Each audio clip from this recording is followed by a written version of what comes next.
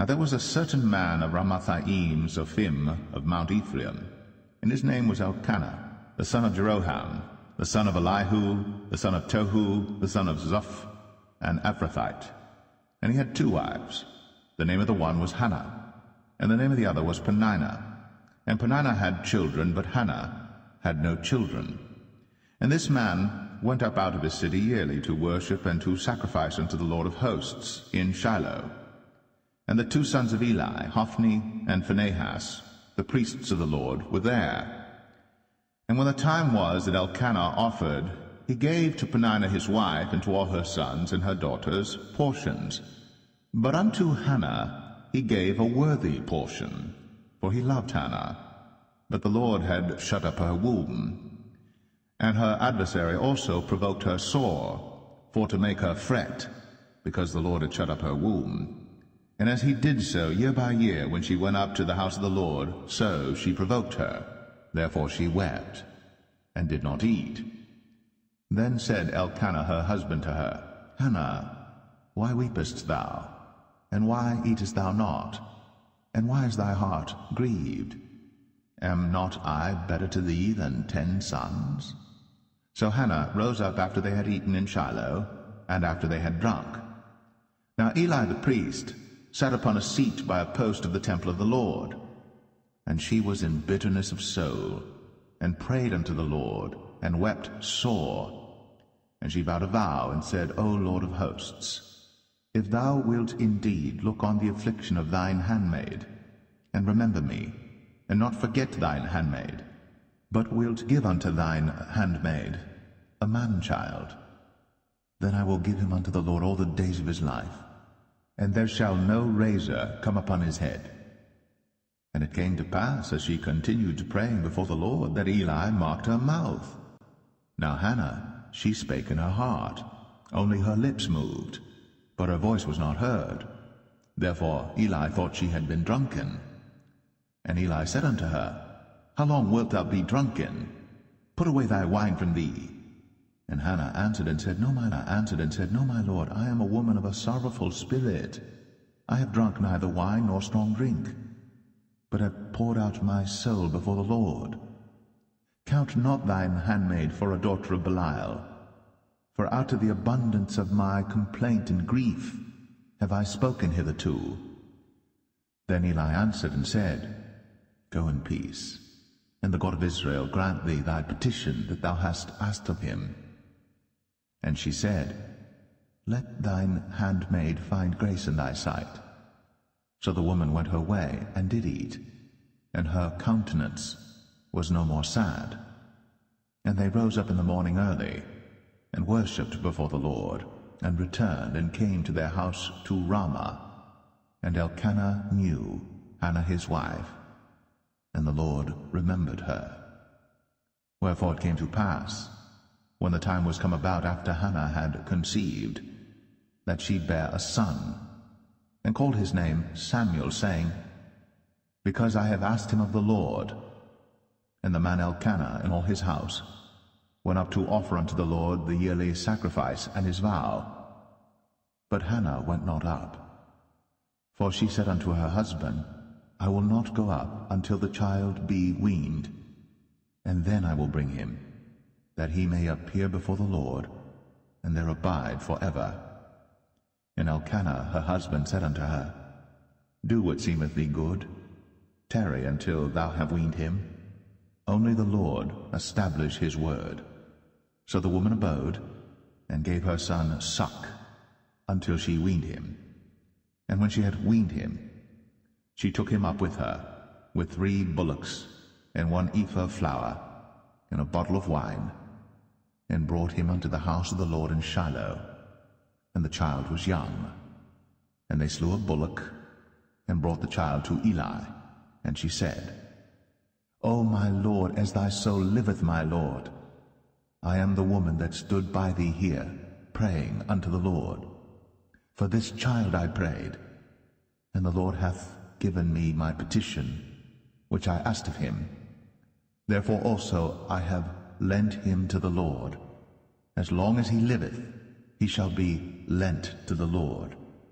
And he worshipped the Lord there.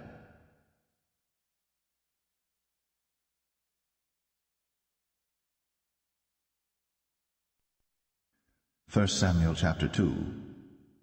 And Hannah prayed and said, My heart rejoiceth in the Lord.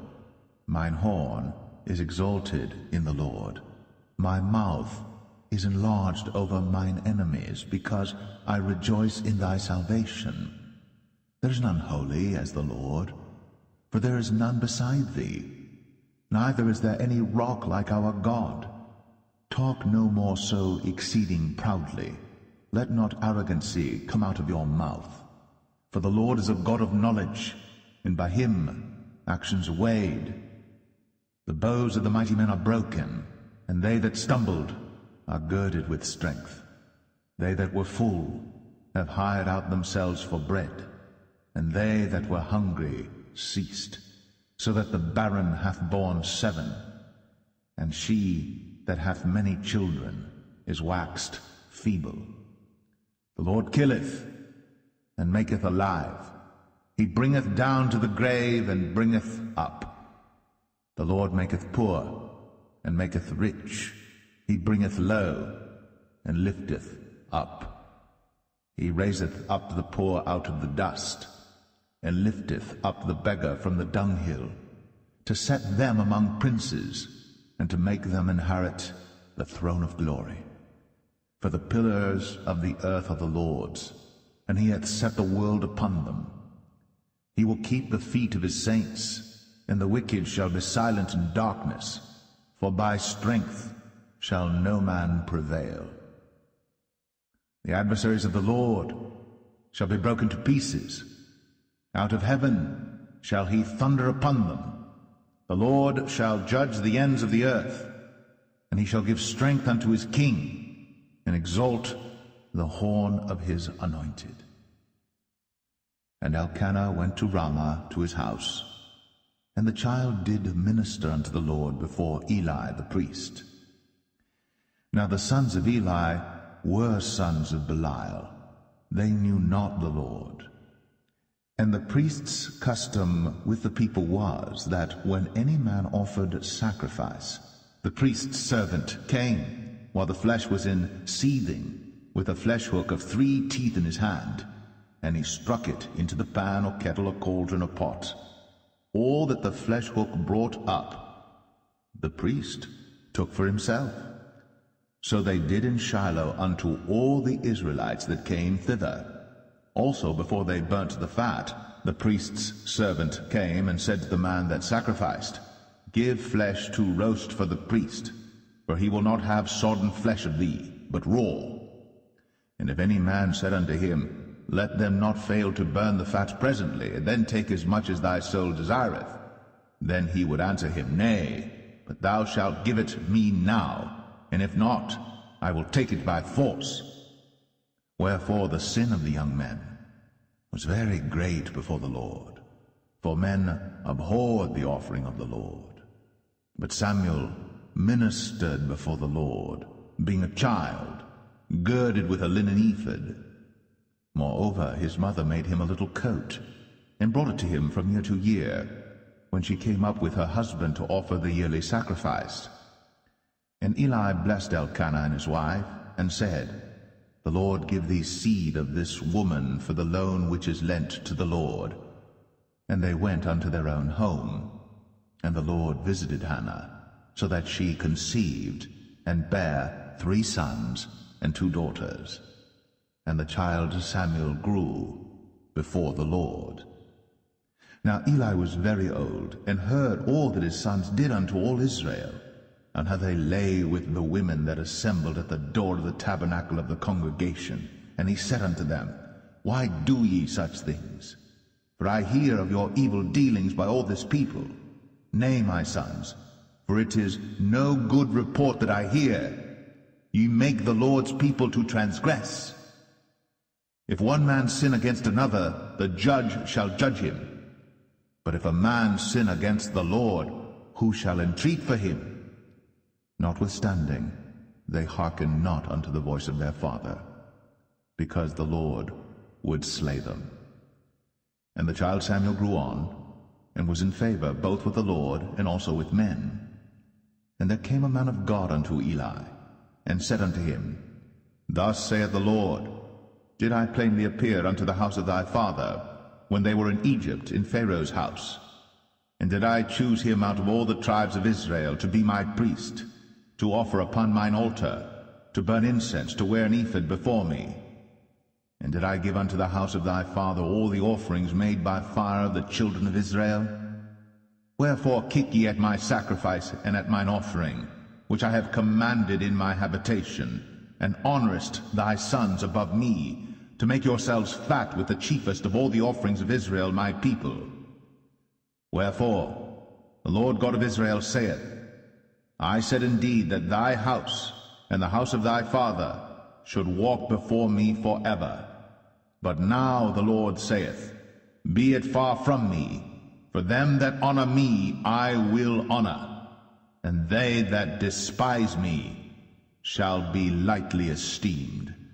Behold, the days come that I will cut off thine arm, and the arm of thy father's house, that there shall not be an old man in thine house. And thou shalt see an enemy in my habitation, in all the wealth which God shall give Israel. And there shall not be an old man in thine house forever. And the man of thine whom I shall not cut off from mine altar shall be to consume thine eyes and to grieve thine heart. And all the increase of thine house shall die in the flower of their age.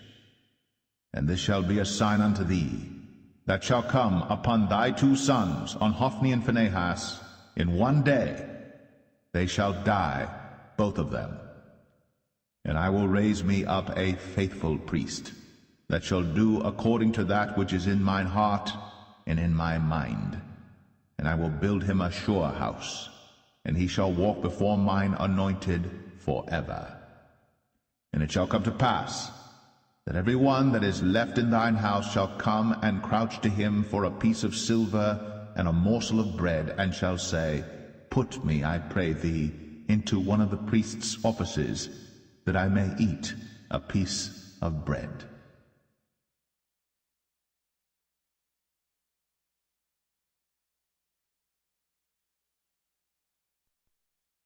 First Samuel 3. And the child Samuel ministered unto the Lord before Eli. And the word of the Lord was precious in those days.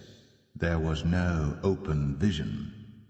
And it came to pass at that time, when Eli was laid down in his place, and his eyes began to wax dim, that he could not see, and ere the lamp of God went out in the temple of the Lord, where the ark of God was, and Samuel was laid down to sleep, that the Lord called Samuel, and he answered, Here am I.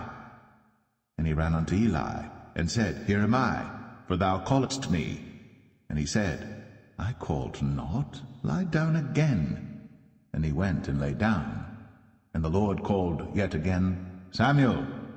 And Samuel arose and went to Eli, and said, Here am I, for thou didst call me. And he answered, I called not, my son, lie down again. Now Samuel did not yet know the Lord, neither was the word of the Lord yet revealed unto him. And the Lord called Samuel again the third time, and he arose and went to Eli, and said, Here am I, for thou didst call me. And Eli perceived that the Lord had called the child. Therefore Eli said unto Samuel, Go, lie down, and it shall be, if he call thee, that thou shalt say, Speak, Lord, for thy servant heareth. So Samuel went, and lay down in his place. And the Lord came, and stood, and called, as at other times, Samuel, Samuel. Then Samuel answered, Speak, for thy servant heareth. And the Lord said to Samuel, Behold, I will do a thing in Israel, at which both the ears of every one that heareth it shall tingle. In that day I will perform against Eli all things which I have spoken concerning his house, when I begin, I will also make an end. For I have told him that I will judge his house forever for the iniquity which he knoweth, because his sons made themselves vile, and he restrained them not. And therefore I have sworn unto the house of Eli, that the iniquity of Eli's house shall not be purged with sacrifice nor offering forever. And Samuel lay until the morning, and opened the doors of the house of the Lord. And Samuel feared to show Eli the vision. Then Eli called Samuel, and said, Samuel, my son. And he answered, Here am I. And he said, What is the thing that the Lord hath said unto thee? I pray thee, hide it not from me. God do so to thee, and more also, if thou hide anything from me of all the things that he said unto thee. And Samuel told him every whit, and hid nothing from him. And he said, It is the Lord. Let him do what seemeth him good. And Samuel grew, and the Lord was with him, and did let none of his words fall to the ground. And all Israel from Dan even to Beersheba knew that Samuel was established to be a prophet of the Lord. And the Lord appeared again in Shiloh. For the Lord revealed himself to Samuel in Shiloh by the word of the Lord.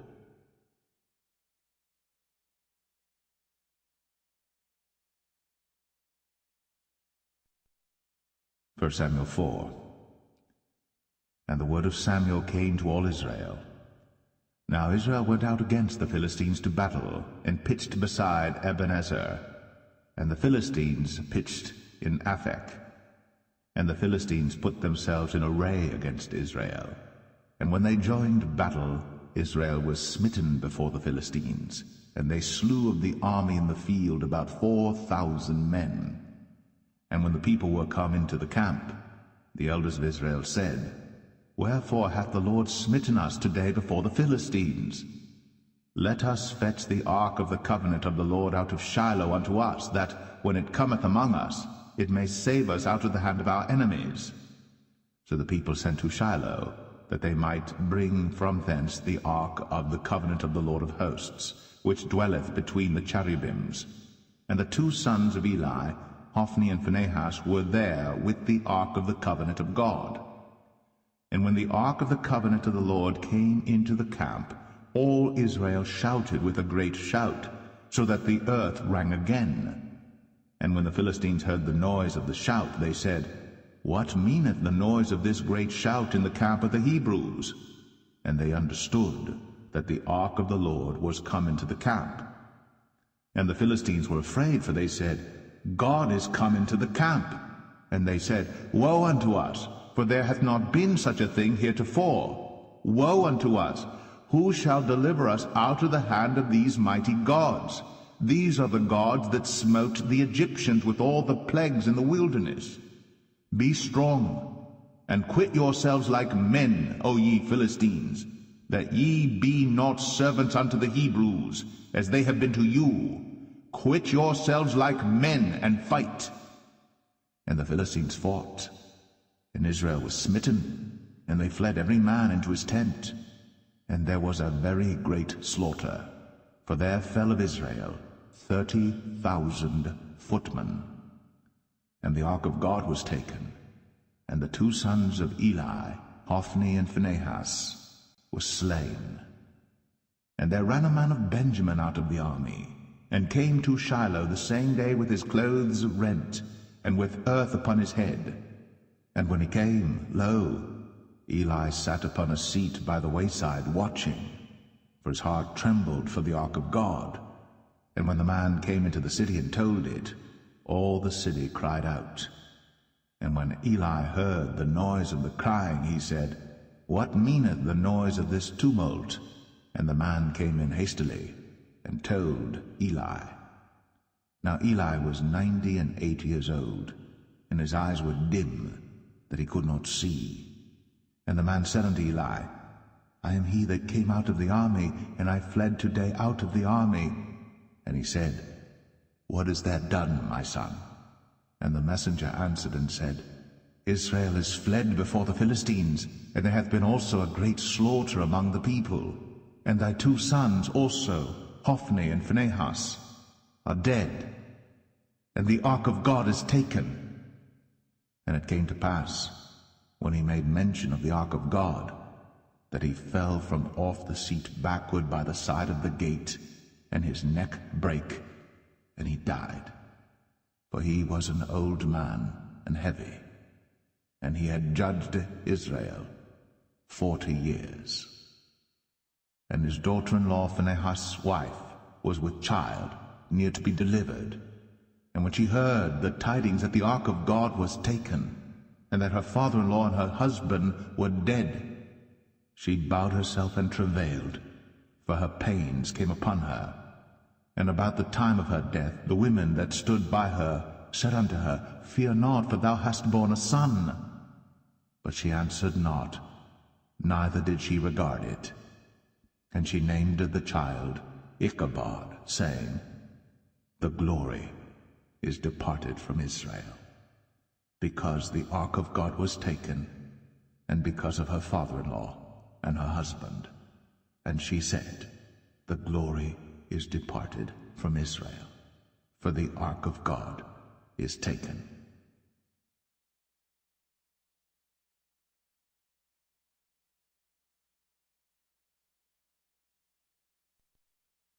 First Samuel 5.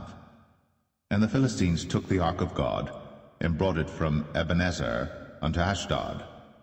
When the Philistines took the ark of God, they brought it into the house of Dagon, and set it by Dagon. And when they of Ashdod arose early on the morrow, behold, Dagon was fallen upon his face to the earth before the ark of the Lord. And they took Dagon, and set him in his place again. And when they arose early on the morrow morning, behold, Dagon was fallen upon his face to the ground before the ark of the Lord, and the head of Dagon, and both the palms of his hands were cut off upon the threshold. Only the stump of Dagon was left to him. Therefore neither the priests of Dagon, nor any that come into Dagon's house, tread on the threshold of Dagon in Ashdod unto this day. But the hand of the Lord was heavy upon them of Ashdod, and he destroyed them, and smote them with emerods, even Ashdod, and the coast thereof.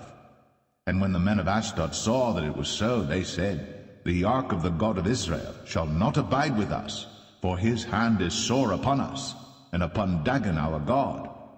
They sent therefore, and gathered all the lords of the Philistines unto them, and said, What shall we do with the ark of the God of Israel? And they answered, Let the ark of the God of Israel be carried about unto Gath. And they carried the ark of the God of Israel about thither. And it was so, that after they had carried it about, the hand of the Lord was against the city with a very great destruction. And he smote the men of the city, both small and great, and they had emerods in their secret parts. Therefore they sent the ark of God to Ekron. And it came to pass, as the ark of God came to Ekron, that the Ekronites cried out, saying, They have brought about the ark of the God of Israel to us, to slay us and our people. So they sent and gathered together all the lords of the Philistines, and said, Send away the ark of the God of Israel, and let it go again to his own place, that it slay us not and our people. For there was a deadly destruction throughout all the city. The hand of God was very heavy there. And the men that died not were smitten with the emerods, and the cry of the city went up to heaven.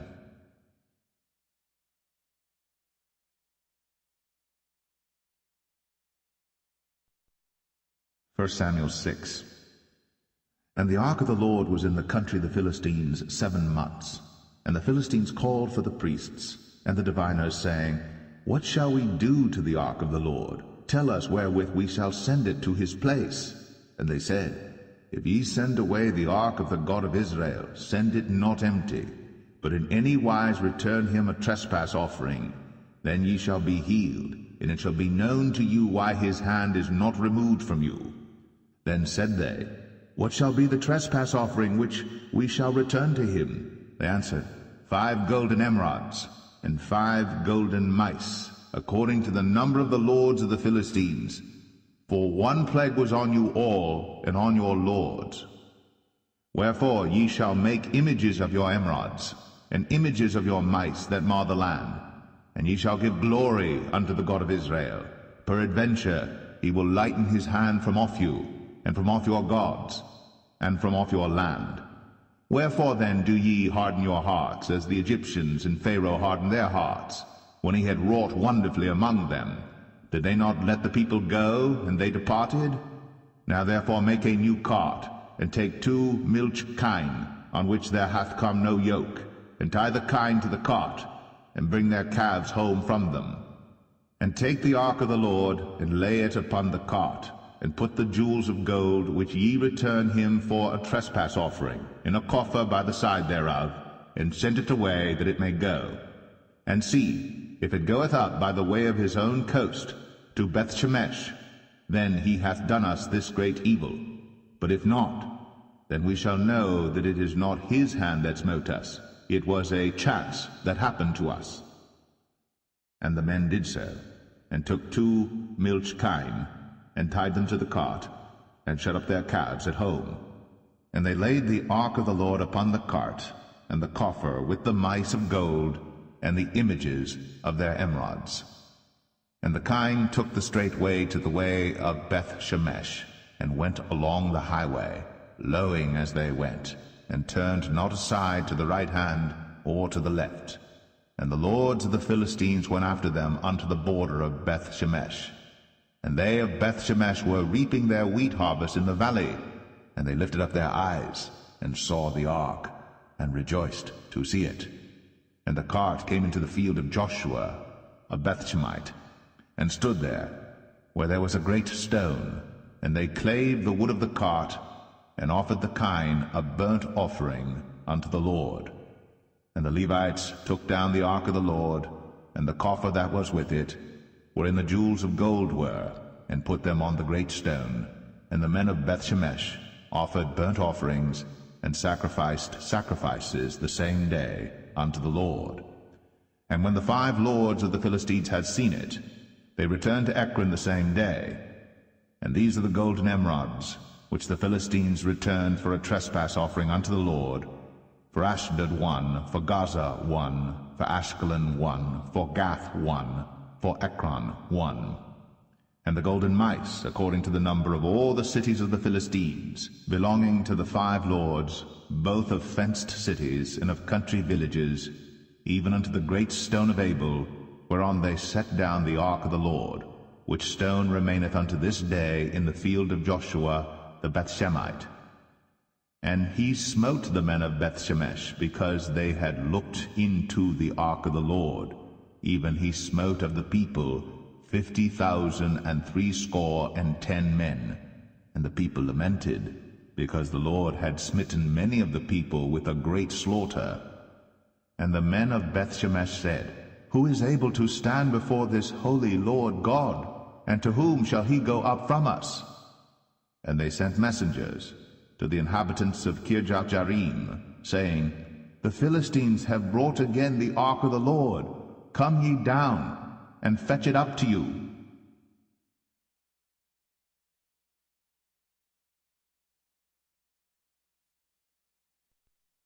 First Samuel 7. And the men of Kirjath-jearim came and fetched up the ark of the Lord, and brought it into the house of Abinadab in the hill, and sanctified Eleazar his son to keep the ark of the Lord. And it came to pass, while the ark abode in Kirjath-jearim, that the time was long, for it was 20 years. And all the house of Israel lamented after the Lord. And Samuel spake unto all the house of Israel, saying, If ye do return unto the Lord with all your hearts, then put away the strange gods and Ashtoreth from among you, and prepare your hearts unto the Lord, and serve him only, and he will deliver you out of the hand of the Philistines. Then the children of Israel did put away Baalim and Ashtoreth, and served the Lord only. And Samuel said, Gather all Israel to Mizpeh, and I will pray for you unto the Lord.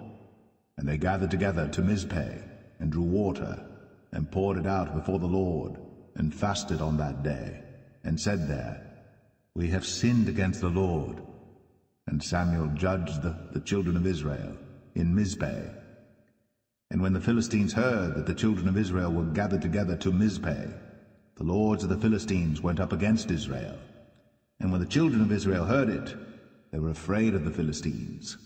And the children of Israel said to Samuel, Cease not to cry unto the Lord our God for us, that he will save us out of the hand of the Philistines. And Samuel took a sucking lamb, and offered it for a burnt offering holy unto the Lord. And Samuel cried unto the Lord for Israel, and the Lord heard him. And as Samuel was offering up the burnt offering, the Philistines drew near to battle against Israel. But the Lord thundered with a great thunder on that day upon the Philistines, and discomfited them, and they were smitten before Israel. And the men of Israel went out of Mizpeh, and pursued the Philistines, and smote them until they came under Bethkar. Then Samuel took a stone, and set it between Mizpeh and Shen, and called the name of it Ebenezer, saying, Hitherto hath the Lord helped us. So the Philistines were subdued, and they came no more into the coast of Israel. And the hand of the Lord was against the Philistines all the days of Samuel. And the cities which the Philistines had taken from Israel were restored to Israel, from Ekron even unto Gath. And the coasts thereof did Israel deliver out of the hands of the Philistines. And there was peace between Israel and the Amorites. And Samuel judged Israel all the days of his life. And he went from year to year in circuit to Bethel and Gilgal and Mizpeh, and judged Israel in all those places. And his return was to Ramah, for there was his house, and there he judged Israel, and there he built an altar unto the Lord.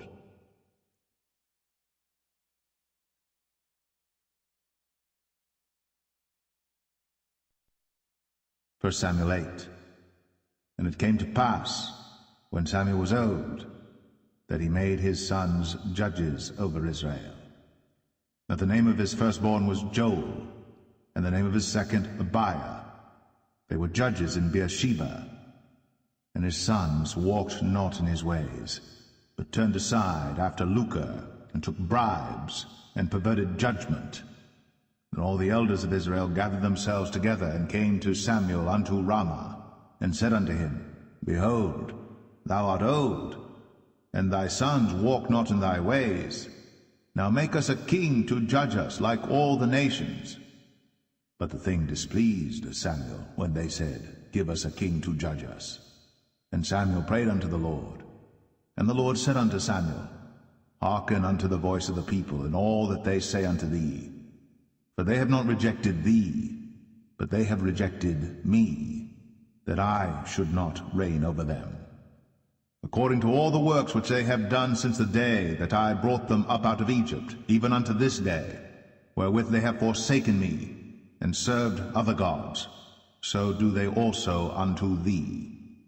Now therefore hearken unto their voice, howbeit yet protest solemnly unto them, and show them the manner of the king that shall reign over them. And Samuel told all the words of the Lord unto the people that asked of him a king. And he said, This will be the manner of the king that shall reign over you. He will take your sons, and appoint them for himself, for his chariots, and to be his horsemen, and some shall run before his chariots. And he will appoint him captains over thousands, and captains over fifties, and will set them to ear his ground, and to reap his harvest, and to make his instruments of war, and instruments of his chariots. And he will take your daughters to be confectionaries, and to be cooks, and to be bakers. And he will take your fields and your vineyards and your oliveyards, even the best of them, and give them to his servants. And he will take the tenth of your seed and of your vineyards, and give to his officers and to his servants. And he will take your men servants and your maid servants and your goodliest young men and your asses, and put them to his work. He will take the tenth of your sheep, and ye shall be his servants. And ye shall cry out in that day because of your king which ye shall have chosen you. And the Lord will not hear you in that day. Nevertheless, the people refused to obey the voice of Samuel, and they said, Nay, but we will have a king over us, that we also may be like all the nations, and that our king may judge us, and go out before us, and fight our battles." And Samuel heard all the words of the people, and he rehearsed them in the ears of the Lord. And the Lord said to Samuel, "Hearken unto their voice, and make them a king." And Samuel said unto the men of Israel, "Go ye every man unto his city."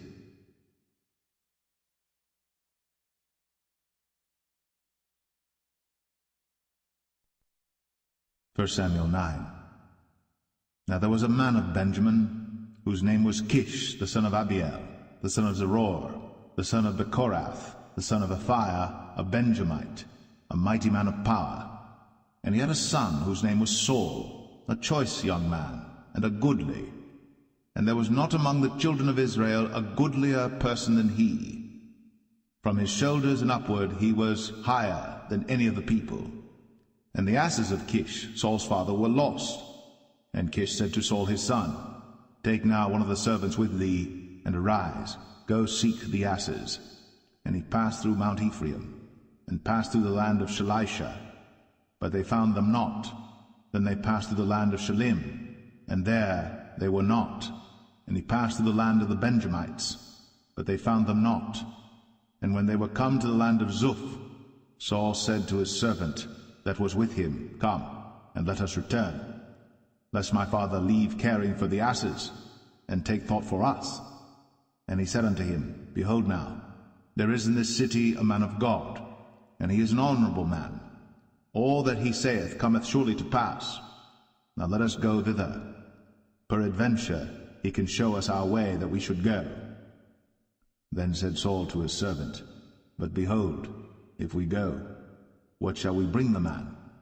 For the bread is spent in our vessels, and there is not a present to bring to the man of God. What have we?" And the servant answered Saul again, and said, "Behold, I have here at hand the 4th part of a shekel of silver. That will I give to the man of God, to tell us our way." Before time in Israel, when a man went to inquire of God, thus he spake, "Come, and let us go to the seer." For he that is now called a prophet was before time called a seer. Then said Saul to his servant, "Well said, come, let us go." So they went unto the city where the man of God was. And as they went up the hill to the city, they found young maidens going out to draw water, and said unto them, "Is the seer here?" And they answered them, and said, "He is. Behold, he is before you. Make haste now, for he came today to the city. For there is a sacrifice of the people today in the high place. As soon as ye be come into the city, ye shall straightway find him, before he go up to the high place to eat. For the people will not eat until he come, because he doth bless the sacrifice, and afterwards they eat that be bidden. Now therefore get you up, for about this time ye shall find him." And they went up into the city. And when they were come into the city, behold, Samuel came out against them, for to go up to the high place.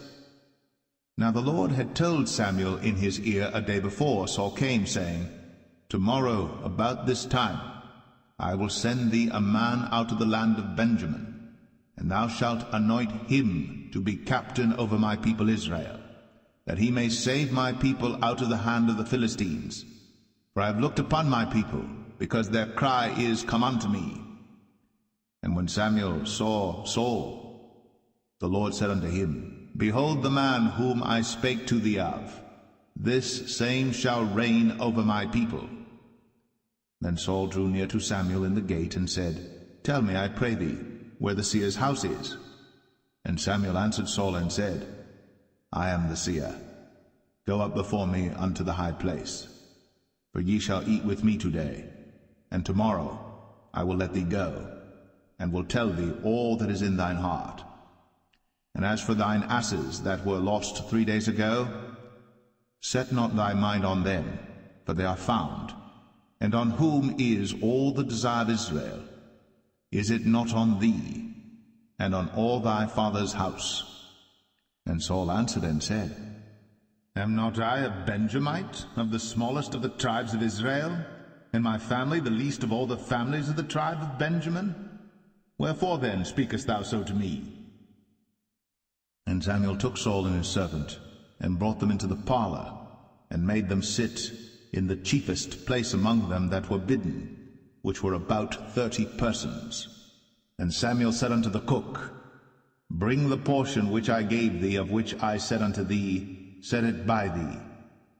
And the cook took up the shoulder, and that which was upon it, and set it before Saul. And Samuel said, Behold that which is left, set it before thee, and eat.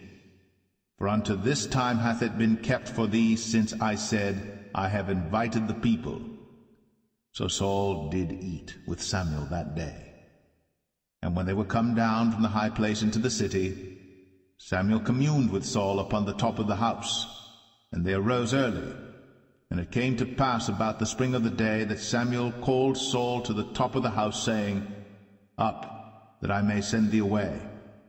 And Saul arose. And they went out, both of them, he and Samuel, abroad. And as they were going down to the end of the city, Samuel said to Saul, Bid the servant pass on before us. And he passed on. But stand thou still a while, that I may show thee the word of God.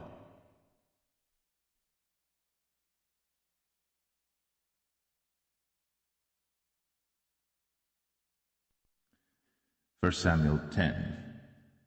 Then Samuel took a vial of oil, and poured it upon his head, and kissed him, and said, Is it not because the Lord hath anointed thee to be captain over his inheritance? When thou art departed from me today, then thou shalt find 2 men by Rachel's sepulchre, in the border of Benjamin at Zelzah. And they will say unto thee, The asses which thou wentest to seek are found, and lo, thy father hath left the care of the asses, and sorroweth for you, saying, What shall I do for my son? Then shalt thou go on forward from thence, and thou shalt come to the plain of Tabor. And there shall meet thee 3 men going up to God to Bethel, one carrying 3 kids, and another carrying 3 loaves of bread, and another carrying a bottle of wine. And they will salute thee, and give thee 2 loaves of bread, which thou shalt receive of their hands. After that thou shalt come to the hill of God, where is the garrison of the Philistines. And it shall come to pass, when thou art come thither to the city, that thou shalt meet a company of prophets coming down from the high place, with a psaltery, and a tabret, and a pipe, and a harp before them, and they shall prophesy. And the Spirit of the Lord will come upon thee, and thou shalt prophesy with them, and shalt be turned into another man. And let it be, when these signs are come unto thee, that thou do as occasion serve thee, for God is with thee. And thou shalt go down before me to Gilgal, and behold, I will come down unto thee to offer burnt offerings, and to sacrifice sacrifices of peace offerings. 7 days shalt thou tarry, till I come to thee, and show thee what thou shalt do. And it was so that when he had turned his back to go from Samuel, God gave him another heart. And all those signs came to pass that day. And when they came thither to the hill, behold, a company of prophets met him, and the Spirit of God came upon him, and he prophesied among them. And it came to pass, when all that knew him beforetime saw that, behold, he prophesied among the prophets, then the people said one to another, What is this that is come unto the son of Kish? Is Saul also among the prophets? And one of the same place answered and said, But who is their father? Therefore it became a proverb, Is Saul also among the prophets? And when he had made an end of prophesying, he came to the high place. And Saul's uncle said unto him and to his servant, Whither went ye? And he said, To seek the asses. And when we saw that they were nowhere, we came to Samuel. And Saul's uncle said, Tell me, I pray thee, what Samuel said unto you. And Saul said unto his uncle, He told us plainly that the asses were found. But of the matter of the kingdom whereof Samuel spake, he told him not. And Samuel called the people together unto the Lord to Mizpeh, and said unto the children of Israel, Thus saith the Lord God of Israel, I brought up Israel out of Egypt, and delivered you out of the hand of the Egyptians, and out of the hand of all kingdoms, and of them that oppressed you. And ye have this day rejected your God, who himself saved you out of all your adversities and your tribulations. And ye have said unto him, Nay, but set a king over us. Now therefore present yourselves before the Lord by your tribes and by your thousands. And when Samuel had caused all the tribes of Israel to come near, the tribe of Benjamin was taken. When he had caused the tribe of Benjamin to come near by their families, the family of Matri was taken. And Saul the son of Kish was taken. And when they sought him, he could not be found. Therefore they inquired of the Lord further, if the man should yet come thither. And the Lord answered, Behold, he hath hid himself among the stuff. And they ran and fetched him thence. And when he stood among the people, he was higher than any of the people, from his shoulders and upward. And Samuel said to all the people, See ye him, whom the Lord hath chosen, that there is none like him among all the people? And all the people shouted and said, God save the king. Then Samuel told the people the manner of the kingdom, and wrote it in a book, and laid it up before the Lord. And Samuel sent all the people away, every man to his house. And Saul also went home to Gibeah, and there went with him a band of men, whose hearts God had touched. But the children of Belial said, How shall this man save us? And they despised him, and brought him no presents. But he held his peace.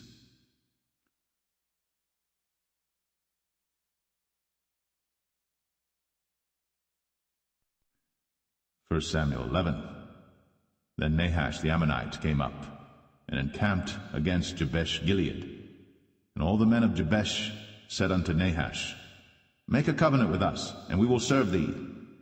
And Nahash the Ammonite answered them, On this condition will I make a covenant with you, that I may thrust out all your right eyes, and lay it for a reproach upon all Israel. And the elders of Jabesh said unto him, Give us 7 days' respite, that we may send messengers unto all the coasts of Israel. And then, if there be no man to save us, we will come out to thee. Then came the messengers to Gibeah of Saul, and told the tidings in the ears of the people. And all the people lifted up their voices and wept. And behold, Saul came after the herd out of the field. And Saul said, What aileth the people that they weep? And they told him the tidings of the men of Jabesh. And the Spirit of God came upon Saul when he heard those tidings, and his anger was kindled greatly. And he took a yoke of oxen, and hewed them in pieces, and sent them throughout all the coast of Israel by the hands of messengers, saying, Whosoever cometh not forth after Saul and after Samuel, so shall it be done unto his oxen. And the fear of the Lord fell on the people, and they came out with one consent. And when he numbered them in Bezek, the children of Israel were 300,000, and the men of Judah 30,000. And they said unto the messengers that came, Thus shall ye say unto the men of Jabesh-Gilead, Tomorrow by that time the sun be hot, ye shall have help. And the messengers came and showed it to the men of Jabesh, and they were glad. Therefore the men of Jabesh said, Tomorrow we will come out unto you, and ye shall do with us all that seemeth good unto you. And it was so in the morrow, that Saul put the people in 3 companies, and they came into the midst of the host in the morning watch, and slew the Ammonites until the heat of the day. And it came to pass, that they which remained were scattered, so that 2 of them were not left together. And the people said unto Samuel, Who is he that said, Shall Saul reign over us? Bring the men, that we may put them to death. And Saul said, There shall not a man be put to death this day, for today the Lord hath wrought salvation in Israel. Then said Samuel to the people, Come, and let us go to Gilgal, and renew the kingdom there. And all the people went to Gilgal, and there they made Saul king before the Lord in Gilgal. And there they sacrificed sacrifices of peace offerings before the Lord. And there Saul and all the men of Israel rejoiced greatly.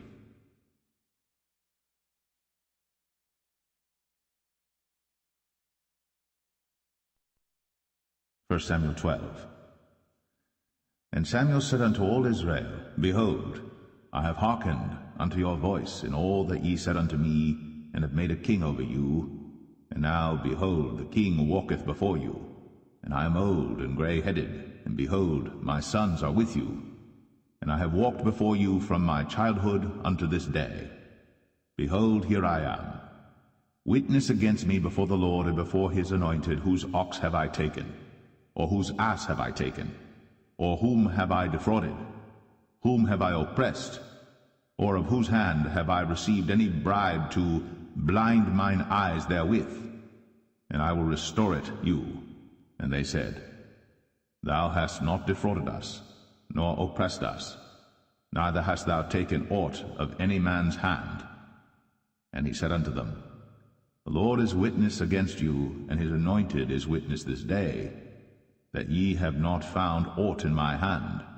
And they answered, He is witness. And Samuel said unto the people, It is the Lord that advanced Moses and Aaron, and that brought your fathers up out of the land of Egypt. Now therefore stand still, that I may reason with you before the Lord of all the righteous acts of the Lord, which he did to you and to your fathers. When Jacob was come into Egypt, and your fathers cried unto the Lord, then the Lord sent Moses and Aaron, which brought forth your fathers out of Egypt, and made them dwell in this place. And when they forgat the Lord their God, he sold them into the hand of Sisera, captain of the host of Hazor, and into the hand of the Philistines, and into the hand of the king of Moab, and they fought against them. And they cried unto the Lord, and said, We have sinned, because we have forsaken the Lord, and have served Balaam and Ashtoreth. But now deliver us out of the hand of our enemies, and we will serve thee. And the Lord sent Jerubbaal, and Bedan, and Jephthah, and Samuel, and delivered you out of the hand of your enemies on every side, and ye dwelled safe. And when ye saw that Nahash the king of the children of Ammon came against you, ye said unto me, Nay, but a king shall reign over us, when the Lord your God was your king. Now therefore, behold, the king whom ye have chosen, and whom ye have desired, and behold, the Lord hath set a king over you. If ye will fear the Lord, and serve him, and obey his voice, and not rebel against the commandment of the Lord, then shall both ye and also the king that reigneth over you continue following the Lord your God. But if ye will not obey the voice of the Lord, but rebel against the commandment of the Lord, then shall the hand of the Lord be against you, as it was against your fathers. Now therefore stand and see this great thing which the Lord will do before your eyes. Is it not wheat harvest today? I will call unto the Lord, and he shall send thunder and rain, that ye may perceive and see that your wickedness is great, which ye have done in the sight of the Lord in asking you a king. So Samuel called unto the Lord, and the Lord sent thunder and rain that day. And all the people greatly feared the Lord and Samuel. And all the people said unto Samuel, Pray for thy servants unto the Lord thy God, that we die not, for we have added unto all our sins this evil, to ask us a king. And Samuel said unto the people, Fear not, ye have done all this wickedness. Yet turn not aside from following the Lord, but serve the Lord with all your heart, and turn ye not aside. For then should ye go after vain things which cannot profit nor deliver, for they are vain. For the Lord will not forsake his people for his great name's sake, because it hath pleased the Lord to make you his people. Moreover, as for me, God forbid that I should sin against the Lord in ceasing to pray for you. But I will teach you the good and the right way. Only fear the Lord, and serve him in truth with all your heart. For consider how great things he hath done for you. But if ye shall still do wickedly, ye shall be consumed, both ye and your king.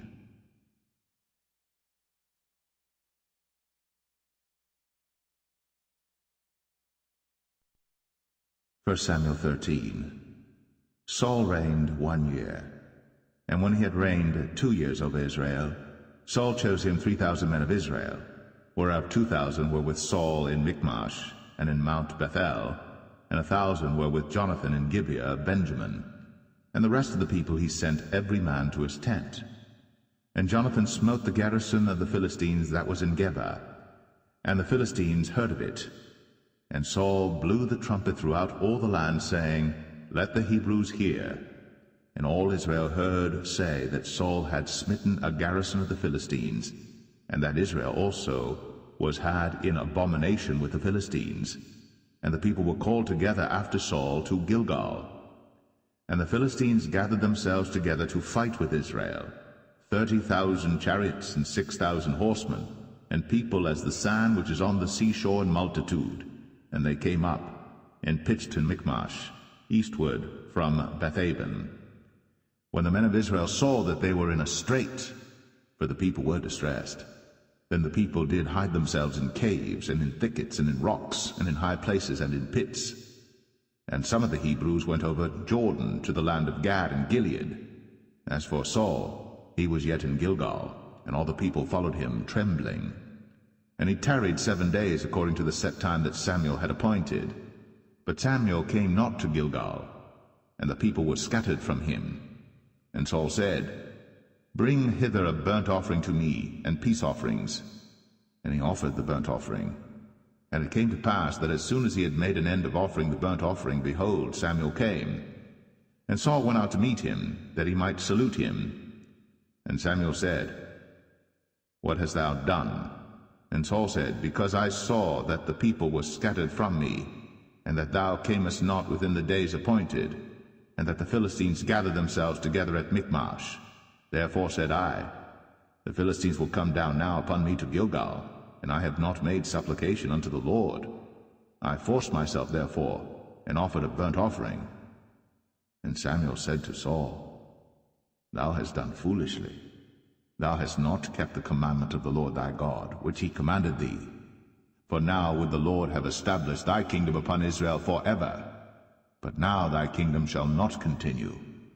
The Lord hath sought him a man after his own heart, and the Lord hath commanded him to be captain over his people, because thou hast not kept that which the Lord commanded thee. And Samuel arose, and gat him up from Gilgal unto Gibeah of Benjamin. And Saul numbered the people that were present with him about 600 men. And Saul and Jonathan his son, and the people that were present with him, abode in Gibeah of Benjamin. But the Philistines encamped in Michmash. And the spoilers came out of the camp of the Philistines in 3 companies. One company turned unto the way that leadeth to Ophrah, unto the land of Shual. And another company turned the way to Bethhoron. And another company turned to the way of the border that looketh to the valley of Zeboim, toward the wilderness. Now there was no smith found throughout all the land of Israel. For the Philistines said, Lest the Hebrews make them swords or spears. But all the Israelites went down to the Philistines to sharpen every man his share, and his coulter, and his axe, and his mattock. Yet they had a file for the mattocks, and for the coulters, and for the forks, and for the axes, and to sharpen the goads.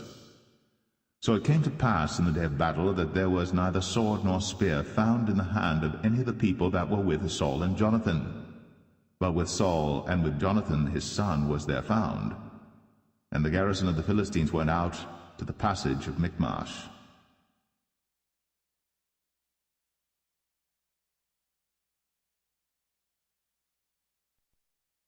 1 Samuel 14. Now it came to pass upon a day that Jonathan the son of Saul said unto the young man that bare his armor, Come, and let us go over to the Philistines' garrison that is on the other side. But he told not his father. And Saul tarried in the uttermost part of Gibeah, under a pomegranate tree which is in Migron. And the people that were with him were about 600 men. And Ahiah, the son of Ahitub, Ichabod's brother, the son of Phinehas, the son of Eli, the Lord's priest in Shiloh, wearing an ephod. And the people knew not that Jonathan was gone. And between the passages, by which Jonathan sought to go over unto the Philistines' garrison, there was a sharp rock on the one side, and a sharp rock on the other side. And the name of the one was Bozez, and the name of the other Sinai. The forefront of the one was situate northward over against Michmash, and the other southward over against Gibeah. And Jonathan said to the young men that bare his armor, Come, and let us go over unto the garrison of these uncircumcised. it may be that the Lord will work for us, for there is no restraint to the Lord to save by many or by few. And his armor-bearer said unto him, Do all that is in thine heart, turn thee, behold, I am with thee according to thy heart. Then said Jonathan, Behold, we will pass over unto these men, and we will discover ourselves unto them. If they say thus unto us, Tarry until we come to you, then we will stand still in our place, and will not go up unto them. But if they say thus, Come up unto us, then we will go up, for the Lord hath delivered them into our hand, and this shall be a sign unto us. And both of them discovered themselves unto the garrison of the Philistines. And the Philistines said, Behold, the Hebrews come forth out of the holes where they had hid themselves. And the men of the garrison answered Jonathan and his armor-bearer, and said, Come up to us, and we will show you a thing. And Jonathan said unto his armor-bearer, Come up after me, for the Lord hath delivered them into the hand of Israel. And Jonathan climbed up upon his hands and upon his feet, and his armor-bearer after him, and they fell before Jonathan, and his armor-bearer slew after him. And that first slaughter which Jonathan and his armor-bearer made was about 20 men, within as it were an half acre of land, which a yoke of oxen might plough. And there was trembling in the host, in the field, and among all the people. The garrison and the spoilers, they also trembled, and the earth quaked. So it was a very great trembling. And the watchmen of Saul and Gibeah of Benjamin looked, and behold, the multitude melted away, and they went on beating down one another. Then said Saul unto the people that were with him, Number now, and see who is gone from us. And when they had numbered, behold, Jonathan and his armor-bearer were not there. And Saul said unto Ahiah, Bring hither the ark of God. For the ark of God was at that time with the children of Israel. And it came to pass, while Saul talked unto the priest, that the noise that was in the host of the Philistines went on and increased. And Saul said unto the priest, Withdraw thine hand. And Saul and all the people that were with him assembled themselves. And they came to the battle. And behold, every man's sword was against his fellow, and there was a very great discomfiture. Moreover, the Hebrews that were with the Philistines before that time, which went up with them into the camp from the country round about, even they also turned to be with the Israelites that were with Saul and Jonathan. Likewise all the men of Israel, which had hid themselves in Mount Ephraim, when they heard that the Philistines fled, even they also followed hard after them in the battle. So the Lord saved Israel that day. And the battle passed over unto Beth-aven. And the men of Israel were distressed that day. For Saul had adjured the people, saying, Cursed be the man that eateth any food until evening, that I may be avenged on mine enemies. So none of the people tasted any food. And all they of the land came to a wood, and there was honey upon the ground. And when the people were come into the wood, behold, the honey dropped. But no man put his hand to his mouth, for the people feared the oath. But Jonathan heard not, when his father charged the people with the oath. Wherefore he put forth the end of the rod that was in his hand, and dipped it in an honeycomb, and put his hand to his mouth, and his eyes were enlightened. Then answered one of the people, and said, Thy father straitly charged the people with an oath, saying, Cursed be the man that eateth any food this day. And the people were faint. Then said Jonathan, My father hath troubled the land. See, I pray you, how mine eyes have been enlightened, because I tasted a little of this honey. How much more, if haply the people had eaten freely today of the spoil of their enemies which they found? For had there not been now a much greater slaughter among the Philistines? And they smote the Philistines that day, from Michmash to Ajalon. And the people were very faint. And the people flew upon the spoil, and took sheep and oxen and calves, and slew them on the ground. And the people did eat them with the blood. Then they told Saul, saying, Behold, the people sin against the Lord, in that they eat with the blood. And he said, Ye have transgressed. Roll a great stone unto me this day. And Saul said, Disperse yourselves among the people, and say unto them, Bring me hither every man his ox, and every man his sheep, and slay them here, and eat, and sin not against the Lord in eating with the blood. And all the people brought every man his ox with him that night, and slew them there. And Saul built an altar unto the Lord. The same was the first altar that he built unto the Lord. And Saul said, Let us go down after the Philistines by night, and spoil them until the morning light, and let us not leave a man of them. And they said, Do whatsoever seemeth good unto thee. Then said the priest, Let us draw near hither unto God. And Saul asked counsel of God, Shall I go down after the Philistines? Wilt thou deliver them into the hand of Israel? But he answered him not that day. And Saul said, Draw ye near hither, all the chief of the people, and know and see wherein this sin hath been this day. For as the Lord liveth, which saveth Israel, though it be in Jonathan my son, he shall surely die. But there was not a man among all the people that answered him. Then said he unto all Israel, Be ye on one side, and I and Jonathan my son will be on the other side. And the people said unto Saul, Do what seemeth good unto thee. Therefore Saul said unto the Lord God of Israel, Give a perfect lot. And Saul and Jonathan were taken, but the people escaped. And Saul said, Cast lots between me and Jonathan my son. And Jonathan was taken. Then Saul said to Jonathan, Tell me what thou hast done. And Jonathan told him and said, I did but taste a little honey with the end of the rod that was in mine hand, and lo, I must die. And Saul answered, God do so and more also, for thou shalt surely die, Jonathan. And the people said unto Saul, Shall Jonathan die, who hath wrought this great salvation in Israel? God forbid, as the Lord liveth. There shall not one hair of his head fall to the ground, for he hath wrought with God this day. So the people rescued Jonathan, that he died not. Then Saul went up from following the Philistines, and the Philistines went to their own place. So Saul took the kingdom over Israel, and fought against all his enemies on every side, against Moab, and against the children of Ammon, and against Edom, and against the kings of Zobah, and against the Philistines. And whithersoever he turned himself, he vexed them. And he gathered an host, and smote the Amalekites, and delivered Israel out of the hands of them that spoiled them.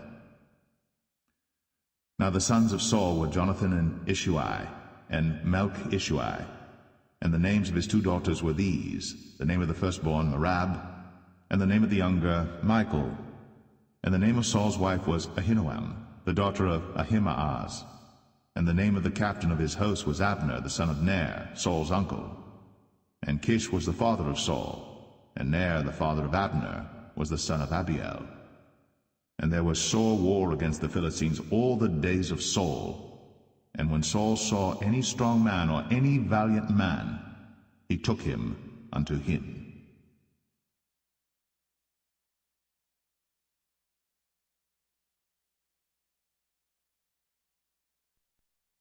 1 Samuel 15.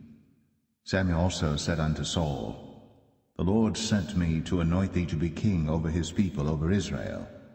Now therefore hearken thou unto the voice of the words of the Lord. Thus saith the Lord of hosts, I remember that which Amalek did to Israel, how he laid wait for him in the way when he came up from Egypt. Now go, and smite Amalek, and utterly destroy all that they have, and spare them not, but slay both man and woman, infant and suckling, ox and sheep, camel and ass. And Saul gathered the people together, and numbered them in Telaim 200,000 footmen, and 10,000 men of Judah. And Saul came to a city of Amalek, and laid wait in the valley. And Saul said unto the Kenites, Go, depart, get you down from among the Amalekites, lest I destroy you with them. For ye showed kindness to all the children of Israel when they came up out of Egypt. So the Kenites departed from among the Amalekites. And Saul smote the Amalekites from Havilah until thou comest to Shur, that is over against Egypt. And he took Agag, the king of the Amalekites, alive, and utterly destroyed all the people with the edge of the sword. But Saul and the people spared Agag, and the best of the sheep, and of the oxen, and of the fatlings, and the lambs, and all that was good, and would not utterly destroy them. But everything that was vile and refuse, that they destroyed utterly. Then came the word of the Lord unto Samuel, saying, It repenteth me that I have set up Saul to be king, for he is turned back from following me, and hath not performed my commandments. And it grieved Samuel, and he cried unto the Lord all night. And when Samuel rose early to meet Saul in the morning, it was told Samuel, saying, Saul came to Carmel, and behold, he set him up a place, and is gone about, and passed on, and gone down to Gilgal. And Samuel came to Saul, and Saul said unto him, Blessed be thou of the Lord, I have performed the commandment of the Lord. And Samuel said, What meaneth then this bleating of the sheep in mine ears, and the lowing of the oxen which I hear? And Saul said, They have brought them from the Amalekites, for the people spared the best of the sheep and of the oxen to sacrifice unto the Lord thy God, and the rest we have utterly destroyed. Then Samuel said unto Saul, Stay, and I will tell thee what the Lord hath said to me this night. And he said unto him, Say on. And Samuel said, When thou wast little in thine own sight, wast thou not made the head of the tribes of Israel? And the Lord anointed thee king over Israel? And the Lord sent thee on a journey, and said, Go, and utterly destroy the sinners, the Amalekites, and fight against them until they be consumed. Wherefore then didst thou not obey the voice of the Lord, but didst fly upon the spoil, and didst evil in the sight of the Lord? And Saul said unto Samuel, Yea, I have obeyed the voice of the Lord, and have gone the way which the Lord sent me, and have brought Agag, the king of Amalek, and have utterly destroyed the Amalekites. But the people took of the spoil sheep and oxen, the chief of the things which should have been utterly destroyed, to sacrifice unto the Lord thy God in Gilgal. And Samuel said, Hath the Lord as great delight in burnt offerings and sacrifices as in obeying the voice of the Lord? Behold, to obey is better than sacrifice, and to hearken than the fat of rams. For rebellion is as the sin of witchcraft, and stubbornness is as iniquity and idolatry. Because thou hast rejected the word of the Lord, he hath also rejected thee from being king. And Saul said unto Samuel, I have sinned, for I have transgressed the commandment of the Lord, and thy words, because I feared the people, and obeyed their voice. Now therefore, I pray thee, pardon my sin, and turn again with me, that I may worship the Lord. And Samuel said unto Saul, I will not return with thee, for thou hast rejected the word of the Lord, and the Lord hath rejected thee from being king over Israel. And as Samuel turned about to go away, he laid hold upon the skirt of his mantle, and it rent. And Samuel said unto him, The Lord hath rent the kingdom of Israel from thee this day, and hath given it to a neighbor of thine, that is better than thou. And also the strength of Israel will not lie nor repent, for he is not a man that he should repent. Then he said, I have sinned. Yet honor me now, I pray thee, before the elders of my people, and before Israel, and turn again with me, that I may worship the Lord thy God. So Samuel turned again after Saul, and Saul worshipped the Lord. Then said Samuel, Bring ye hither to me Agag, the king of the Amalekites. And Agag came unto him delicately. And Agag said, Surely the bitterness of death is past. And Samuel said, As thy sword hath made women childless, so shall thy mother be childless among women. And Samuel hewed Agag in pieces before the Lord in Gilgal. Then Samuel went to Ramah, and Saul went up to his house to Gibeah of Saul. And Samuel came no more to see Saul until the day of his death. Nevertheless Samuel mourned for Saul, and the Lord repented that he had made Saul king over Israel.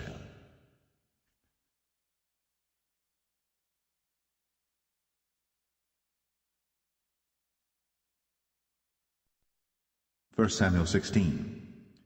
And the Lord said unto Samuel, How long wilt thou mourn for Saul, seeing I have rejected him from reigning over Israel?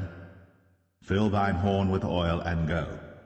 I will send thee to Jesse the Bethlehemite, for I have provided me a king among his sons. And Samuel said, How can I go? If Saul hear it, he will kill me. And the Lord said, Take an heifer with thee, and say, I am come to sacrifice to the Lord. And call Jesse to the sacrifice. And I will show thee what thou shalt do. and thou shalt anoint unto me him whom I name unto thee. And Samuel did that which the Lord spake, and came to Bethlehem. And the elders of the town trembled at his coming, and said, Comest thou peaceably? And he said, Peaceably.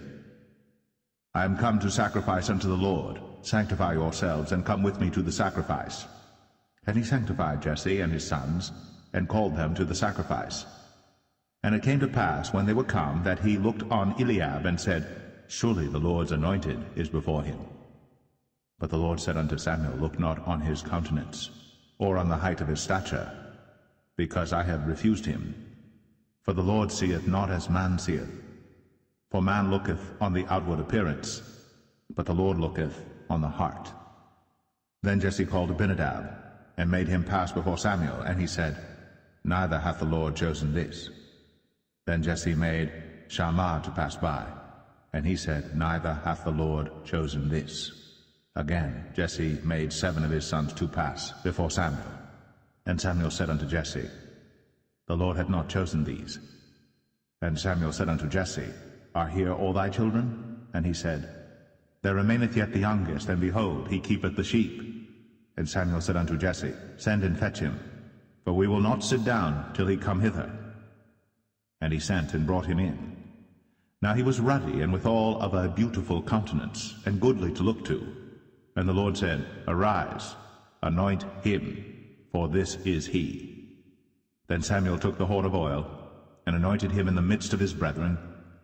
And the Spirit of the Lord came upon David from that day forward. So Samuel rose up, and went to Ramah.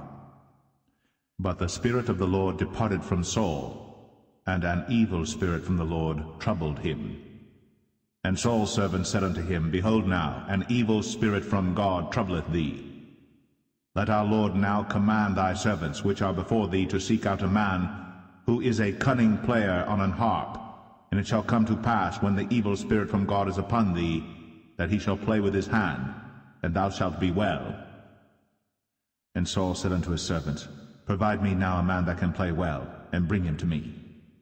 Then answered one of the servants, and said, Behold, I have seen a son of Jesse the Bethlehemite, that is cunning in playing, and a mighty valiant man, and a man of war, and prudent in matters, and a comely person. And the Lord is with him.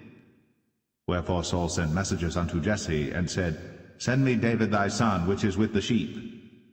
And Jesse took an ass laden with bread, and a bottle of wine, and a kid, and sent them by David his son unto Saul. And David came to Saul, and stood before him. And he loved him greatly, and he became his armor-bearer. And Saul said to Jesse, saying, Let David, I pray thee, stand before me, for he hath found favor in my sight. And it came to pass, when the evil spirit from God was upon Saul, that David took an harp, and played with his hand. So Saul was refreshed, and was well, and the evil spirit departed from him.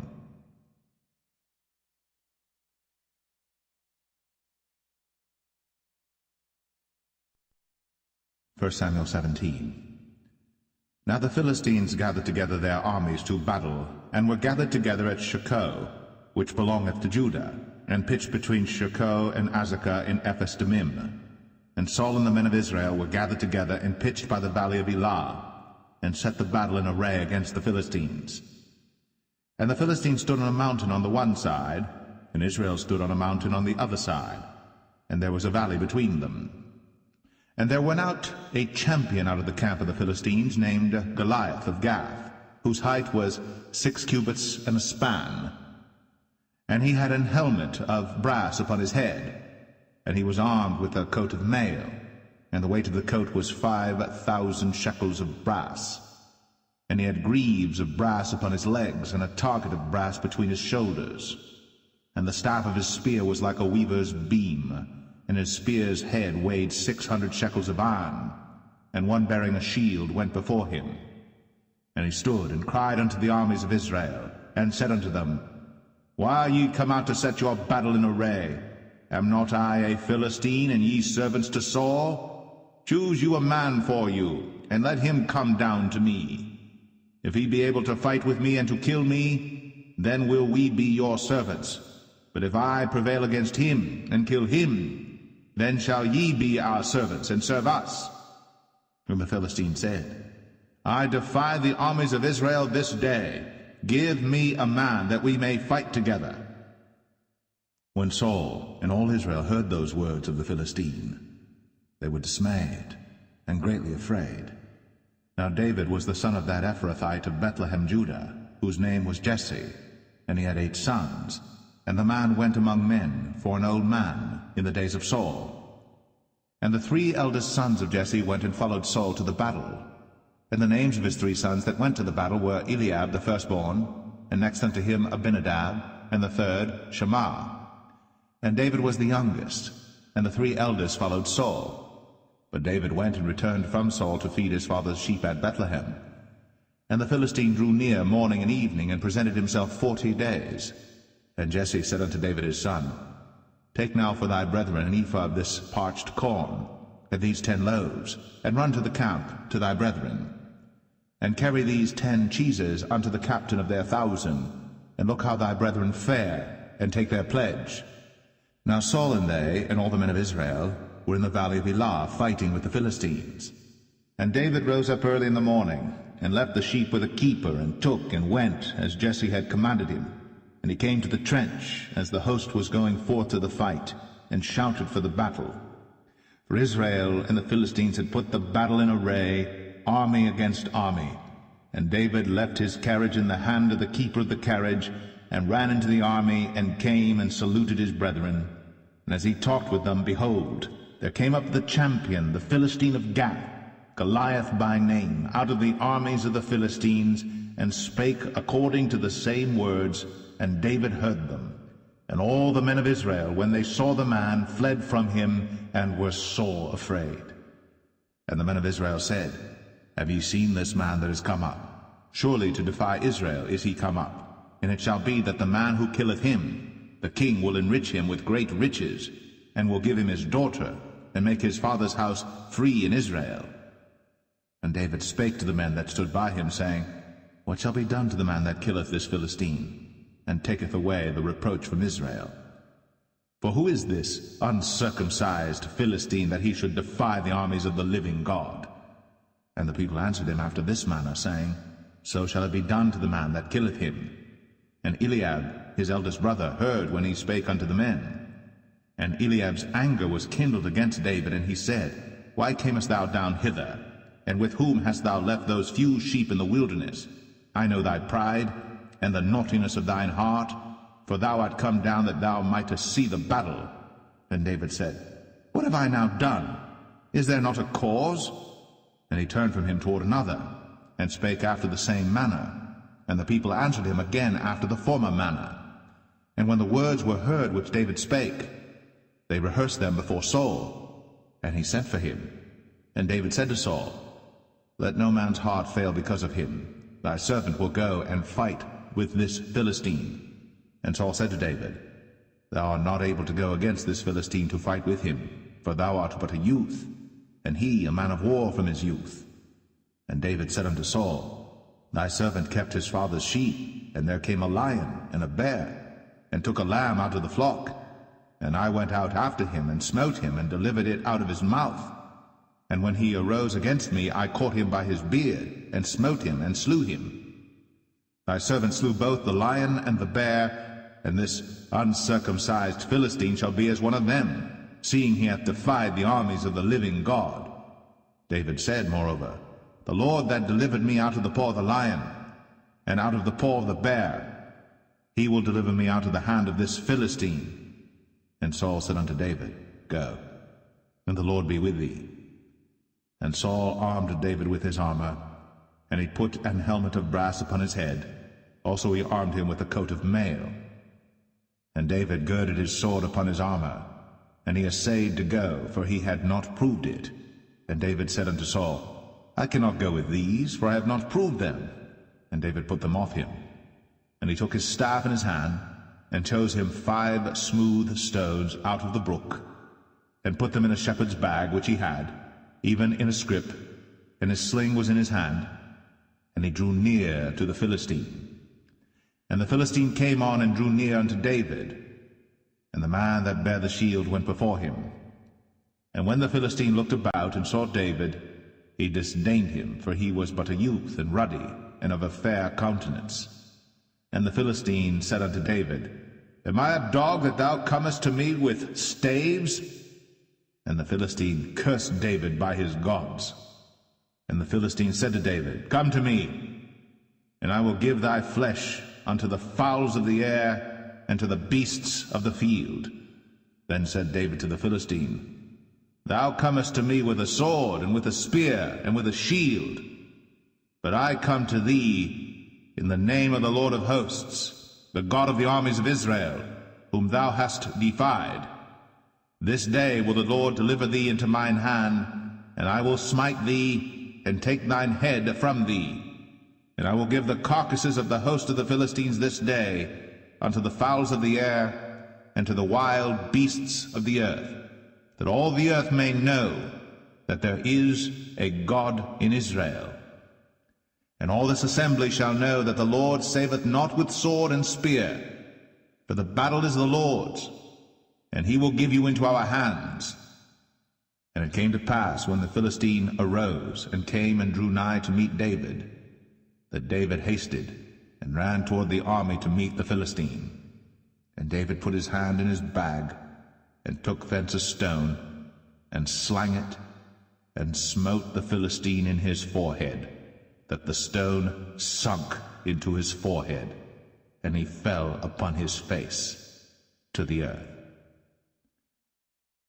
So David prevailed over the Philistine with a sling and with a stone, and smote the Philistine, and slew him.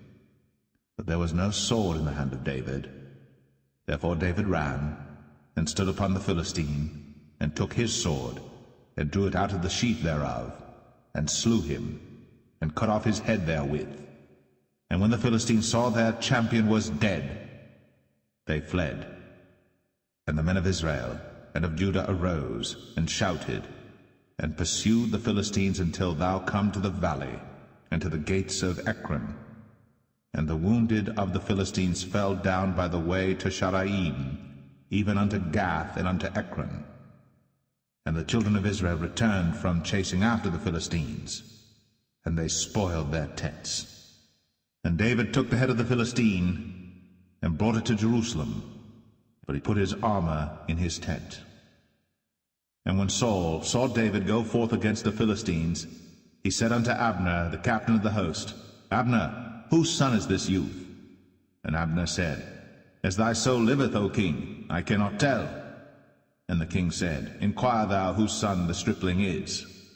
And as David returned from the slaughter of the Philistine, Abner took him, and brought him before Saul with the head of the Philistine in his hand. And Saul said to him, Whose son art thou, thou young man? And David answered, I am the son of thy servant Jesse, the Bethlehemite.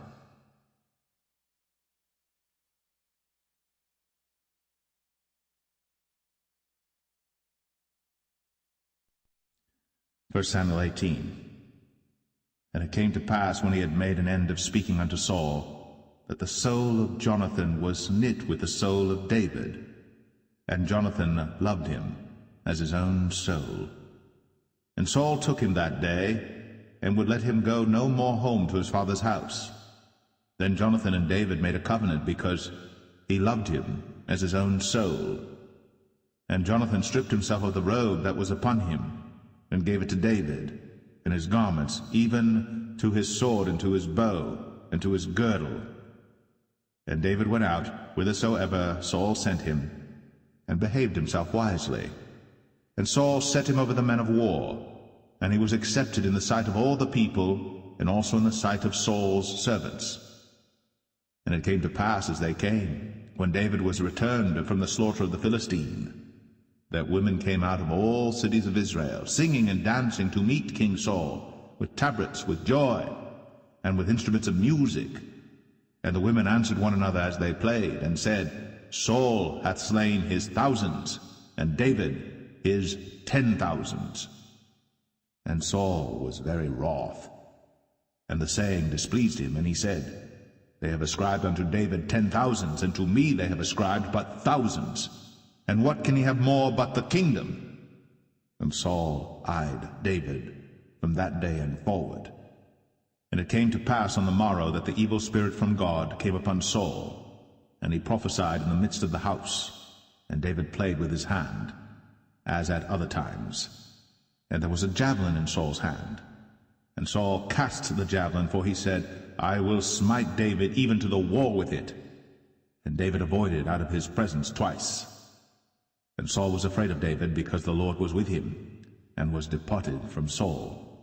Therefore Saul removed him from him, and made him his captain over 1,000. And he went out and came in before the people. And David behaved himself wisely in all his ways, and the Lord was with him. Wherefore when Saul saw that he behaved himself very wisely, he was afraid of him. But all Israel and Judah loved David, because he went out and came in before them. And Saul said to David, Behold, my elder daughter Merab, her will I give thee to wife. Only be thou valiant for me, and fight the Lord's battles. For Saul said, Let not mine hand be upon him, but let the hand of the Philistines be upon him. And David said unto Saul, Who am I, and what is my life, or my father's family in Israel, that I should be son-in-law to the king? But it came to pass at the time when Merab, Saul's daughter, should have been given to David, that she was given unto Adriel, the Maholathite, to wife. And Michal, Saul's daughter, loved David. And they told Saul, and the thing pleased him. And Saul said, I will give him her, that she may be a snare to him, and that the hand of the Philistines may be against him. Wherefore Saul said to David, Thou shalt this day be my son-in-law in the one of the twain. And Saul commanded his servants, saying, Commune with David secretly, and say, Behold, the king hath delight in thee, and all his servants love thee. Now therefore be the king's son-in-law. And Saul's servants spake those words in the ears of David. And David said, Seemeth it to you a light thing to be a king's son-in-law, seeing that I am a poor man, and lightly esteemed? And the servants of Saul told him, saying, On this manner spake David. And Saul said, Thus shall ye say to David, The king desireth not any dowry, but 100 foreskins of the Philistines, to be avenged of the king's enemies. But Saul thought to make David fall by the hand of the Philistines. And when his servants told David these words, it pleased David well to be the king's son-in-law, and the days were not expired. Wherefore David arose, and went, he and his men, and slew of the Philistines 200 men. And David brought their foreskins, and they gave them in full tale to the king, that he might be the king's son-in-law. And Saul gave him Michal his daughter to wife. And Saul saw and knew that the Lord was with David, and that Michal, Saul's daughter, loved him. And Saul was yet the more afraid of David, and Saul became David's enemy continually. Then the princes of the Philistines went forth, and it came to pass after they went forth that David behaved himself more wisely than all the servants of Saul, so that his name was much set by.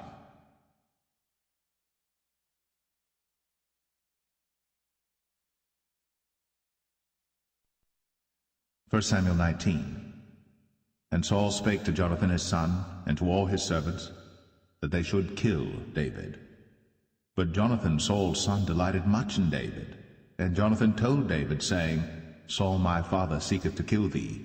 Now therefore I pray thee, take heed to thyself until the morning, and abide in a secret place, and hide thyself. And I will go out and stand beside my father in the field where thou art, and I will commune with my father of thee, and what I see, that I will tell thee. And Jonathan spake good of David unto Saul his father, and said unto him, Let not the king sin against his servant, against David, because he hath not sinned against thee, and because his works have been to thee word very good. For he did put his life in his hand, and slew the Philistine. And the Lord wrought a great salvation for all Israel. Thou sawest it, and didst rejoice. Wherefore then wilt thou sin against innocent blood, to slay David without a cause? And Saul hearkened unto the voice of Jonathan. And Saul sware, As the Lord liveth, he shall not be slain.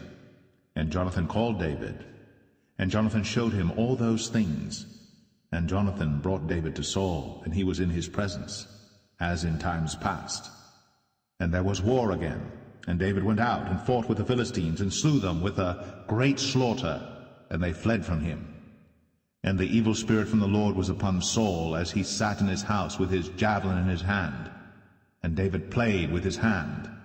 And Saul sought to smite David even to the wall with the javelin, but he slipped away out of Saul's presence. And he smote the javelin to the wall, and David fled, and escaped that night. Saul also sent messengers unto David's house to watch him and to slay him in the morning. And Michal, David's wife, told him, saying, If thou save not thy life tonight, tomorrow thou shalt be slain. So Michal let David down through a window, and he went and fled, and escaped. And Michal took an image, and laid it in the bed, and put a pillow of goat's hair for his bolster, and covered it with a cloth. And when Saul sent messengers to take David, she said, He is sick. And Saul sent the messengers again to see David, saying, Bring him up to me in the bed, that I may slay him. And when the messengers were come in, behold, there was an image in the bed, with a pillow of goat's hair for his bolster. And Saul said unto Michal, Why hast thou deceived me so, and sent away mine enemy, that he is escaped? And Michal answered Saul, He said unto me, Let me go, why should I kill thee? So David fled, and escaped, and came to Samuel to Ramah, and told him all that Saul had done to him. And he and Samuel went, and dwelt in Naueth. It was told Saul, saying, Behold, David is at Naueth in Ramah. And Saul sent messengers to take David. And when they saw the company of the prophets prophesying, and Samuel standing as appointed over them, the Spirit of God was upon the messengers of Saul, and they also prophesied. And when it was told Saul, he sent other messengers, and they prophesied likewise. And Saul sent messengers again the third time, and they prophesied also. Then went he also to Ramah, and came to a great well that is in Sechu. And he asked and said, Where are Samuel and David? And one said, Behold, they be at Naueth in Ramah. And he went thither to Naueth in Ramah. And the Spirit of God was upon him also, and he went on and prophesied, until he came to Naueth in Ramah. And he stripped off his clothes also, and prophesied before Samuel in like manner, and lay down naked all that day, and all that night. Wherefore they say, Is Saul also among the prophets?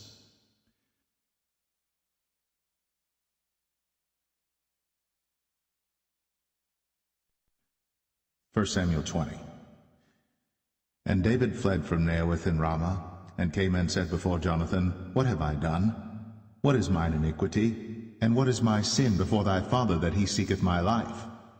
And he said unto him, God forbid, thou shalt not die. Behold, my father will do nothing either great or small, but that he will show it me. And why should my father hide this thing from me? It is not so. And David sware moreover, and said, Thy father certainly knoweth that I have found grace in thine eyes. And he saith, Let not Jonathan know this, lest he be grieved. But truly as the Lord liveth, and as thy soul liveth, there is but a step between me and death. Then said Jonathan unto David, Whatsoever thy soul desireth, I will even do it for thee. And David said unto Jonathan, Behold, tomorrow is the new moon, and I should not fail to sit with the king at meat, but let me go, that I may hide myself in the field unto the third day at even. If thy father at all miss me, then say, David earnestly asked leave of me that he might run to Bethlehem his city, for there is a yearly sacrifice there for all the family. If he say thus, it is well, thy servant shall have peace. But if he be very wroth, then be sure that evil is determined by him. Therefore thou shalt deal kindly with thy servant, for thou hast brought thy servant into a covenant of the Lord with thee. Notwithstanding, if there be in me iniquity, slay me thyself. For why shouldest thou bring me to thy father? And Jonathan said, Far be it from thee, for if I knew certainly that evil were determined by my father to come upon thee, then would not I tell it thee? Then said David to Jonathan, Who shall tell me? Or what if thy father answer thee roughly? And Jonathan said unto David, Come, and let us go out into the field. And they went out, both of them, into the field.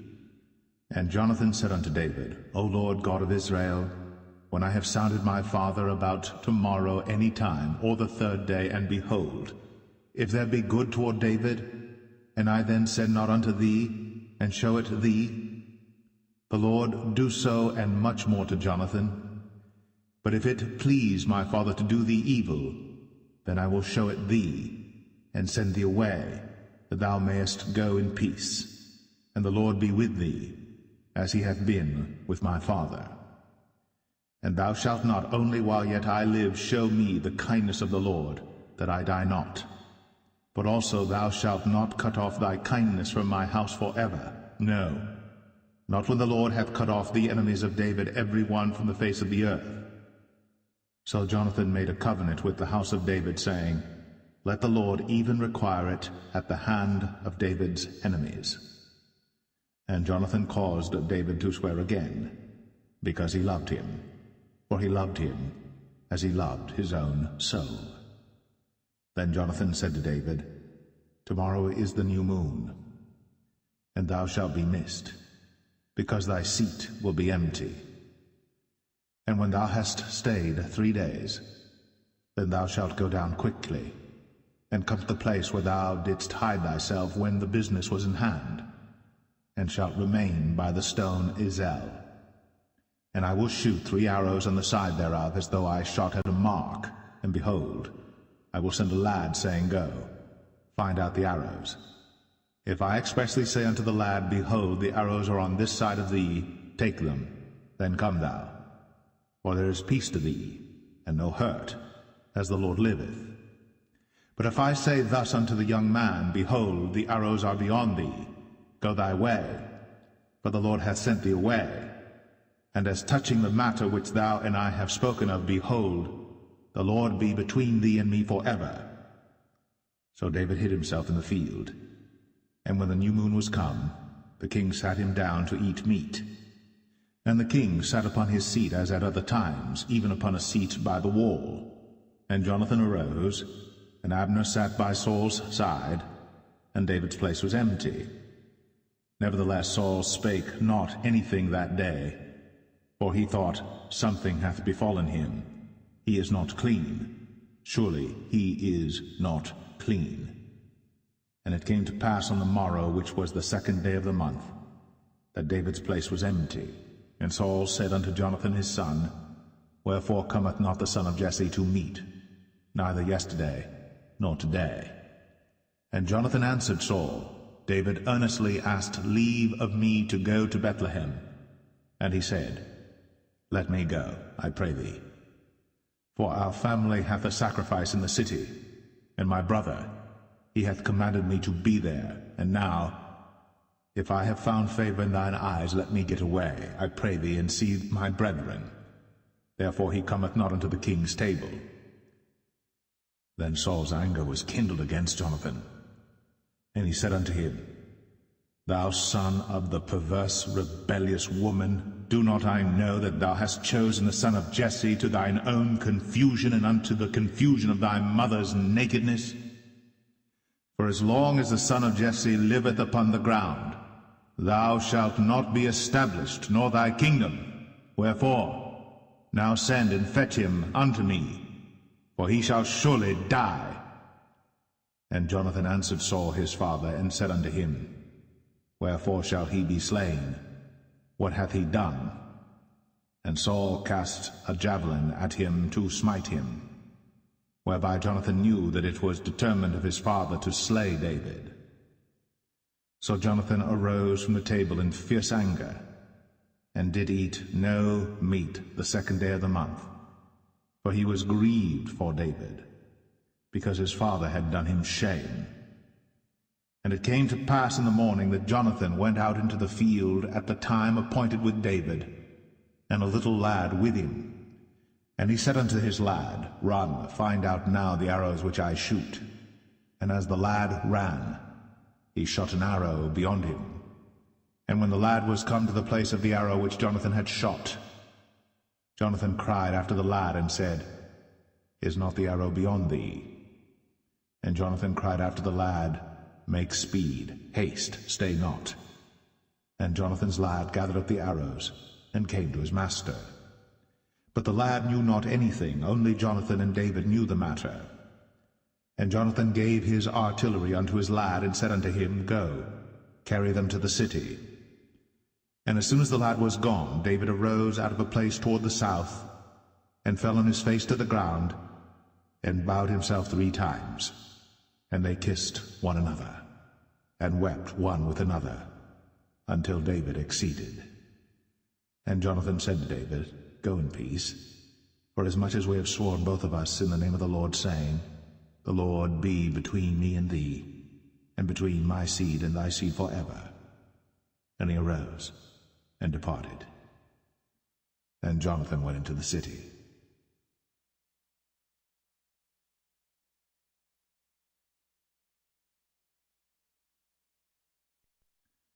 First Samuel 21. Then came David to Nob, to Ahimelech the priest.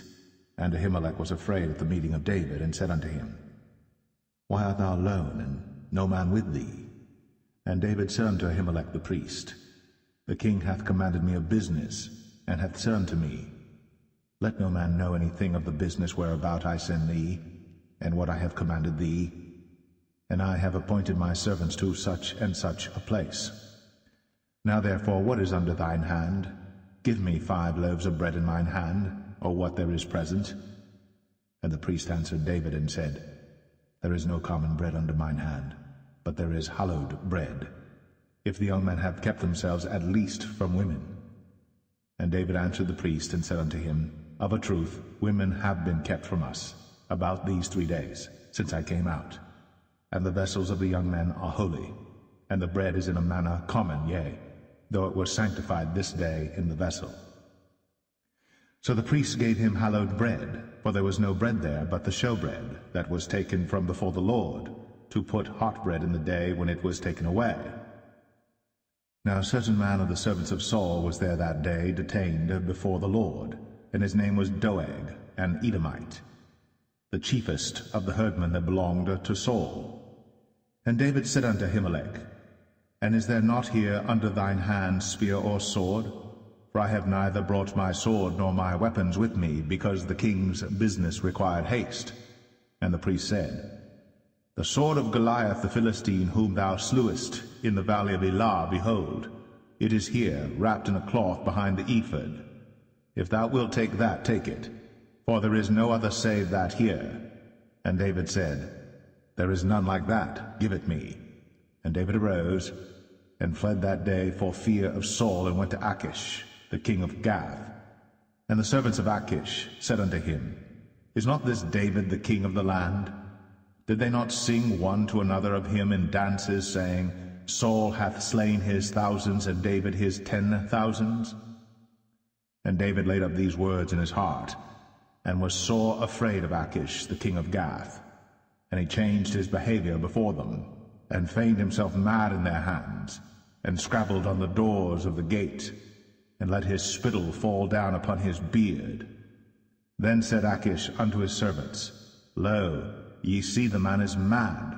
Wherefore then have ye brought him to me? Have I need of madmen, that ye have brought this fellow to play the madman in my presence? Shall this fellow come into my house?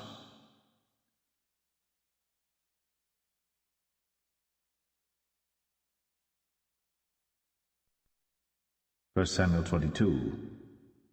David therefore departed thence, and escaped to the cave Adullam. And when his brethren and all his father's house heard it, they went down thither to him. And every one that was in distress, and every one that was in debt, and every one that was discontented, gathered themselves unto him. And he became a captain over them. And there were with him about 400 men. And David went thence to Mizpeh of Moab. And he said unto the king of Moab, Let my father and my mother, I pray thee, come forth, and be with you, till I know what God will do for me. And he brought them before the king of Moab. And they dwelt with him all the while that David was in the hold. And the prophet Gad said unto David, Abide not in the hold, depart, and get thee into the land of Judah. Then David departed, and came into the forest of Hareth. When Saul heard that David was discovered, and the men that were with him. Now Saul abode in Gibeah under a tree in Ramah, having his spear in his hand. and all his servants were standing about him. Then Saul said unto his servants that stood about him, Hear now, ye Benjamites, will the son of Jesse give every one of you fields and vineyards, and make you all captains of thousands and captains of hundreds, that all of you have conspired against me? And there is none that showeth me that my son hath made a league with the son of Jesse, and there is none of you that is sorry for me, or showeth unto me that my son hath stirred up my servant against me, to lie in wait, as at this day. Then answered Doeg the Edomite, which was set over the servants of Saul, and said, I saw the son of Jesse coming to Nob, to Ahimelech, the son of Ahitub. And he inquired of the Lord for him, and gave him victuals, and gave him the sword of Goliath the Philistine. Then the king sent to call Ahimelech the priest, the son of Ahitub, and all his father's house, the priests that were in Nob, and they came all of them to the king. And Saul said, Hear now, thou son of Ahitub. And he answered, Here I am, my lord. And Saul said unto him, Why have ye conspired against me, thou and the son of Jesse, in that thou hast given him bread and a sword, and hast inquired of God for him, that he should rise against me to lie in wait, as at this day? Then Ahimelech answered the king, and said, And who is so faithful among all thy servants as David, which is the king's son-in-law, and goeth at thy bidding, and is honorable in thine house? Did I then begin to inquire of God for him? Be it far from me. Let not the king impute anything unto his servant, nor to all the house of my father, for thy servant knew nothing of all this, less or more. And the king said, Thou shalt surely die, Ahimelech, thou, and all thy father's house. And the king said unto the footmen that stood about him, Turn, and slay the priests of the Lord, because their hand also is with David, and because they knew when he fled, and did not show it to me. But the servants of the king would not put forth their hand to fall upon the priests of the Lord. And the king said to Doeg, Turn thou, and fall upon the priests. And Doeg the Edomite turned, and he fell upon the priests, and slew on that day 65 persons that did wear a linen ephod. And Nob, the city of the priests, smote he with the edge of the sword, both men and women, children and sucklings, and oxen and asses, and sheep, with the edge of the sword. And one of the sons of Ahimelech, the son of Ahitub, named Abiathar, escaped, and fled after David. And Abiathar showed David that Saul had slain the Lord's priests. And David said unto Abiathar, I knew it that day when Doeg the Edomite was there, that he would surely tell Saul, I have occasioned the death of all the persons of thy father's house. Abide thou with me. Fear not, for he that seeketh my life seeketh thy life. But with me thou shalt be in safeguard.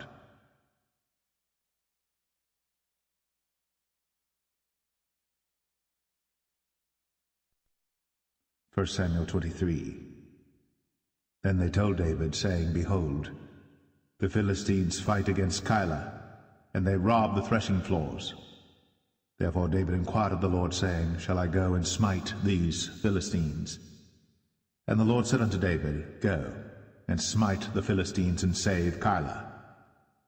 And David's men said unto him, Behold, we be afraid here in Judah. How much more then if we come to Keilah against the armies of the Philistines?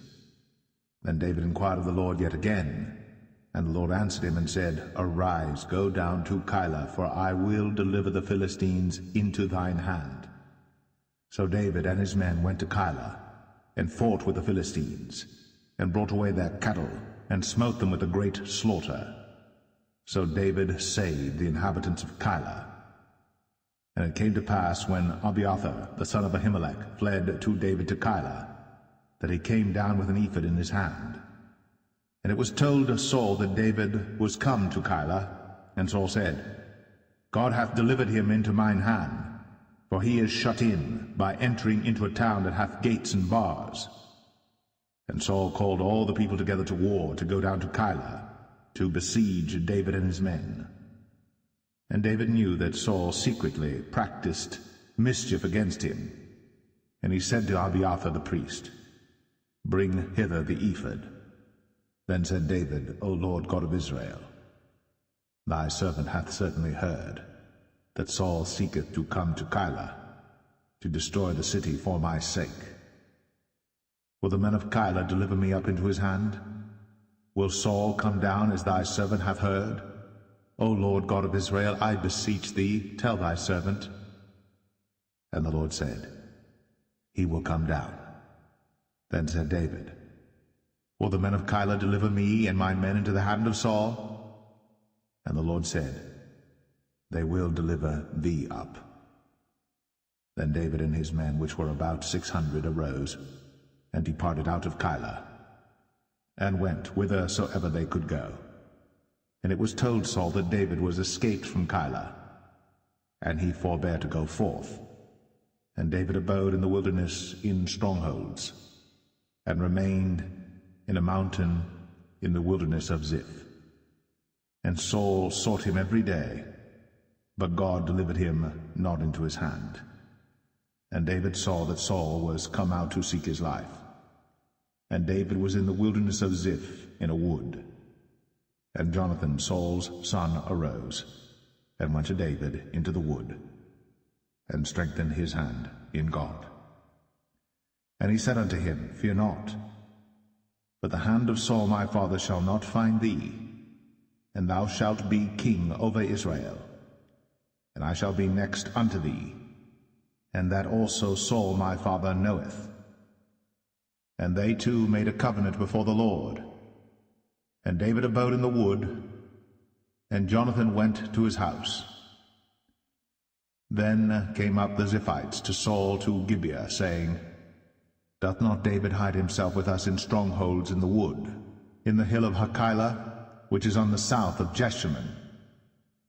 Now therefore, O king, come down according to all the desire of thy soul to come down, and our part shall be to deliver him into the king's hand. And Saul said, Blessed be ye of the Lord, for ye have compassion on me.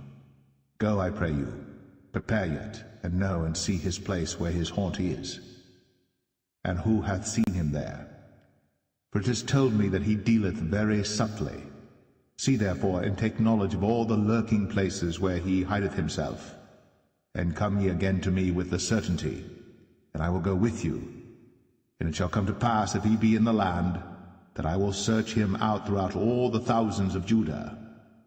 And they arose, and went to Ziph before Saul. But David and his men were in the wilderness of Maon, in the plain on the south of Jeshimon. Saul also and his men went to seek him, and they told David, wherefore he came down into a rock, and abode in the wilderness of Maon. And when Saul heard that, he pursued after David in the wilderness of Maon. And Saul went on this side of the mountain, and David and his men on that side of the mountain. And David made haste to get away for fear of Saul. For Saul and his men compassed David and his men round about to take them. But there came a messenger unto Saul, saying, Haste thee, and come, for the Philistines have invaded the land. Wherefore Saul returned from pursuing after David, and went against the Philistines. Therefore they called that place Selah Hamalekoth. And David went up from thence, and dwelt in strongholds at En-gedi.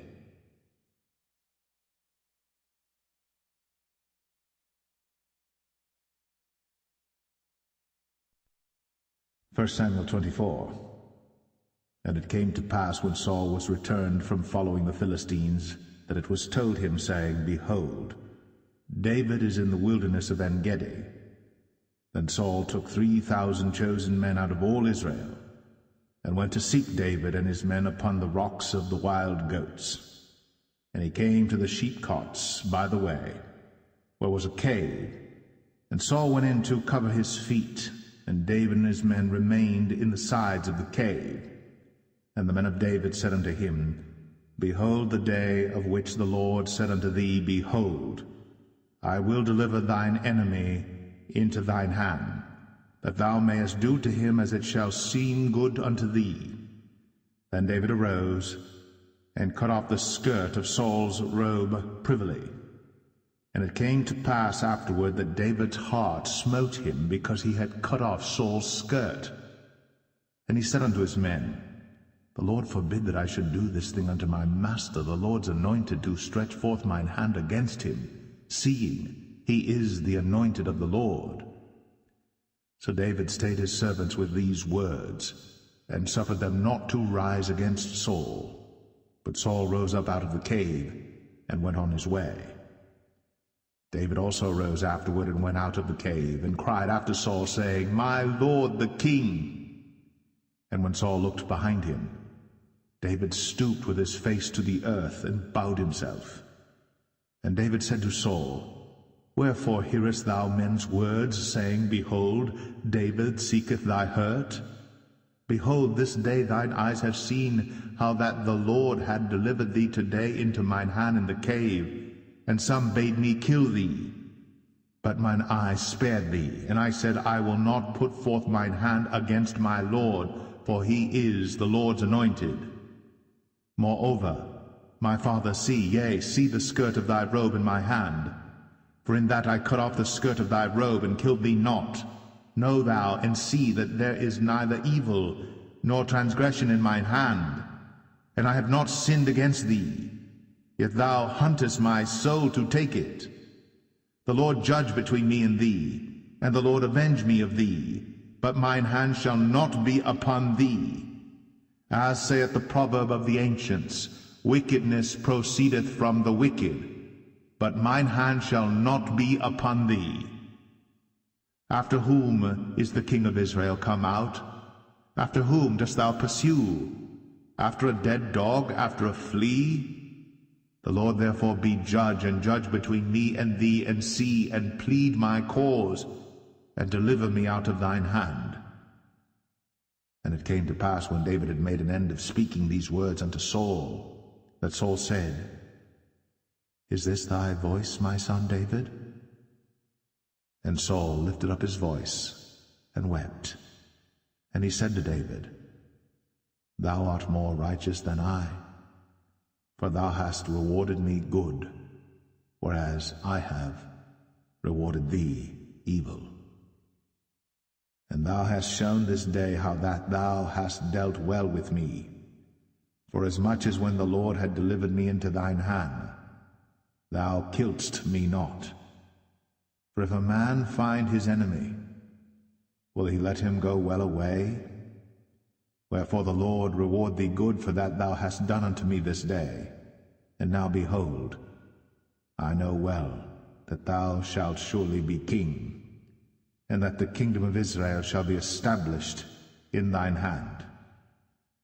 Swear now therefore unto me by the Lord, that thou wilt not cut off my seed after me, and that thou wilt not destroy my name out of my father's house. And David sware unto Saul, and Saul went home, but David and his men gat them up unto the hold.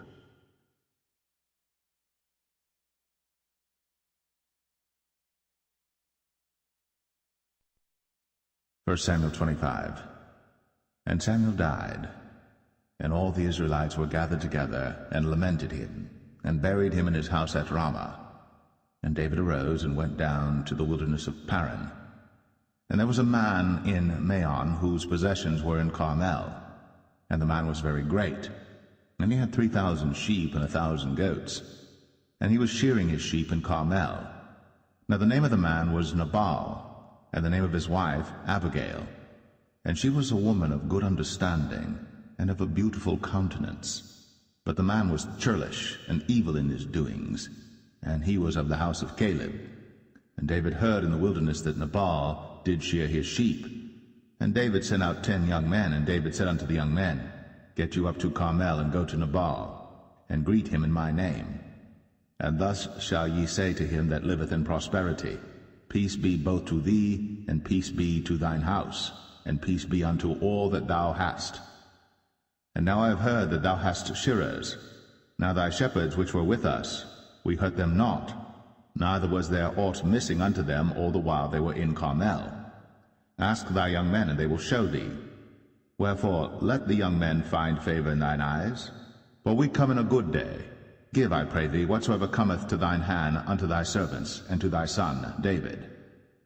And when David's young men came, they spake to Nabal according to all those words in the name of David, and ceased. And Nabal answered David's servants, and said, Who is David? And who is the son of Jesse? There be many servants nowadays that break away every man from his master. Shall I then take my bread and my water and my flesh that I have killed for my shearers, and give it unto men whom I know not whence they be?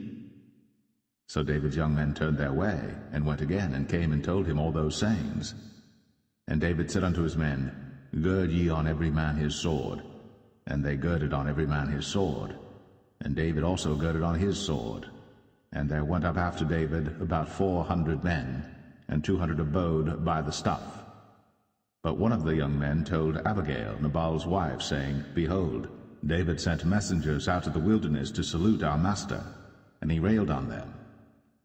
But the men were very good unto us, and we were not hurt, neither missed we anything as long as we were conversant with them when we were in the fields. They were a wall unto us both by night and day. All the while we were with them keeping the sheep. Now therefore know and consider what thou wilt do, for evil is determined against our master, and against all his household. For he is such a son of Belial, that a man cannot speak to him. Then Abigail made haste, and took 200 loaves and 2 bottles of wine, and 5 sheep ready dressed, and 5 measures of parched corn, and 100 clusters of raisins, and 200 cakes of figs, and laid them on asses. And she said unto her servants, Go on before me, behold, I come after you. But she told not her husband Nabal.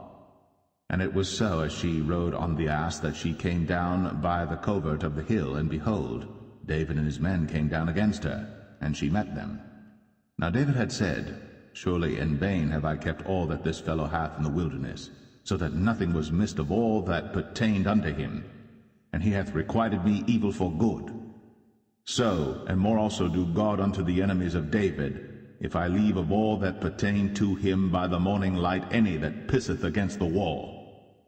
And when Abigail saw David, she hasted, and lighted off the ass, and fell before David on her face, and bowed herself to the ground, and fell at his feet, and said, Upon me, my lord, upon me let this iniquity be, and let thine handmaid, I pray thee, speak in thine audience, and hear the words of thine handmaid.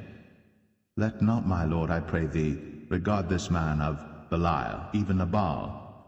For as his name is, so is he. Nabal is his name, and folly is with him. But I, thine handmaid, saw not the young men of my lord, whom thou didst send. Now therefore, my lord, as the Lord liveth, and as thy soul liveth, seeing the Lord hath withholden thee from coming to shed blood, and from avenging thyself with thine own hand, now let thine enemies, and they that seek evil to my lord, be as Nabal. And now this blessing which thine handmaid hath brought unto my lord, let it even be given unto the young men that follow my lord. I pray thee, forgive the trespass of thine handmaid, for the Lord will certainly make my lord a sure house, because my lord fighteth the battles of the Lord, and evil hath not been found in thee all thy days. Yet a man is risen to pursue thee, and to seek thy soul. But the soul of my lord shall be bound in the bundle of life with the Lord thy God, and the souls of thine enemies. Them shall he sling out, as out of the middle of a sling. And it shall come to pass, when the Lord shall have done to my lord according to all the good that he hath spoken concerning thee, and shall have appointed thee ruler over Israel, that this shall be no grief unto thee, nor offense of heart unto my lord, either that thou hast shed blood causeless, or that my lord hath avenged himself. But when the Lord shall have dealt well with my lord, then remember thine handmaid. And David said to Abigail, Blessed be the Lord God of Israel, which sent thee this day to meet me. And blessed be thy advice, and blessed be thou, which hast kept me this day from coming to shed blood, and from avenging myself with mine own hand. For in very deed, as the Lord God of Israel liveth, which hath kept me back from hurting thee, except thou hadst hasted and come to meet me, surely there had not been left unto Nabal by the morning light any that pisseth against the wall. So David received of her hand that which she had brought him, and said unto her, Go up in peace to thine house. See, I have hearkened to thy voice, and have accepted thy person. And Abigail came to Nabal, and behold, he held a feast in his house, like the feast of a king. And Nabal's heart was merry within him, for he was very drunken. Wherefore she told him nothing, less or more, until the morning light. But it came to pass in the morning, when the wine was gone out of Nabal, and his wife had told him these things, that his heart died within him, and he became as a stone. And it came to pass about 10 days after, that the Lord smote Nabal, that he died. And when David heard that Nabal was dead, he said, Blessed be the Lord, that hath pleaded the cause of my reproach from the hand of Nabal, and hath kept his servant from evil. For the Lord hath returned the wickedness of Nabal upon his own head. And David sent and communed with Abigail, to take her to him to wife. And when the servants of David were come to Abigail to Carmel, they spake unto her, saying, David sent us unto thee, to take thee to him to wife.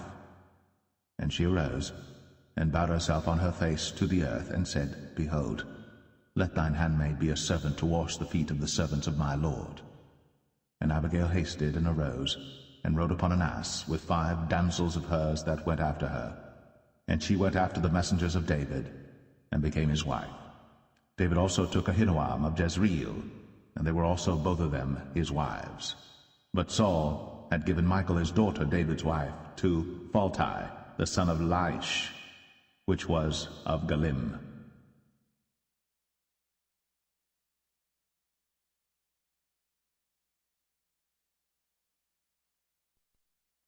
1 Samuel 26. And the Ziphites came unto Saul to Gibeah, saying, Doth not David hide himself in the hill of Hachilah, which is before Jeshimon? Then Saul arose, and went down to the wilderness of Ziph, having 3,000 chosen men of Israel with him to seek David in the wilderness of Ziph. And Saul pitched in the hill of Hachilah, which is before Jeshimon, by the way. But David abode in the wilderness, and he saw that Saul came after him into the wilderness. David therefore sent out spies, and understood that Saul was come in very deed. And David arose, and came to the place where Saul had pitched. And David beheld the place where Saul lay, and Abner the son of Ner, the captain of his host. And Saul lay in the trench, and the people pitched round about him. Then answered David, and said to Ahimelech the Hittite, and to Abishai the son of Zeruiah, brother to Joab, saying, Who will go down with me to Saul to the camp? And Abishai said, I will go down with thee. So David and Abishai came to the people by night, and behold, Saul lay sleeping within the trench, and his spear stuck in the ground at his bolster. But Abner and the people lay round about him. Then said Abishai to David, God hath delivered thine enemy into thine hand this day. Now therefore let me smite him, I pray thee, with the spear even to the earth at once, and I will not smite him the second time. And David said to Abishai, Destroy him not, for who can stretch forth his hand against the Lord's anointed, and be guiltless? David said furthermore, As the Lord liveth, the Lord shall smite him, or his day shall come to die, or he shall descend into battle and perish. The Lord forbid that I should stretch forth mine hand against the Lord's anointed. But I pray thee, take thou now the spear that is at his bolster, and the cruse of water, and let us go. So David took the spear and the cruse of water from Saul's bolster, and they gat them away, and no man saw it, nor knew it, neither awaked, for they were all asleep, because a deep sleep from the Lord was fallen upon them. Then David went over to the other side, and stood on the top of an hill afar off, a great space being between them. And David cried to the people, and to Abner the son of Ner, saying, Answerest thou not, Abner? Then Abner answered and said, Who art thou that criest to the king? And David said to Abner, Art not thou a valiant man? And who is like to thee in Israel? Wherefore then hast thou not kept thy lord the king? For there came one of the people in to destroy the king thy lord. This thing is not good that thou hast done. As the Lord liveth, ye are worthy to die, because ye have not kept your master the Lord's anointed. And now see where the king's spear is, and the cruse of water that was at his bolster. And Saul knew David's voice, and said, Is this thy voice, my son, David? And David said, It is my voice, my lord, O king. And he said, Wherefore doth my lord thus pursue after his servant? For what have I done, or what evil is in mine hand? Now therefore, I pray thee, let my lord the king hear the words of his servant. If the Lord have stirred thee up against me, let him accept an offering. But if they be the children of men, cursed be they before the Lord, for they have driven me out this day from abiding in the inheritance of the Lord, saying, Go serve other gods. Now therefore, let not my blood fall to the earth before the face of the Lord. For the king of Israel is come out to seek a flea, as when one doth hunt a partridge in the mountains. Then said Saul, I have sinned. Return, my son David, for I will no more do thee harm, because my soul was precious in thine eyes this day. Behold, I have played the fool, and have erred exceedingly. And David answered and said, Behold the king's spear, and let one of the young men come over and fetch it. The Lord render to every man his righteousness and his faithfulness. For the Lord delivered thee into my hand today, but I would not stretch forth mine hand against the Lord's anointed. And behold, as thy life was much set by this day in mine eyes, so let my life be much set by in the eyes of the Lord, and let him deliver me out of all tribulation. Then Saul said to David, Blessed be thou, my son David. Thou shalt both do great things, and also shalt still prevail. So David went on his way, and Saul returned to his place.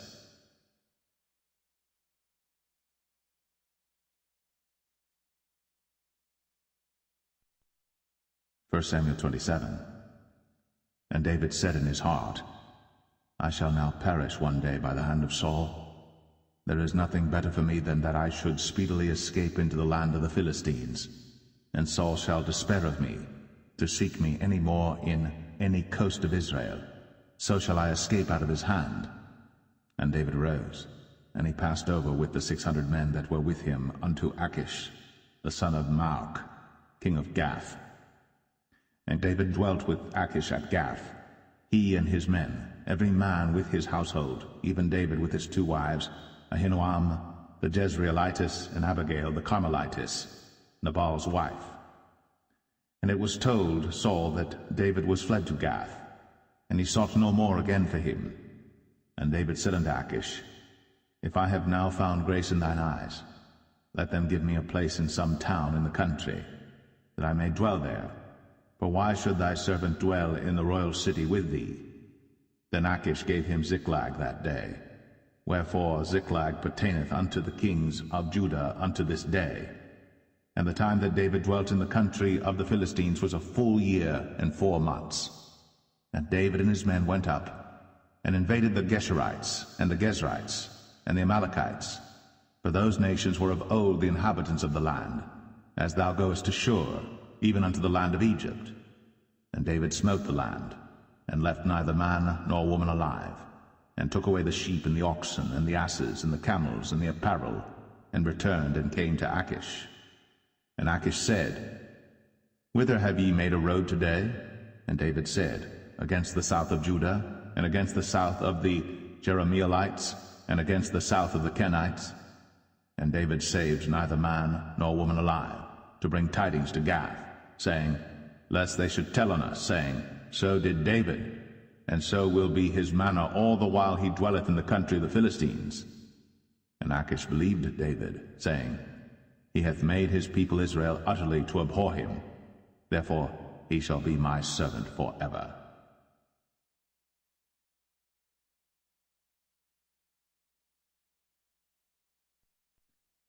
First Samuel 28. And it came to pass in those days that the Philistines gathered their armies together for warfare, to fight with Israel. And Achish said unto David, Know thou assuredly that thou shalt go out with me to battle, thou and thy men. And David said to Achish, Surely thou shalt know what thy servant can do. And Achish said to David, Therefore will I make thee keeper of mine head forever. Now Samuel was dead, and all Israel had lamented him, and buried him in Ramah, even in his own city. And Saul had put away those that had familiar spirits, and the wizards out of the land. And the Philistines gathered themselves together, and came and pitched in Shunem. And Saul gathered all Israel together, and they pitched in Gilboa. And when Saul saw the host of the Philistines, he was afraid, and his heart greatly trembled. And when Saul inquired of the Lord answered him not, neither by dreams, nor by Urim, nor by prophets. Then said Saul unto his servants, Seek me a woman that hath a familiar spirit, that I may go to her, and inquire of her. And his servant said to him, Behold, there is a woman that hath a familiar spirit at Endor. And Saul disguised himself, and put on other raiment, and he went, and 2 men with him. And they came to the woman by night. And he said, I pray thee, divine unto me by the familiar spirit, and bring me him up, whom I shall name unto thee. And the woman said unto him, Behold, thou knowest what Saul hath done, how he hath cut off those that have familiar spirits and the wizards out of the land. Wherefore then layest thou a snare for my life, to cause me to die? And Saul sware to her by the Lord, saying, As the Lord liveth, there shall no punishment happen to thee for this thing. Then said the woman, Whom shall I bring up unto thee? And he said, Bring me up Samuel.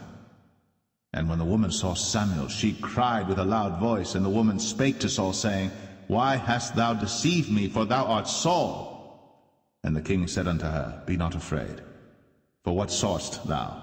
And the woman said unto Saul, I saw gods ascending out of the earth. And he said unto her, What form is he of? And she said, An old man cometh up, and he is covered with a mantle. And Saul perceived that it was Samuel. And he stooped with his face to the ground, and bowed himself. And Samuel said to Saul, Why hast thou disquieted me to bring me up? And Saul answered, I am sore distressed, for the Philistines make war against me, and God is departed from me, and answereth me no more, neither by prophets nor by dreams. Therefore I have called thee, that thou mayest make known unto me what I shall do. Then said Samuel, Wherefore then dost thou ask of me, seeing the Lord is departed from thee, and is become thine enemy? And the Lord hath done to him as he spake by me. For the Lord hath rent the kingdom out of thine hand, and given it to thy neighbor, even to David, because thou obeyest not the voice of the Lord, nor executest his fierce wrath upon Amalek. Therefore hath the Lord done this thing unto thee this day. Moreover, the Lord will also deliver Israel with thee into the hand of the Philistines. And tomorrow shalt thou and thy sons be with me. The Lord also shall deliver the host of Israel into the hand of the Philistines. Then Saul fell straightway all along on the earth, and was sore afraid because of the words of Samuel. And there was no strength in him, for he had eaten no bread all the day, nor all the night. And the woman came unto Saul, and saw that he was sore troubled, and said unto him, Behold, thine handmaid hath obeyed thy voice, and I have put my life in my hand, and have hearkened unto thy words which thou spakest unto me.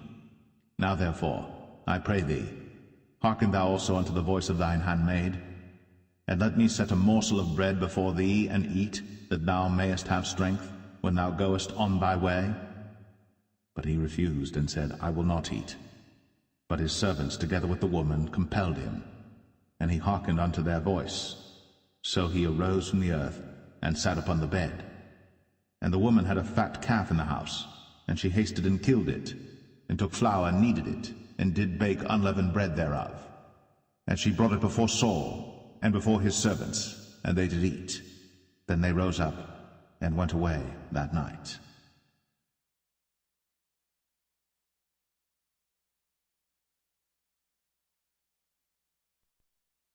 First Samuel 29.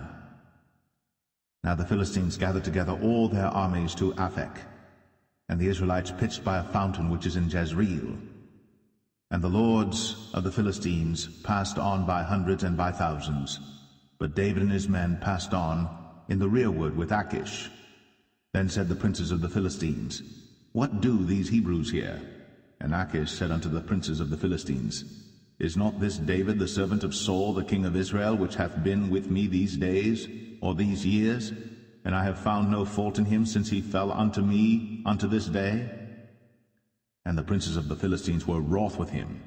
And the princes of the Philistines said unto him, Make this fellow return, that he may go again to his place which thou hast appointed him, and let him not go down with us to battle, lest in the battle he be an adversary to us.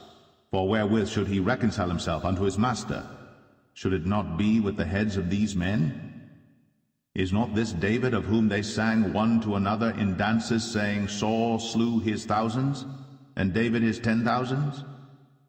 Then Achish called David and said unto him, Surely as the Lord liveth, thou hast been upright, and thy going out and thy coming in with me in the host is good in my sight. For I have not found evil in thee since the day of thy coming unto me unto this day.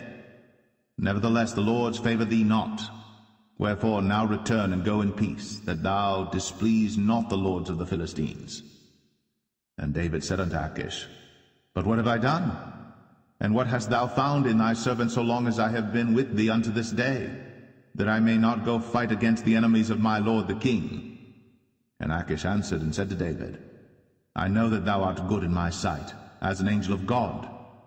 Notwithstanding the princes of the Philistines have said, He shall not go up with us to the battle. Wherefore now rise up early in the morning with thy master's servants that are come with thee, and as soon as ye be up early in the morning and have light, depart. So David and his men rose up early to depart in the morning, to return into the land of the Philistines. And the Philistines went up to Jezreel.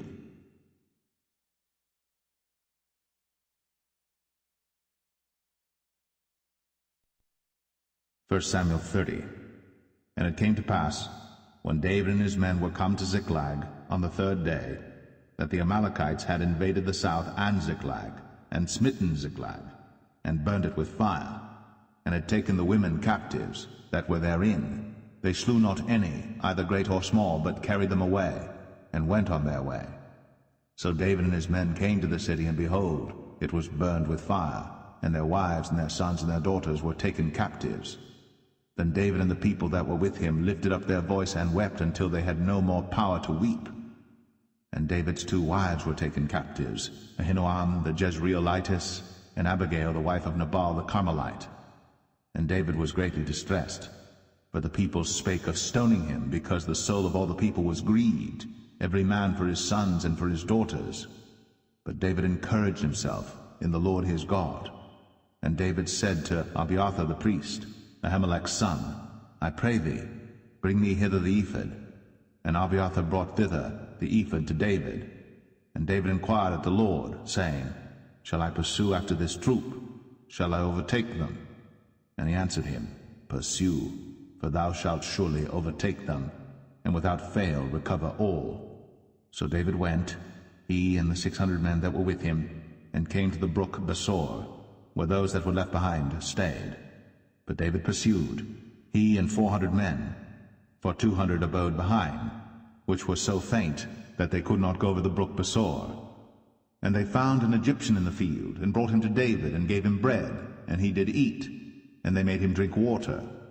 And they gave him a piece of a cake of figs, and 2 clusters of raisins.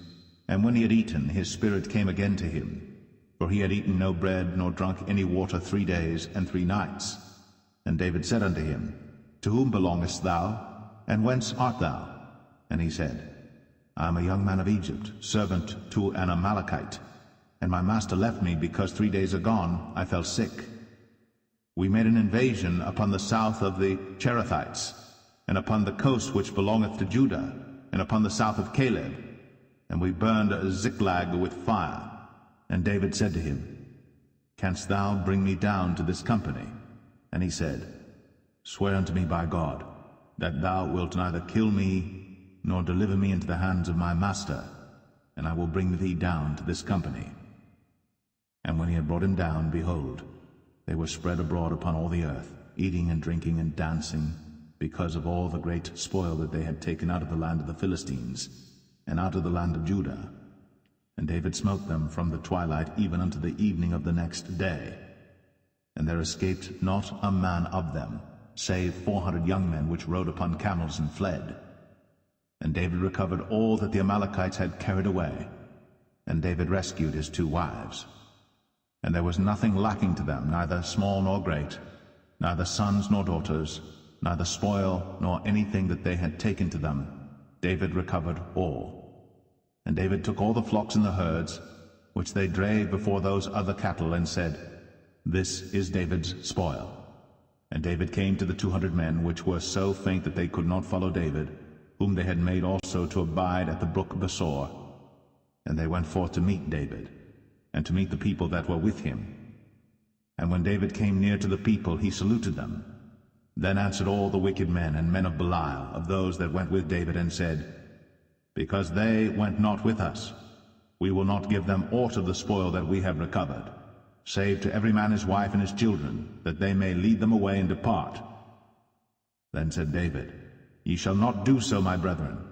With that which the Lord hath given us, who hath preserved us, and delivered the company that came against us into our hand? For who will hearken unto you in this matter? But as his part is that goeth down to the battle, so shall his part be that tarrieth by the stuff.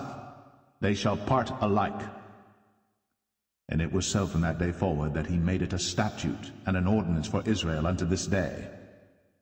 And when David came to Ziklag, he sent of the spoil unto the elders of Judah, even to his friends, saying, Behold, a present for you of the spoil of the enemies of the Lord, to them which were in Bethel, and to them which were in South Ramoth, and to them which were in Jatir, and to them which were in Aroer, and to them which were in Sithmoth, and to them which were in Eshtemoa, and to them which were in Rakal, and to them which were in the cities of the Jerahmeelites, and to them which were in the cities of the Kenites, and to them which were in Hormah, and to them which were in Chor-Ashan, and to them which were in Athak, and to them which were in Hebron, and to all the places where David himself and his men were wont to haunt.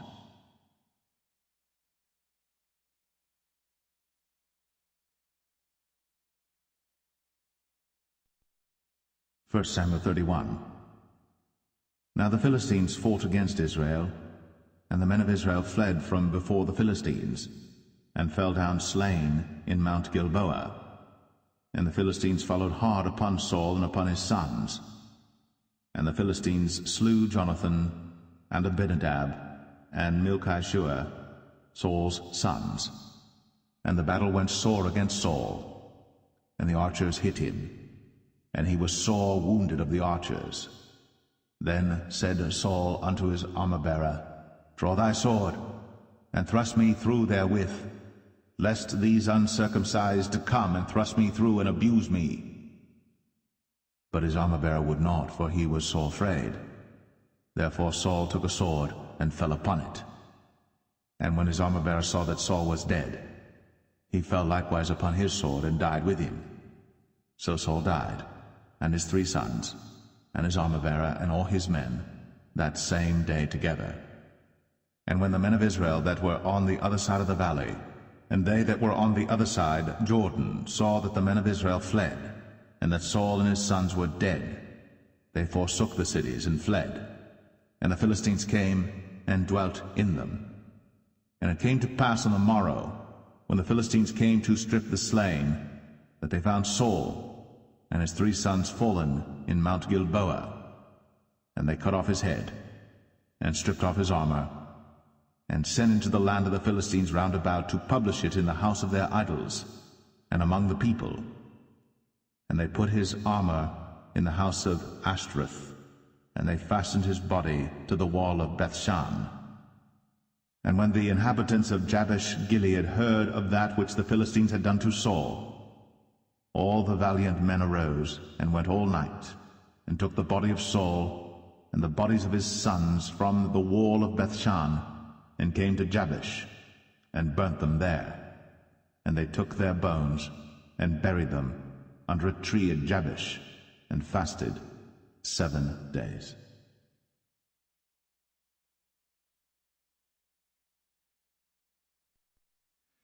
The second book of Samuel, chapter 1. Now it came to pass after the death of Saul, when David was returned from the slaughter of the Amalekites, and David had abode 2 days in Ziklag, it came even to pass on the 3rd day that, behold, a man came out of the camp from Saul with his clothes rent, and earth upon his head. And so it was when he came to David, that he fell to the earth, and did obeisance. And David said unto him, From whence comest thou? And he said unto him, Out of the camp of Israel am I escaped. And David said unto him, How went the matter? I pray thee, tell me. And he answered, That the people are fled from the battle, and many of the people also are fallen and dead. And Saul and Jonathan his son are dead also. And David said unto the young man that told him, How knowest thou that Saul and Jonathan his son be dead? And the young man that told him said, As I happened by chance upon Mount Gilboa, behold, Saul leaned upon his spear, and lo, the chariots and horsemen followed hard after him. And when he looked behind him, he saw me, and called unto me, and I answered, Here am I. And he said unto me, Who art thou? And I answered him, I am an Amalekite. He said unto me again, Stand, I pray thee, upon me, and slay me, for anguish is come upon me, because my life is yet whole in me. So I stood upon him, and slew him, because I was sure that he could not live after that he was fallen. And I took the crown that was upon his head, and the bracelet that was on his arm, and have brought them hither unto my lord. Then David took hold on his clothes, and rent them, and likewise all the men that were with him. And they mourned, and wept, and fasted until even, for Saul and for Jonathan his son, and for the people of the Lord, and for the house of Israel, because they were fallen by the sword. And David said unto the young man that told him, Whence art thou? And he answered, I am the son of a stranger, an Amalekite. And David said unto him, How wast thou not afraid to stretch forth thine hand to destroy the Lord's anointed? And David called one of the young men and said, Go near, and fall upon him. And he smote him that he died. And David said unto him, Thy blood be upon thy head, for thy mouth hath testified against thee, saying, I have slain the Lord's anointed. And David lamented with this lamentation over Saul and over Jonathan his son. Also he bade them teach the children of Judah the use of the bow. Behold, it is written in the book of Jasher, The beauty of Israel is slain upon thy high places. How are the mighty fallen? Tell it not in Gath. Publish it not in the streets of Ashkelon, lest the daughters of the Philistines rejoice, lest the daughters of the uncircumcised triumph. Ye mountains of Gilboa, let there be no dew, neither let there be rain upon you, nor fields of offerings. For there the shield of the mighty is vilely cast away, the shield of Saul, as though he had not been anointed with oil. From the blood of the slain, from the fat of the mighty, the bow of Jonathan turned not back, and the sword of Saul returned not empty.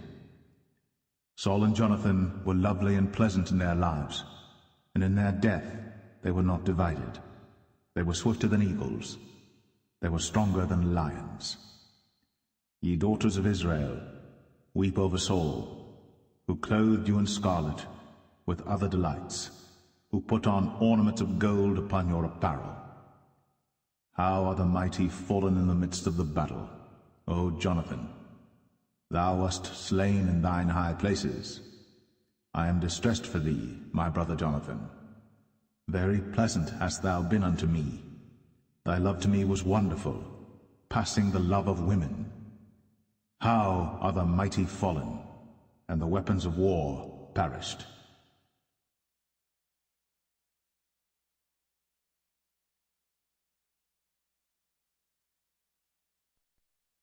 2 Samuel 2. And it came to pass after this that David inquired of the Lord, saying, Shall I go up into any of the cities of Judah? And the Lord said unto him, Go up. And David said, Whither shall I go up? And he said, Unto Hebron. So David went up thither, and his 2 wives also, Ahinoam the Jezreelitess, and Abigail Nabal's wife, the Carmelite. And his men that were with him did David bring up, every man with his household, and they dwelt in the cities of Hebron. And the men of Judah came, and there they anointed David king over the house of Judah. And they told David, saying, that the men of Jabesh Gilead were they that buried Saul. And David sent messengers unto the men of Jabesh Gilead, and said unto them, Blessed be ye of the Lord, that ye have shown this kindness unto your Lord, even unto Saul, and have buried him. And now the Lord show kindness and truth unto you, and I also will requite you this kindness, because ye have done this thing. Therefore now let your hands be strengthened, and be ye valiant, for your master Saul is dead, and also the house of Judah have anointed me king over them. But Abner, the son of Ner, captain of Saul's host, took Ishbosheth, the son of Saul, and brought him over to Mahanaim, and made him king over Gilead, and over the Asherites, and over Jezreel, and over Ephraim, and over Benjamin, and over all Israel. Ishbosheth, Saul's son, was 40 years old when he began to reign over Israel, and reigned 2 years. But the house of Judah followed David. And the time that David was king in Hebron over the house of Judah was 7 years and 6 months. And Abner the son of Ner, and the servants of Ishbosheth the son of Saul, went out from Mahanaim to Gibeon. And Joab the son of Zeruiah, and the servants of David went out, and met together by the pool of Gibeon. And they sat down, the one on the one side of the pool, and the other on the other side of the pool.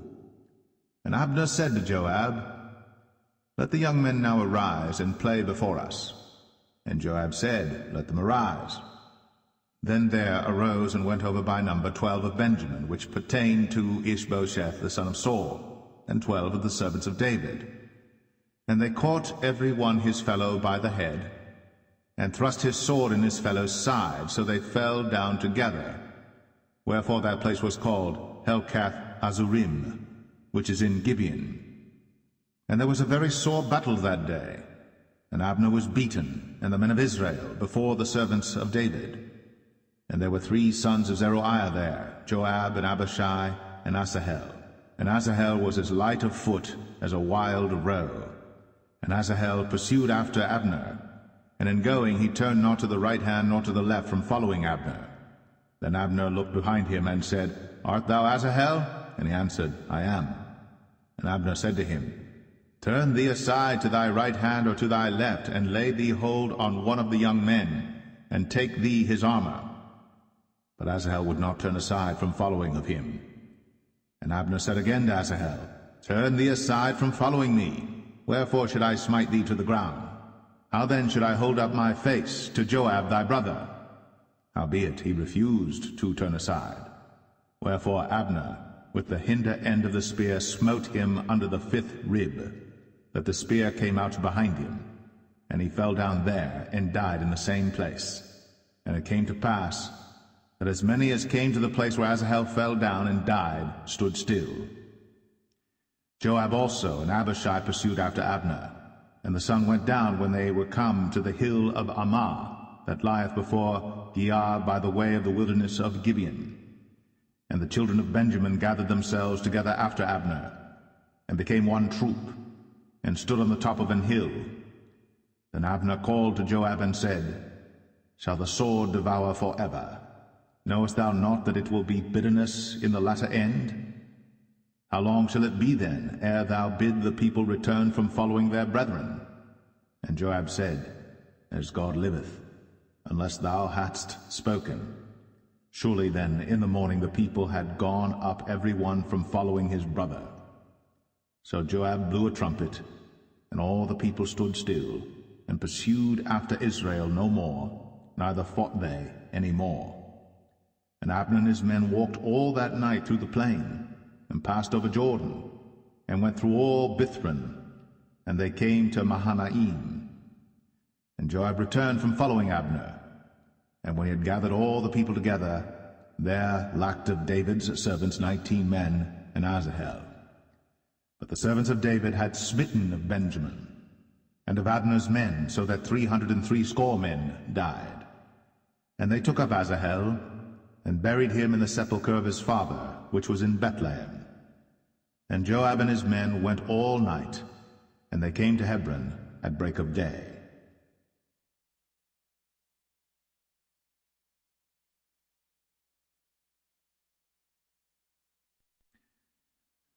2 Samuel 3. Now there was long war between the house of Saul and the house of David. But David waxed stronger and stronger, and the house of Saul waxed weaker and weaker. And unto David were sons born in Hebron, and his firstborn was Amnon, of Ahinoam the Jezreelitess, and his second Chileab, of Abigail the wife of Nabal the Carmelite, and the third Absalom the son of Maacah the daughter of Talmai king of Geshur, and the fourth Adonijah the son of Haggith, and the fifth Shephatiah the son of Abital, and the sixth Ithream by Eglah David's wife. These were born to David in Hebron. And it came to pass, while there was war between the house of Saul and the house of David, that Abner made himself strong for the house of Saul. And Saul had a concubine, whose name was Rizpah, the daughter of Ai. And Ishbosheth said to Abner, Wherefore hast thou gone in unto my father's concubine? Then was Abner very wroth for the words of Ishbosheth, and said, Am I a dog's head, which against Judah do show kindness this day unto the house of Saul thy father, to his brethren, and to his friends, and have not delivered thee into the hand of David, that thou chargest me today with a fault concerning this woman? So do God to Abner, and more also, except as the Lord hath sworn to David, even so I do to him, to translate the kingdom from the house of Saul, and to set up the throne of David over Israel and over Judah, from Dan even to Beersheba. And he could not answer Abner a word again, because he feared him. And Abner sent messengers to David on his behalf, saying, Whose is the land? Saying also, Make thy league with me, and behold, my hand shall be with thee, to bring about all Israel unto thee. And he said, Well, I will make a league with thee. But one thing I require of thee, that is, thou shalt not see my face, except thou first bring Michal, Saul's daughter, when thou comest to see my face. And David sent messengers to Ishbosheth, Saul's son, saying, Deliver me my wife Michal, which I espoused to me, for 100 foreskins of the Philistines. And Ishbosheth sent and took her from her husband, even from Phaltiel, the son of Laish. And her husband went with her, along weeping, behind her to Bahurim. Then said Abner unto him, Go, return. And he returned. And Abner had communication with the elders of Israel, saying, Ye sought for David in times past to be king over you. Now then do it. For the Lord hath spoken of David, saying, By the hand of my servant David I will save my people Israel out of the hand of the Philistines, and out of the hand of all their enemies. And Abner also spake in the ears of Benjamin. And Abner went also to speak in the ears of David in Hebron all that seemed good to Israel, and that seemed good to the whole house of Benjamin. So Abner came to David to Hebron, and 20 men with him. And David made Abner and the men that were with him a feast. And Abner said unto David, I will arise and go, and will gather all Israel unto my lord the king, that they may make a league with thee, and that thou mayest reign over all that thine heart desireth. And David sent Abner away, and he went in peace. And behold, the servants of David and Joab came from pursuing a troop, and brought in a great spoil with them. But Abner was not with David in Hebron, for he had sent him away, and he was gone in peace. When Joab and all the host that was with him were come, they told Joab, saying, Abner the son of Ner came to the king, and he hath sent him away, and he is gone in peace. Then Joab came to the king and said, What hast thou done? Behold, Abner came unto thee. Why is it that thou hast sent him away, and he is quite gone? Thou knowest Abner the son of Ner, that he came to deceive thee, and to know thy going out and thy coming in, and to know all that thou doest. And when Joab was come out from David, he sent messengers after Abner, which brought him again from the well of Sirah. But David knew it not. And when Abner was returned to Hebron, Joab took him aside in the gate to speak with him quietly, and smote him there under the 5th rib, that he died, for the blood of Asahel his brother. And afterward, when David heard it, he said, I and my kingdom are guiltless before the Lord forever, from the blood of Abner the son of Ner. Let it rest on the head of Joab, and on all his father's house. And let there not fail from the house of Joab one that hath an issue, or that is a leper, or that leaneth on a staff, or that falleth on the sword, or that lacketh bread. So Joab and Abishai his brother slew Abner, because he had slain their brother Asahel at Gibeon in the battle. And David said to Joab and to all the people that were with him, Rend your clothes, and gird you with sackcloth, and mourn before Abner. And King David himself followed the bier. And they buried Abner in Hebron. And the king lifted up his voice, and wept at the grave of Abner. And all the people wept. And the king lamented over Abner, and said, Died Abner as a fool dieth. Thy hands were not bound, nor thy feet put into fetters. As a man falleth before wicked men, so fellest thou. And all the people wept again over him. And when all the people came to cause David to eat meat while it was yet day, David sware, saying, So do God to me, and more also, if I taste bread or aught else, till the sun be down. And all the people took notice of it, and it pleased them, as whatsoever the king did pleased all the people.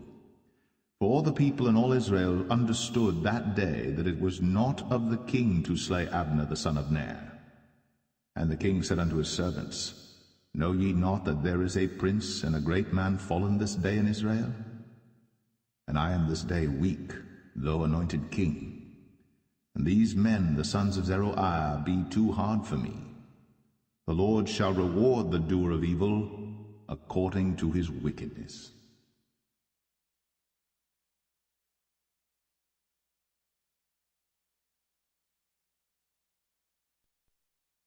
Second Samuel 4. And when Saul's son heard that Abner was dead in Hebron, his hands were feeble, and all the Israelites were troubled. And Saul's son had 2 men that were captains of bands. The name of the one was Baanah, and the name of the other Rechab, the sons of Rimmon, a Beerothite, of the children of Benjamin. For Beeroth also was reckoned to Benjamin. And the Beerothites fled to Gittaim, and were sojourners there until this day. And Jonathan, Saul's son, had a son that was lame of his feet. He was 5 years old when the tidings came of Saul and Jonathan out of Jezreel. And his nurse took him up and fled. And it came to pass, as she made haste to flee, that he fell and became lame. And his name was Mephibosheth. And the sons of Rimmon the Beerothite, Rechab and Baanah, went, and came about the heat of the day to the house of Ishbosheth, who lay on a bed at noon. And they came thither into the midst of the house, as though they would have fetched wheat. And they smote him under the 5th rib. And Rechab and Baanah his brother escaped. For when they came into the house, he lay on his bed in his bedchamber. And they smote him, and slew him, and beheaded him, and took his head, and gat them away through the plain all night.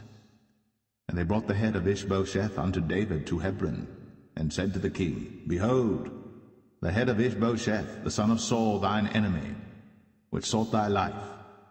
And the Lord hath avenged my lord the king this day of Saul, and of his seed.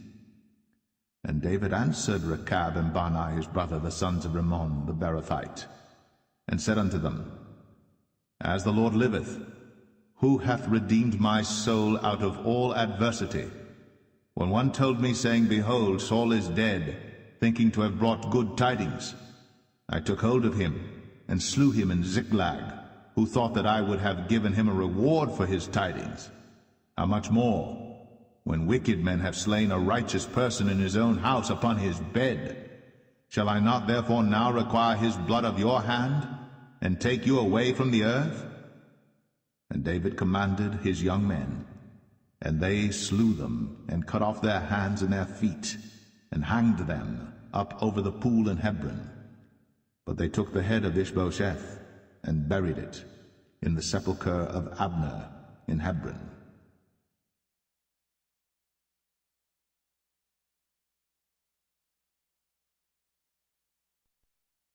Second Samuel 5. Then came all the tribes of Israel to David unto Hebron, and spake, saying, Behold, we are thy bone and thy flesh. Also in time past, when Saul was king over us, thou wast he that leddest out and broughtest in Israel. And the Lord said to thee, Thou shalt feed my people Israel, and thou shalt be a captain over Israel. So all the elders of Israel came to the king to Hebron, and King David made a league with them in Hebron before the Lord, and they anointed David king over Israel. David was 30 years old when he began to reign, and he reigned 40 years.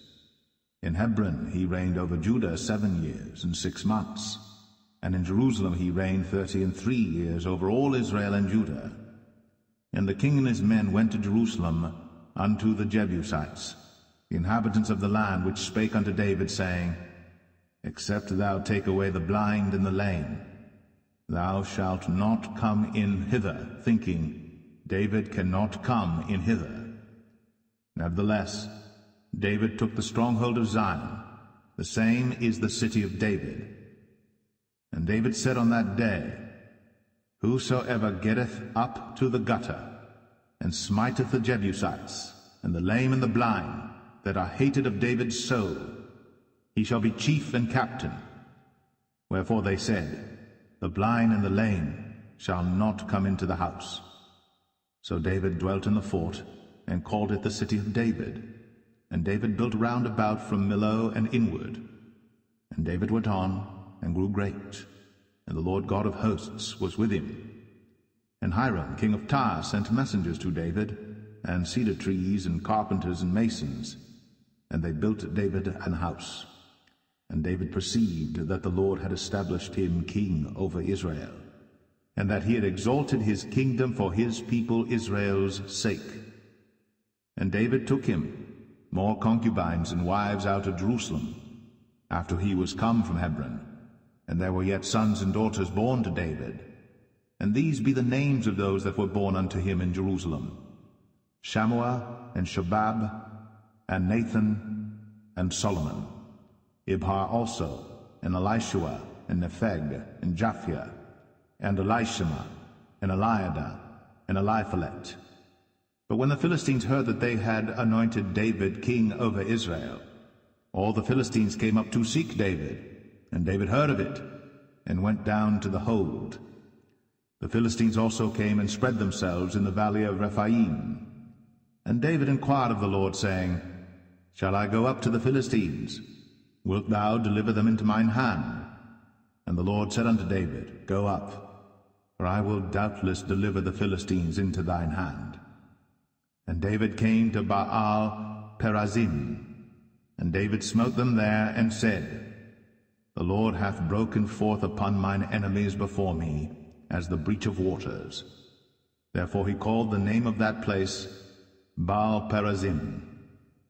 And there they left their images, and David and his men burned them. And the Philistines came up yet again, and spread themselves in the valley of Rephaim.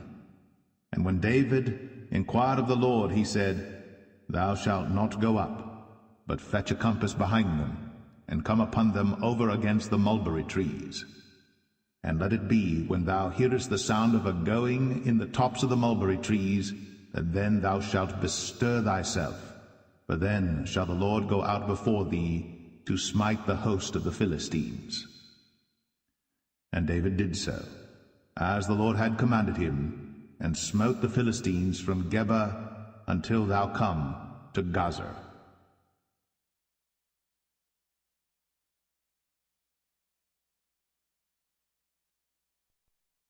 Second Samuel 6. Again David gathered together all the chosen men of Israel, 30,000. And David arose and went with all the people that were with him from Paulett of Judah, to bring up from thence the ark of God, whose name is called by the name of the Lord of hosts, that dwelleth between the cherubims.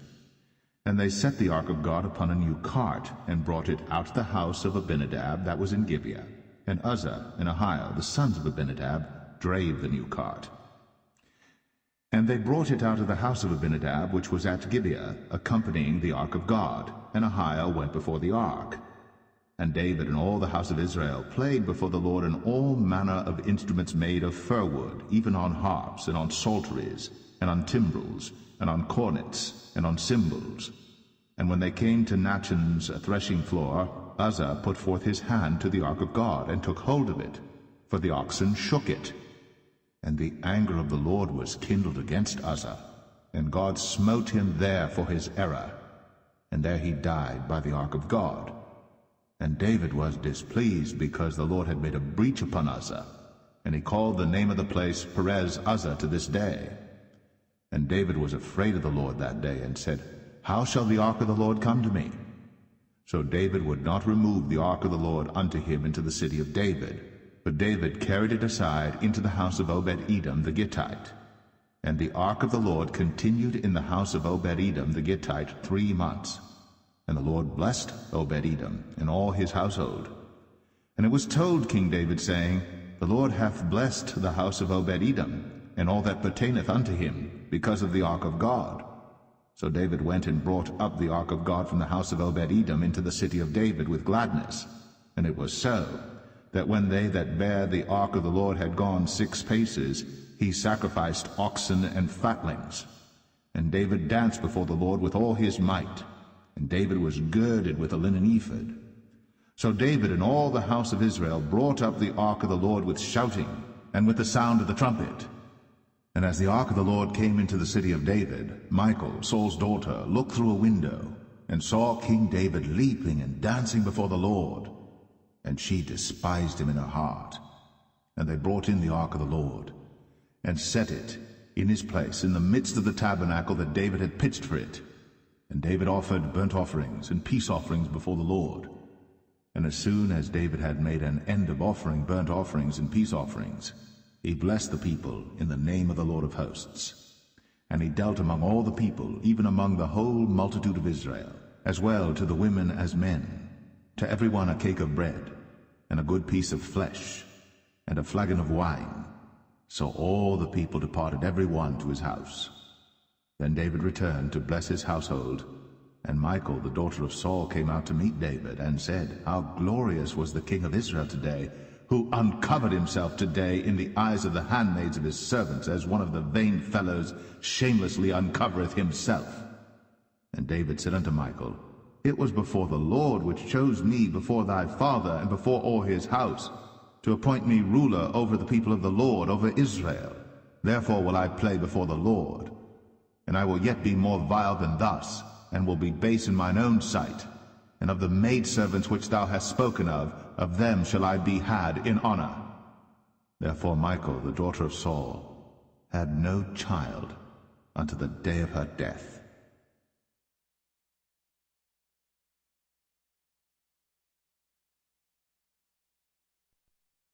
Second Samuel 7.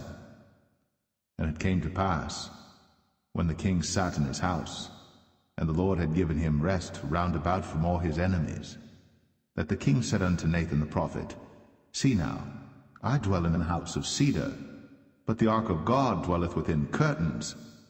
And Nathan said to the king, Go, do all that is in thine heart, for the Lord is with thee.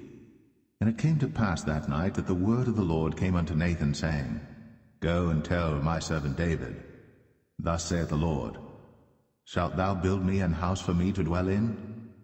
Whereas I have not dwelt in any house since the time that I brought up the children of Israel out of Egypt, even to this day, but have walked in a tent and in a tabernacle. In all the places wherein I have walked with all the children of Israel spake I a word with any of the tribes of Israel, whom I commanded to feed my people Israel, saying, Why build ye not me an house of cedar?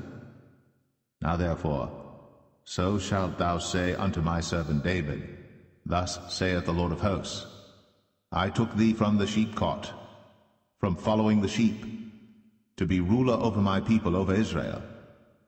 And I was with thee whithersoever thou wentest, and have cut off all thine enemies out of thy sight, and have made thee a great name, like unto the name of the great men that are in the earth.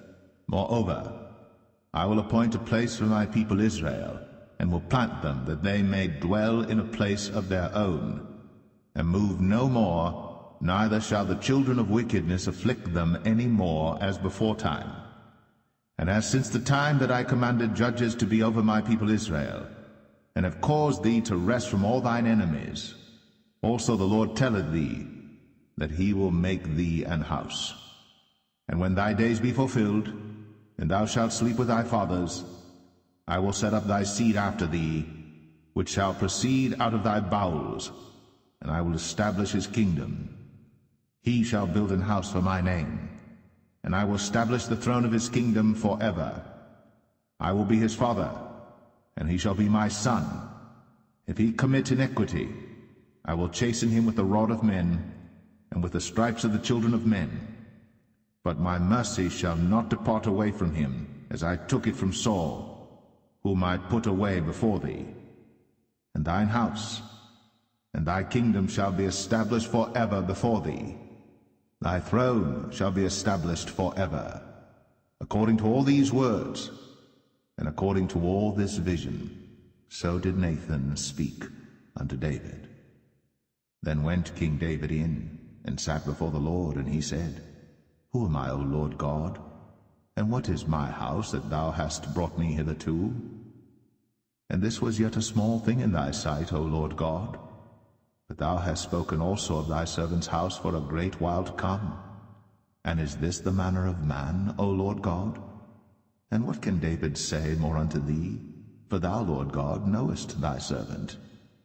For thy word's sake, and according to thine own heart, hast thou done all these great things, to make thy servant know them. Wherefore thou art great, O Lord God. For there is none like thee, neither is there any God beside thee, according to all that we have heard with our ears. And what one nation in the earth is like thy people, even like Israel, whom God went to redeem for a people to himself, and to make him a name, and to do for you great things and terrible for thy land, before thy people, which thou redeemedst to thee from Egypt, from the nations and their gods. For thou hast confirmed to thyself thy people Israel to be a people unto thee forever, and thou, Lord, art become their God. And now, O Lord God, the word that thou hast spoken concerning thy servant and concerning his house, establish it forever, and do as thou hast said. And let thy name be magnified forever, saying, The Lord of hosts is the God of Israel. And let the house of thy servant David be established before thee. For thou, O Lord of hosts, God of Israel, hast revealed to thy servant, saying, I will build thee an house. Therefore hath thy servant found in his heart to pray this prayer unto thee. And now, O Lord God, thou art that God, and thy words be true, and thou hast promised this goodness unto thy servant.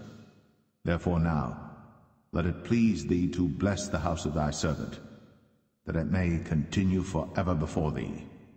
For thou, O Lord God, hast spoken it, and with thy blessing let the house of thy servant be blessed forever.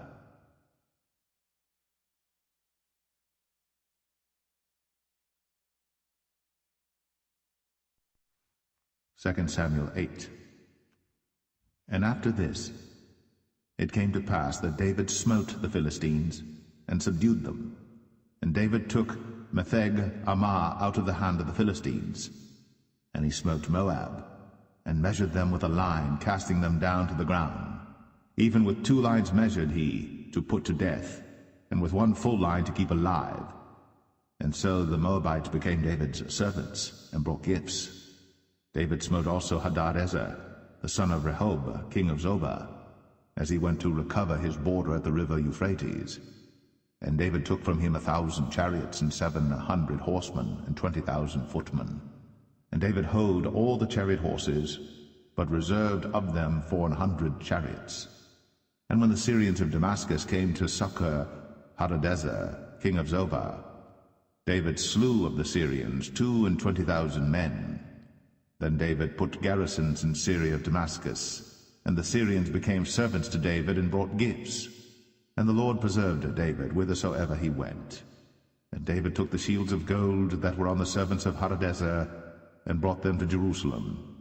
And from Betah and from Berothai, cities of Hadadezer, King David took exceeding much brass. When Toi, king of Hamath, heard that David had smitten all the host of Hadadezer, then Toi sent Joram his son unto King David to salute him and to bless him, because he had fought against Hadadezer and smitten him. For Hadadezer had wars with Toi, and Joram brought with him vessels of silver, and vessels of gold, and vessels of brass, which also King David did dedicate unto the Lord, with the silver and gold that he had dedicated of all nations which he subdued, of Syria, and of Moab, and of the children of Ammon, and of the Philistines, and of Amalek, and of the spoil of Hadadezer, son of Rehob, king of Zobah. And David gat him a name when he returned from smiting of the Syrians in the valley of Salt, being 18,000 men. And he put garrisons in Edom. Throughout all Edom put he garrisons, and all they of Edom became David's servants. And the Lord preserved David whithersoever he went. And David reigned over all Israel. And David executed judgment and justice unto all his people. And Joab the son of Zeruiah was over the host. And Jehoshaphat the son of Ahilud was recorder. And Zadok the son of Ahitub, and Ahimelech the son of Abiathar were the priests. And Seraiah was the scribe.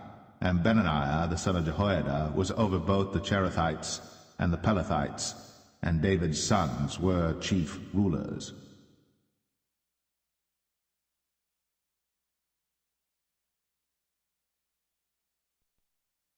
2 Samuel 9. And David said, Is there yet any that is left of the house of Saul, that I may show him kindness for Jonathan's sake? And there was of the house of Saul a servant whose name was Ziba. And when they had called him unto David, the king said unto him, Art thou Ziba? And he said, Thy servant is he. And the king said, Is there not yet any of the house of Saul, that I may show the kindness of God unto him? And Ziba said unto the king, Jonathan hath yet a son which is lame on his feet. And the king said unto him, Where is he? And Ziba said unto the king, Behold, he is in the house of Machir, the son of Ammiel, in Lo-debar. Then King David sent and fetched him out of the house of Machir, the son of Ammiel, from Lo-debar. Now when Mephibosheth, the son of Jonathan, the son of Saul, was come unto David, he fell on his face and did reverence. And David said, Mephibosheth. And he answered, Behold, thy servant. And David said unto him, Fear not, for I will surely show thee kindness for Jonathan thy father's sake, and will restore thee all the land of Saul thy father, and thou shalt eat bread at my table continually. And he bowed himself and said, What is thy servant, that thou shouldst look upon such a dead dog as I am? Then the king called to Ziba, Saul's servant, and said unto him, I have given unto thy master's son all that pertained to Saul, and to all his house. Thou therefore, and thy sons and thy servants, shall till the land for him, and thou shalt bring in the fruits, that thy master's son may have food to eat. But Mephibosheth, thy master's son, shall eat bread always at my table. Now Ziba had 15 sons and 20 servants. Then said Ziba unto the king, According to all that my lord the king hath commanded his servant, so shall thy servant do. As for Mephibosheth, said the king, he shall eat at my table as one of the king's sons. And Mephibosheth had a young son whose name was Micah. And all that dwelt in the house of Ziba were servants unto Mephibosheth. So Mephibosheth dwelt in Jerusalem, for he did eat continually at the king's table, and was lame on both his feet.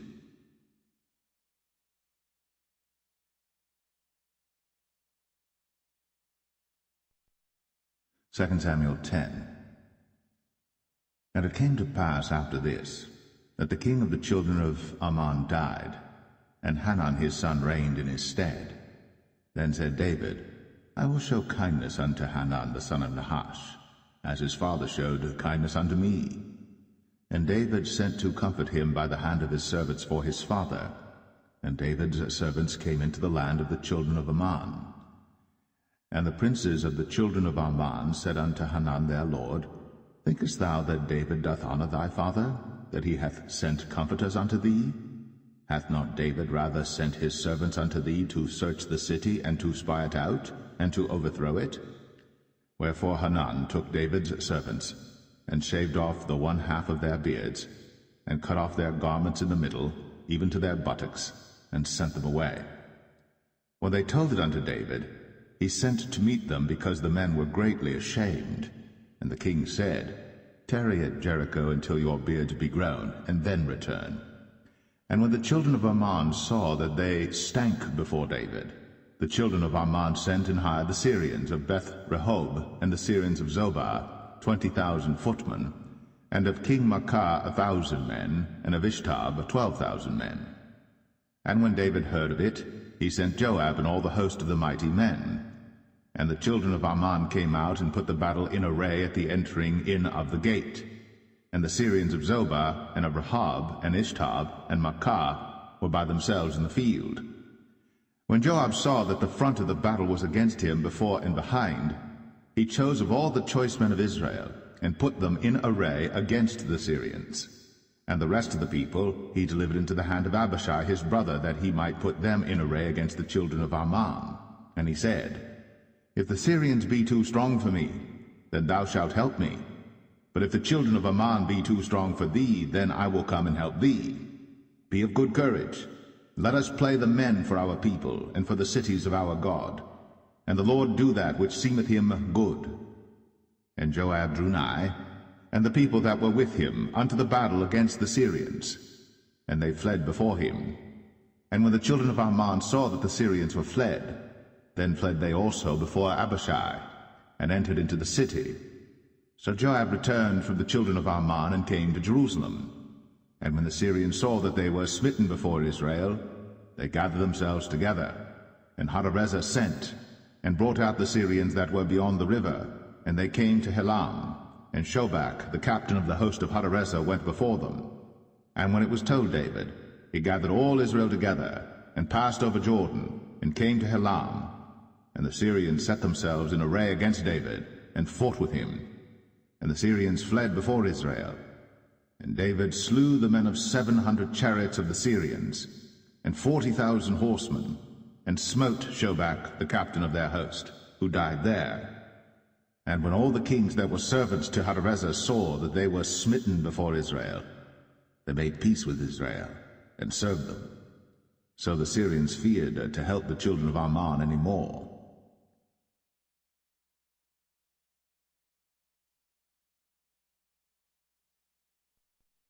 Second Samuel 11. And it came to pass, after the year was expired, at the time when kings go forth to battle, that David sent Joab and his servants with him, and all Israel. And they destroyed the children of Ammon, and besieged Rabbah. But David tarried still at Jerusalem. And it came to pass in an evening tide that David arose from off his bed, and walked upon the roof of the king's house.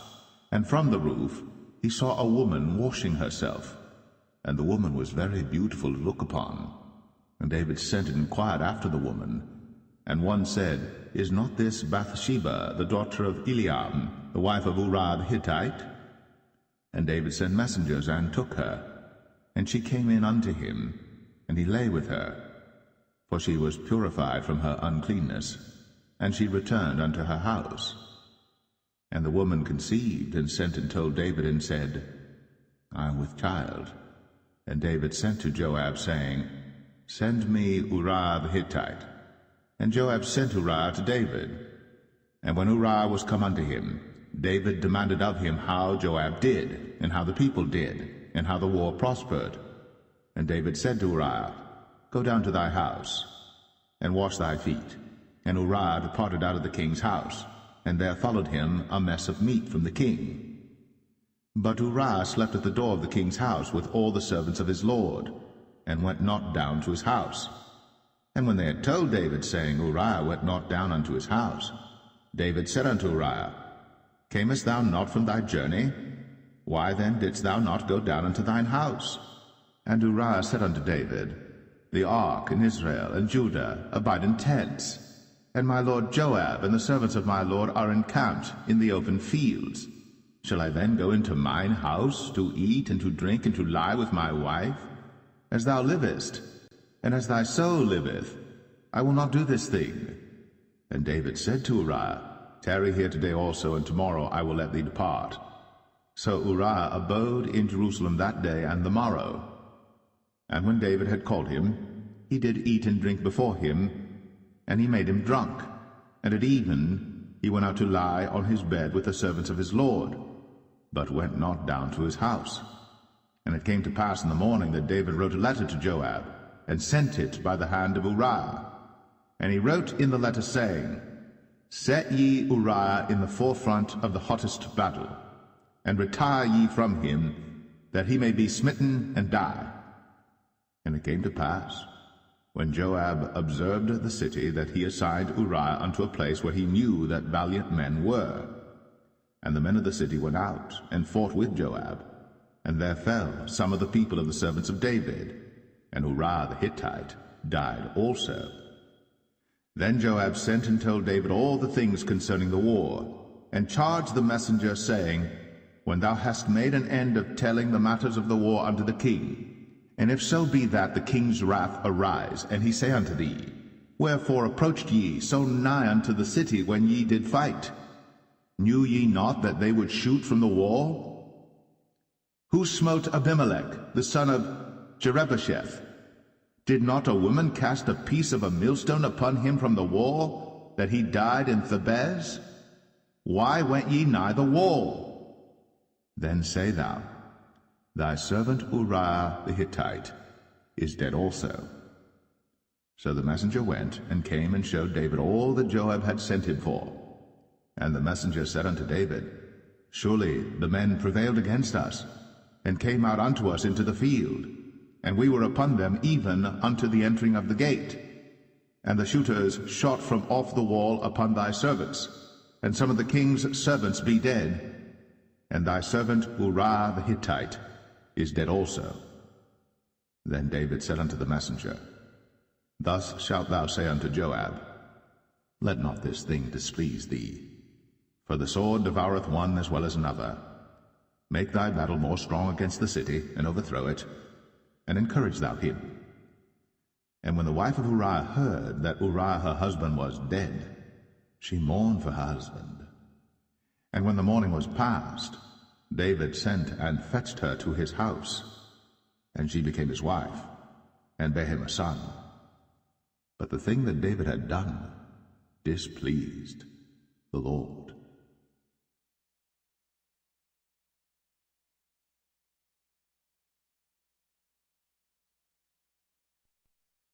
2 Samuel 12. And the Lord sent Nathan unto David, and he came unto him, and said unto him, There were 2 men in one city, the one rich and the other poor. The rich man had exceeding many flocks and herds, but the poor man had nothing save one little ewe lamb, which he had bought and nourished up. And it grew up together with him, and with his children. It did eat of his own meat, and drank of his own cup, and lay in his bosom, and was unto him as a daughter. And there came a traveller unto the rich man, and he spared to take of his own flock and of his own herd to dress for the wayfaring man that was come unto him, but took the poor man's lamb, and dressed it for the man that was come to him. And David's anger was greatly kindled against the man, and he said to Nathan, As the Lord liveth, the man that hath done this thing shall surely die, and he shall restore the lamb fourfold, because he did this thing, and because he had no pity. And Nathan said to David, Thou art the man. Thus saith the Lord God of Israel, I anointed thee king over Israel, and I delivered thee out of the hand of Saul. And I gave thee thy master's house, and thy master's wives into thy bosom, and gave thee the house of Israel and of Judah. And if that had been too little, I would moreover have given unto thee such and such things. Wherefore hast thou despised the commandment of the Lord to do evil in his sight? Thou hast killed Uriah the Hittite with the sword, and hast taken his wife to be thy wife, and hast slain him with the sword of the children of Ammon. Now therefore the sword shall never depart from thine house, because thou hast despised me, and hast taken the wife of Uriah the Hittite to be thy wife. Thus saith the Lord, Behold, I will raise up evil against thee out of thine own house, and I will take thy wives before thine eyes, and give them unto thy neighbor, and he shall lie with thy wives in the sight of this sun. For thou didst it secretly, but I will do this thing before all Israel, and before the sun. And David said unto Nathan, I have sinned against the Lord. And Nathan said unto David, The Lord also hath put away thy sin. Thou shalt not die. Howbeit, because by this deed thou hast given great occasion to the enemies of the Lord to blaspheme, the child also that is born unto thee shall surely die. And Nathan departed unto his house. And the Lord struck the child that Uriah's wife bare unto David, and it was very sick. David therefore besought God for the child.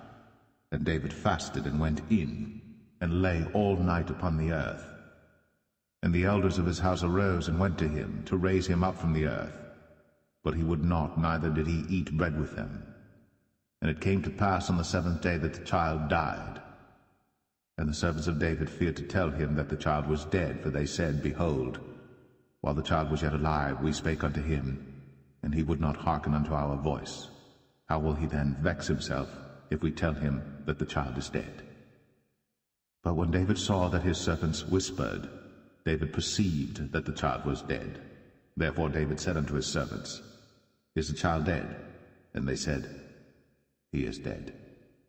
Then David arose from the earth, and washed, and anointed himself, and changed his apparel, and came into the house of the Lord, and worshipped.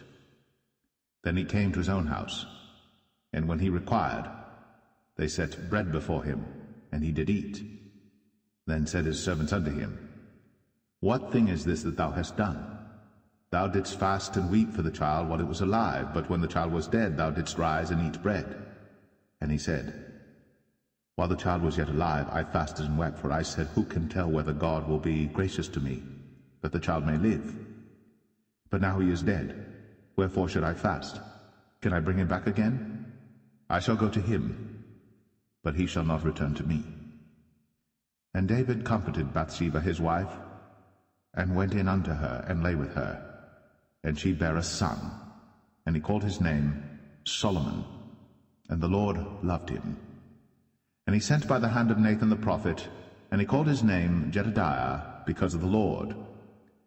And Joab fought against Rabbah of the children of Ammon, and took the royal city.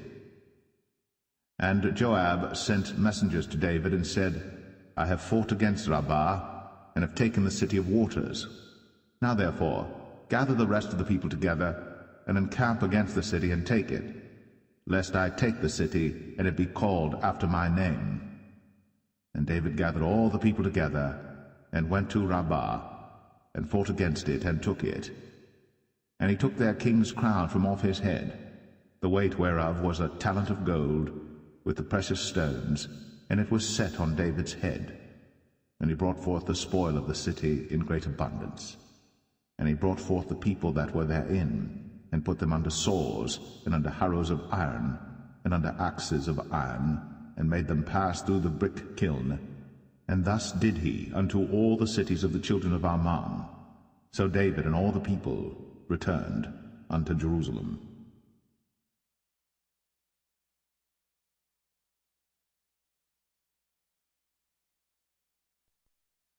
2 Samuel 13.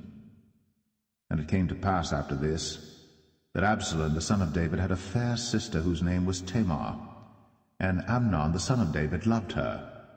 And Amnon was so vexed that he fell sick for his sister Tamar, for she was a virgin, and Amnon thought it hard for him to do anything to her. But Amnon had a friend whose name was Jonadab, the son of Shimea, David's brother. And Jonadab was a very subtle man. And he said unto him, Why art thou, being the king's son, lean from day to day? Wilt thou not tell me? And Amnon said unto him, I love Tamar, my brother Absalom's sister. And Jonadab said unto him, Lay thee down on thy bed, and make thyself sick. And when thy father cometh to see thee, say unto him, I pray thee, let my sister Tamar come and give me meat, and dress the meat in my sight, that I may see it, and eat it at her hand. So Amnon lay down, and made himself sick. And when the king was come to see him, Amnon said unto the king, I pray thee, let Tamar my sister come, and make me a couple of cakes in my sight, that I may eat at her hand. Then David sent home to Tamar, saying, Go now to thy brother Amnon's house, and dress him meat. So Tamar went to her brother Amnon's house, and he was laid down. And she took flour, and kneaded it, and made cakes in his sight, and did bake the cakes. And she took a pan, and poured them out before him. But he refused to eat. And Amnon said, Have out all men from me. And they went out every man from him. And Amnon said unto Tamar, Bring the meat into the chamber, that I may eat of thine hand. And Tamar took the cakes which she had made, and brought them into the chamber to Amnon her brother. And when she had brought them unto him to eat, he took hold of her, and said unto her, Come, lie with me, my sister. And she answered him, Nay, my brother, do not force me, for no such thing ought to be done in Israel. Do not thou this folly. And I, whither shall I cause my shame to go? And as for thee, thou shalt be as one of the fools in Israel. Now therefore I pray thee, speak unto the king, for he will not withhold me from thee. Howbeit, he would not hearken unto her voice, but being stronger than she, forced her, and lay with her. Then Amnon hated her exceedingly, so that the hatred wherewith he hated her was greater than the love wherewith he had loved her. And Amnon said unto her, Arise, be gone. And she said unto him, There is no cause. This evil in sending me away is greater than the other that thou didst unto me. But he would not hearken unto her. Then he called his servant that ministered unto him, and said, Put now this woman out from me, and bolt the door after her. And she had a garment of divers colors upon her, for with such robes were the king's daughters that were virgins apparelled. Then his servant brought her out, and bolted the door after her. And Tamar put ashes on her head, and rent her garment of divers colors that was on her, and laid her hand on her head, and went on crying. And Absalom, her brother, said unto her, Hath Amnon thy brother been with thee? But hold now thy peace, my sister. He is thy brother. Regard not this thing. So Tamar remained desolate in her brother Absalom's house. But when King David heard of all these things, he was very wroth. And Absalom spake unto his brother Amnon, neither good nor bad, for Absalom hated Amnon, because he had forced his sister Tamar. And it came to pass after 2 full years, that Absalom had sheep shearers in Baal Hazor, which is beside Ephraim. And Absalom invited all the king's sons. And Absalom came to the king and said, Behold now, thy servant hath sheep shearers. Let the king, I beseech thee, and his servants go with thy servant. And the king said to Absalom, Nay, my son, let us not all now go, lest we be chargeable unto thee. And he pressed him, howbeit he would not go, but blessed him. Then said Absalom, If not, I pray thee, let my brother Amnon go with us. And the king said unto him, Why should he go with thee? But Absalom pressed him that he let Amnon and all the king's sons go with him. Now Absalom had commanded his servant, saying, Mark ye now, when Amnon's heart is merry with wine, and when I say unto you, Smite Amnon, then kill him. Fear not.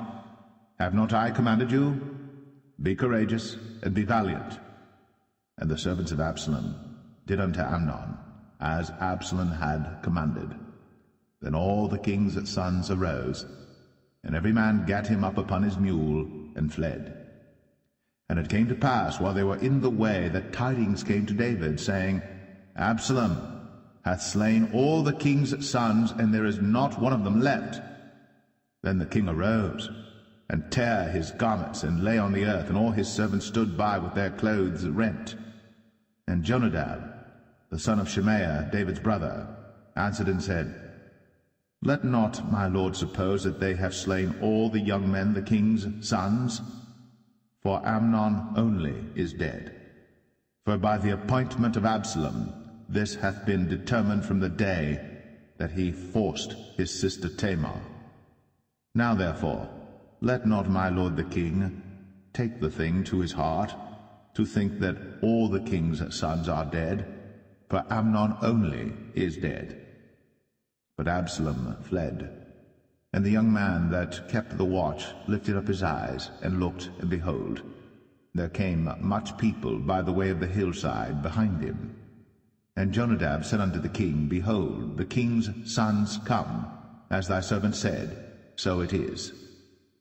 And it came to pass, as soon as he had made an end of speaking, that, behold, the king's sons came, and lifted up their voice, and wept.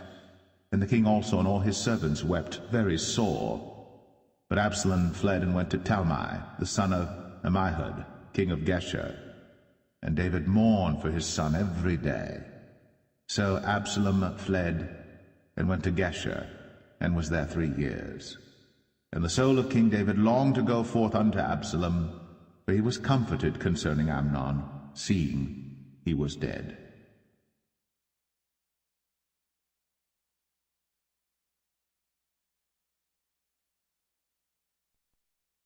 Second Samuel 14. Now Joab the son of Zeruiah perceived that the king's heart was toward Absalom. And Joab sent to Tekoa, and fetched thence a wise woman, and said unto her, I pray thee, feign thyself to be a mourner, and put on now mourning apparel, and anoint not thyself with oil, but be as a woman that had a long time mourned for the dead, and come to the king, and speak on this manner unto him. So Joab put the words in her mouth. And when the woman of Tekoa spake to the king, she fell on her face to the ground, and did obeisance, and said, Help, O king. And the king said unto her, What aileth thee? And she answered, I am indeed a widow woman, and mine husband is dead. And thy handmaid had 2 sons, and they 2 strove together in the field, and there was none to part them. But the one smote the other, and slew him. And behold, the whole family is risen against thine handmaid. And they said, Deliver him that smote his brother, that we may kill him for the life of his brother whom he slew. And we will destroy the heir also. And so they shall quench my coal which is left, and shall not leave to my husband neither name nor remainder upon the earth. And the king said unto the woman, Go to thine house, and I will give charge concerning thee. And the woman of Tekoa said unto the king, My lord, O king, the iniquity be on me, and on my father's house, and the king and his throne be guiltless. And the king said, Whosoever saith aught unto thee, bring him to me, and he shall not touch thee any more. Then said she, I pray thee, let the king remember the Lord thy God, that thou wouldst not suffer the revengers of blood to destroy any more, lest they destroy my son. And he said, As the Lord liveth, there shall not one hair of thy son fall to the earth. Then the woman said, Let thine handmaid, I pray thee, speak one word unto my lord the king. And he said, Say on. And the woman said, Wherefore then hast thou thought such a thing against the people of God? For the king doth speak this thing as one which is faulty, in that the king doth not fetch home again his banished. For we must needs die, and are as water spilt on the ground, which cannot be gathered up again. Neither doth God respect any person, yet doth he devise means that his banished be not expelled from him. Now therefore that I am come to speak of this thing unto my lord the king, it is because the people have made me afraid. And thy handmaid said, I will now speak unto the king. It may be that the king will perform the request of his handmaid. For the king will hear to deliver his handmaid out of the hand of the man that would destroy me and my son together out of the inheritance of God. Then thine handmaid said, The word of my lord the king shall now be comfortable. For as an angel of God, so is my lord the king to discern good and bad. Therefore the Lord thy God will be with thee. Then the king answered and said unto the woman, Hide not from me, I pray thee, the thing that I shall ask thee. And the woman said, Let my lord the king now speak. And the king said, Is not the hand of Joab with thee in all this? And the woman answered and said, As thy soul liveth, my lord the king, none can turn to the right hand or to the left from aught that my lord the king hath spoken. For thy servant Joab, he bade me, and he put all these words in the mouth of thine handmaid. To fetch about this form of speech hath thy servant Joab done this thing. And my lord is wise, according to the wisdom of an angel of God, to know all things that are in the earth. And the king said unto Joab, Behold now, I have done this thing. Go therefore, bring the young man Absalom again. And Joab fell to the ground on his face, and bowed himself, and thanked the king. And Joab said, Today thy servant knoweth that I have found grace in thy sight, my lord, O king, in that the king hath fulfilled the request of his servant. So Joab arose and went to Geshur, and brought Absalom to Jerusalem. And the king said, Let him turn to his own house, and let him not see my face. So Absalom returned to his own house, and saw not the king's face. But in all Israel there was none to be so much praised as Absalom for his beauty. From the sole of his foot even to the crown of his head, there was no blemish in him. And when he polled his head, for it was at every year's end that he polled it, because the hair was heavy on him, therefore he polled it, he weighed the hair of his head at 200 shekels after the king's weight. And unto Absalom there were born 3 sons, and 1 daughter, whose name was Tamar. She was a woman of a fair countenance. So Absalom dwelt 2 full years in Jerusalem, and saw not the king's face. Therefore Absalom sent for Joab to have sent him to the king, but he would not come to him. And when he sent again the second time, he would not come. Therefore he said unto his servants, See, Joab's field is near mine, and he hath barley there. Go and set it on fire. And Absalom's servants set the field on fire.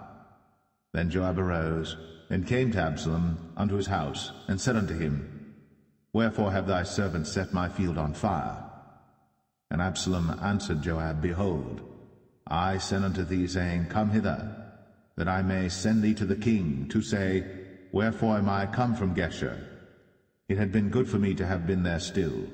Now therefore let me see the king's face, and if there be any iniquity in me, let him kill me. So Joab came to the king, and told him. And when he had called for Absalom, he came to the king, and bowed himself on his face to the ground before the king. And the king kissed Absalom.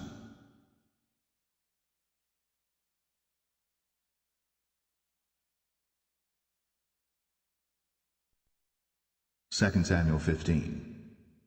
And it came to pass after this, that Absalom prepared him chariots and horses, and 15 men to run before him. And Absalom rose up early, and stood beside the way of the gate. And it was so, that when any man that had a controversy came to the king for judgment, then Absalom called unto him, and said, Of what city art thou?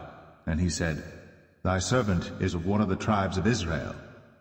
And Absalom said unto him, See, thy matters are good and right, but there is no man deputed of the king to hear thee. Absalom said moreover, O that I were made judge in the land, that every man which hath any suit or cause might come unto me, and I would do him justice.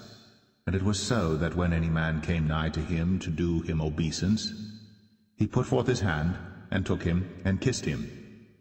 And on this manner did Absalom to all Israel that came to the king for judgment.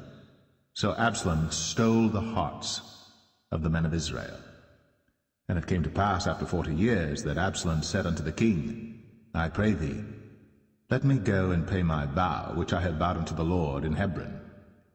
For thy servant vowed a vow while I abode at Geshur in Syria, saying, If the Lord shall bring me again indeed to Jerusalem, then I will serve the Lord.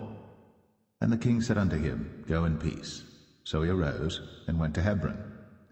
But Absalom sent spies throughout all the tribes of Israel, saying, As soon as ye hear the sound of the trumpet, then ye shall say, Absalom reigneth in Hebron.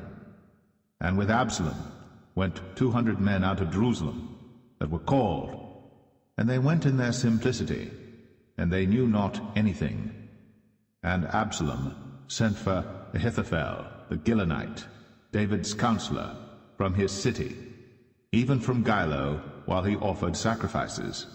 And the conspiracy was strong, for the people increased continually with Absalom. And there came a messenger to David, saying, The hearts of the men of Israel are after Absalom.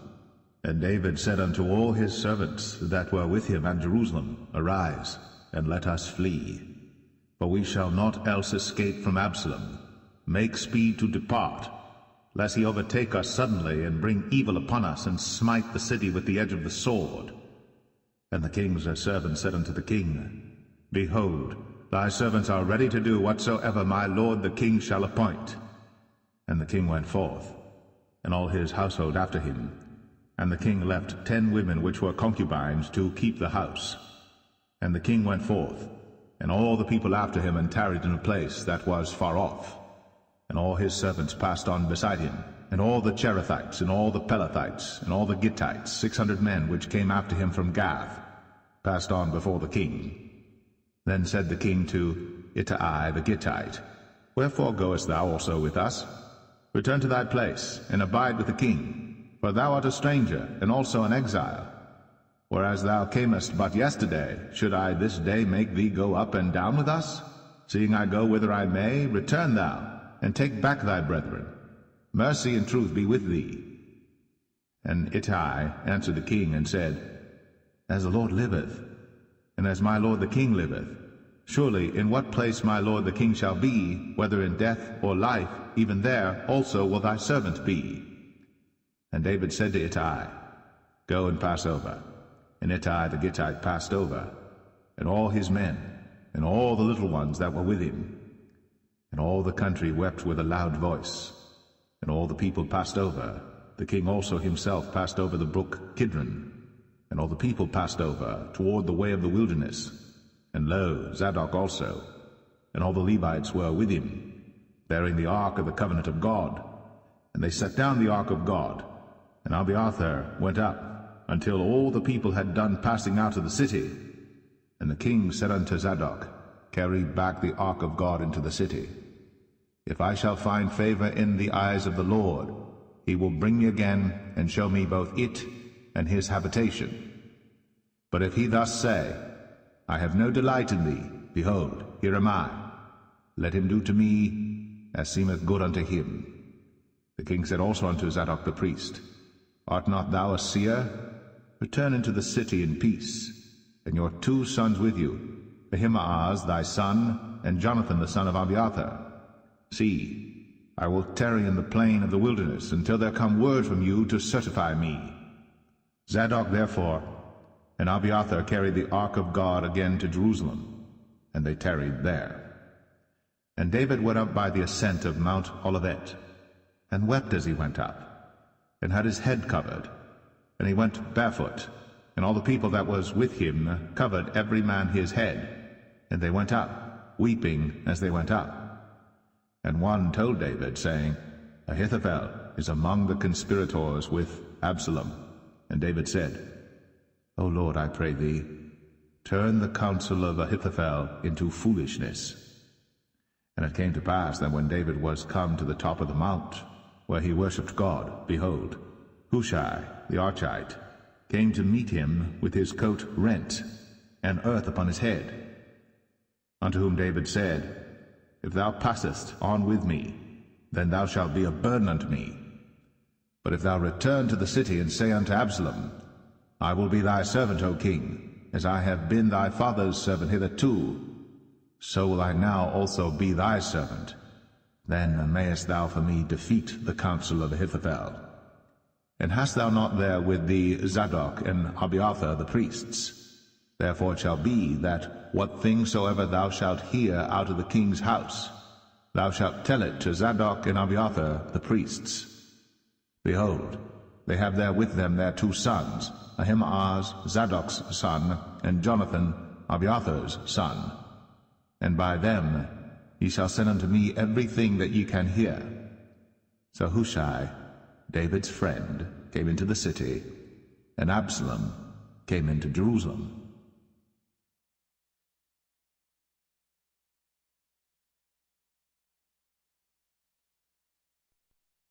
Second Samuel 16. And when David was a little past the top of the hill, behold, Ziba, the servant of Mephibosheth, met him with a couple of asses saddled, and upon them 200 loaves of bread, and 100 bunches of raisins, and 100 of summer fruits, and a bottle of wine. And the king said unto Ziba, What meanest thou by these? And Ziba said, The asses be for the king's household to ride on, and the bread and summer fruit for the young men to eat, and the wine, that such as be faint in the wilderness may drink. And the king said, And where is thy master's son? And Ziba said unto the king, Behold, he abideth at Jerusalem, for he said, Today shall the house of Israel restore me the kingdom of my father.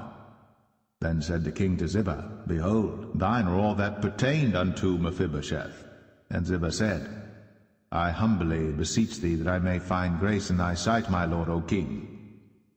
And when King David came to Bahurim, behold, thence came out a man of the family of the house of Saul, whose name was Shimei, the son of Gera. He came forth, and cursed still as he came. And he cast stones at David, and at all the servants of King David. And all the people and all the mighty men were on his right hand and on his left. And thus said Shimei, when he cursed, come out, thou bloody man, and thou man of Belial. The Lord hath returned upon thee all the blood of the house of Saul, in whose stead thou hast reigned.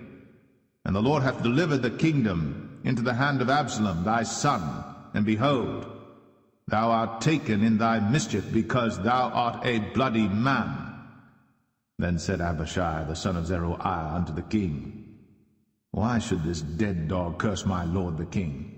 Let me go over, I pray thee, and take off his head. And the king said, What have I to do with you, ye sons of Zeruiah? So let him curse, because the Lord hath said unto him, Curse David. Who shall then say, Wherefore hast thou done so? And David said to Abishai and to all his servants, Behold, my son, which came forth of my bowels, seeketh my life. How much more now may this Benjamite do it? Let him alone, and let him curse. For the Lord hath bidden him. It may be that the Lord will look on mine affliction, and that the Lord will requite me good for his cursing this day. And as David and his men went by the way, Shimei went along on the hills side over against him, and cursed as he went, and threw stones at him, and cast dust. And the king and all the people that were with him came weary, and refreshed themselves there. And Absalom and all the people, the men of Israel, came to Jerusalem, and Ahithophel with him. And it came to pass, when Hushai the Archite, David's friend, was come unto Absalom, that Hushai said unto Absalom, God save the king, God save the king. And Absalom said to Hushai, Is this thy kindness to thy friend? Why wentest thou not with thy friend? And Hushai said unto Absalom, Nay, but whom the Lord and this people, and all the men of Israel choose, his will I be, and with him will I abide. And again, whom should I serve? Should I not serve in the presence of his son? As I have served in thy father's presence, so will I be in thy presence. Then said Absalom to Ahithophel, Give counsel among you what we shall do. And Ahithophel said unto Absalom, Go in unto thy father's concubines, which he hath left to keep the house. And all Israel shall hear that thou art abhorred of thy father. Then shall the hands of all that are with thee be strong. So they spread Absalom a tent upon the top of the house. And Absalom went in unto his father's concubines in the sight of all Israel. And the counsel of Ahithophel, which he counselled in those days, was as if a man had inquired at the oracle of God. So was all the counsel of Ahithophel, both with David and with Absalom.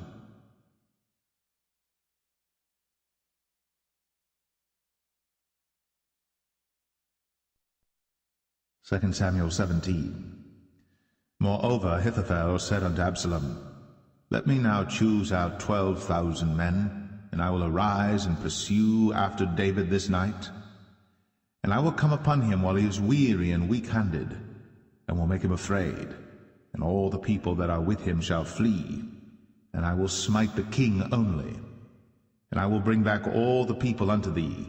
The man whom thou seekest is as if all returned, so all the people shall be in peace. And the saying pleased Absalom well, and all the elders of Israel. Then said Absalom, Call now Hushai the Archite also, and let us hear likewise what he saith. And when Hushai was come to Absalom, Absalom spake unto him, saying, Ahithophel hath spoken after this manner. Shall we do after his saying? If not, speak thou. And Hushai said unto Absalom, The counsel that Ahithophel hath given is not good at this time.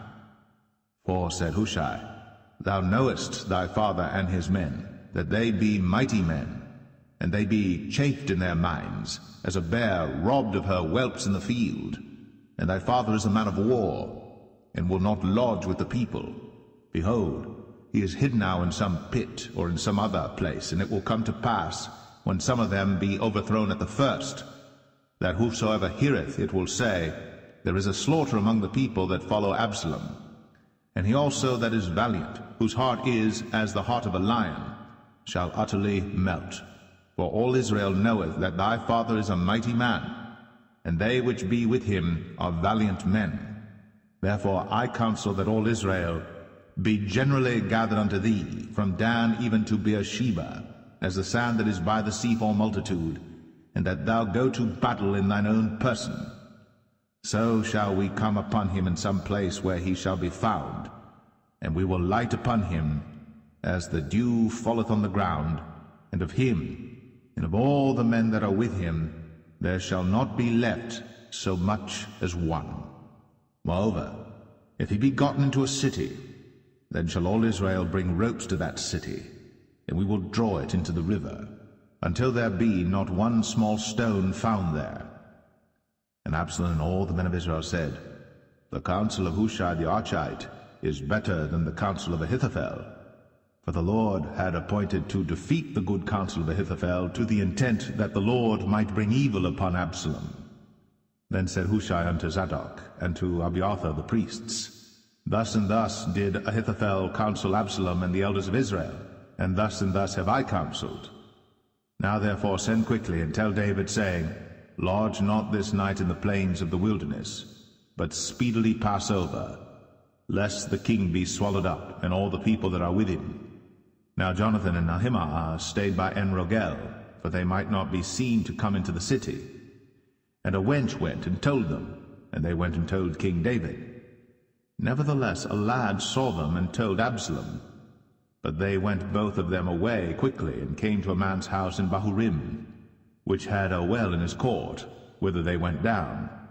And the woman took and spread a covering over the well's mouth, and spread ground corn thereon, and the thing was not known. And when Absalom's servants came to the woman to the house, they said, Where is Ahimaaz and Jonathan? And the woman said unto them, They be gone over the brook of water. And when they had sought and could not find them, they returned to Jerusalem. And it came to pass, after they were departed, that they came up out of the well, and went and told to King David, and said unto David, Arise, and pass quickly over the water, for thus hath Ahithophel counselled against you. Then David arose, and all the people that were with him, and they passed over Jordan. By the morning light there lacked not one of them that was not gone over Jordan. And when Ahithophel saw that his counsel was not followed, he saddled his ass and arose, and gat him home to his house, to his city, and put his household in order, and hanged himself, and died, and was buried in the sepulchre of his father. Then David came to Mahanaim, and Absalom passed over Jordan, he and all the men of Israel with him. And Absalom made Amasa captain of the host instead of Joab, which Amasa was a man's son, whose name was Ithra, an Israelite, that went in to Abigail, the daughter of Nahash, sister to Zeruiah, Joab's mother. So Israel and Absalom pitched in the land of Gilead. And it came to pass, when David was come to Mahanaim, that Shobai the son of Nahash of Rabbah, of the children of Ammon, and Machir the son of Amiel of Lo-debar, and Barzillai the Gileadite of Rogelim, brought beds and basins and earthen vessels, and wheat and barley and flour, and parched corn and beans and lentils and parched pulse, and honey and butter and sheep and cheese of kine for David and for the people that were with him to eat. For they said, The people is hungry and weary and thirsty in the wilderness.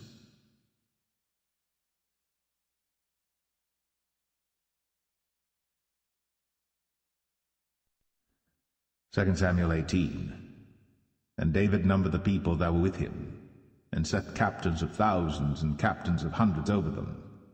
And David sent forth a third part of the people under the hand of Joab, and a third part under the hand of Abishai the son of Zeruiah, Joab's brother, and a third part under the hand of Ittai the Gittite. And the king said unto the people, I will surely go forth with you myself also. But the people answered, Thou shalt not go forth, for if we flee away, they will not care for us, neither if half of us die, will they care for us. But now thou art worth 10,000 of us. Therefore now it is better that thou succor us out of the city.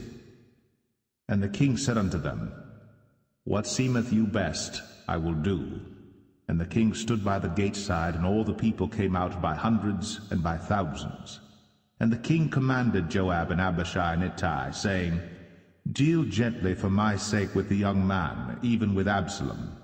And all the people heard when the king gave all the captains charge concerning Absalom.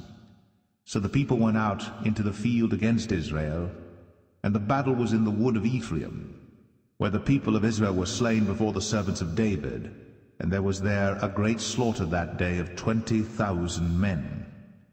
For the battle was there scattered over the face of all the country, and the wood devoured more people that day than the sword devoured. And Absalom met the servants of David, and Absalom rode upon a mule. And the mule went under the thick boughs of a great oak, and his head caught hold of the oak. And he was taken up between the heaven and the earth, and the mule that was under him went away. And a certain man saw it, and told Joab, and said, Behold, I saw Absalom hanged in an oak. And Joab said unto the man that told him, And behold, thou sawest him, and why didst thou not smite him there to the ground? And I would have given thee 10 shekels of silver and a girdle. And the man said unto Joab, Though I should receive 1,000 shekels of silver in mine hand, yet would I not put forth mine hand against the king's son. For in our hearing the king charged thee and Abishai and Ittai, saying, Beware that none touch the young man Absalom. Otherwise I should have wrought falsehood against mine own life. For there is no matter hid from the king, and thou thyself wouldest have set thyself against me. Then said Joab, I may not tarry thus with thee. And he took 3 darts in his hand, and thrust them through the heart of Absalom, while he was yet alive, in the midst of the oak. And 10 young men that bare Joab's armor compassed about, and smote Absalom, and slew him. And Joab blew the trumpet, and the people returned from pursuing after Israel. For Joab held back the people.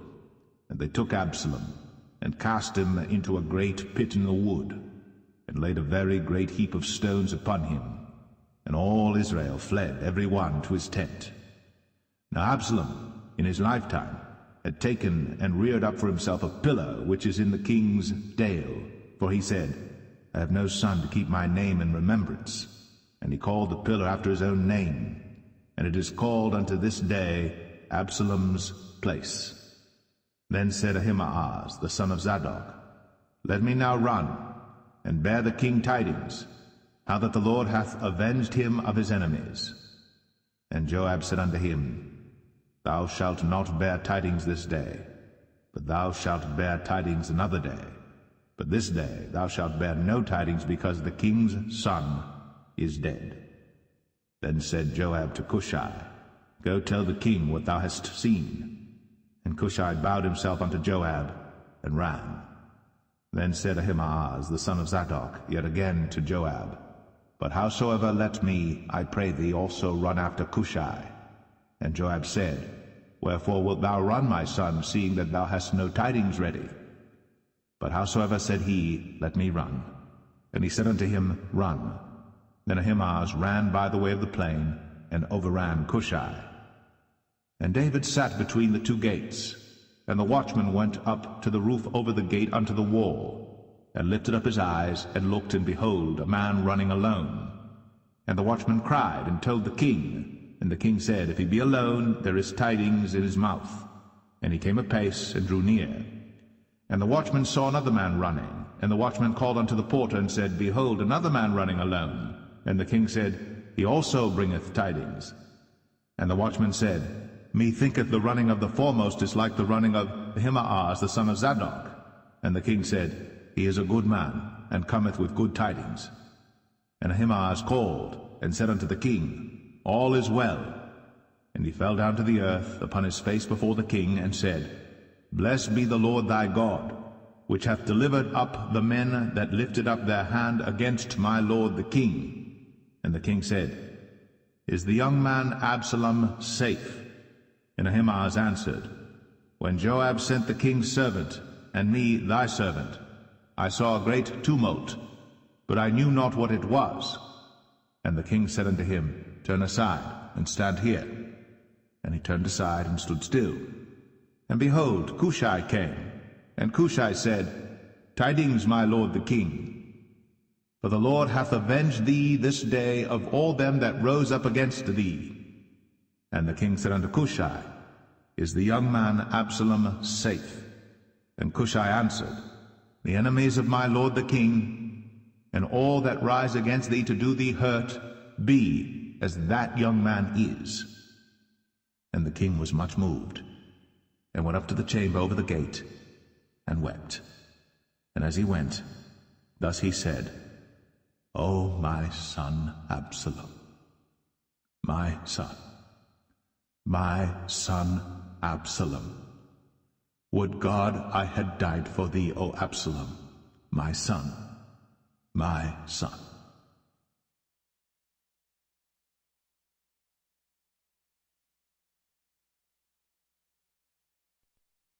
Second Samuel 19. And it was told Joab, Behold, the king weepeth and mourneth for Absalom. And the victory that day was turned into mourning unto all the people, for the people heard say that day how the king was grieved for his son. And the people gat them by stealth that day into the city, as people being ashamed steal away when they flee in battle. But the king covered his face. And the king cried with a loud voice, O my son Absalom, O Absalom, my son, my son. And Joab came into the house to the king, and said, Thou hast shamed this day the faces of all thy servants, which this day have saved thy life, and the lives of thy sons and of thy daughters, and the lives of thy wives, and the lives of thy concubines, in that thou lovest thine enemies, and hatest thy friends.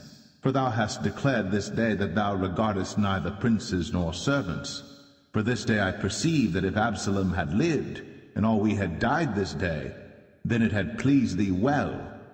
Now therefore arise, go forth, and speak comfortably unto thy servants. For I swear by the Lord, if thou go not forth, there will not tarry one with thee this night. And that will be worse unto thee than all the evil that befell thee from thy youth until now. Then the king arose and sat in the gate. And they told unto all the people, saying, Behold, the king doth sit in the gate. And all the people came before the king, for Israel had fled every man to his tent. And all the people were at strife throughout all the tribes of Israel, saying, The king saved us out of the hand of our enemies, and he delivered us out of the hand of the Philistines, and now he is fled out of the land for Absalom. and Absalom, whom we anointed over us, is dead in battle. Now therefore why speak ye not a word of bringing the king back? And King David sent to Zadok and to Abiathar the priests, saying, Speak unto the elders of Judah, saying, Why are ye the last to bring the king back to his house, seeing the speech of all Israel is come to the king, even to his house? Ye are my brethren, ye are my bones and my flesh. Wherefore then are ye the last to bring back the king? And say ye to Amasa, Art thou not of my bone and of my flesh? God do so to me, and more also, if thou be not captain of the host before me continually in the room of Joab. And he bowed the heart of all the men of Judah, even as the heart of one man, so that they sent this word unto the king, Return thou, and all thy servants. So the king returned, and came to Jordan, and Judah came to Gilgal, to go to meet the king, to conduct the king over Jordan. And Shimei the son of Gera, a Benjamite, which was of Bahurim, hasted and came down with the men of Judah to meet King David. And there were 1,000 men of Benjamin with him, and Ziba the servant of the house of Saul, and his 15 sons and his 20 servants with him. And they went over Jordan before the king. And there went over a ferry boat to carry over the king's household, and to do what he thought good. And Shimei the son of Gera fell down before the king, as he was come over Jordan, and said unto the king, Let not my lord impute iniquity unto me, neither do thou remember that which thy servant did perversely the day that my lord the king went out of Jerusalem, that the king should take it to his heart. For thy servant doth know that I have sinned. Therefore, behold, I am come the first this day of all the house of Joseph, to go down to meet my lord the king. But Abishai the son of Zeruiah answered and said, Shall not Shimei be put to death for this, because he cursed the Lord's anointed? And David said, What have I to do with you, ye sons of Zeruiah, that ye should this day be adversaries unto me? Shall there any man be put to death this day in Israel? For do not I know that I am this day king over Israel? Therefore the king said unto Shimei, Thou shalt not die. And the king sware unto him. And Mephibosheth, the son of Saul, came down to meet the king, and had neither dressed his feet, nor trimmed his beard, nor washed his clothes, from the day the king departed until the day he came again in peace. And it came to pass, when he was come to Jerusalem to meet the king, that the king said unto him, Wherefore wentest not thou with me, Mephibosheth? And he answered, My lord, O king, my servant deceived me. For thy servant said, I will saddle me an ass, that I may ride thereon, and go to the king, because thy servant is lame. And he hath slandered thy servant unto my lord the king.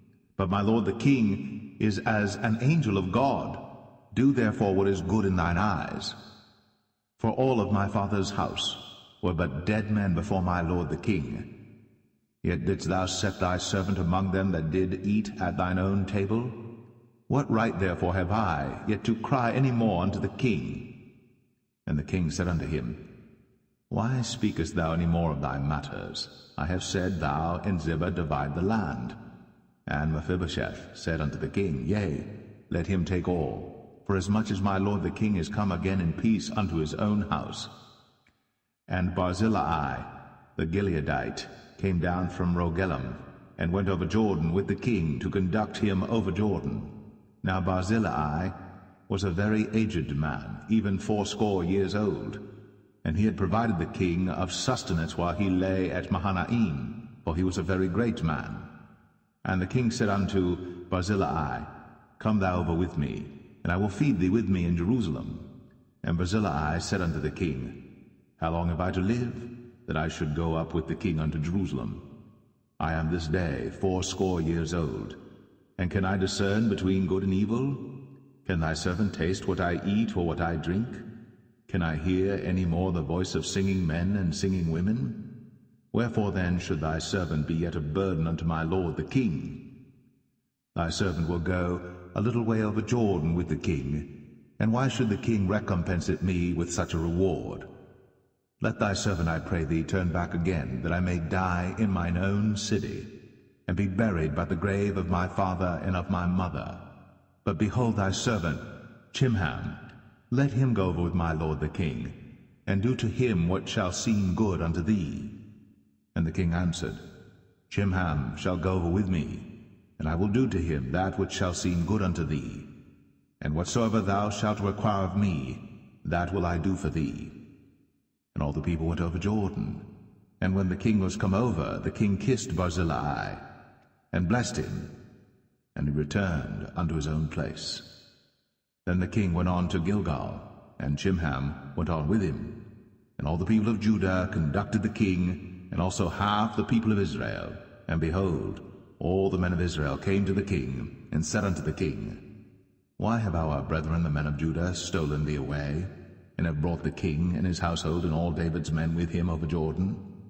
And all the men of Judah answered the men of Israel, Because the king is near of kin to us, wherefore then be ye angry for this matter?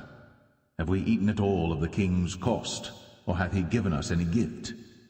And the men of Israel answered the men of Judah, and said, We have 10 parts in the king, and we have also more right in David than ye. Why then did ye despise us, that our advice should not be first had in bringing back our king? And the words of the men of Judah were fiercer than the words of the men of Israel.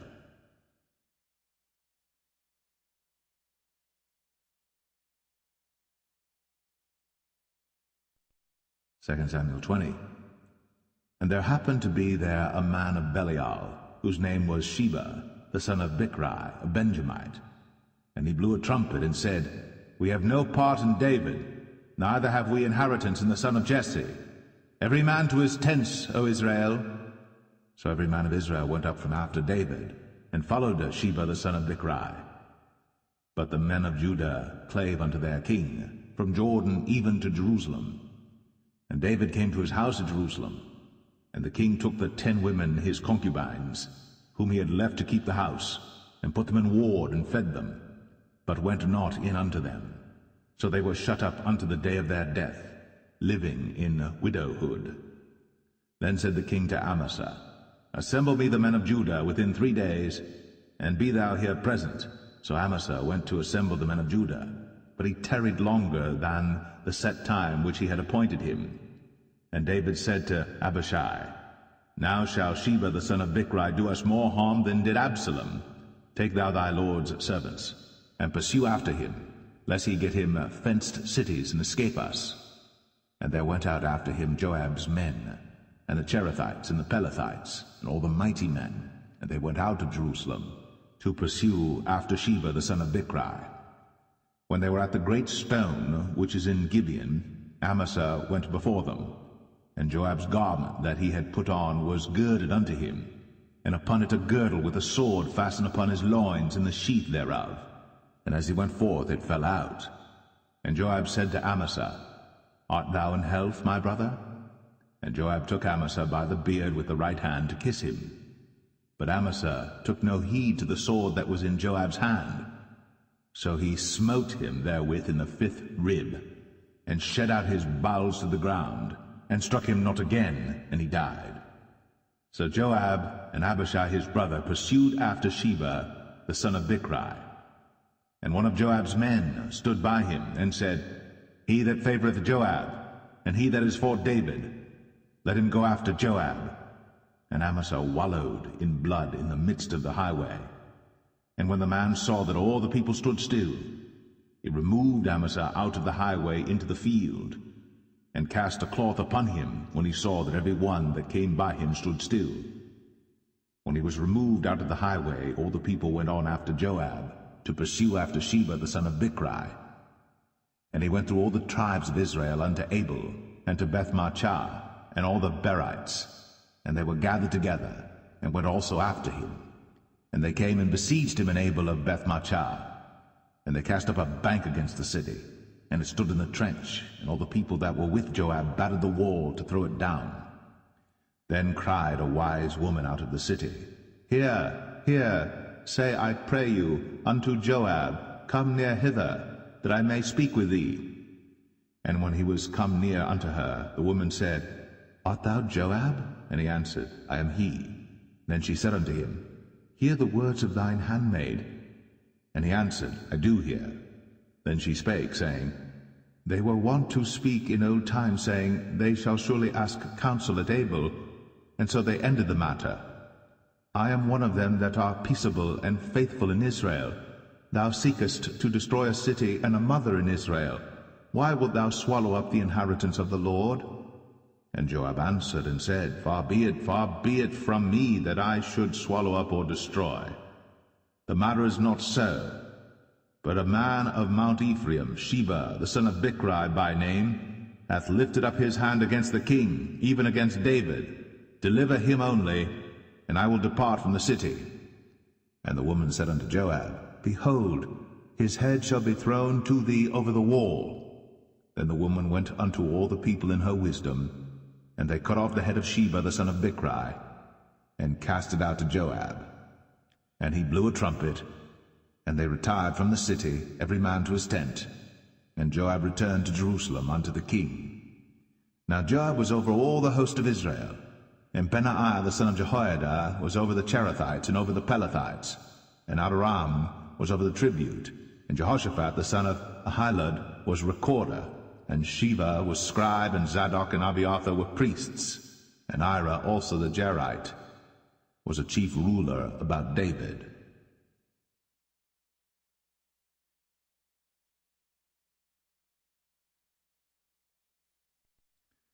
Second Samuel 21. Then there was a famine in the days of David 3 years, year after year. And David inquired of the Lord, and the Lord answered, It is for Saul and for his bloody house, because he slew the Gibeonites. And the king called the Gibeonites, and said unto them, Now the Gibeonites were not of the children of Israel, but of the remnant of the Amorites, and the children of Israel had sworn unto them. And Saul sought to slay them in his zeal to the children of Israel and Judah. Wherefore David said unto the Gibeonites, What shall I do for you? And wherewith shall I make the atonement, that ye may bless the inheritance of the Lord? And the Gibeonites said unto him, We will have no silver nor gold of Saul, nor of his house, neither for us shalt thou kill any man in Israel. And he said, What ye shall say, that will I do for you. And they answered the king, The man that consumed us, and that devised against us, that we should be destroyed from remaining in any of the coasts of Israel, let 7 men of his sons be delivered unto us, and we will hang them up unto the Lord in Gibeah of Saul, whom the Lord did choose. And the king said, I will give them. But the king spared Mephibosheth, the son of Jonathan the son of Saul, because of the Lord's oath that was between them, between David and Jonathan the son of Saul. But the king took the 2 sons of Rizpah, the daughter of Aiah, whom she bare unto Saul, Armoni and Mephibosheth, and the 5 sons of Michal the daughter of Saul, whom she brought up for Adriel the son of Barzillai the Maholathite. And he delivered them into the hands of the Gibeonites, and they hanged them in the hill before the Lord. And they fell all 7 together, and were put to death in the days of harvest, in the first days, in the beginning of barley harvest. And Rizpah the daughter of Aiah took sackcloth, and spread it for her upon the rock, from the beginning of harvest until water dropped upon them out of heaven, and suffered neither the birds of the air to rest on them by day, nor the beast of the field by night. And it was told David what Rizpah the daughter of Aiah, the concubine of Saul, had done. And David went and took the bones of Saul, and the bones of Jonathan his son, from the men of Jabesh Gilead, which had stolen them from the street of Bethshan, where the Philistines had hanged them, when the Philistines had slain Saul in Gilboa. And he brought up from thence the bones of Saul, and the bones of Jonathan his son, and they gathered the bones of them that were hanged. And the bones of Saul and Jonathan his son buried they in the country of Benjamin in Zelle, in the sepulchre of Kish his father. And they performed all that the king commanded, and after that God was entreated for the land. Moreover, the Philistines had yet war again with Israel, and David went down, and his servants with him, and fought against the Philistines, and David waxed faint. And Ishbi-Benob, which was of the sons of the giant, the weight of whose spear weighed 300 shekels of brass in weight, he being girded with a new sword, thought to have slain David. But Abishai the son of Zeruiah succored him, and smote the Philistine, and killed him. Then the men of David sware unto him, saying, Thou shalt go no more out with us to battle, that thou quench not the light of Israel. And it came to pass after this, that there was again a battle with the Philistines at Gob. Then Sibbecai the Hushathite slew Saph, which was of the sons of the giant. And there was again a battle in Gob with the Philistines, where Elhanan the son of Jaare-Oregim, a Bethlehemite, slew the brother of Goliath the Gittite, the staff of whose spear was like a weaver's beam. And there was yet a battle in Gath, where was a man of great stature, that had on every hand 6 fingers, and on every foot 6 toes, 24 in number. And he also was born to the giant. And when he defied Israel, Jonathan the son of Shemaiah, the brother of David, slew him. These 4 were born to the giant in Gath, and fell by the hand of David, and by the hand of his servants.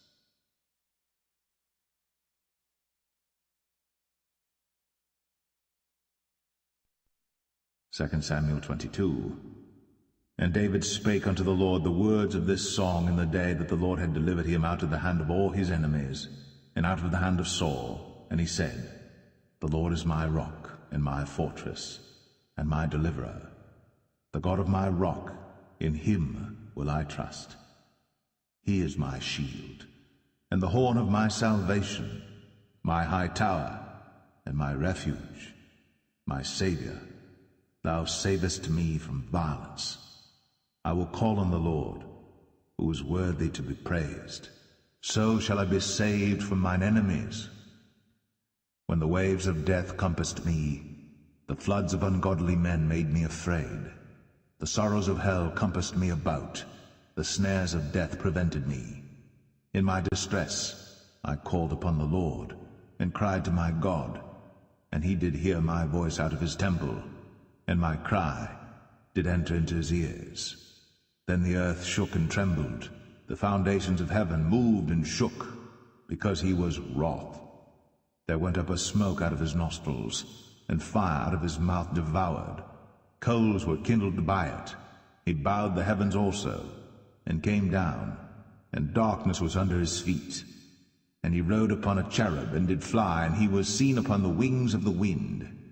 And he made darkness pavilions round about him, dark waters, and thick clouds of the skies. Through the brightness before him were coals of fire kindled. The Lord thundered from heaven, and the Most High uttered his voice. And he sent out arrows and scattered them, lightning and discomfited them. And the channels of the sea appeared. The foundations of the world were discovered, at the rebuking of the Lord, at the blast of the breath of his nostrils. He sent from above, he took me, he drew me out of many waters. He delivered me from my strong enemy, and from them that hated me, for they were too strong for me. They prevented me in the day of my calamity. But the Lord was my stay. He brought me forth also into a large place. He delivered me because he delighted in me. The Lord rewarded me according to my righteousness, according to the cleanness of my hands hath he recompensed me. For I have kept the ways of the Lord, and have not wickedly departed from my God. For all his judgments were before me, and as for his statutes, I did not depart from them. I was also upright before him, and have kept myself from mine iniquity. Therefore the Lord hath recompensed me according to my righteousness, according to my cleanness in his eyesight. With the merciful thou wilt show thyself merciful, and with the upright man thou wilt show thyself upright. With the pure thou wilt show thyself pure, and with the froward thou wilt show thyself unsavory, and the afflicted people thou wilt save. But thine eyes are upon the haughty, that thou mayest bring them down. For thou art my lamp, O Lord, and the Lord will lighten my darkness. For by thee I have run through a troop, by my God have I leaped over a wall. As for God, his way is perfect. The word of the Lord is tried. He is a buckler to all them that trust in him. For who is God save the Lord? And who is a rock save our God? God is my strength and power, and he maketh my way perfect. He maketh my feet like hinds' feet, and setteth me upon my high places. He teacheth my hands to war, so that a bow of steel is broken by mine arms. Thou hast also given me the shield of thy salvation, and thy gentleness hath made me great. Thou hast enlarged my steps under me, so that my feet did not slip. I have pursued mine enemies, and destroyed them, and turned not again until I had consumed them. And I have consumed them and wounded them, that they could not arise. Yea, they are fallen under my feet. For thou hast girded me with strength to battle. Them that rose up against me hast thou subdued under me. Thou hast also given me the necks of mine enemies, that I might destroy them that hate me. They looked, but there was none to save, even unto the Lord. But he answered them not. Then did I beat them as small as the dust of the earth. I did stamp them as the mire of the street, and did spread them abroad. Thou also hast delivered me from the strivings of my people. Thou hast kept me to be head of the heathen. A people which I knew not shall serve me. Strangers shall submit themselves unto me. As soon as they hear, they shall be obedient unto me. Strangers shall fade away, and they shall be afraid out of their close places. The Lord liveth, and blessed be my rock, and exalted be the God of the rock of my salvation. It is God that avengeth me, and that bringeth down the people unto me, and that bringeth me forth from mine enemies. Thou also hast lifted me up on high above them that rose up against me. Thou hast delivered me from the violent man. Therefore I will give thanks unto thee, O Lord, among the heathen, and I will sing praises unto thy name. He is the tower of salvation for his king, and showeth mercy to his anointed, unto David, and to his seed for evermore.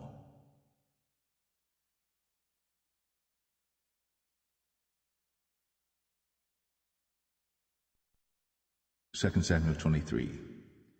Now these be the last words of David.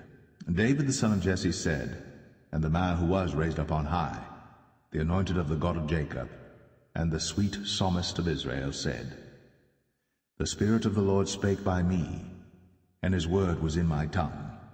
The God of Israel said, The rock of Israel spake to me.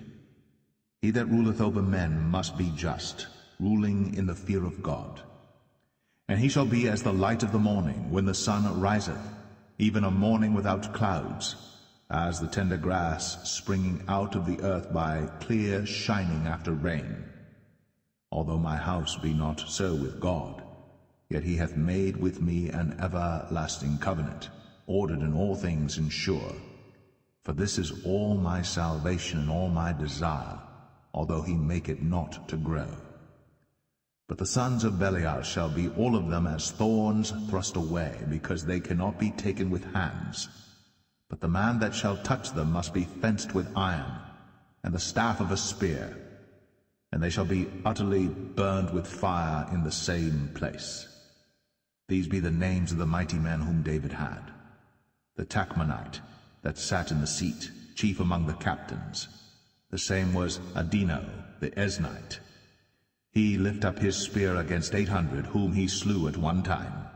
And after him was Eleazar the son of Dodo the Ahohite, one of the 3 mighty men with David, when they defied the Philistines that were there gathered together to battle, and the men of Israel were gone away.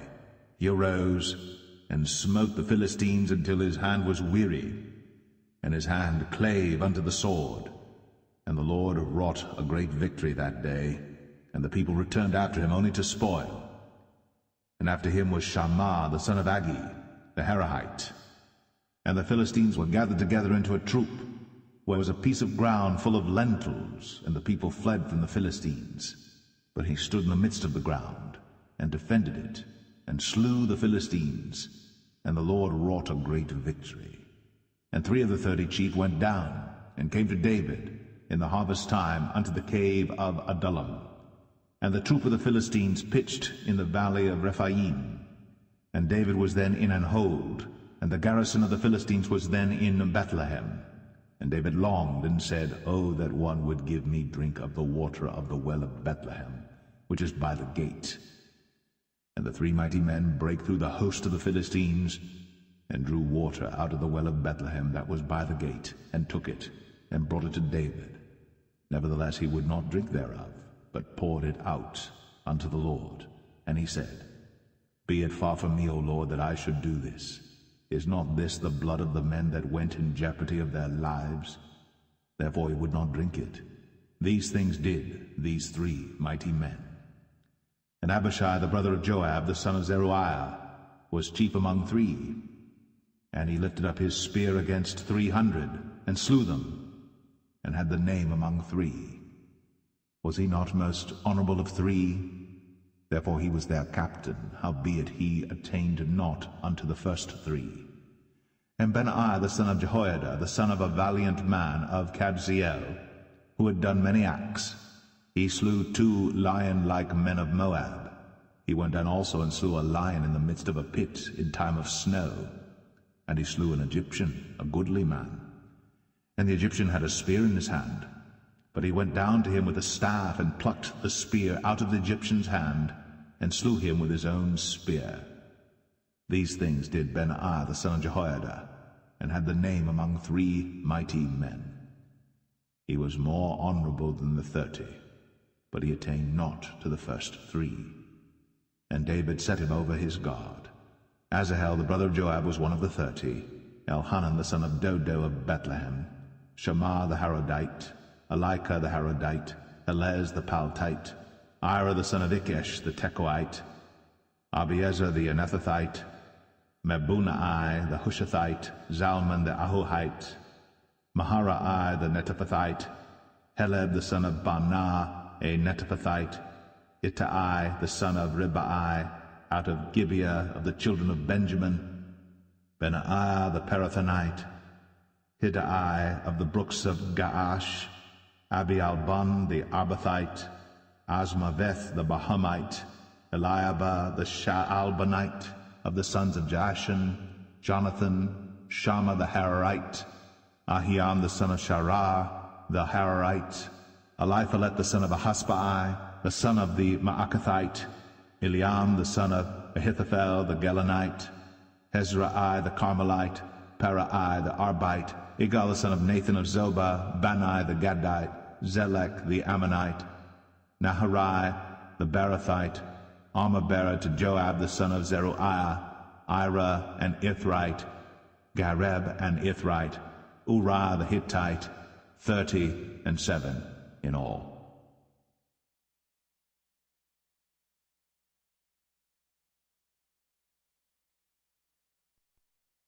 Second Samuel 24.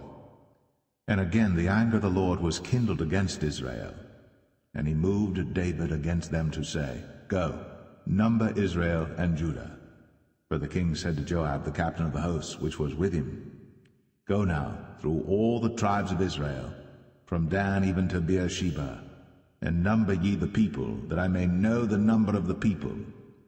And Joab said unto the king, Now the Lord thy God add unto the people, how many soever they be, 100-fold, and that the eyes of my lord the king may see it. But why doth my lord the king delight in this thing? Notwithstanding the king's word prevailed against Joab and against the captains of the host. And Joab and the captains of the host went out from the presence of the king to number the people of Israel. And they passed over Jordan, and pitched in Aroer, on the right side of the city that lieth in the midst of the river of Gad, and toward Jazer. Then they came to Gilead, and to the land of Tatim Hoshai, and they came to Dan Jaan, and about to Zidon, and came to the stronghold of Tyre, and to all the cities of the Hivites and of the Canaanites. And they went out to the south of Judah, even to Beersheba. So when they had gone through all the land, they came to Jerusalem at the end of 9 months and 20 days. And Joab gave up the sum of the number of the people unto the king. And there were in Israel 800,000 valiant men that drew the sword, and the men of Judah were 500,000 men. And David's heart smote him after that he had numbered the people, And David said unto the Lord, I have sinned greatly in that I have done. And now I beseech thee, O Lord, take away the iniquity of thy servant, for I have done very foolishly. For when David was up in the morning, the word of the Lord came unto the prophet Gad, David's seer, saying, Go and say unto David, Thus saith the Lord, I offer thee 3 things. Choose thee one of them, that I may do it unto thee. So Gad came to David and told him, and said unto him, Shall 7 years of famine come unto thee in thy land? Or wilt thou flee 3 months before thine enemies, while they pursue thee? Or that there be 3 days' pestilence in thy land? Now advise, and see what answer I shall return to him that sent me. And David said unto Gad, I am in a great strait. Let us fall now into the hand of the Lord, for his mercies are great, and let me not fall into the hand of man. So the Lord sent a pestilence upon Israel, from the morning even to the time appointed, and there died of the people from Dan even to Beersheba 70,000 men. And when the angel stretched out his hand upon Jerusalem to destroy it, the Lord repented him of the evil, and said to the angel that destroyed the people, It is enough, stay now thine hand. And the angel of the Lord was by the threshing place of Araunah the Jebusite. And David spake unto the Lord when he saw the angel that smote the people, and said, Lo, I have sinned, and I have done wickedly. But these sheep, what have they done? Let thine hand, I pray thee, be against me, and against my father's house. And Gad came that day to David, and said unto him, Go up, rear an altar unto the Lord in the threshing floor of Araunah the Jebusite. And David, according to the saying of Gad, went up as the Lord commanded. And Araunah looked, and saw the king and his servants coming on toward him. And Araunah went out, and bowed himself before the king on his face upon the ground. And Araunah said, Wherefore is my lord the king come to his servant? And David said, To buy the threshing floor of thee, to build an altar unto the Lord, that the plague may be stayed from the people. And Araunah said unto David, Let my lord the king take and offer up what seemeth good unto him. Behold, here be oxen for burnt sacrifice, and threshing instruments, and other instruments of the oxen for wood.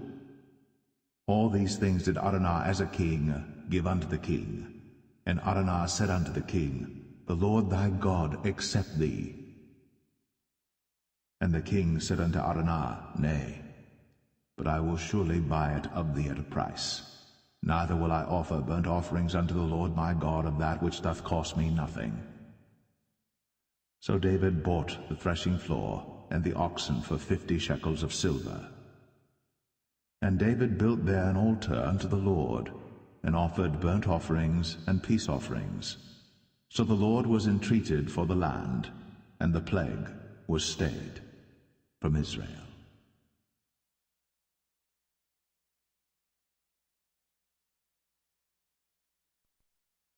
The first book of Kings, chapter 1. Now King David was old, and stricken in years, and they covered him with clothes, but he gat no heat. Wherefore his servants said unto him, Let there be sought for my lord the king a young virgin, and let her stand before the king, and let her cherish him, and let her lie in thy bosom, that my lord the king may get heat. So they sought for a fair damsel throughout all the coasts of Israel, and found Abishag, a Shunammite, and brought her to the king. And the damsel was very fair, and cherished the king, and ministered to him. But the king knew her not. Then Adonijah the son of Haggith exalted himself, saying, I will be king. And he prepared him chariots and horsemen, and 50 men to run before him. And his father had not displeased him at any time in saying, Why hast thou done so? And he also was a very goodly man. And his mother bare him after Absalom. And he conferred with Joab the son of Zeruiah, and with Abiathar the priest, and they, following Adonijah, helped him.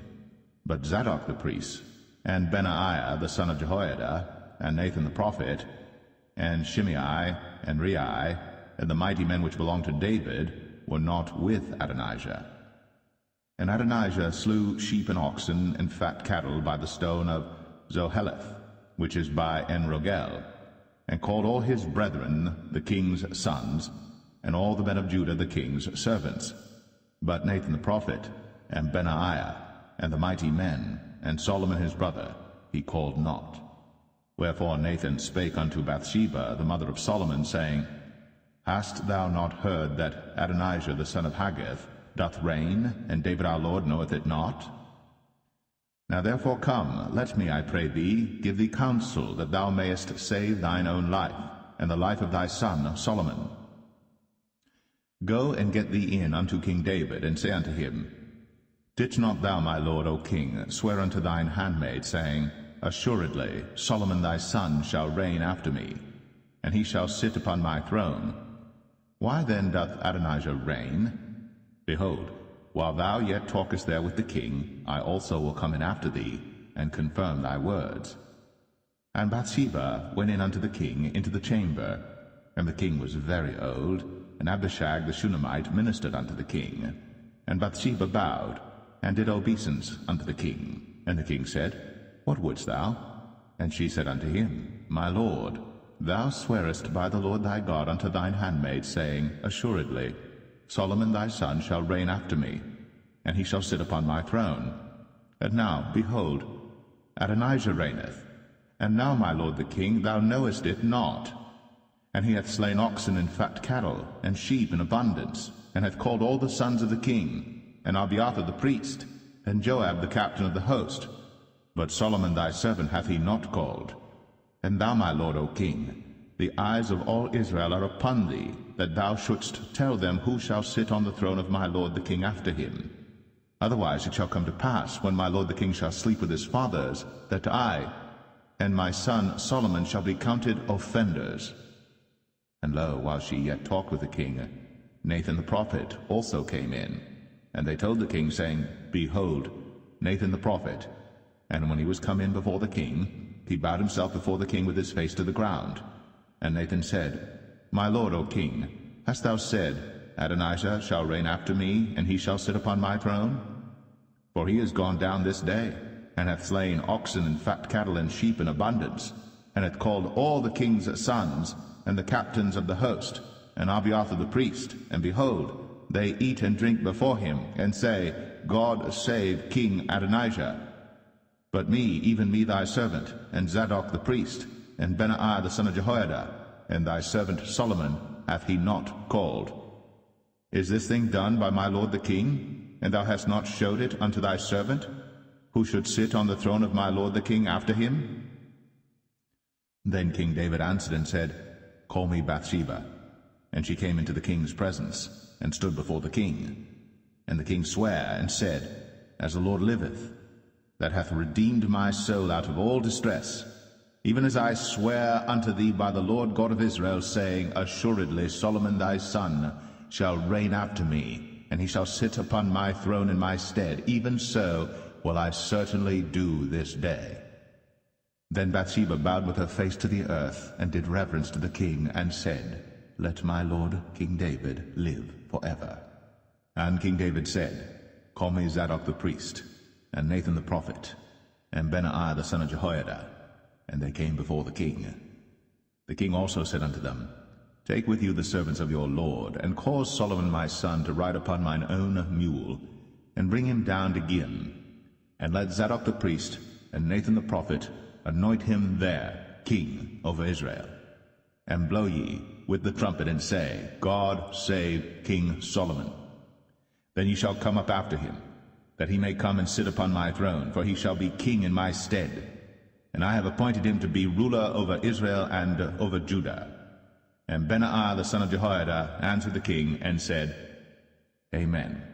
The Lord God of my lord the king say so too. As the Lord hath been with my lord the king, even so be he with Solomon, and make his throne greater than the throne of my lord, King David. So Zadok the priest, and Nathan the prophet, and Benaiah the son of Jehoiada, and the Cherethites, and the Pelethites, went down, and caused Solomon to ride upon King David's mule, and brought him to Gihon. And Zadok the priest took an horn of oil out of the tabernacle, and anointed Solomon, and they blew the trumpet. And all the people said, God save King Solomon. And all the people came up after him, and the people piped with pipes, and rejoiced with great joy, so that the earth rent with the sound of them. And Adonijah and all the guests that were with him heard it as they had made an end of eating. And when Joab heard the sound of the trumpet, he said, Wherefore is this noise of the city being in an uproar?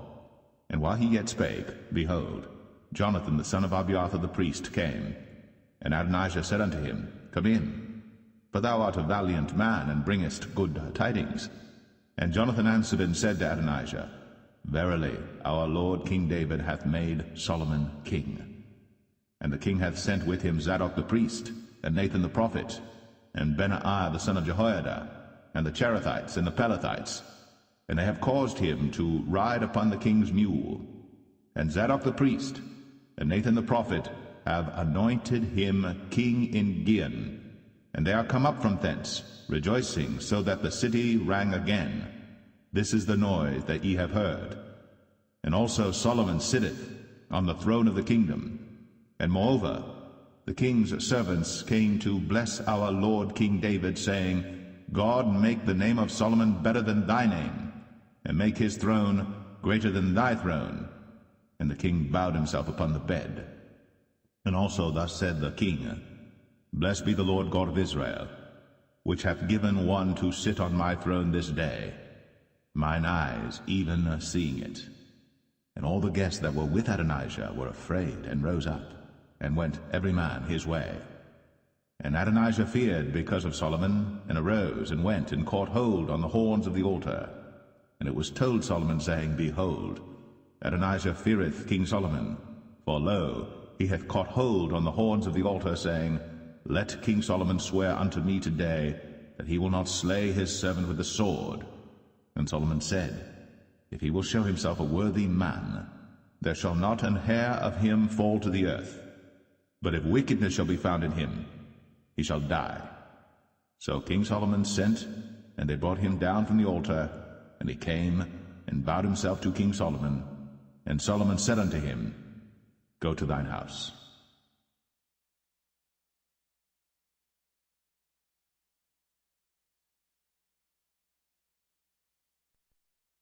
First Kings 2. Now the days of David drew nigh, that he should die. And he charged Solomon his son, saying, I go the way of all the earth. Be thou strong therefore, and show thyself a man, and keep the charge of the Lord thy God, to walk in his ways, to keep his statutes, and his commandments, and his judgments, and his testimonies, as it is written in the law of Moses, that thou mayest prosper in all that thou doest, and whithersoever thou turnest thyself, that the Lord may continue his word which he spake concerning me, saying, If thy children take heed to their way, to walk before me in truth with all their heart and with all their soul, there shall not fail thee, said he, a man on the throne of Israel. Moreover, thou knowest also what Joab the son of Zeruiah did to me, and what he did to the two captains of the host of Israel, unto Abner the son of Ner, and unto Amasa the son of Jether, whom he slew, and shed the blood of war in peace, and put the blood of war upon his girdle that was about his loins, and in his shoes that were on his feet. Do therefore according to thy wisdom, and let not his hoar head go down to the grave in peace. But show kindness unto the sons of Barzillai the Gileadite, and let them be of those that eat at thy table. For so they came to me when I fled because of Absalom thy brother. And behold, thou hast with thee Shimei the son of Gera, a Benjamite of Bahurim, which cursed me with a grievous curse in the day when I went to Mahanaim. But he came down to meet me at Jordan, and I sware to him by the Lord, saying, I will not put thee to death with the sword. Now therefore hold him not guiltless, for thou art a wise man, and knowest what thou oughtest to do unto him. But his hoar head bring thou down to the grave with blood. So David slept with his fathers, and was buried in the city of David. And the days that David reigned over Israel were 40 years. 7 years reigned he in Hebron, and 3 years reigned he in Jerusalem. Then sat Solomon upon the throne of David his father, and his kingdom was established greatly. And Adonijah the son of Haggith came to Bathsheba, the mother of Solomon, and she said, Comest thou peaceably? And he said, Peaceably. He said, Moreover, I have somewhat to say unto thee. And she said, Say on. And he said, Thou knowest that the kingdom was mine, and that all Israel set their faces on me, that I should reign. Howbeit the kingdom is turned about, and is become my brother's, for it was his from the Lord. And now I ask one petition of thee, deny me not. And she said unto him, Say on. And he said, Speak, I pray thee, unto Solomon the king. For he will not say thee nay, that he give me Abishag the Shunammite to wife. And Bathsheba said, Well, I will speak for thee unto the king. Bathsheba therefore went unto King Solomon, to speak unto him for Adonijah. And the king rose up to meet her, and bowed himself unto her, and sat down on his throne, and caused a seat to be set for the king's mother. And she sat on his right hand. Then she said, I desire one small petition of thee. I pray thee, say me not nay. And the king said unto her, Ask on, my mother, for I will not say thee nay.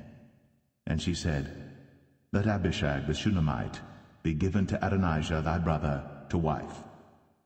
And King Solomon answered and said unto his mother, And why dost thou ask Abishag the Shunammite for Adonijah? Ask for him the kingdom also, for he is mine elder brother, even for him and for Abiathar the priest, and for Joab the son of Zeruiah. Then King Solomon sware by the Lord, saying, God do so to me, and more also, if Adonijah have not spoken this word against his own life. Now therefore, as the Lord liveth, which hath established me, and set me on the throne of David my father, and who hath made me an house, as he promised, Adonijah shall be put to death this day. And King Solomon sent by the hand of Benaiah the son of Jehoiada, and he fell upon him, that he died. And unto Abiathar the priest said the king, Get thee to Anathoth, unto thine own fields, for thou art worthy of death. But I will not at this time put thee to death, because thou bearest the ark of the Lord God before David my father, and because thou hast been afflicted in all wherein my father was afflicted. So Solomon thrust out Abiathar from being priest unto the Lord, that he might fulfill the word of the Lord, which he spake concerning the house of Eli in Shiloh. Then tidings came to Joab. For Joab had turned after Adonijah, though he turned not after Absalom. And Joab fled unto the tabernacle of the Lord, and caught hold on the horns of the altar. And it was told King Solomon that Joab was fled unto the tabernacle of the Lord, and behold, he is by the altar. Then Solomon sent Benaiah the son of Jehoiada, saying, Go, fall upon him. And Benaiah came to the tabernacle of the Lord, and said unto him, Thus saith the king, Come forth. And he said, Nay, but I will die here. And Benaiah brought the king word again, saying, Thus said Joab. And thus he answered me. And the king said unto him, Do as he hath said, and fall upon him, and bury him, that thou mayest take away the innocent blood, which Joab shed from me, and from the house of my father. And the Lord shall return his blood upon his own head, who fell upon 2 men more righteous and better than he, and slew them with the sword. My father David, not knowing thereof, to wit, Abner the son of Ner, captain of the host of Israel, and Amasa the son of Jether, captain of the host of Judah. Their blood shall therefore return upon the head of Joab, and upon the head of his seed forever. But upon David, and upon his seed, and upon his house, and upon his throne, shall there be peace forever from the Lord. So Benaiah the son of Jehoiada went up, and fell upon him, and slew him. And he was buried in his own house, in the wilderness. And the king put Benaiah the son of Jehoiada in his room over the host, and Zadok the priest did the king put in the room of Abiathar. And the king sent and called for Shimei, and said unto him, Build thee an house in Jerusalem, and dwell there, and go not forth thence any whither. For it shall be, that on the day thou goest out, and passest over the brook Kidron, thou shalt know for certain that thou shalt surely die. Thy blood shall be upon thine own head. And Shimei said unto the king, The saying is good. As my lord the king hath said, so will thy servant do. And Shimei dwelt in Jerusalem many days. And it came to pass at the end of 3 years, that 2 of the servants of Shimei ran away unto Achish, son of Maachah, king of Gath. And they told Shimei, saying, Behold, thy servants be in Gath. And Shimei arose, and saddled his ass, and went to Gath to Achish to seek his servants.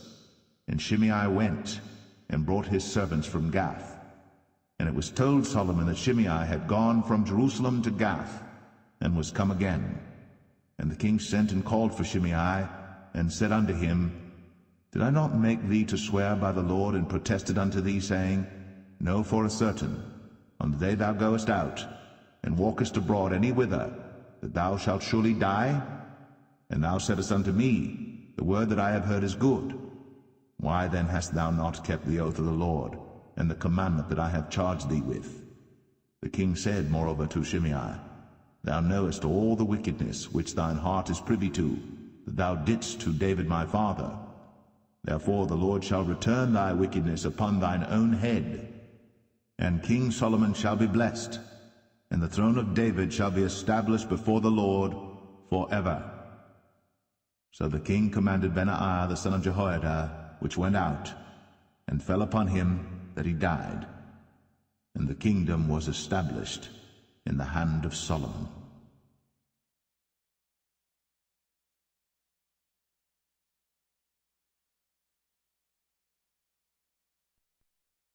First Kings 3. And Solomon made affinity with Pharaoh king of Egypt, and took Pharaoh's daughter, and brought her into the city of David, until he had made an end of building his own house, and the house of the Lord, and the wall of Jerusalem round about. Only the people sacrificed in high places, because there was no house built unto the name of the Lord, until those days. And Solomon loved the Lord, walking in the statutes of David his father. Only he sacrificed and burnt incense in high places. And the king went to Gibeon to sacrifice there, for that was the great high place. 1,000 burnt offerings did Solomon offer upon that altar. In Gibeon the Lord appeared to Solomon in a dream by night, and God said, Ask what I shall give thee. And Solomon said, Thou hast shown unto thy servant David my father great mercy, according as he walked before thee in truth, and in righteousness, and in uprightness of heart with thee. And thou hast kept for him this great kindness, that thou hast given him a son, to sit on his throne, as it is this day. And now, O Lord my God, thou hast made thy servant king, instead of David my father, and I am but a little child. I know not how to go out or come in. And thy servant is in the midst of thy people, which thou hast chosen, a great people, that cannot be numbered nor counted for multitude. Give therefore thy servant an understanding heart to judge thy people, that I may discern between good and bad. For who is able to judge this, thy so great a people? And the speech pleased the Lord, that Solomon had asked this thing.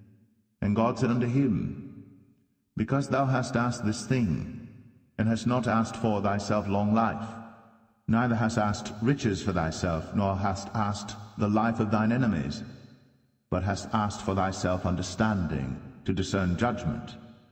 Behold, I have done according to thy words. Lo, I have given thee a wise and an understanding heart, so that there was none like thee before thee, neither after thee shall any arise like unto thee.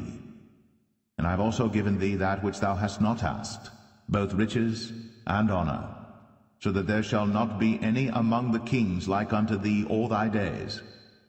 And if thou wilt walk in my ways, to keep my statutes and my commandments, as thy father David did walk, then I will lengthen thy days. And Solomon awoke, and behold, it was a dream.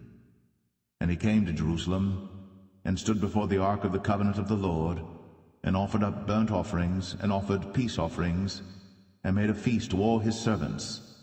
Then came there 2 women that were harlots unto the king, and stood before him. And the one woman said, O my lord, I and this woman dwell in one house, and I was delivered of a child with her in the house. And it came to pass, the 3rd day after that I was delivered, that this woman was delivered also, and we were together. There was no stranger with us in the house, save we 2 in the house. And this woman's child died in the night, because she overlaid it. And she arose at midnight, and took my son from beside me while thine handmaid slept, and laid it in her bosom, and laid her dead child in my bosom. And when I rose in the morning to give my child suck, behold, it was dead. But when I had considered it in the morning, behold, it was not my son which I did bear. And the other woman said, Nay, but the living is my son, and the dead is thy son. And this said, No, but the dead is thy son, and the living is my son. Thus they spake before the king. Then said the king, The one saith, This is my son that liveth, and thy son is the dead. And the other saith, Nay, but thy son is the dead, and my son is the living. And the king said, Bring me a sword. And they brought a sword before the king. And the king said, Divide the living child in 2, and give half to the one, and half to the other. Then spake the woman, whose the living child was, unto the king. For her bowels yearned upon her son, and she said, O my lord, give her the living child, and in no wise slay it. But the other said, Let it be neither mine nor thine, but divide it. Then the king answered and said, Give her the living child, and in no wise slay it. She is the mother thereof. And all Israel heard of the judgment which the king had judged. And they feared the king, for they saw that the wisdom of God was in him to do judgment.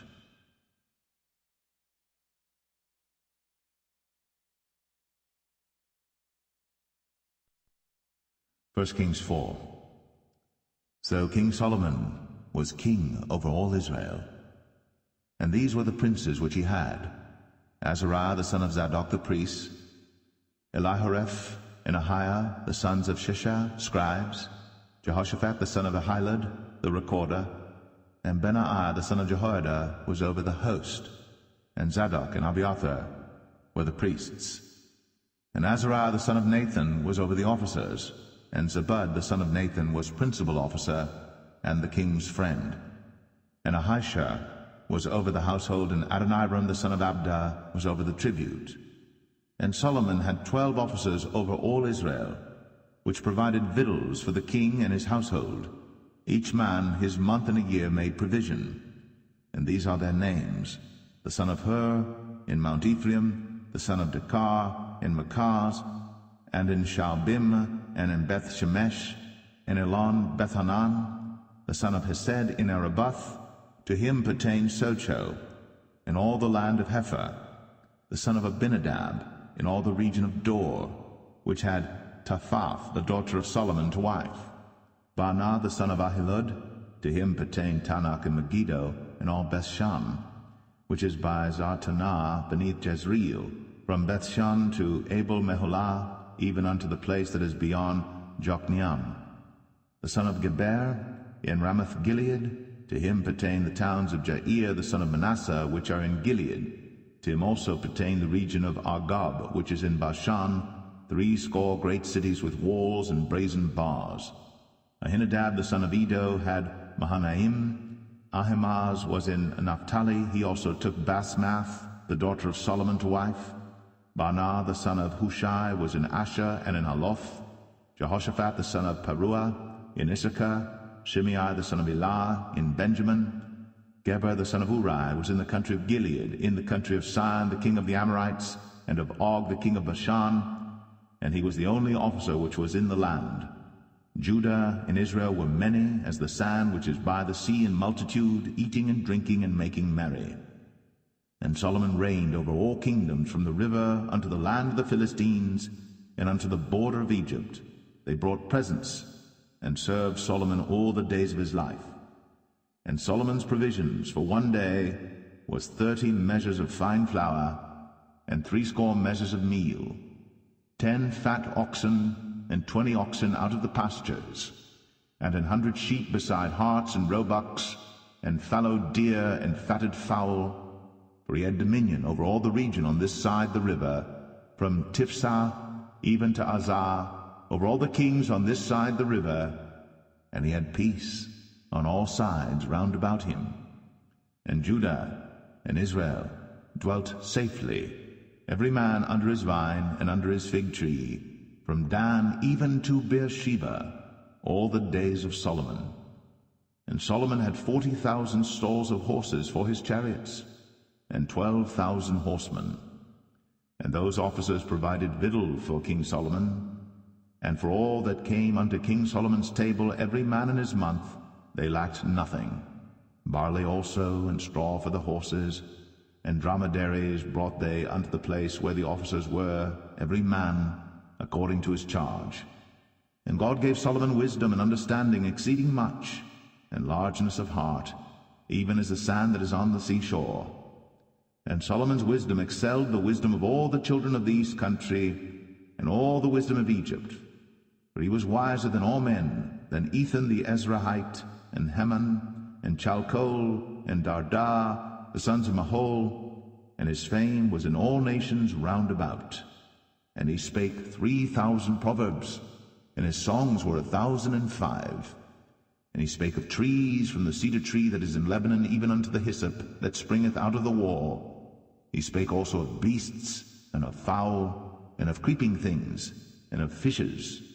And there came of all people to hear the wisdom of Solomon, from all kings of the earth, which had heard of his wisdom.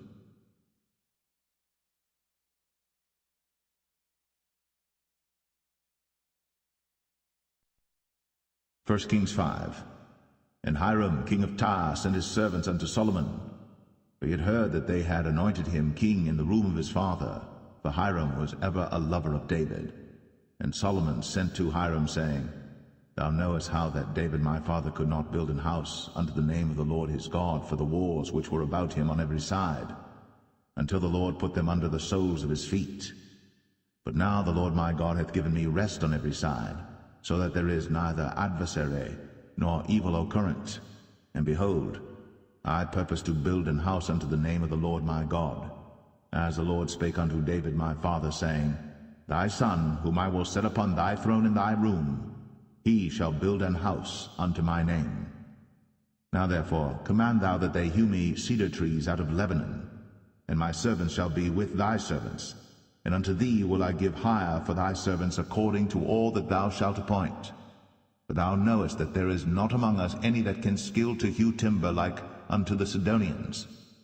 And it came to pass, when Hiram heard the words of Solomon, that he rejoiced greatly, and said, Blessed be the Lord this day, which hath given unto David a wise son over this great people.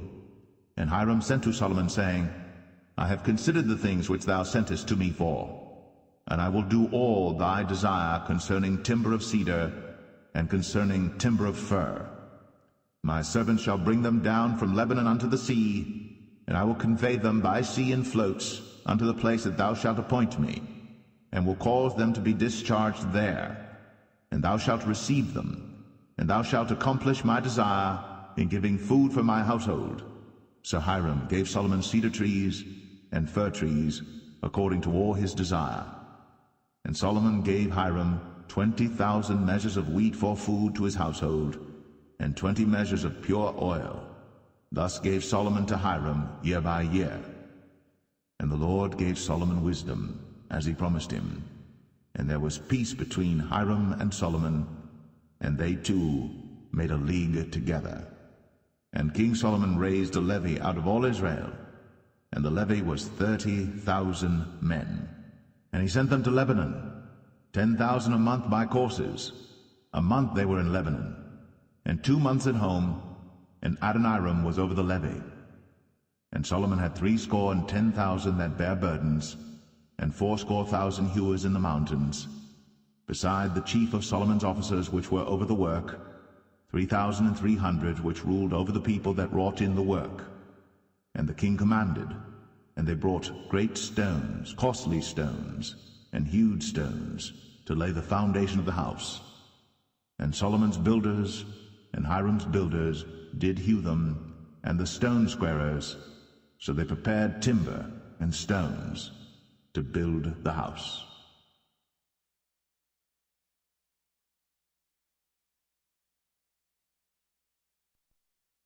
First Kings 6.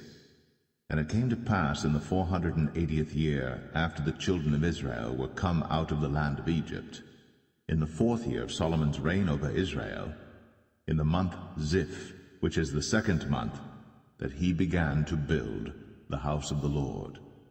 And the house which King Solomon built for the Lord, the length thereof was 80 cubits, and the breadth thereof 20 cubits, and the height thereof 30 cubits. And the porch before the temple of the house 20 cubits was the length thereof, according to the breadth of the house, and 10 cubits was the breadth thereof before the house. And for the house he made windows of narrow lights. And against the wall of the house he built chambers round about, against the walls of the house round about, both of the temple and of the oracle, and he made chambers round about. The nethermost chamber was 5 cubits broad, and the middle was 6 cubits broad, and the third was 7 cubits broad. For without, in the wall of the house, he made narrowed rests round about, that the beams should not be fastened in the walls of the house. And the house, when it was in building, was built of stone made ready before it was brought thither, so that there was neither hammer nor axe nor any tool of iron heard in the house, while it was in building. The door for the middle chamber was in the right side of the house, and they went up with winding stairs into the middle chamber, and out of the middle into the third. So he built the house, and finished it, and covered the house with beams and boards of cedar. And then he built chambers against all the house, 5 cubits high, and they rested on the house with timber of cedar. And the word of the Lord came to Solomon, saying, Concerning this house, which thou art in building, if thou wilt walk in my statutes, and execute my judgments, and keep all my commandments to walk in them, then will I perform my word with thee, which I spake unto David thy father, and I will dwell among the children of Israel, and will not forsake my people Israel. So Solomon built the house, and finished it. And he built the walls of the house within with boards of cedar, both the floor of the house and the walls of the ceiling, and he covered them on the inside with wood, and covered the floor of the house with planks of fir. And he built 20 cubits on the sides of the house, both the floor and the walls with boards of cedar, even built them for it within, even for the oracle, even for the most holy place. And the house, that is, the temple before it, was 40 cubits long, and the cedar of the house within was carved with knobs and open flowers. All was cedar, there was no stone seen. And the oracle he prepared in the house within, to set there the ark of the covenant of the Lord. And the oracle in the forepart was 20 cubits in length, and 20 cubits in breadth, and 20 cubits in the height thereof. And he overlaid it with pure gold, and so covered the altar which was of cedar.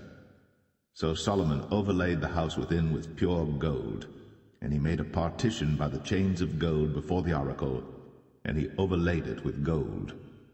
And the whole house he overlaid with gold until he had finished all the house. Also the whole altar that was by the oracle he overlaid with gold. And within the oracle he made 2 cherubims of olive tree, each 10 cubits high, and 5 cubits was the one wing of the cherub, and 5 cubits the other wing of the cherub. From the uttermost part of the one wing unto the uttermost part of the other were 10 cubits, and the other cherub was 10 cubits. Both the cherubims were of one measure and one size.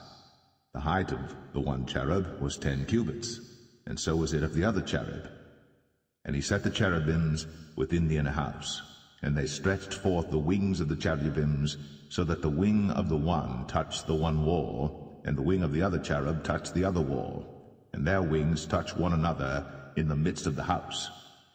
And he overlaid the cherubims with gold, and he carved all the walls of the house round about with carved figures of cherubims and palm trees and open flowers, within and without. And the floor of the house he overlaid with gold, within and without. And for the entering of the oracle he made doors of olive tree. The lintel and side posts were a fifth part of the wall. The 2 doors also were of olive tree, and he carved upon them carvings of cherubims and palm trees and open flowers, and overlaid them with gold, and spread gold upon the cherubims and upon the palm trees. So also made he for the door of the temple posts of olive tree, a 4th part of the wall. And the 2 doors were of fir tree. The 2 leaves of the one door were folding, and the 2 leaves of the other door were folding. And he carved thereon cherubims and palm trees and open flowers, and covered them with gold fitted upon the carved work. And he built the inner court with 3 rows of hewed stone, and a row of cedar beams. In the 4th year was the foundation of the house of the Lord laid, in the month Ziph. And in the 11th year, in the month Bul, which is the 8th month, was the house finished throughout all the parts thereof. And according to all the fashion of it, so was he 7 years in building it.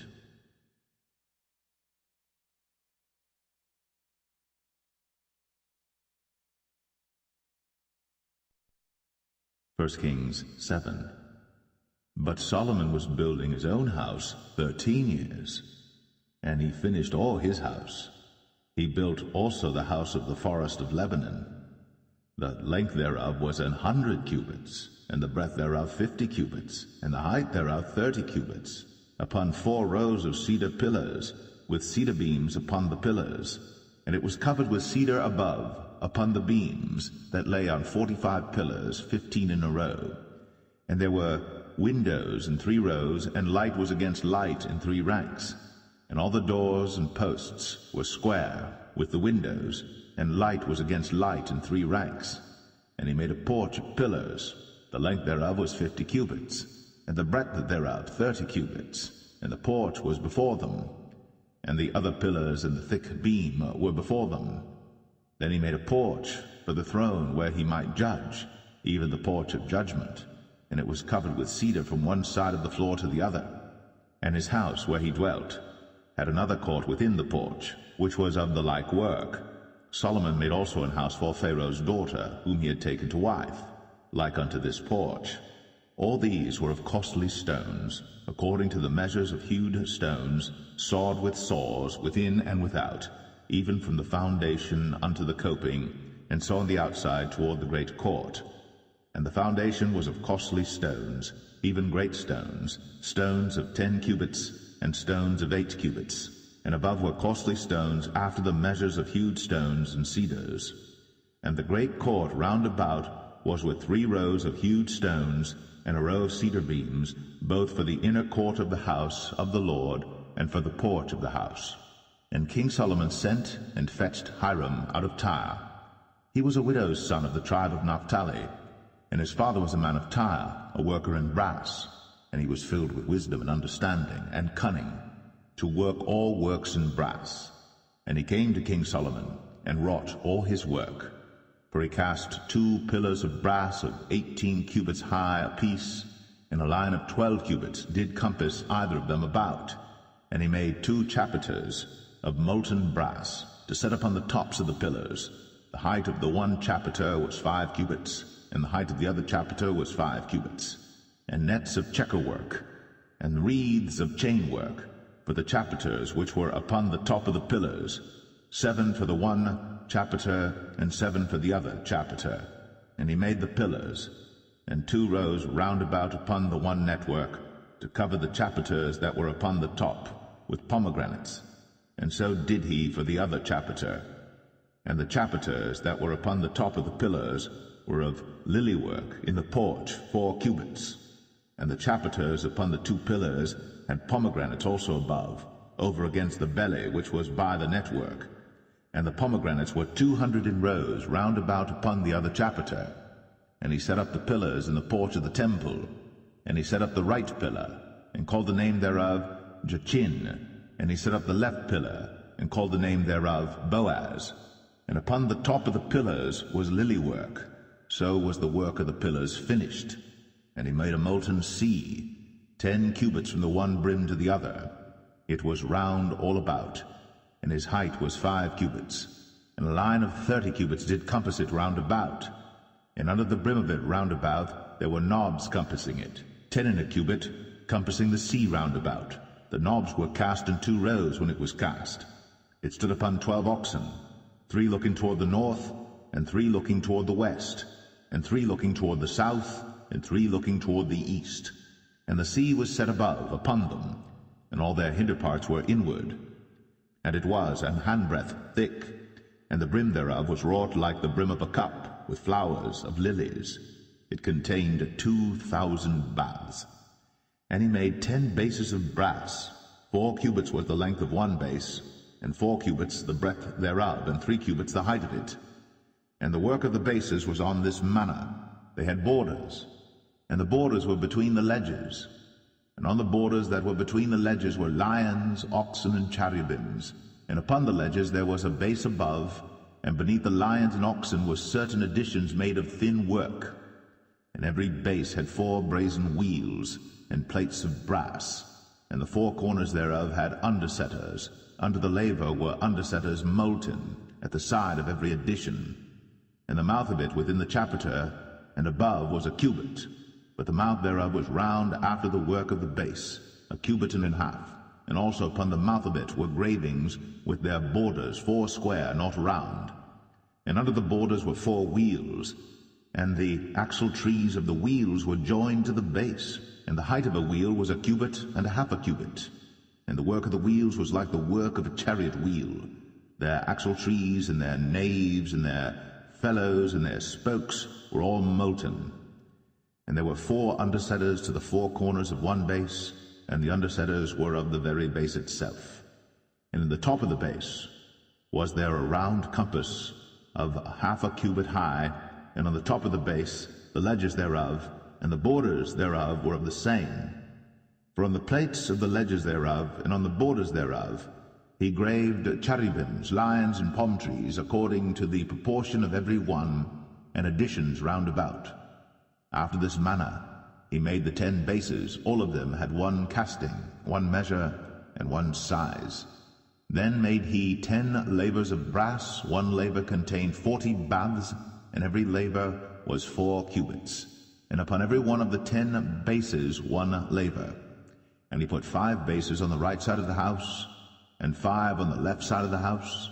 And he set the sea on the right side of the house eastward, over against the south. And Hiram made the lavers, and the shovels, and the basins. So Hiram made an end of doing all the work that he made, King Solomon, for the house of the Lord.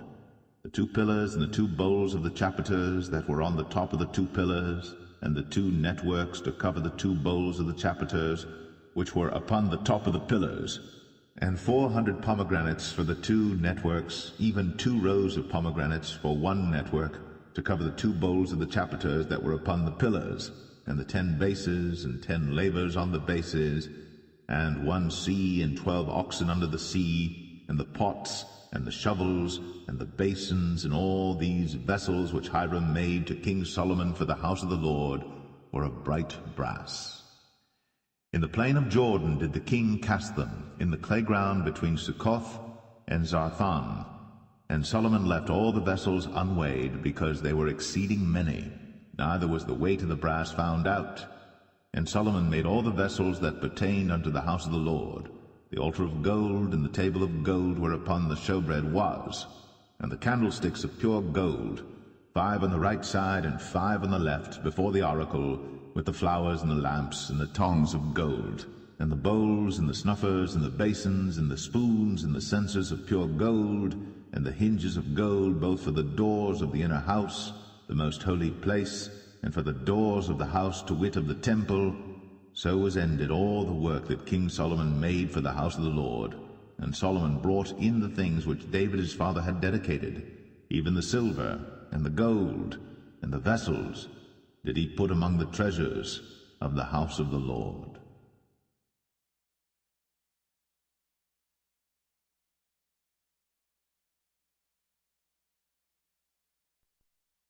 First Kings 8.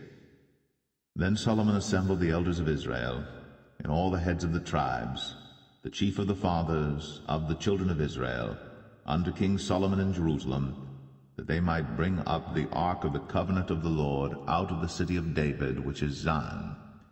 And all the men of Israel assembled themselves unto King Solomon at the feast in the month Ethanim, which is the 7th month. And all the elders of Israel came, and the priests took up the ark, and they brought up the ark of the Lord, and the tabernacle of the congregation, and all the holy vessels that were in the tabernacle, even those did the priests and the Levites bring up. And King Solomon and all the congregation of Israel that were assembled unto him were with him before the ark, sacrificing sheep and oxen that could not be told nor numbered for multitude. And the priests brought in the ark of the covenant of the Lord unto his place, into the oracle of the house, to the most holy place, even under the wings of the cherubims. For the cherubims spread forth their 2 wings over the place of the ark, and the cherubims covered the ark and the staves thereof above. And they drew out the staves, that the ends of the staves were seen out in the holy place before the oracle, and they were not seen without. And there they are unto this day. There was nothing in the ark save the 2 tables of stone, which Moses put there at Horeb, when the Lord made a covenant with the children of Israel, when they came out of the land of Egypt. And it came to pass, when the priests were come out of the holy place, that the cloud filled the house of the Lord, so that the priests could not stand to minister because of the cloud, for the glory of the Lord had filled the house of the Lord. Then spake Solomon, The Lord said that he would dwell in the thick darkness. I have surely built thee an house to dwell in, a settled place for thee to abide in forever. And the king turned his face about, and blessed all the congregation of Israel. And all the congregation of Israel stood, and he said, Blessed be the Lord God of Israel, which spake with his mouth unto David my father, and hath with his hand fulfilled it, saying, Since the day that I brought forth my people Israel out of Egypt, I chose no city out of all the tribes of Israel to build an house, that my name might be therein. But I chose David to be over my people Israel.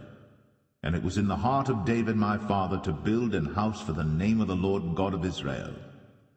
And the Lord said unto David my father, Whereas it was in thine heart to build an house unto my name, thou didst well that it was in thine heart.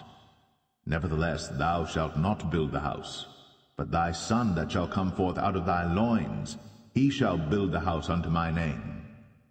And the Lord hath performed his word that he spake, and I am risen up in the room of David my father, and sit on the throne of Israel, as the Lord promised, and have built an house for the name of the Lord God of Israel.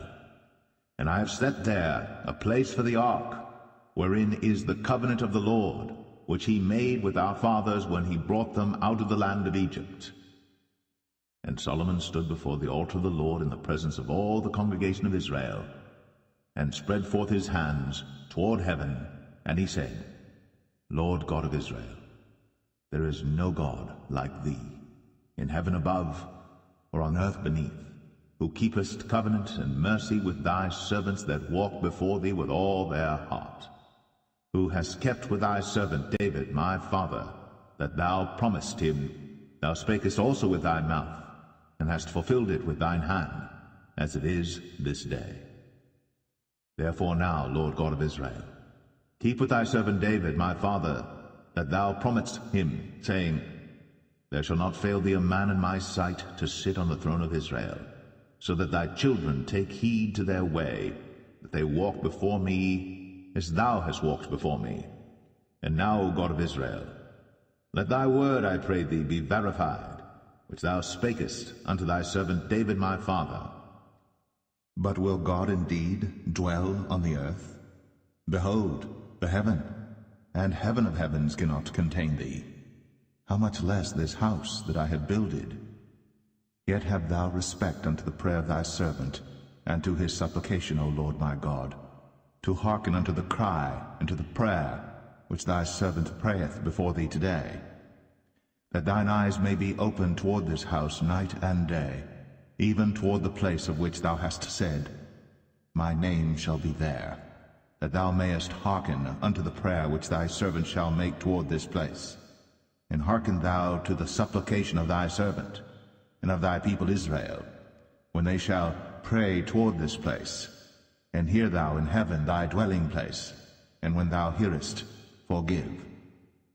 If any man trespass against his neighbor, and an oath be laid upon him to cause him to swear, and the oath come before thine altar in this house, then hear thou in heaven, and do and judge thy servants, condemning the wicked, to bring his way upon his head, and justifying the righteous, to give him according to his righteousness.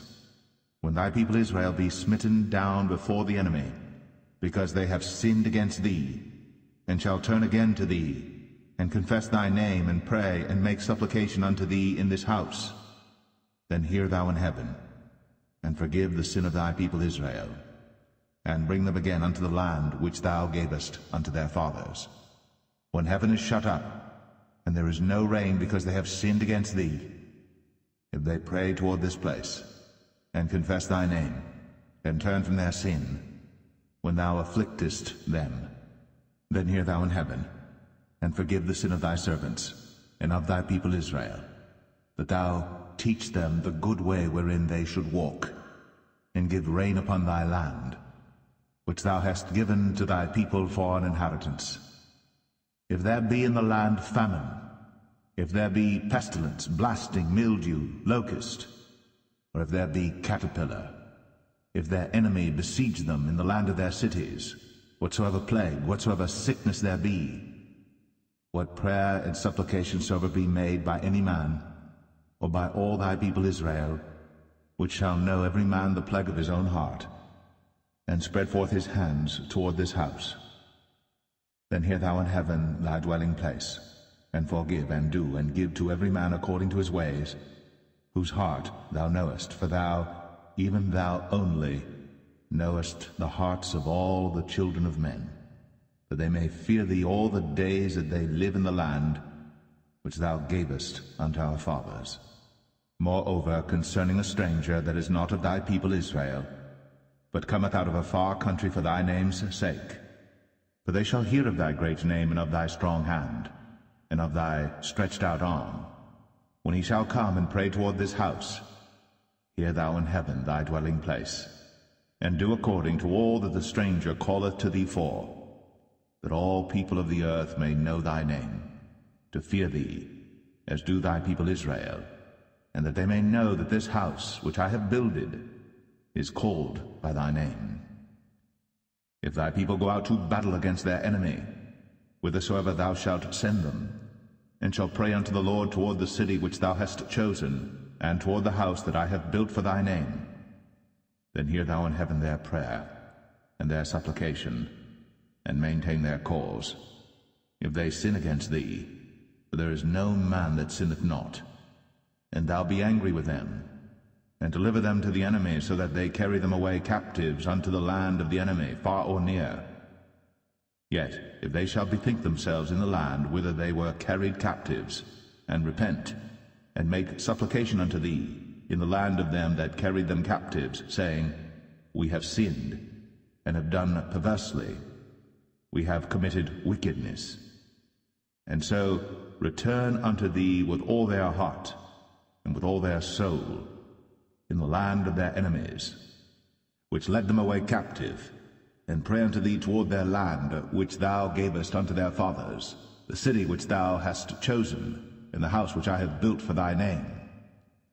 Then hear thou their prayer, and their supplication in heaven thy dwelling place, and maintain their cause, and forgive thy people that have sinned against thee, and all their transgressions wherein they have transgressed against thee, and give them compassion before them who carry them captive, that they may have compassion on them. For they be thy people, and thine inheritance, which thou broughtest forth out of Egypt, from the midst of the furnace of iron, that thine eyes may be open unto the supplication of thy servant, and unto the supplication of thy people Israel, to hearken unto them in all that they call for unto thee. For thou didst separate them from among all the people of the earth to be thine inheritance, as thou spakest by the hand of Moses thy servant, when thou broughtest our fathers out of Egypt, O Lord God. And it was so that when Solomon had made an end of praying all this prayer and supplication unto the Lord, he arose from before the altar of the Lord, from kneeling on his knees with his hands spread up to heaven. And he stood, and blessed all the congregation of Israel with a loud voice, saying, Blessed be the Lord, that hath given rest unto his people Israel, according to all that he promised. There hath not failed one word of all his good promise, which he promised by the hand of Moses his servant. The Lord our God be with us, as he was with our fathers. Let him not leave us nor forsake us, that he may incline our hearts unto him, to walk in all his ways, and to keep his commandments and his statutes and his judgments, which he commanded our fathers. And let these my words wherewith I have made supplication before the Lord be nigh unto the Lord our God day and night, that he maintain the cause of his servant and the cause of his people Israel at all times, as the matter shall require, that all the people of the earth may know that the Lord is God, and that there is none else. Let your heart therefore be perfect with the Lord our God, to walk in his statutes, and to keep his commandments, as at this day. And the king and all Israel with him offered sacrifice before the Lord. And Solomon offered a sacrifice of peace offerings, which he offered unto the Lord, 22,000 oxen, and 120,000 sheep. So the king and all the children of Israel dedicated the house of the Lord. The same day did the king hallow the middle of the court that was before the house of the Lord, for there he offered burnt offerings and meat offerings, and the fat of the peace offerings, because the brazen altar that was before the Lord was too little to receive the burnt offerings and meat offerings, and the fat of the peace offerings. And at that time Solomon held a feast, and all Israel with him, a great congregation, from the entering in of Hamath unto the river of Egypt, before the Lord our God 7 days, and 7 days, even 14 days. On the 8th day he sent the people away, and they blessed the king, and went unto their tents joyful and glad of heart, for all the goodness that the Lord had done for David his servant, and for Israel his people.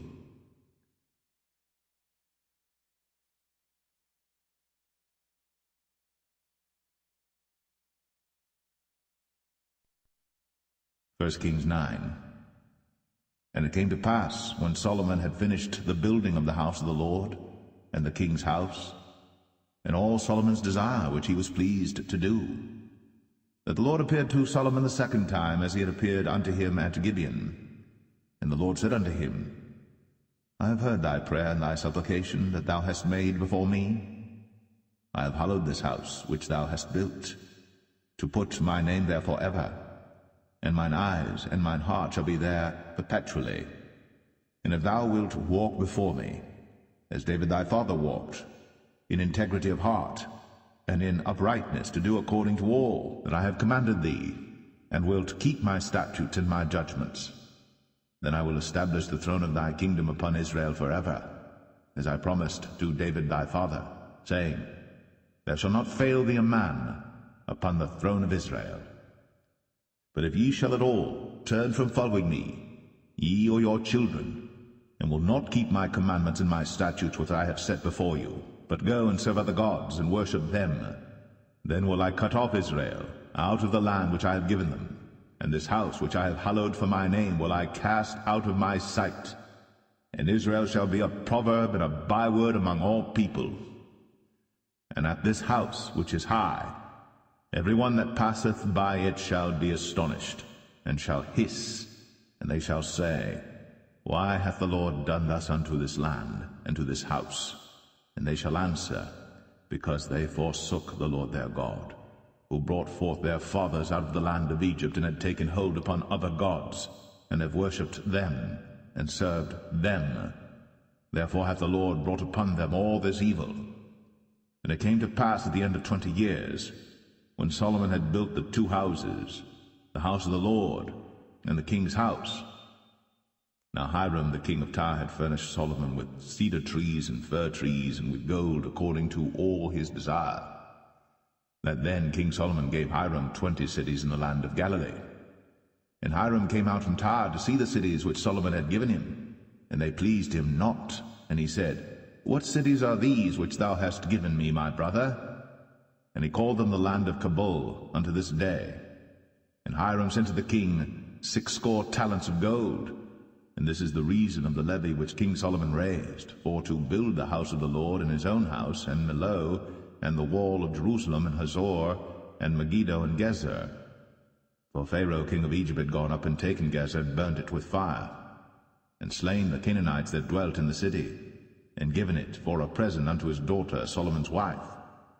And Solomon built Gezer, and Beth-horon, the nether, and Baalath, and Tadmor in the wilderness in the land, and all the cities of store that Solomon had, and cities for his chariots, and cities for his horsemen, and that which Solomon desired to build in Jerusalem, and in Lebanon, and in all the land of his dominion. And all the people that were left of the Amorites, Hittites, Perizzites, Hivites, and Jebusites, which were not of the children of Israel, their children that were left after them in the land, whom the children of Israel also were not able utterly to destroy, upon those did Solomon levy a tribute of bondservice unto this day. But of the children of Israel did Solomon make no bondmen, but they were men of war, and his servants, and his princes, and his captains, and rulers of his chariots, and his horsemen. These were the chief of the officers that were over Solomon's work, 550, which bare rule over the people that wrought in the work. But Pharaoh's daughter came up out of the city of David unto her house, which Solomon had built for her. Then did he build Millo. And 3 times in a year did Solomon offer burnt offerings and peace offerings upon the altar which he built unto the Lord. And he burnt incense upon the altar that was before the Lord. So he finished the house. And King Solomon made a navy of ships in Ezion-Geber, which is beside Eloth, on the shore of the Red Sea, in the land of Edom. And Hiram sent in the navy his servants, shipmen that had knowledge of the sea, with the servants of Solomon. And they came to Ophir, and fetched from thence gold 420 talents, and brought it to King Solomon.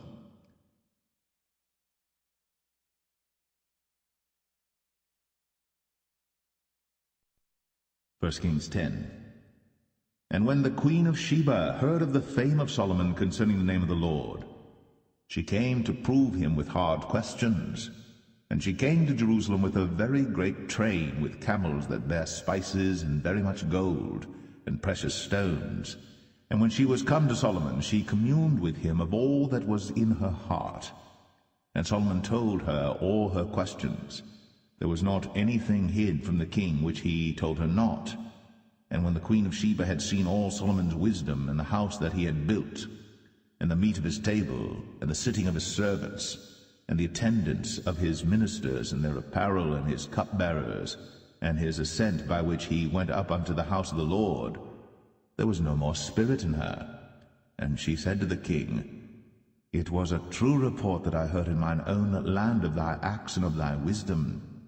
Howbeit, I believed not the word until I came, and mine eyes had seen it, and behold, the half was not told me. Thy wisdom and prosperity exceedeth the fame which I heard. Happy are thy men, happy are these thy servants, which stand continually before thee, and that hear thy wisdom.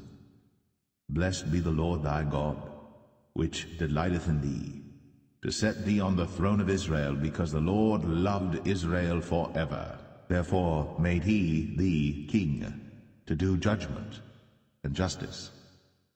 And she gave the king 120 talents of gold, and of spices, very great store, and precious stones. There came no more such abundance of spices as these which the queen of Sheba gave to King Solomon. And the navy also of Hiram that brought gold from Ophir, brought in from Ophir great plenty of almug trees and precious stones. And the king made of the almug trees pillars for the house of the Lord, and for the king's house, harps also, and psalteries for singers. There came no such almug trees, nor were seen unto this day. And King Solomon gave unto the queen of Sheba all her desire, whatsoever she asked, beside that which Solomon gave her of his royal bounty. So she turned and went to her own country, she and her servants.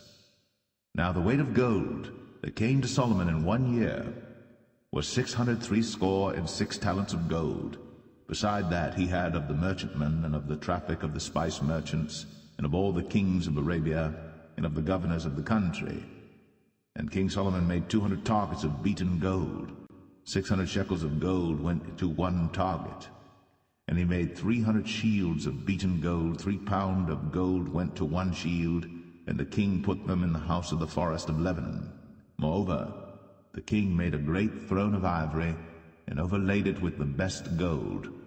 The throne had 6 steps, and the top of the throne was round behind, and there were stays on either side on the place of the seat, and 2 lions stood beside the stays, and 12 lions stood there on the one side, and on the other upon the 6 steps. There was not the like made in any kingdom. And all King Solomon's drinking vessels were of gold, and all the vessels of the house of the forest of Lebanon were of pure gold. None were of silver. It was nothing accounted of in the days of Solomon. For the king had at sea a navy of Tarshish, with the navy of Hiram. Once in 3 years came the navy of Tarshish, bringing gold and silver, ivory, and apes and peacocks.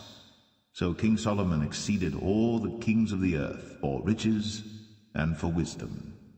And all the earth sought to Solomon to hear his wisdom, which God had put in his heart.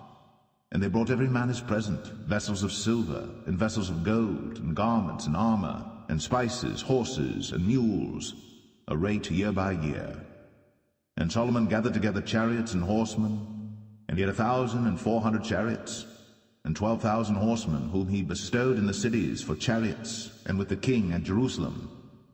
And the king made silver to be in Jerusalem as stones, and cedars made he to be as the sycamore trees that are in the vale for abundance.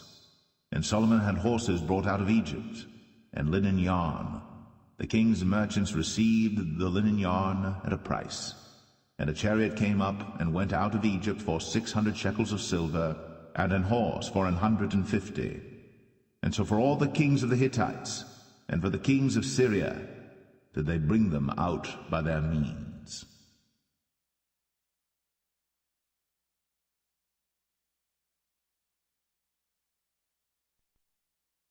1 Kings 11. But King Solomon loved many strange women, together with the daughter of Pharaoh, women of the Moabites, Ammonites, Edomites, Zidonians, and Hittites.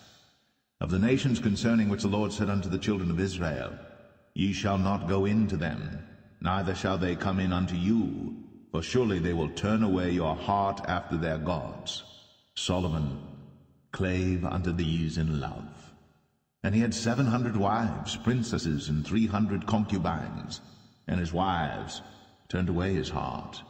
For it came to pass, when Solomon was old, that his wives turned away his heart after other gods. And his heart was not perfect with the Lord his God, as was the heart of David his father. For Solomon went after Ashtoreth, the goddess of the Zidonians, and after Milcom, the abomination of the Ammonites. And Solomon did evil in the sight of the Lord, and went not fully after the Lord, as did David his father. Then did Solomon build an high place for Chemosh, the abomination of Moab, in the hill that is before Jerusalem, and for Moloch, the abomination of the children of Ammon. And likewise did he for all his strange wives, which burnt incense, and sacrificed unto their gods. And the Lord was angry with Solomon, because his heart was turned from the Lord God of Israel, which had appeared unto him twice, and had commanded him concerning this thing, that he should not go after other gods. But he kept not that which the Lord commanded. Wherefore the Lord said unto Solomon, Forasmuch as this is done of thee, and thou hast not kept my covenant and my statutes, which I have commanded thee, I will surely rend the kingdom from thee, and will give it to thy servants. Notwithstanding, in thy days, I will not do it for David thy father's sake, but I will rend it out of the hand of thy son. Howbeit, I will not rend away all the kingdom, but will give one tribe to thy son, for David my servant's sake, and for Jerusalem's sake, which I have chosen. And the Lord stirred up an adversary unto Solomon, Hadad the Edomite. He was of the king's seed in Edom. For it came to pass, when David was in Edom, and Joab, the captain of the host, was gone up to bury the slain, after he had smitten every male in Edom. For 6 months did Joab remain there with all Israel, until he had cut off every male in Edom. That Hadad fled, he and certain Edomites of his father's servants with him, to go into Egypt, Hadad being yet a little child. And they arose out of Midian, and came to Paran. And they took men with them out of Paran, and they came to Egypt, unto Pharaoh king of Egypt, which gave him an house, and appointed him victuals, and gave him land. And Hadad found great favor in the sight of Pharaoh, so that he gave him to wife the sister of his own wife, the sister of Tahpenes the queen. And the sister of Tahpenes bare him Genubath his son, whom Tahpenes weaned in Pharaoh's house. And Genubath was in Pharaoh's household among the sons of Pharaoh. And when Hadad heard in Egypt that David slept with his fathers, and that Joab the captain of the host was dead, Hadad said to Pharaoh, Let me depart, that I may go to mine own country. Then Pharaoh said unto him, But what hast thou lacked with me, that, behold, thou seekest to go to thine own country? And he answered, Nothing. Howbeit, let me go in any wise. And God stirred him up another adversary, Rezin the son of Eliadah, which fled from his lord Hadadezer king of Zobah. And he gathered men unto him, and became captain over a band, when David slew them of Zobah. And they went to Damascus, and dwelt therein, and reigned in Damascus. And he was an adversary to Israel all the days of Solomon, beside the mischief that Hadad did. And he abhorred Israel, and reigned over Syria. And Jeroboam the son of Nebat, an Ephrathite of Zeradah, Solomon's servant, whose mother's name was Zeruiah, a widow woman, even he lifted up his hand against the king. And this was the cause that he lifted up his hand against the king. Solomon built Millo, and repaired the breaches of the city of David his father. And the man Jeroboam was a mighty man of valor. And Solomon, seeing the young man that he was industrious, he made him ruler over all the charge of the house of Joseph. And it came to pass at that time, when Jeroboam went out of Jerusalem, that the prophet Ahijah the Shilonite found him in the way, and he had clad himself with a new garment. And they two were alone in the field. And Ahijah caught the new garment that was on him, and rent it in 12 pieces.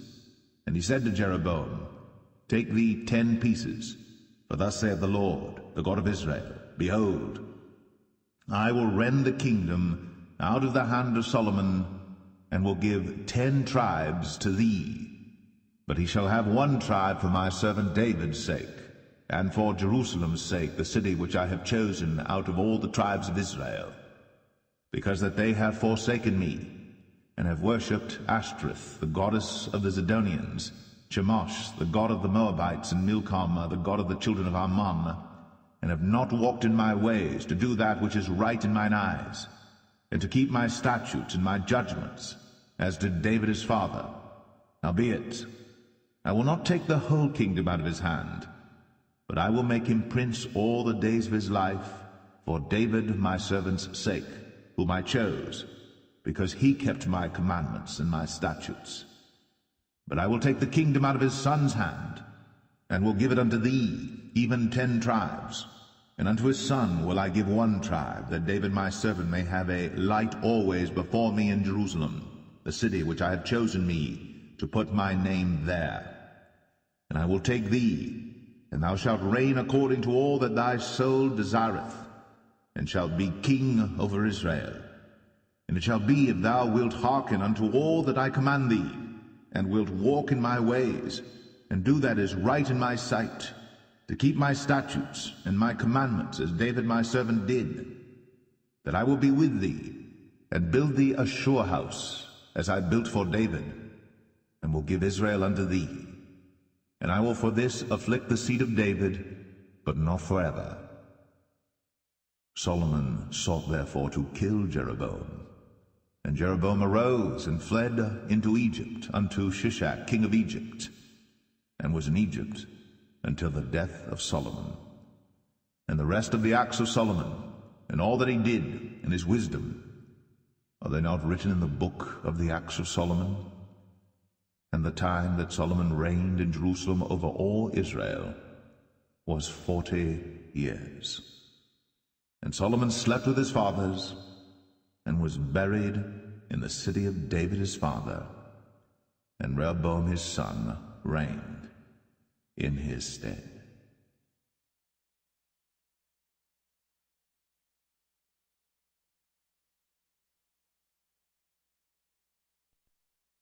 First Kings 12. And Rehoboam went to Shechem, for all Israel were come to Shechem to make him king. And it came to pass, when Jeroboam the son of Nebat, who was yet in Egypt, heard of it, for he was fled from the presence of King Solomon, and Jeroboam dwelt in Egypt, that they sent and called him. And Jeroboam and all the congregation of Israel came and spake unto Rehoboam, saying, Thy father made our yoke grievous. Now therefore make thou the grievous service of thy father, and his heavy yoke which he put upon us lighter, and we will serve thee. And he said unto them, Depart yet for 3 days, then come again to me. And the people departed. And King Rehoboam consulted with the old men that stood before Solomon his father while he yet lived, and said, How do ye advise that I may answer this people? And they spake unto him, saying, If thou wilt be a servant unto this people this day, and wilt serve them, and answer them, and speak good words to them, then they will be thy servants forever. But he forsook the counsel of the old men which they had given him, and consulted with the young men that were grown up with him, and which stood before him. And he said unto them, What counsel give ye that we may answer this people who have spoken to me, saying, Make the yoke which thy father did put upon us lighter? And the young men that were grown up with him spake unto him, saying, Thus shalt thou speak unto this people that spake unto thee, saying, Thy father made our yoke heavy, but make thou it lighter unto us. Thus shalt thou say unto them, My little finger shall be thicker than my father's loins.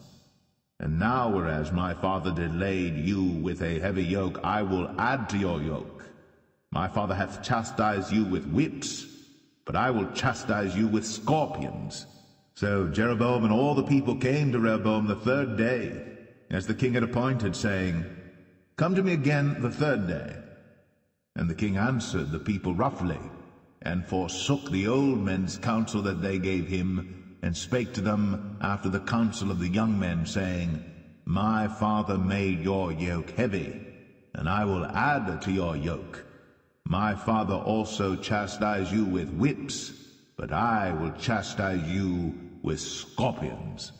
Wherefore the king hearkened not unto the people, for the cause was from the Lord, that he might perform his saying which the Lord spake by Ahijah the Shilonite unto Jeroboam the son of Nebat.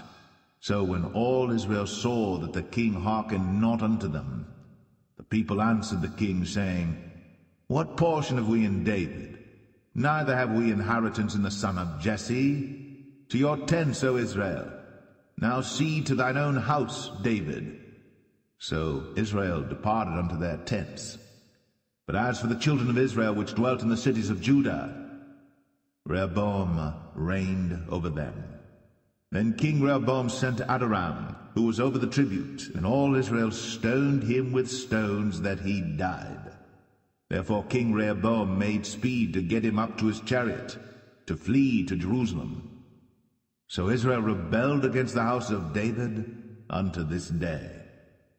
And it came to pass, when all Israel heard that Jeroboam was come again, that they sent and called him unto the congregation, and made him king over all Israel. There was none that followed the house of David, but the tribe of Judah only. And when Rehoboam was come to Jerusalem, he assembled all the house of Judah with the tribe of Benjamin, 180,000 chosen men which were warriors, to fight against the house of Israel, to bring the kingdom again to Rehoboam the son of Solomon. But the word of God came unto Shemaiah the man of God, saying, Speak unto Rehoboam the son of Solomon, king of Judah, and unto all the house of Judah and Benjamin, and to the remnant of the people, saying, Thus saith the Lord, Ye shall not go up, nor fight against your brethren the children of Israel. Return every man to his house, for this thing is from me. They hearkened therefore to the word of the Lord, and returned to depart according to the word of the Lord. Then Jeroboam built Shechem in Mount Ephraim, and dwelt therein, and went out from thence, and built Penuel. And Jeroboam said in his heart, Now shall the kingdom return to the house of David. If this people go up to do sacrifice in the house of the Lord at Jerusalem, then shall the heart of this people turn again unto their Lord, even unto Rehoboam king of Judah, and they shall kill me, and go again to Rehoboam king of Judah. Whereupon the king took counsel, and made 2 calves of gold, and said unto them, It is too much for you to go up to Jerusalem. Behold thy gods, O Israel, which brought thee up out of the land of Egypt. And he set the one in Bethel, and the other put he in Dan. And this thing became a sin, for the people went to worship before the one, even unto Dan. And he made an house of high places, and made priests of the lowest of the people, which were not of the sons of Levi. And Jeroboam ordained a feast in the 8th month, on the 15th day of the month, like unto the feast that is in Judah. And he offered upon the altar. So did he in Bethel, sacrificing unto the calves that he had made. And he placed in Bethel the priests of the high places which he had made. So he offered upon the altar which he had made in Bethel the 15th day of the 8th month, even in the month which he had devised of his own heart, and ordained a feast unto the children of Israel. And he offered upon the altar, and burnt incense.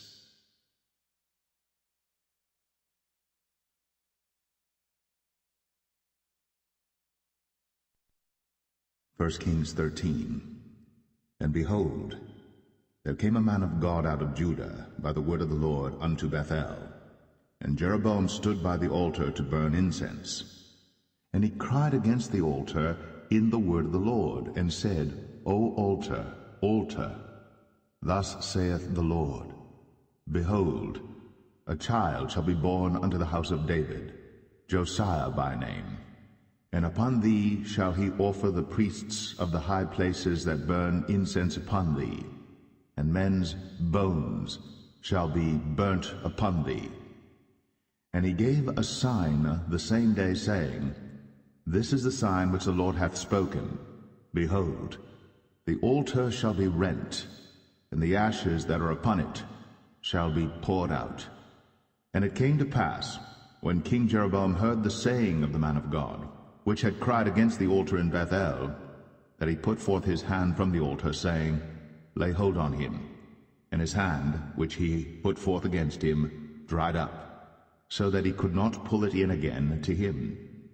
The altar also was rent, and the ashes poured out from the altar, according to the sign which the man of God had given by the word of the Lord.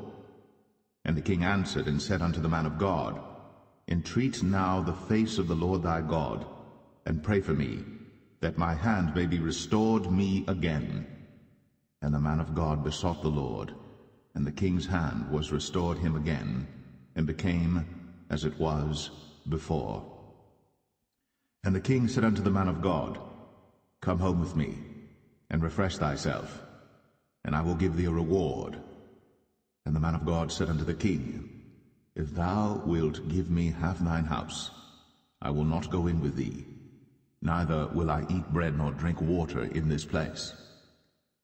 For so was it charged me by the word of the Lord, saying, Eat no bread, nor drink water, nor turn again by the same way that thou camest. So he went another way, and returned not by the way that he came to Bethel. Now there dwelt an old prophet in Bethel, and his sons came and told him all the works that the man of God had done that day in Bethel, the words which he had spoken unto the king. Them they told also to their father.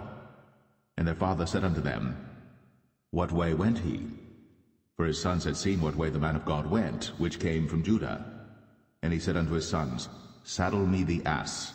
So they saddled him the ass, and he rode thereon, and went after the man of God, and found him sitting under an oak.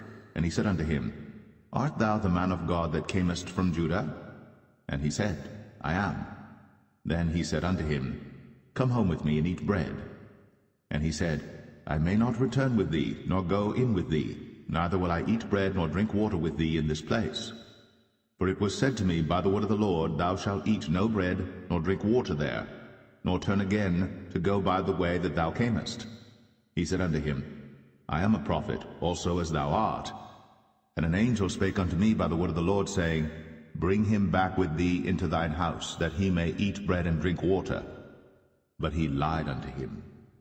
So he went back with him, and did eat bread in his house, and drank water. And it came to pass, as they sat at the table, that the word of the Lord came unto the prophet that brought him back.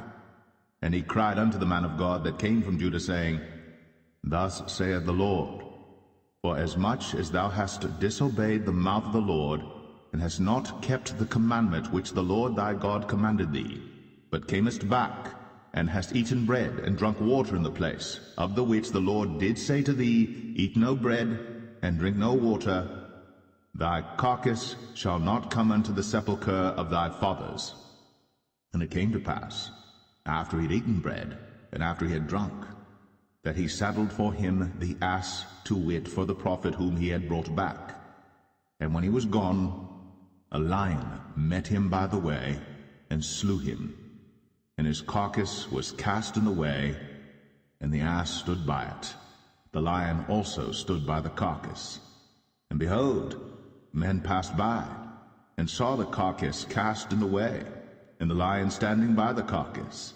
And they came and told it in the city where the old prophet dwelt.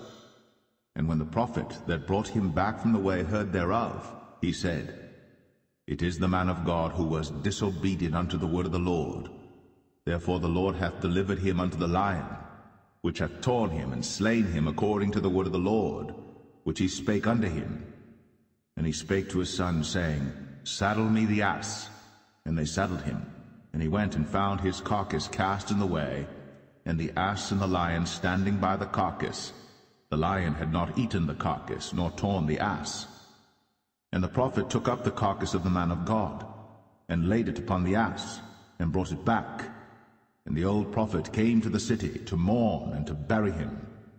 And he laid his carcass in his own grave. And they mourned over him, saying, Alas, my brother. And it came to pass, after he had buried him, that he spake to his son, saying, When I am dead, then bury me in the sepulchre wherein the man of God is buried. Lay my bones beside his bones. For the saying which he cried by the word of the Lord against the altar in Bethel, and against all the houses of the high places which are in the cities of Samaria, shall surely come to pass. After this thing Jeroboam returned not from his evil way, but made again of the lowest of the people priests of the high places. Whosoever would, he consecrated him, and he became one of the priests of the high places. And this thing became sin unto the house of Jeroboam, even to cut it off, and to destroy it from off the face of the earth.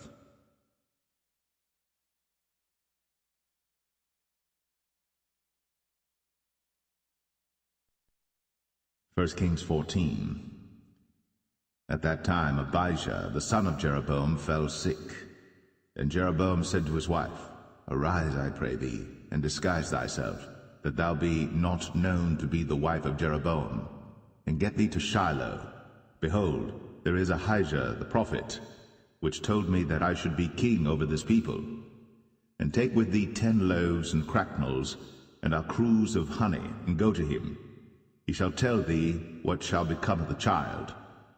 And Jeroboam's wife did so, and arose, and went to Shiloh, and came to the house of Ahijah. But Ahijah could not see, for his eyes were set by reason of his age. And the Lord said unto Ahijah, Behold, the wife of Jeroboam cometh to ask a thing of thee for her son, for he is sick. Thus and thus shalt thou say unto her, for it shall be, when she cometh in, that she shall feign herself to be another woman. And it was so, when Ahijah heard the sound of her feet, as she came in at the door, that he said, Come in, thou wife of Jeroboam. Why feignest thou thyself to be another? For I am sent to thee with heavy tidings. Go, tell Jeroboam, Thus saith the Lord God of Israel, Forasmuch as I exalted thee from among the people, and made thee prince over my people Israel, and rent the kingdom away from the house of David, and gave it thee, and yet thou hast not been as my servant David, who kept my commandments, and who followed me with all his heart, to do that only which was right in mine eyes, but hast done evil above all that were before thee. For thou hast gone and made thee other gods, and molten images, to provoke me to anger, and hast cast me behind thy back. Therefore, behold, I will bring evil upon the house of Jeroboam, and will cut off from Jeroboam him that pisseth against the wall, and him that is shut up and left in Israel, and will take away the remnant of the house of Jeroboam as a man taketh away dung, till it be all gone.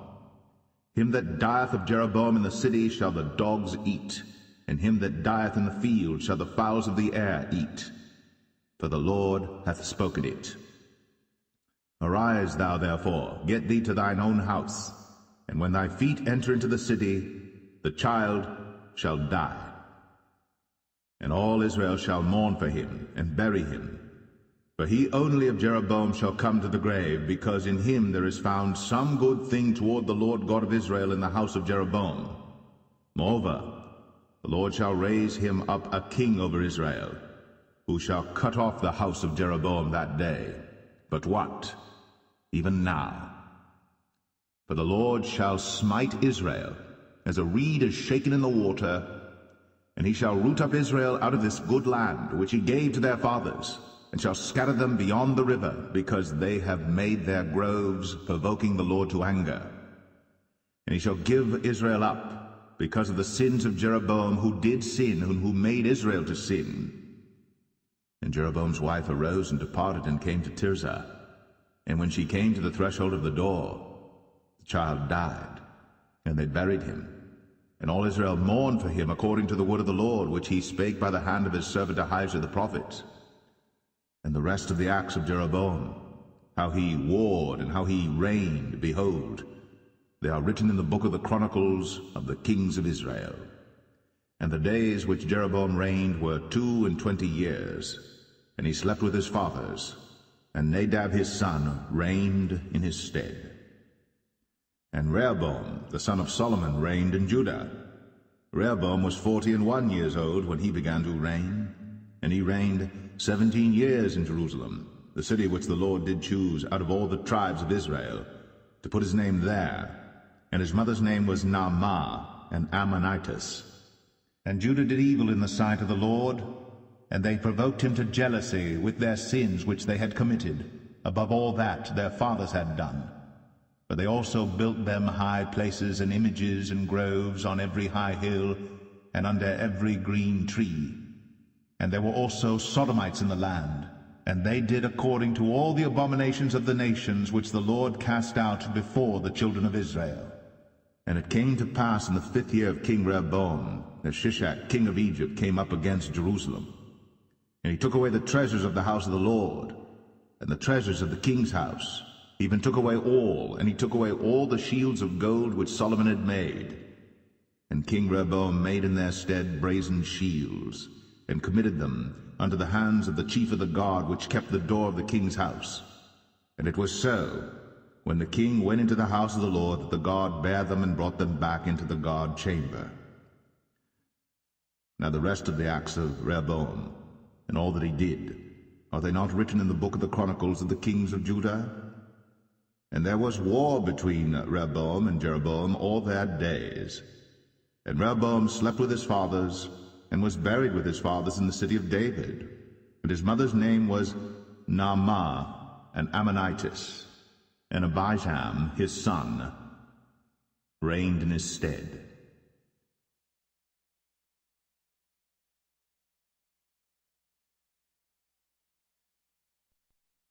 First Kings 15. Now in the 18th year of King Jeroboam, the son of Nebat, reigned Abijam over Judah.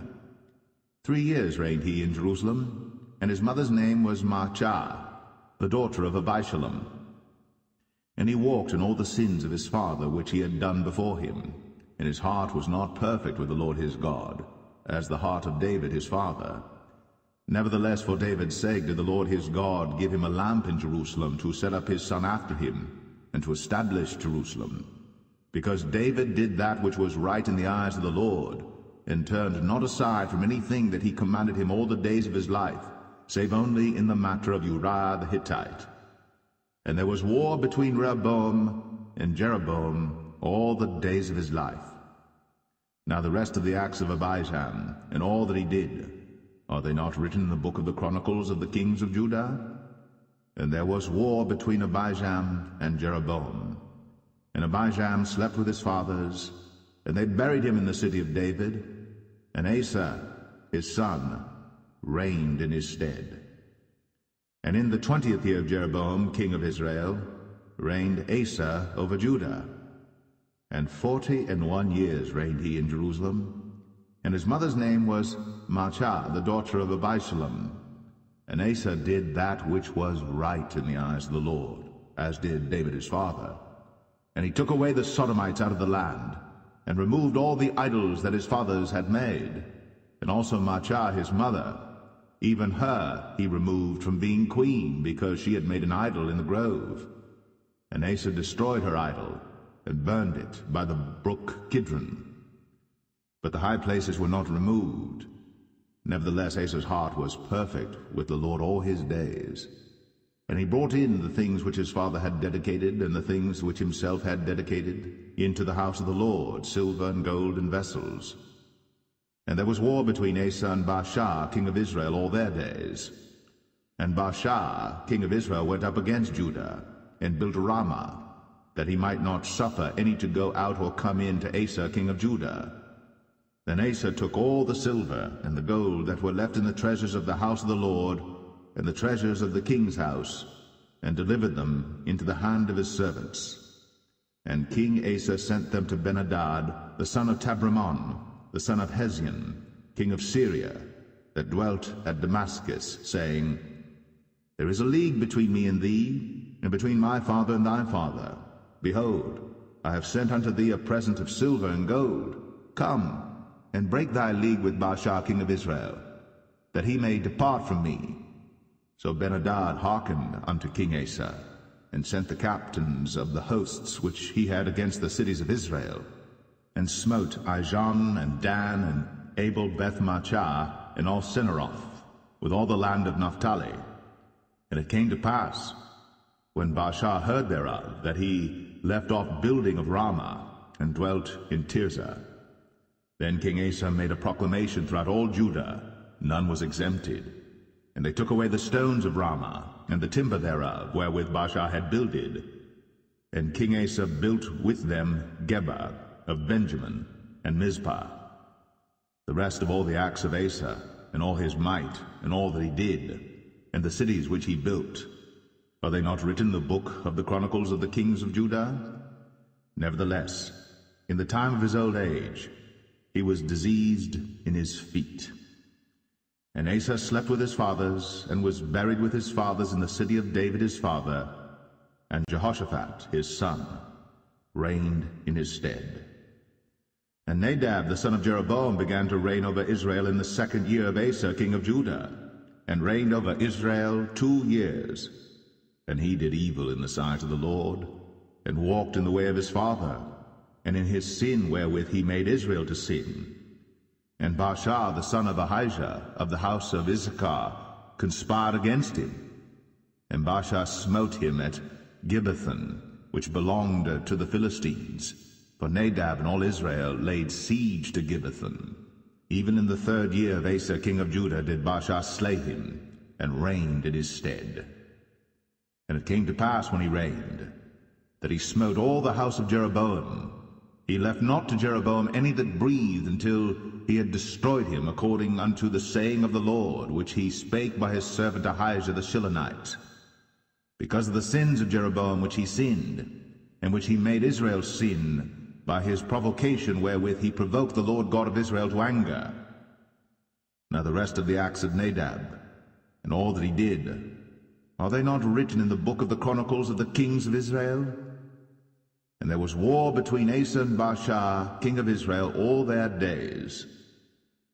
In the 3rd year of Asa, king of Judah, began Baasha the son of Ahijah to reign over all Israel in Tirzah 24 years. And he did evil in the sight of the Lord, and walked in the way of Jeroboam, and in his sin wherewith he made Israel to sin.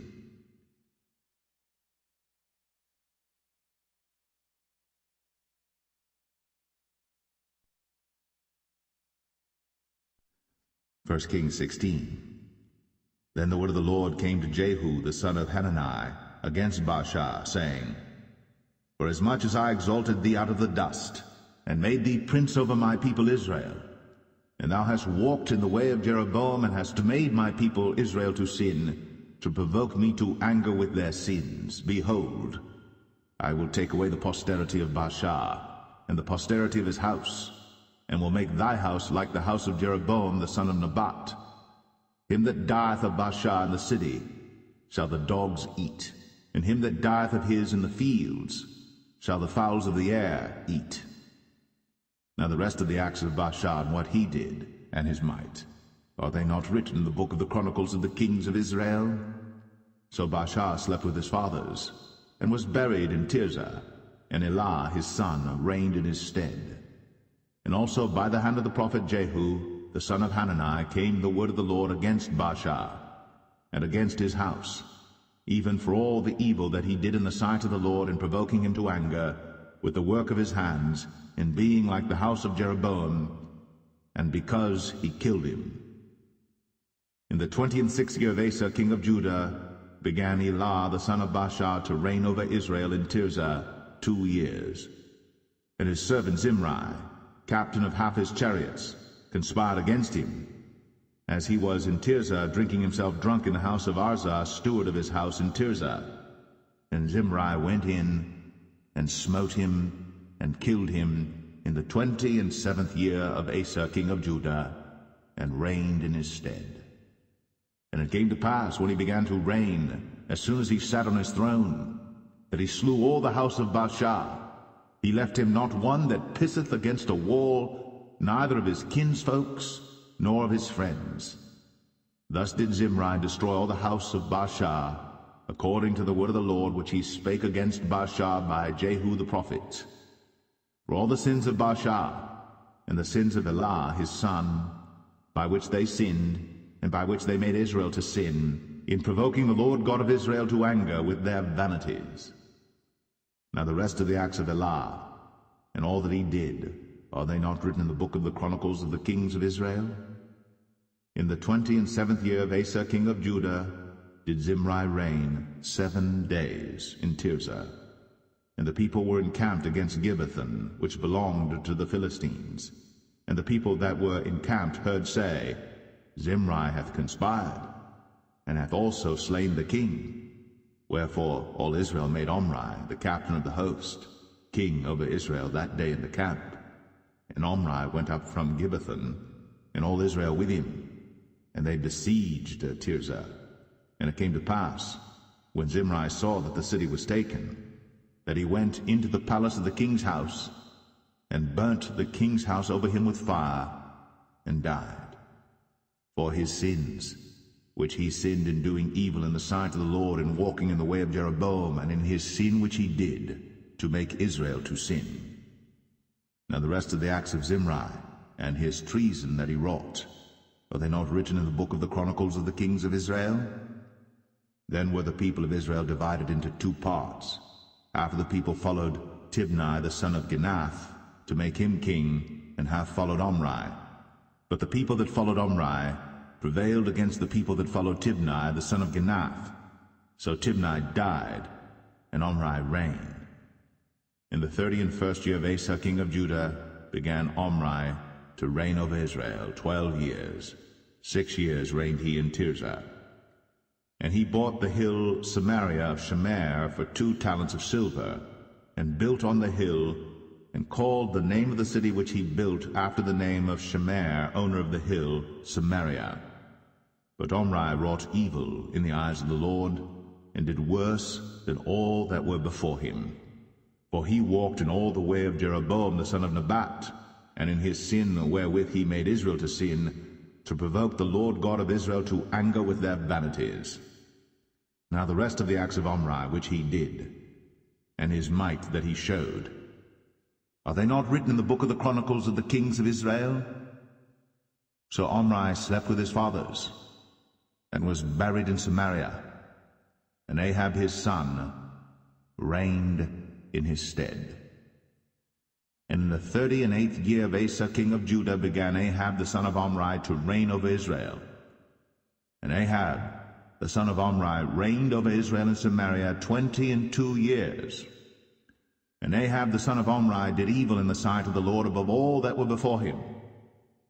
And it came to pass, as if it had been a light thing for him to walk in the sins of Jeroboam the son of Nebat, that he took to wife Jezebel, the daughter of Ethbaal, king of the Zidonians, and went and served Baal, and worshipped him. And he reared up an altar for Baal in the house of Baal, which he had built in Samaria. And Ahab made a grove, and Ahab did more to provoke the Lord God of Israel to anger than all the kings of Israel that were before him. In his days did Hiel the Bethelite build Jericho. He laid the foundation thereof in Abiram his firstborn, and set up the gates thereof in his youngest son Segub, according to the word of the Lord, which he spake by Joshua the son of Nun.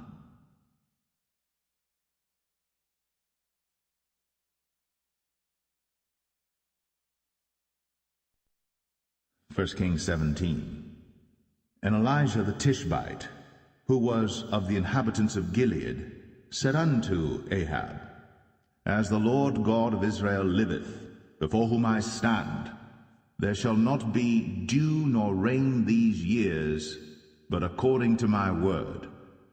And the word of the Lord came unto him, saying, Get thee hence, and turn thee eastward, and hide thyself by the brook Cherith, that is before Jordan. And it shall be that thou shalt drink of the brook, and I have commanded the ravens to feed thee there.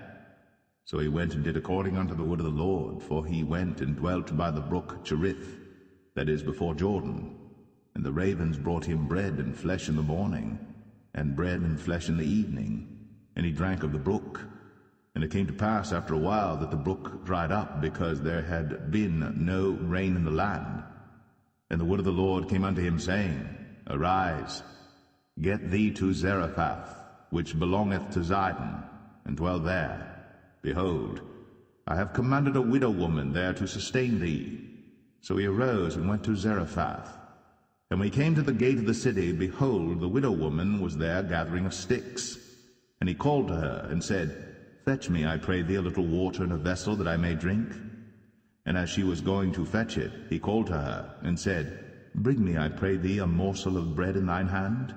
And she said, As the Lord thy God liveth, I have not a cake, but an handful of meal in a barrel, and a little oil in a cruse, and behold, I am gathering 2 sticks, that I may go in and dress it for me and my son, that we may eat it, and die.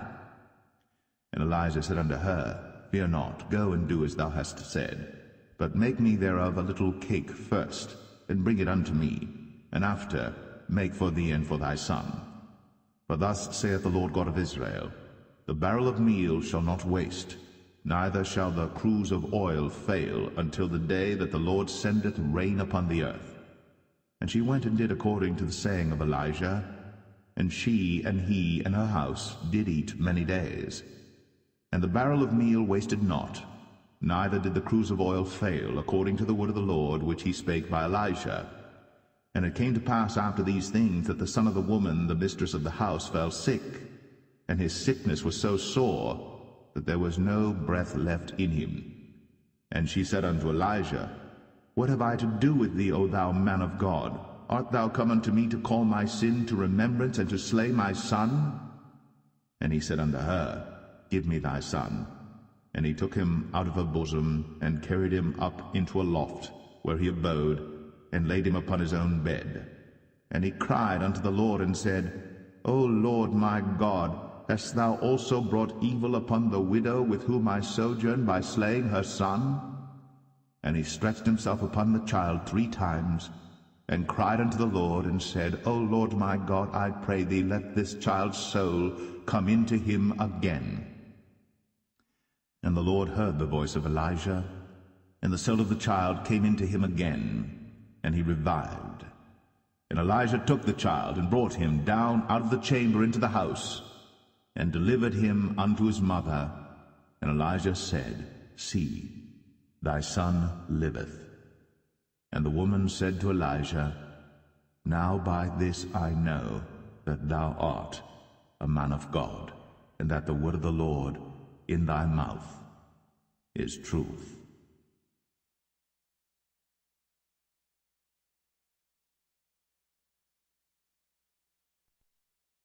First Kings 18. And it came to pass after many days that the word of the Lord came to Elijah in the 3rd year, saying, Go, show thyself unto Ahab, and I will send rain upon the earth. And Elijah went to show himself unto Ahab. And there was a sore famine in Samaria. And Ahab called Obadiah, which was the governor of his house.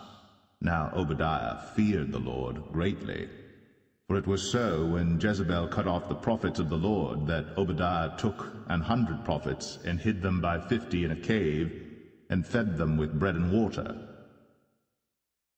And Ahab said unto Obadiah, Go into the land, unto all fountains of water, and unto all brooks. Peradventure we may find grass to save the horses and mules alive, that we lose not all the beasts. So they divided the land between them to pass throughout it. Ahab went one way by himself, and Obadiah went another way by himself. And as Obadiah was in the way, behold, Elijah met him, and he knew him, and fell on his face, and said, Art thou that my lord Elijah? And he answered him, I am. Go tell thy lord, Behold, Elijah is here. And he said, What have I sinned that thou wouldst deliver thy servant into the hand of Ahab, to slay me? As the Lord thy God liveth, there is no nation or kingdom whither my lord hath not sent to seek thee. And when they said, He is not there, he took an oath of the kingdom and nation that they found thee not. And now thou sayest, Go tell thy lord, Behold, Elijah is here.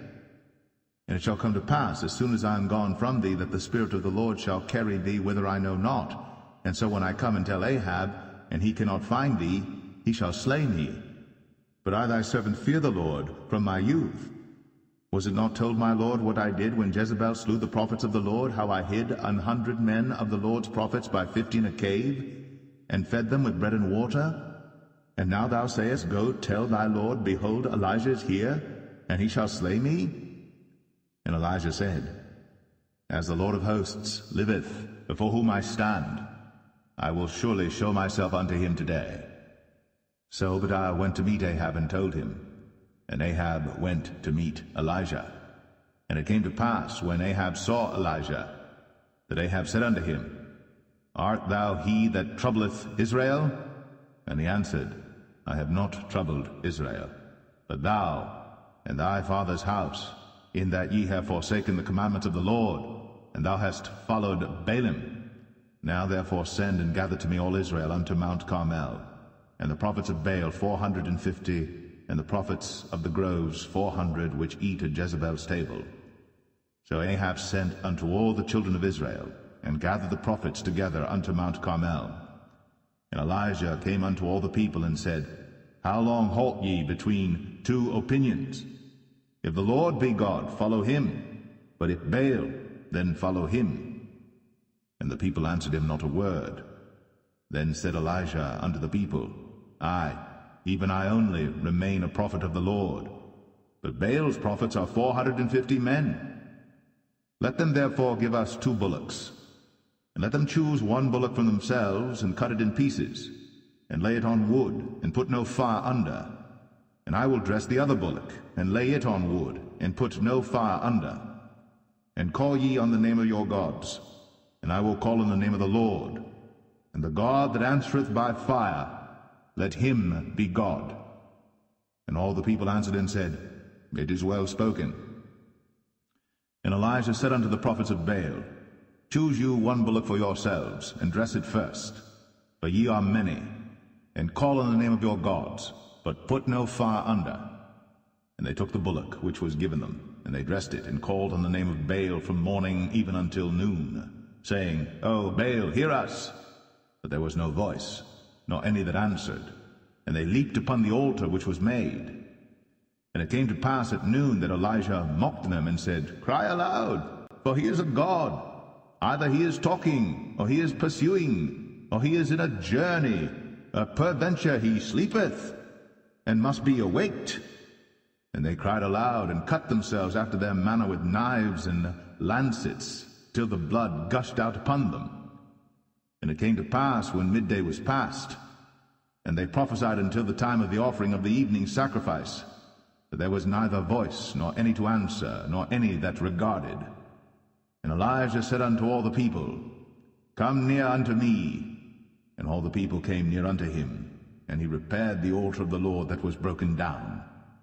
And Elijah took 12 stones, according to the number of the tribes of the sons of Jacob, unto whom the word of the Lord came, saying, Israel shall be thy name. And with the stones he built an altar in the name of the Lord, and he made a trench about the altar, as great as would contain 2 measures of seed. And he put the wood in order, and cut the bullock in pieces, and laid him on the wood, and said, Fill 4 barrels with water, and pour it on the burnt sacrifice, and on the wood. And he said, Do it the second time. And they did it the second time. And he said, Do it the third time. And they did it the third time. And the water ran round about the altar, and he filled the trench also with water. And it came to pass, at the time of the offering of the evening sacrifice, that Elijah the prophet came near and said, Lord God of Abraham, Isaac, and of Israel, let it be known this day that thou art God in Israel, and that I am thy servant, and that I have done all these things at thy word. Hear me, O Lord, hear me, that this people may know that thou art the Lord God, and that thou hast turned their heart back again. Then the fire of the Lord fell, and consumed the burnt sacrifice, and the wood, and the stones, and the dust, and licked up the water that was in the trench.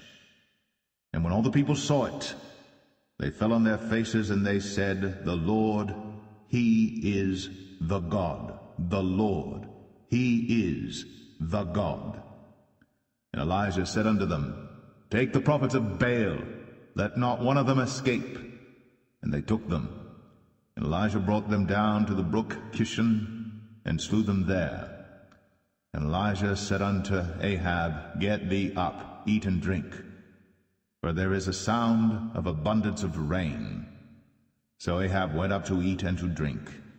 And Elijah went up to the top of Carmel, and he cast himself down upon the earth, and put his face between his knees, and said to his servant, Go up now, look toward the sea. And he went up and looked, and said, There is nothing. And he said, Go again 7 times. And it came to pass at the 7th time that he said, Behold, there ariseth a little cloud out of the sea, like a man's hand. And he said, Go up, say unto Ahab, Prepare thy chariot, and get thee down, that the rain stop thee not. And it came to pass in the meanwhile, that the heaven was black with clouds and wind, and there was a great rain. And Ahab rode, and went to Jezreel. And the hand of the Lord was on Elijah, and he girded up his loins, and ran before Ahab to the entrance of Jezreel.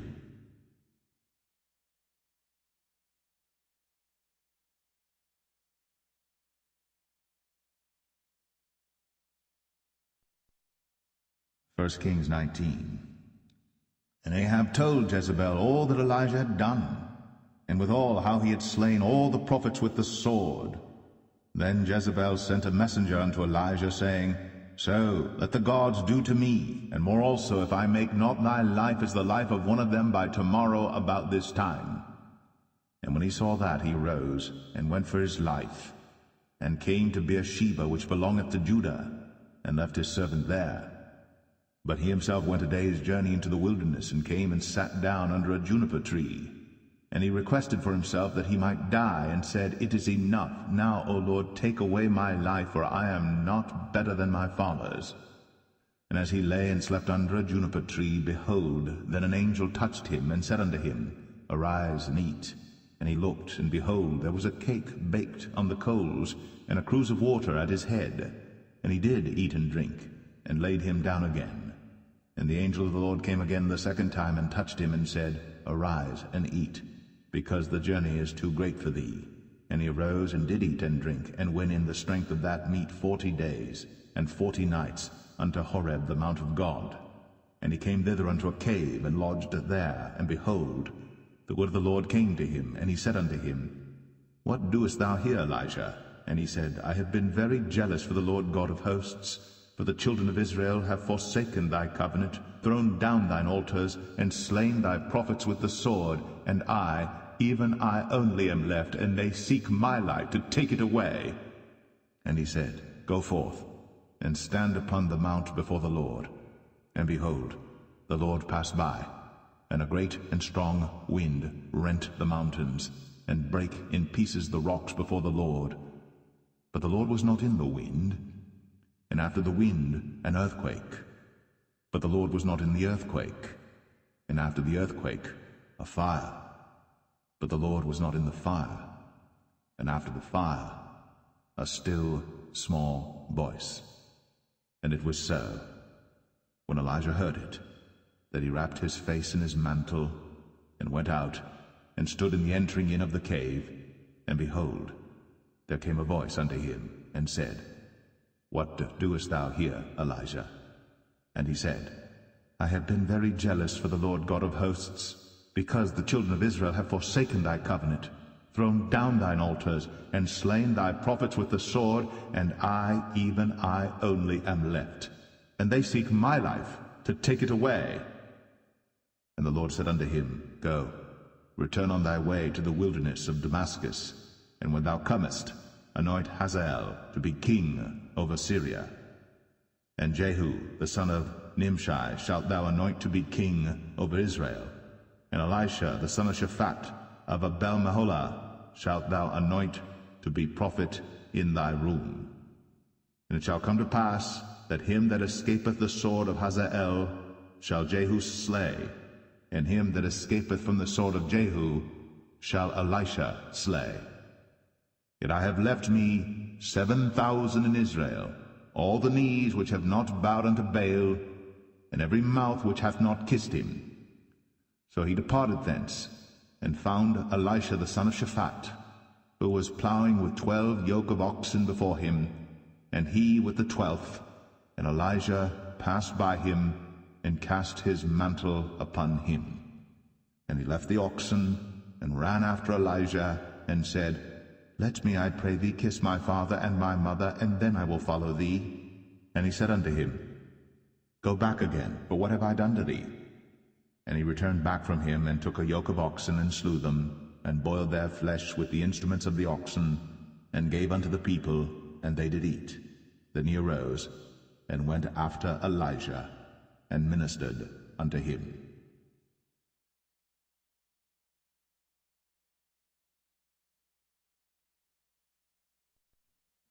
1 Kings 20.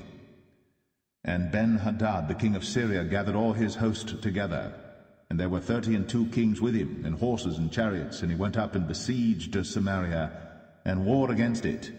And he sent messengers to Ahab king of Israel into the city, and said unto him, Thus saith Ben-Hadad, Thy silver and thy gold is mine, thy wives also and thy children, even the goodliest, are mine.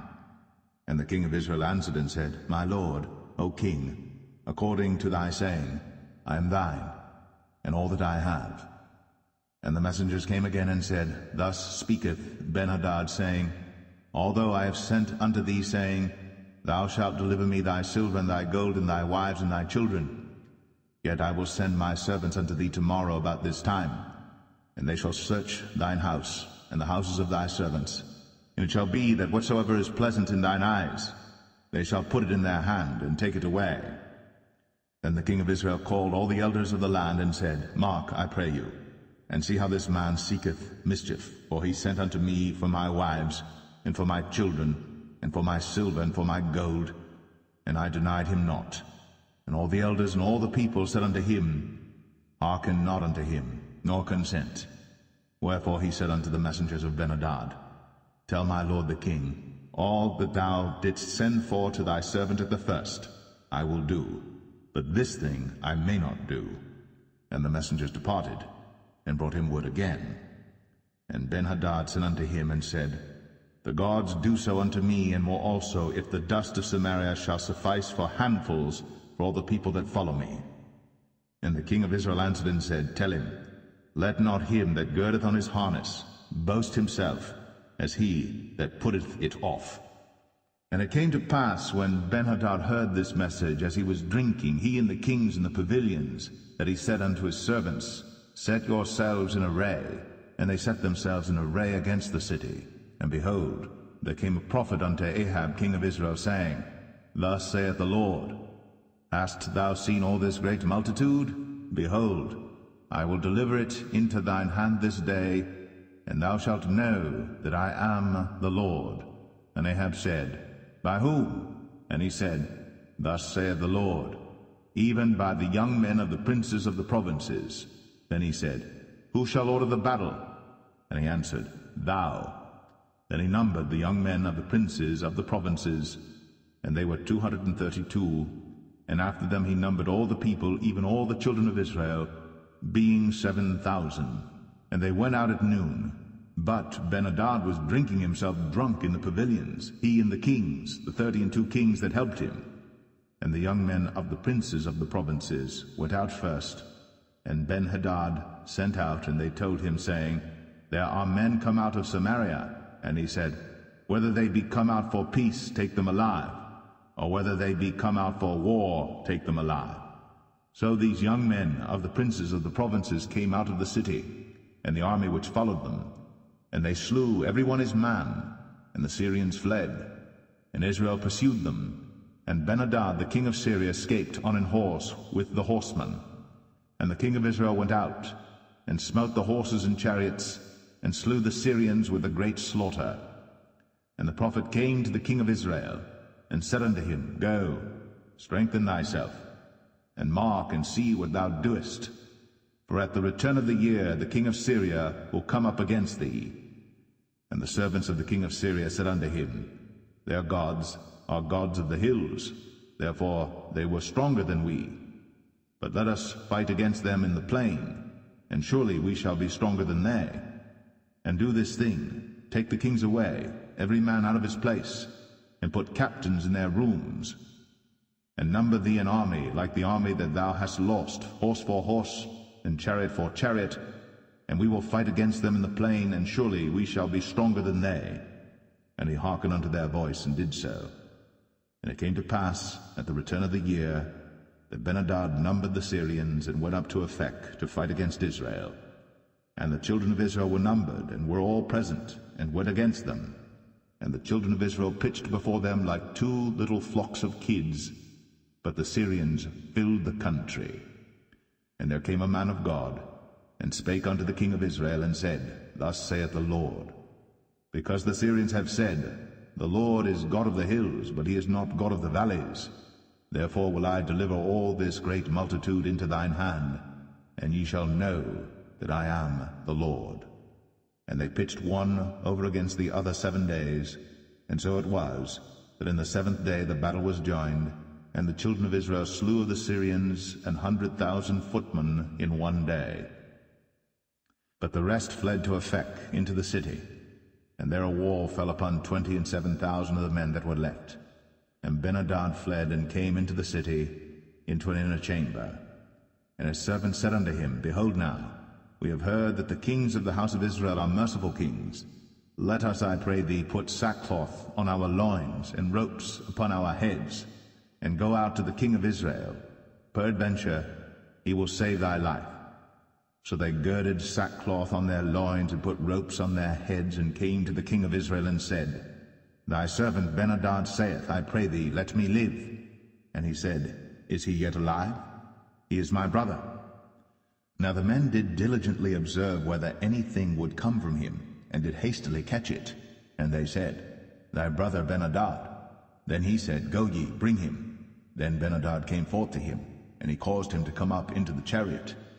And Ben-hadad said unto him, The cities which my father took from thy father I will restore, and thou shalt make streets for thee in Damascus, as my father made in Samaria. Then said Ahab, I will send thee away with this covenant. So he made a covenant with him, and sent him away. And a certain man of the sons of the prophets said unto his neighbor in the word of the Lord, Smite me, I pray thee. And the man refused to smite him. Then said he unto him, Because thou hast not obeyed the voice of the Lord, behold, as soon as thou art departed from me, a lion shall slay thee. And as soon as he was departed from him, a lion found him and slew him. Then he found another man, and said, Smite me, I pray thee. And the man smote him, so that in smiting he wounded him. So the prophet departed, and waited for the king by the way, and disguised himself with ashes upon his face. And as the king passed by, he cried unto the king, and he said, Thy servant went out into the midst of the battle, and behold, a man turned aside, and brought a man unto me, and said, Keep this man. If by any means he be missing, then shall thy life be for his life, or else thou shalt pay a talent of silver. And as thy servant was busy here and there, he was gone. And the king of Israel said unto him, So shall thy judgment be. Thyself hast decided it. And he hasted, and took the ashes away from his face. And the king of Israel discerned him that he was of the prophets. And he said unto him, Thus saith the Lord, Because thou hast let go out of thy hand a man whom I appointed to utter destruction, therefore thy life shall go for his life, and thy people for his people. And the king of Israel went to his house, heavy and displeased, and came to Samaria.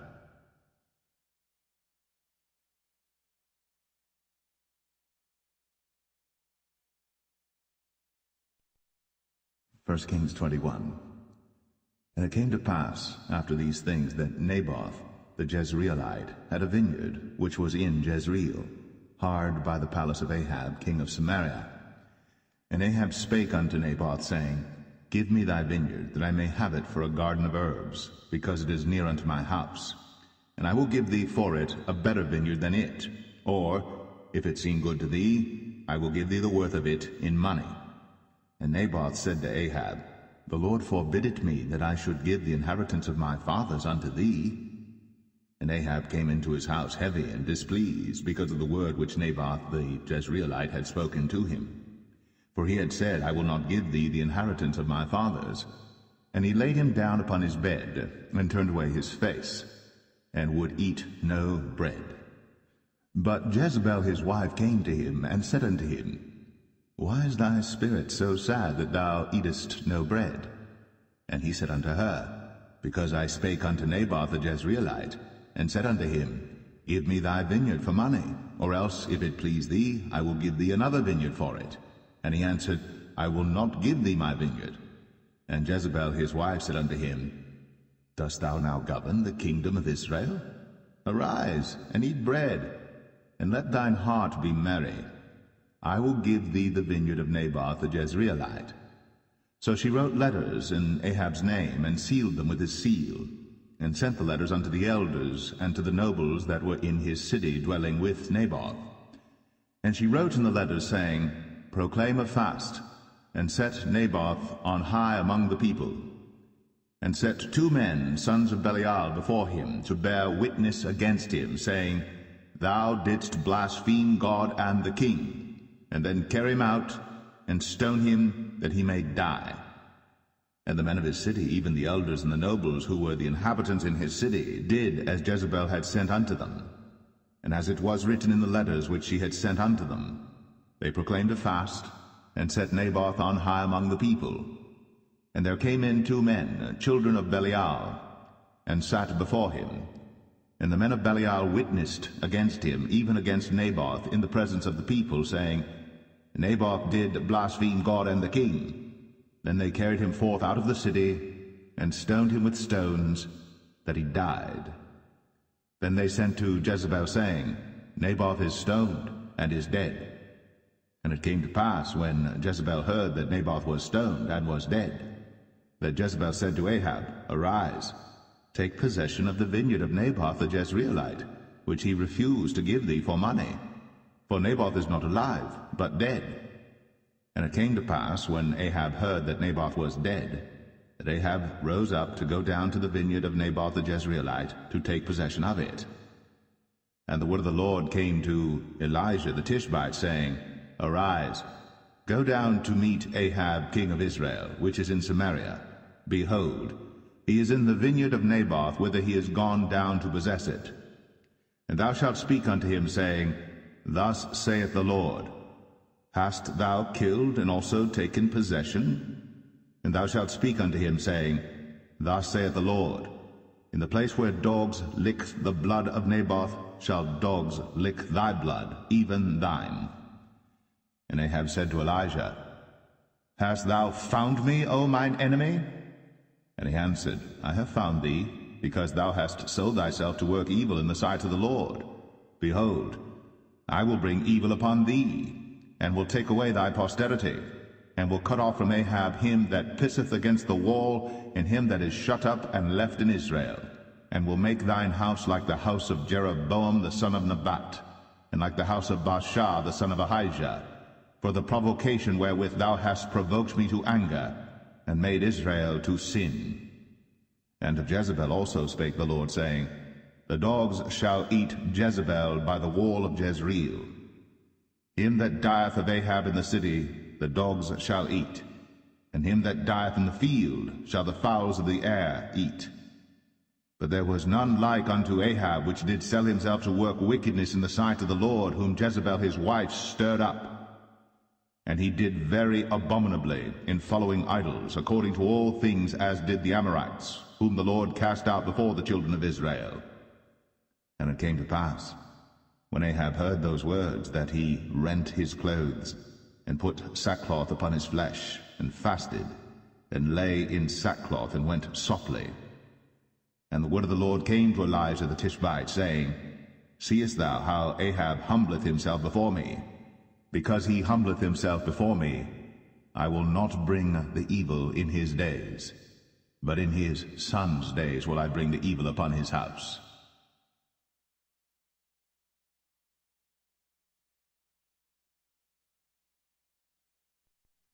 First Kings 22. And they continued 3 years without war between Syria and Israel. And it came to pass in the 3rd year that Jehoshaphat the king of Judah came down to the king of Israel. And the king of Israel said unto his servants, Know ye that Ramoth and Gilead is ours, and we be still, and take it not out of the hand of the king of Syria?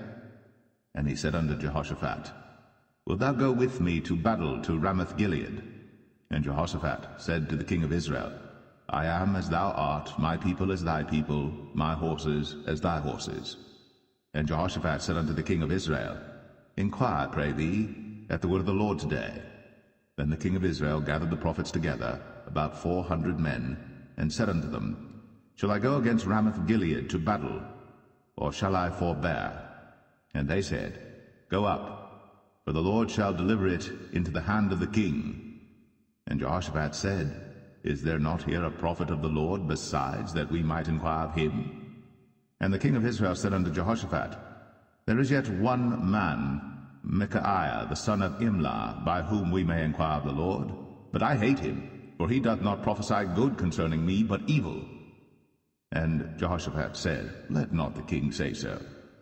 Then the king of Israel called an officer, and said, Hasten hither Micaiah the son of Imlah. And the king of Israel and Jehoshaphat the king of Judah sat each on his throne, having put on their robes, in a void place in the entrance of the gate of Samaria.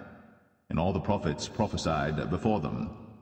And Zedekiah the son of Chenaanah made him horns of iron, and he said, Thus saith the Lord, With these shalt thou push the Syrians until thou have consumed them.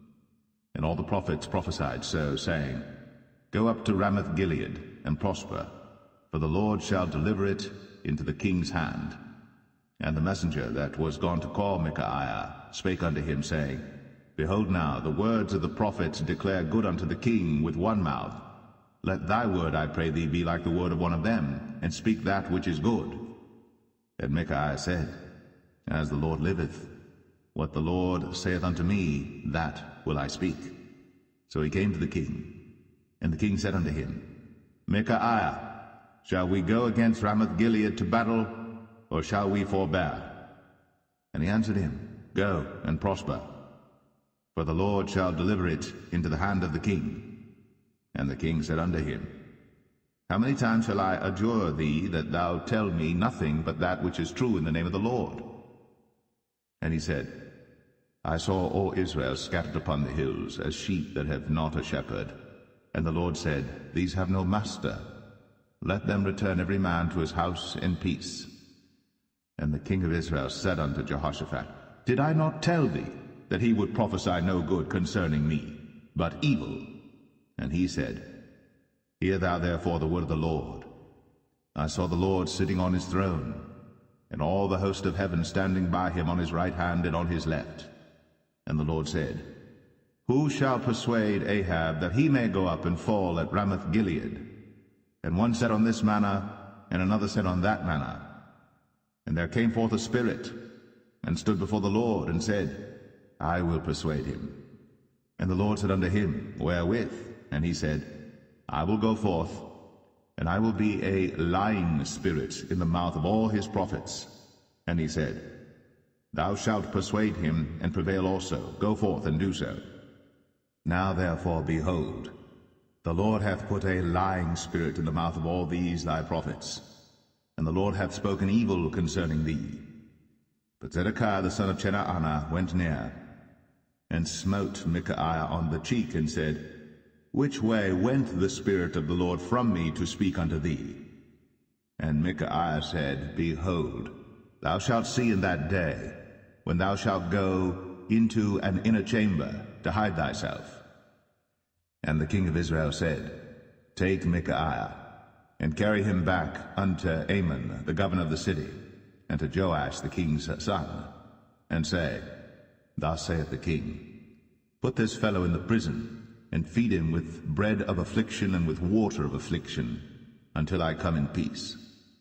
And Micaiah said, If thou return at all in peace, the Lord hath not spoken by me. And he said, Hearken, O people, every one of you. So the king of Israel and Jehoshaphat the king of Judah went up to Ramoth-Gilead. And the king of Israel said unto Jehoshaphat, I will disguise myself, and enter into battle, but put thou on thy robes. And the king of Israel disguised himself, and went into the battle. But the king of Syria commanded his 32 captains that had rule over his chariots, saying, Fight neither with small nor great, save only with the king of Israel. And it came to pass, when the captains of the chariots saw Jehoshaphat, that they said, Surely it is the king of Israel. And they turned aside to fight against him. And Jehoshaphat cried out. And it came to pass, when the captains of the chariots perceived that it was not the king of Israel, that they turned back from pursuing him. And a certain man drew a bow at a venture, and smote the king of Israel between the joints of the harness. Wherefore he said unto the driver of his chariots, Turn thy hand, and carry me out of the host, for I am wounded. And the battle increased that day. And the king was stayed up in his chariot against the Syrians, and died at even. And the blood ran out of the wound into the midst of the chariot. And there went a proclamation throughout the host about the going down of the sun, saying, Every man to his city, and every man to his own country. So the king died, and was brought to Samaria. And they buried the king in Samaria. And one washed the chariot in the pool of Samaria, and the dogs licked up his blood, and they washed his armor, according unto the word of the Lord which he spake. Now the rest of the acts of Ahab, and all that he did, and the ivory house which he made, and all the cities that he built, are they not written in the book of the Chronicles of the kings of Israel? So Ahab slept with his fathers, and Ahaziah his son reigned in his stead. And Jehoshaphat the son of Asa began to reign over Judah in the 4th year of Ahab king of Israel. Jehoshaphat was 35 years old when he began to reign, and he reigned 25 years in Jerusalem. And his mother's name was Azubah, the daughter of Shilhi. And he walked in all the ways of Asa his father. He turned not aside from it, doing that which was right in the eyes of the Lord. Nevertheless the high places were not taken away, for the people offered and burnt incense yet in the high places. And Jehoshaphat made peace with the king of Israel. Now the rest of the acts of Jehoshaphat, and his might that he showed, and how he warred, are they not written in the book of the Chronicles of the kings of Judah?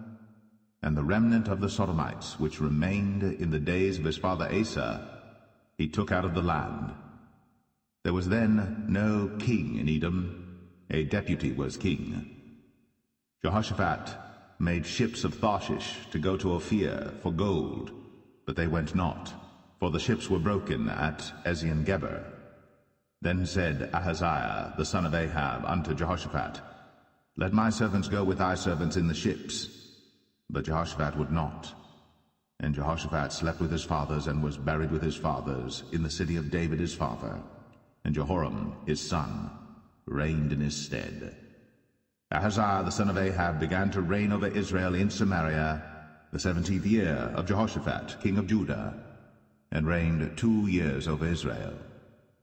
And he did evil in the sight of the Lord, and walked in the way of his father, and in the way of his mother, and in the way of Jeroboam the son of Nebat, who made Israel to sin.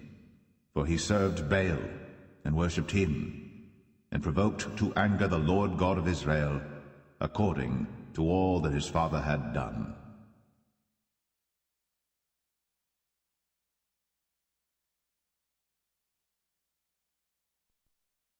The second book of Kings, chapter 1. Then Moab rebelled against Israel after the death of Ahab. And Ahaziah fell down through a lattice in his upper chamber that was in Samaria, and was sick.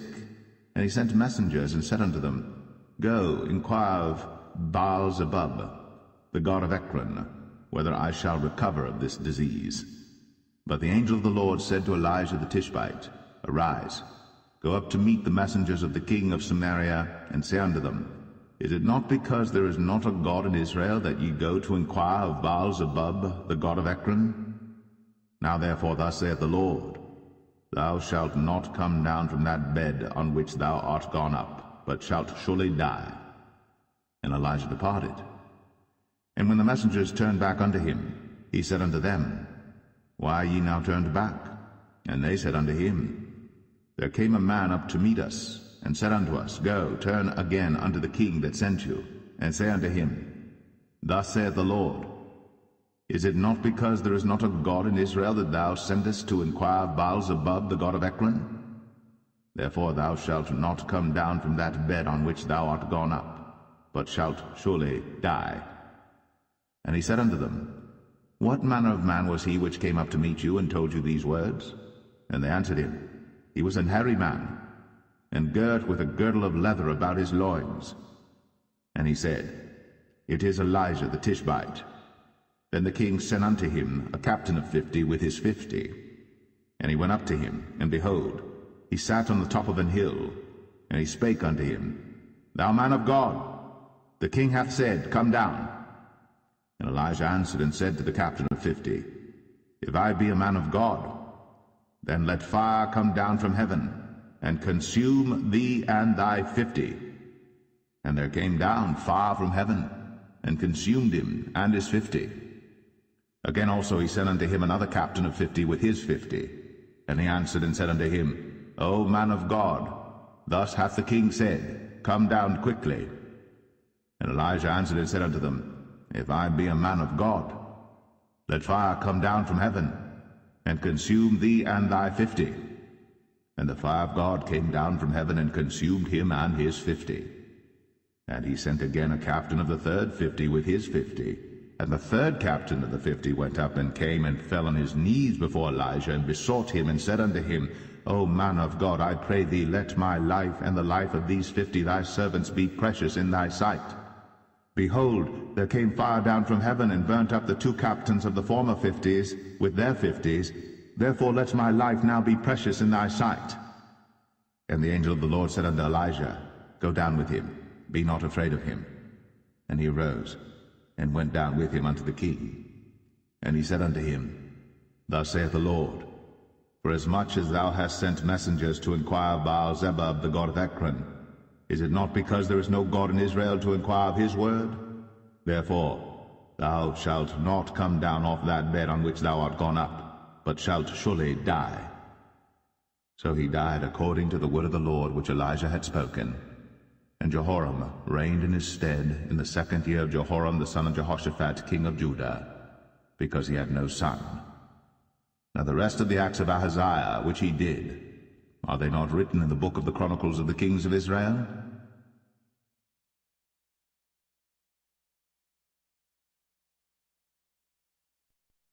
Second Kings 2.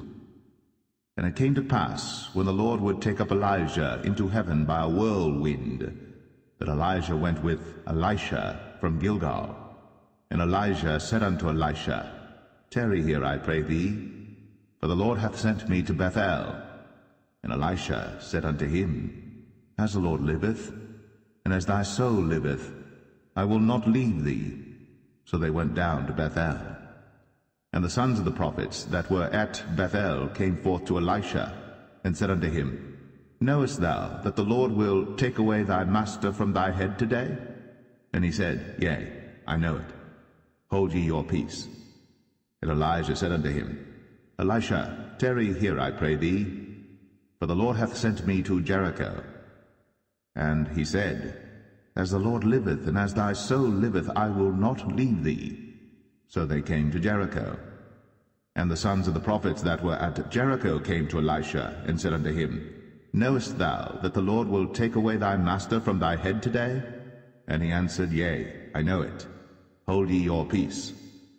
And Elijah said unto him, Tarry, I pray thee here, for the Lord hath sent me to Jordan. And he said, As the Lord liveth, and as thy soul liveth, I will not leave thee. And they two went on. And 50 men of the sons of the prophets went, and stood to view afar off. And they too stood by Jordan.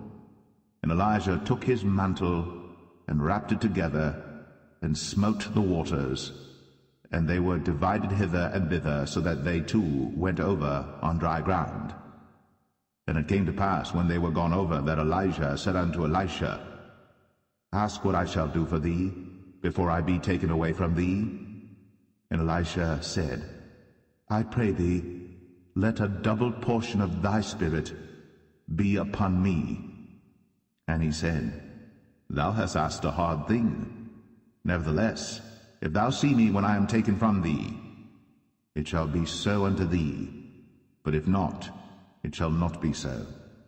And it came to pass, as they still went on and talked, that behold, there appeared a chariot of fire, and horses of fire, and parted them both asunder. And Elijah went up by a whirlwind into heaven. And Elisha saw it, and he cried, My father, the chariot of Israel, and the horsemen thereof. And he saw him no more. And he took hold of his own clothes, and rent them in 2 pieces. He took up also the mantle of Elijah that fell from him, and went back and stood by the bank of Jordan. And he took the mantle of Elijah that fell from him, and smote the waters, and said, Where is the Lord God of Elijah? And when he also had smitten the waters, they parted hither and thither, and Elisha went over.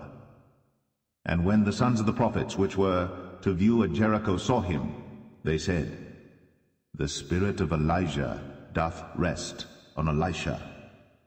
And they came to meet him, and bowed themselves to the ground before him. And they said unto him, Behold now, there be with thy servants 50 strong men. Let them go, we pray thee, and seek thy master, lest peradventure the Spirit of the Lord hath taken him up, and cast him upon some mountain, or into some valley. And he said, Ye shall not send. And when they urged him till he was ashamed, he said, Send. They sent therefore 50 men, and they sought 3 days, but found him not. And when they came again to him, for he tarried at Jericho, he said unto them, Did I not say unto you, Go not? And the men of the city said unto Elisha, Behold, I pray thee, the situation of this city is pleasant, as my Lord seeth, but the water is not, and the ground barren. And he said, Bring me a new cruse, and put salt therein. And they brought it to him. And he went forth unto the spring of the waters, and cast the salt in there, and said, Thus saith the Lord, I have healed these waters. There shall not be from thence any more death or barren land. So the waters were healed unto this day, according to the saying of Elisha which he spake. And he went up from thence unto Bethel, and as he was going up by the way, there came forth little children out of the city, and mocked him, and said unto him, Go up, thou bald head, go up, thou bald head. And he turned back, and looked on them, and cursed them in the name of the Lord. And there came forth 2 she-bears out of the wood, and tare 42 children of them. And he went from thence to Mount Carmel, and from thence he returned to Samaria.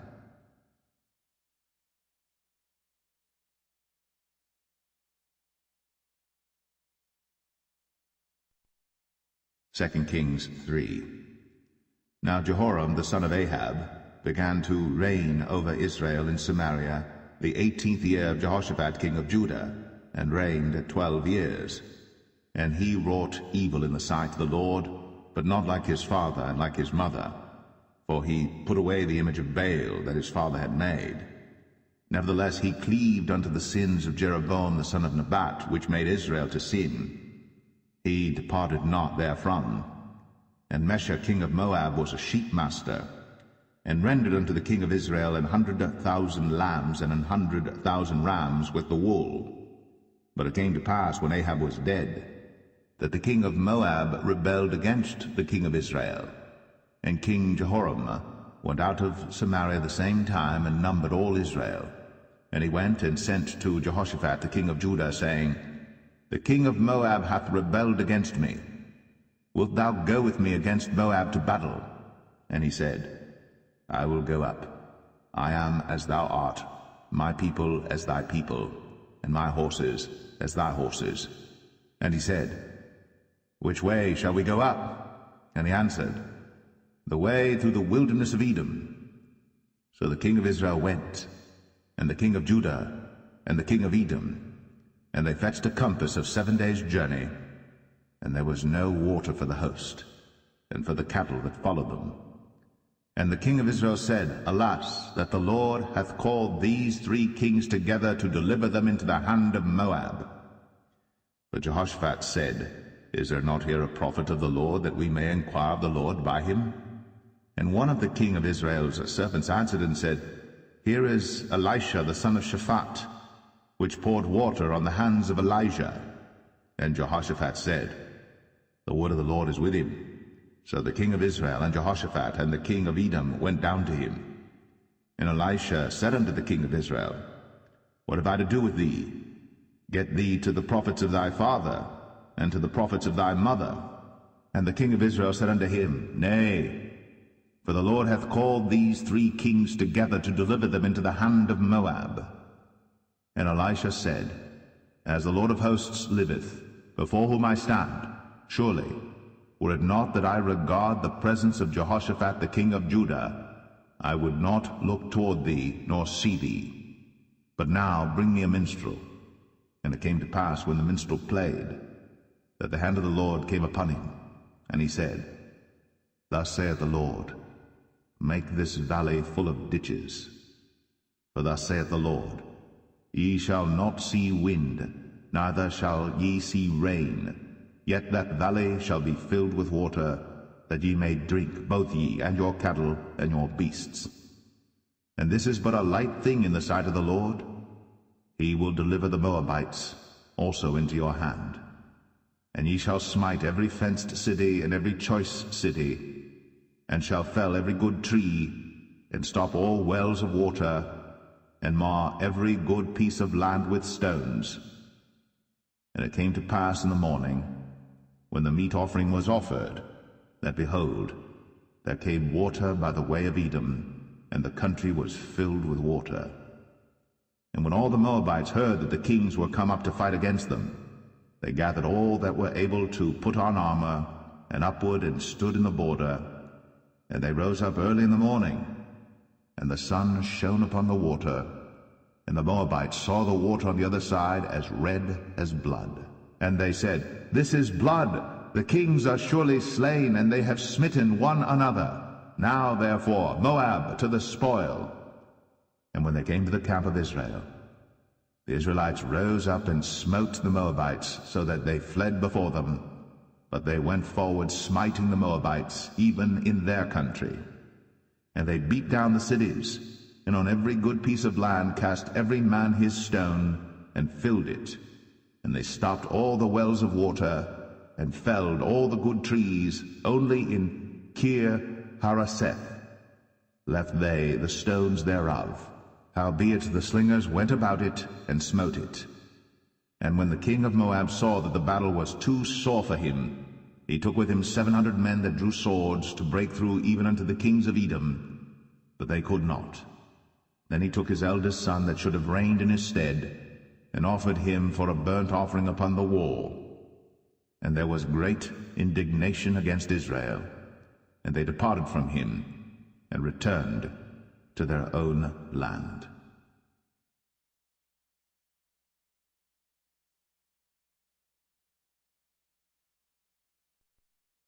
Second Kings 4. Now there cried a certain woman of the wives of the sons of the prophets unto Elisha, saying, Thy servant my husband is dead, and thou knowest that thy servant did fear the Lord, and the creditors come to take unto him my 2 sons to be bondmen. And Elisha said unto her, What shall I do for thee? Tell me, what hast thou in the house? And she said, Thine handmaid hath not anything in the house, save a pot of oil.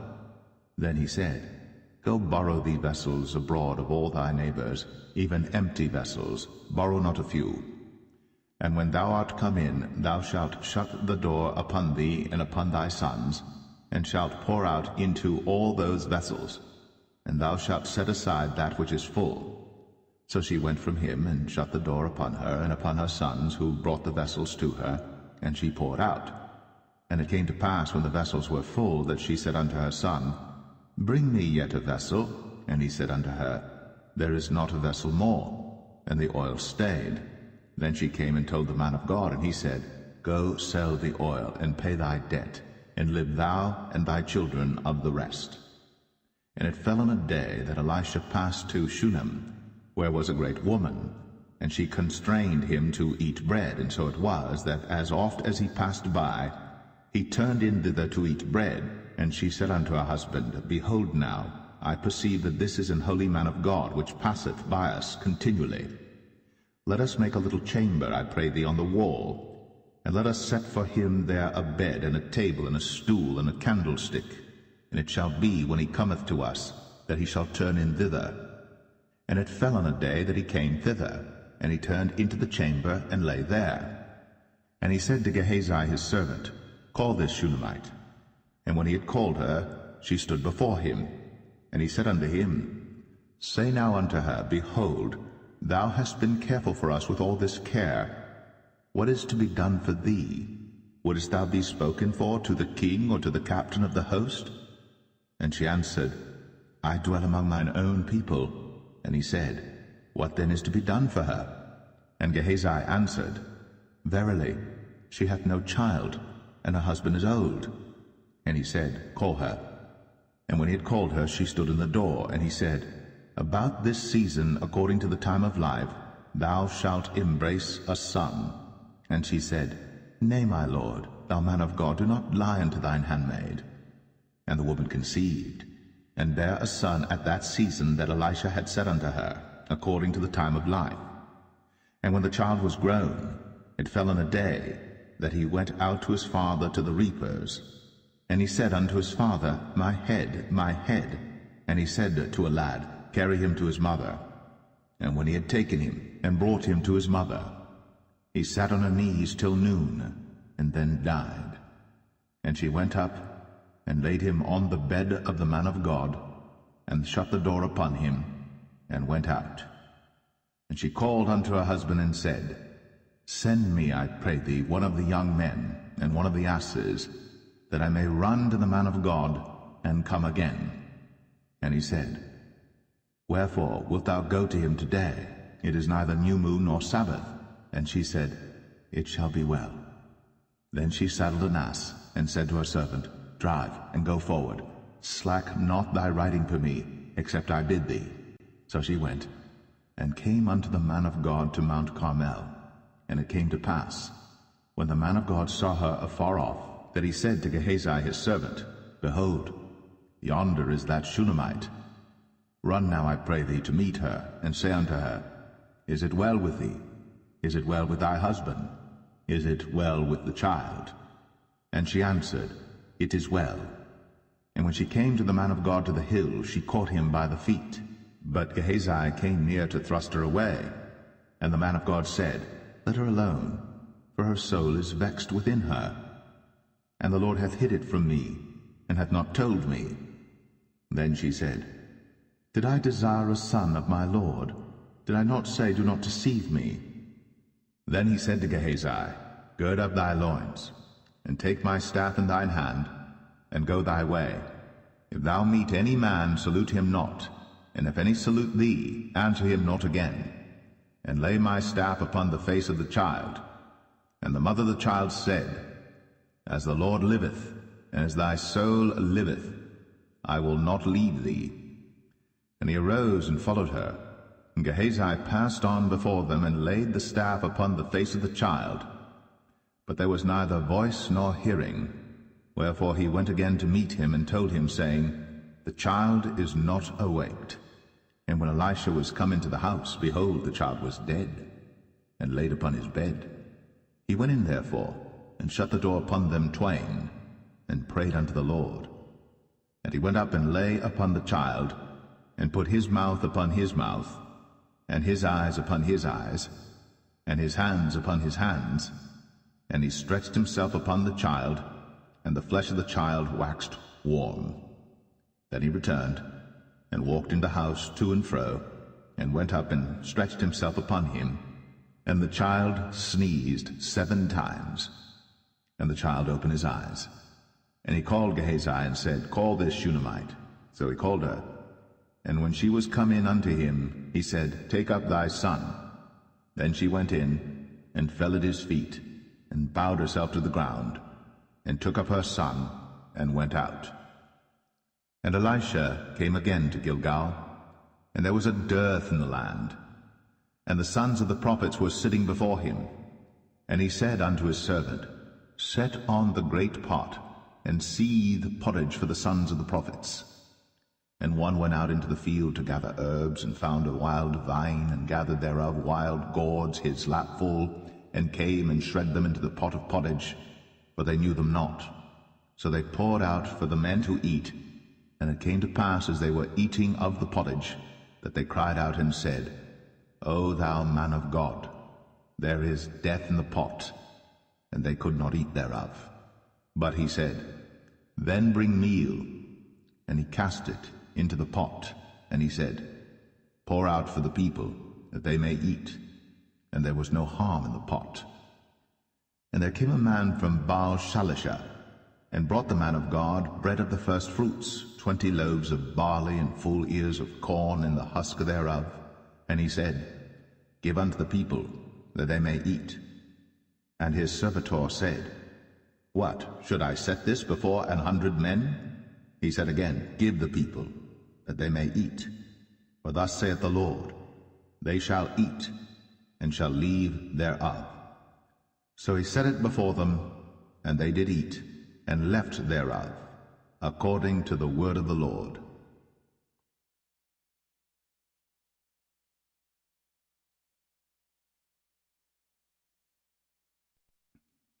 2 Kings 5.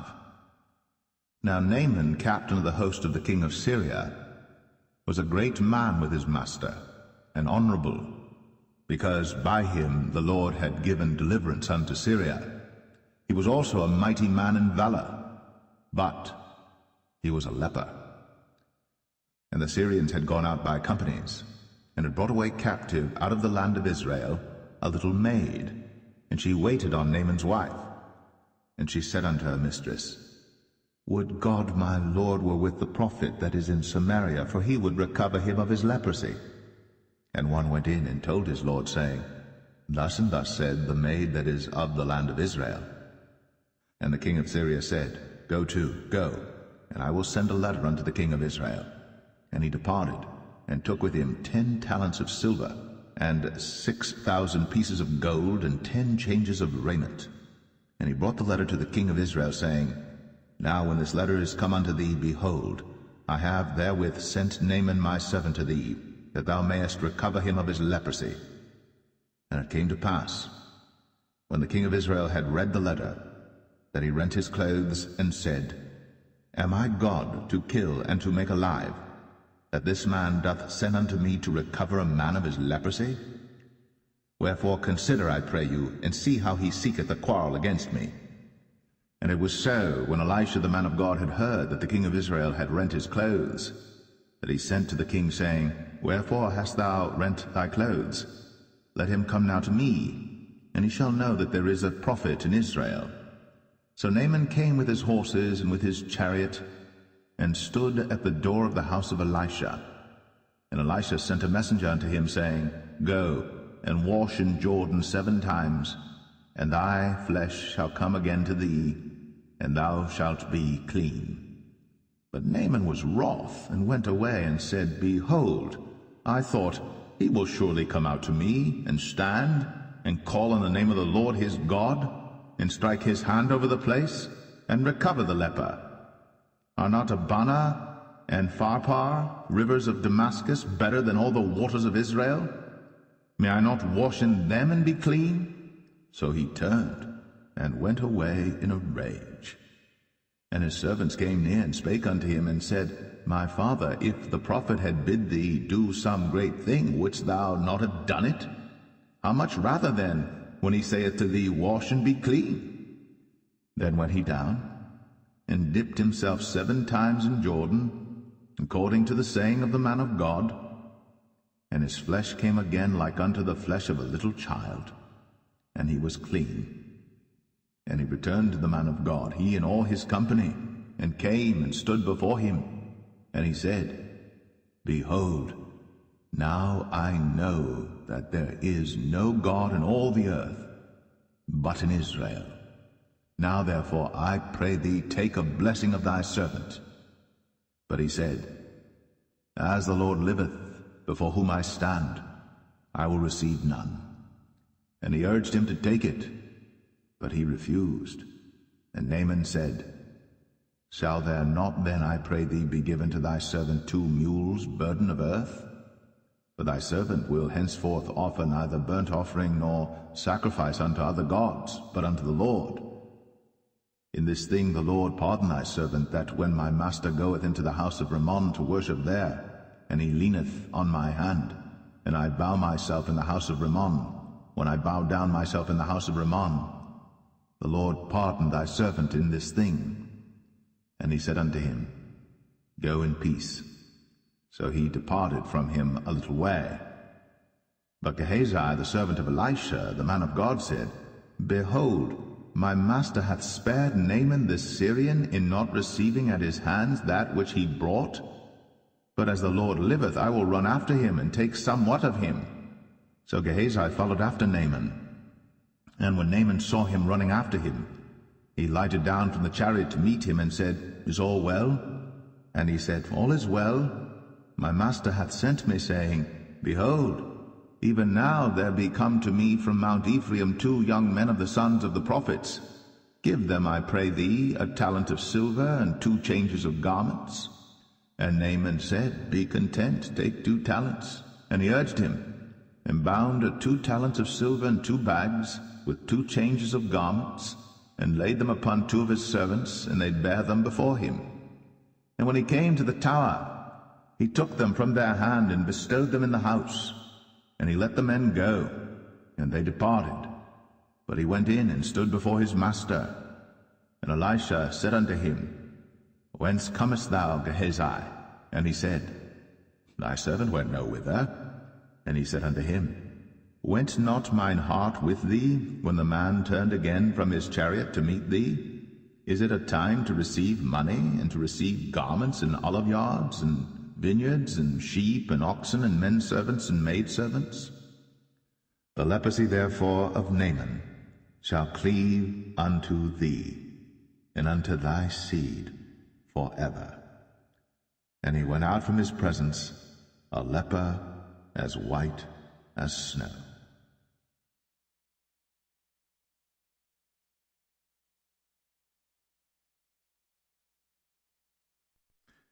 2 Kings 6. And the sons of the prophets said unto Elisha, Behold now, the place where we dwell with thee is too strait for us. Let us go, we pray thee, unto Jordan, and take thence every man a beam, and let us make a place there where we may dwell. And he answered, Go ye.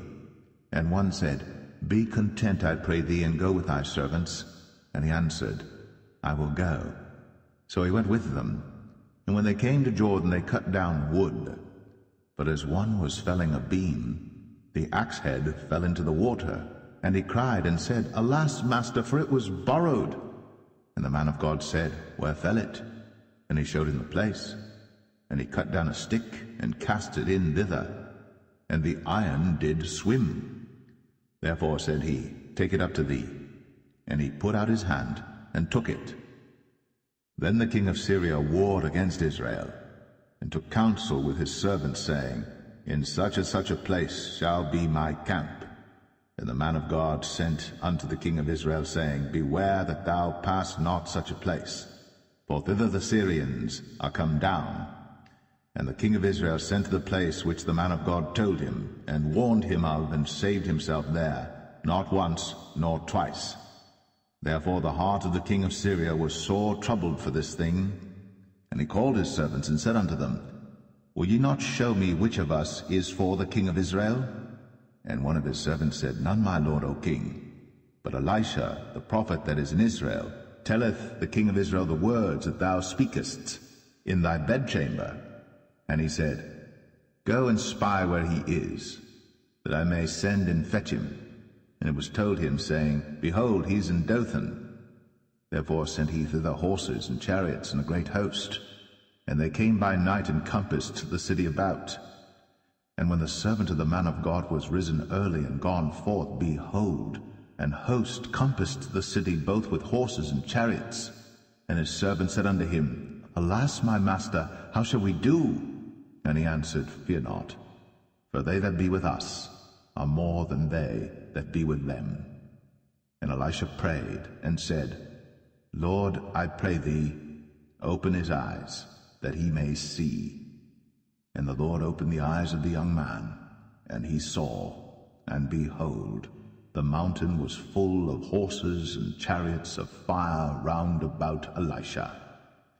And when they came down to him, Elisha prayed unto the Lord, and said, Smite this people, I pray thee, with blindness. And he smote them with blindness according to the word of Elisha. And Elisha said unto them, This is not the way, neither is this the city. Follow me, and I will bring you to the man whom ye seek. But he led them to Samaria. And it came to pass, when they were come into Samaria, that Elisha said, Lord, open the eyes of these men, that they may see. And the Lord opened their eyes, and they saw, and behold, they were in the midst of Samaria. And the king of Israel said unto Elisha, when he saw them, My father, shall I smite them? Shall I smite them? And he answered, Thou shalt not smite them. Wouldst thou smite those whom thou hast taken captive with thy sword and with thy bow? Set bread and water before them, that they may eat and drink, and go to their master. And he prepared great provision for them. And when they had eaten and drunk, he sent them away, and they went to their master. So the bands of Syria came no more into the land of Israel.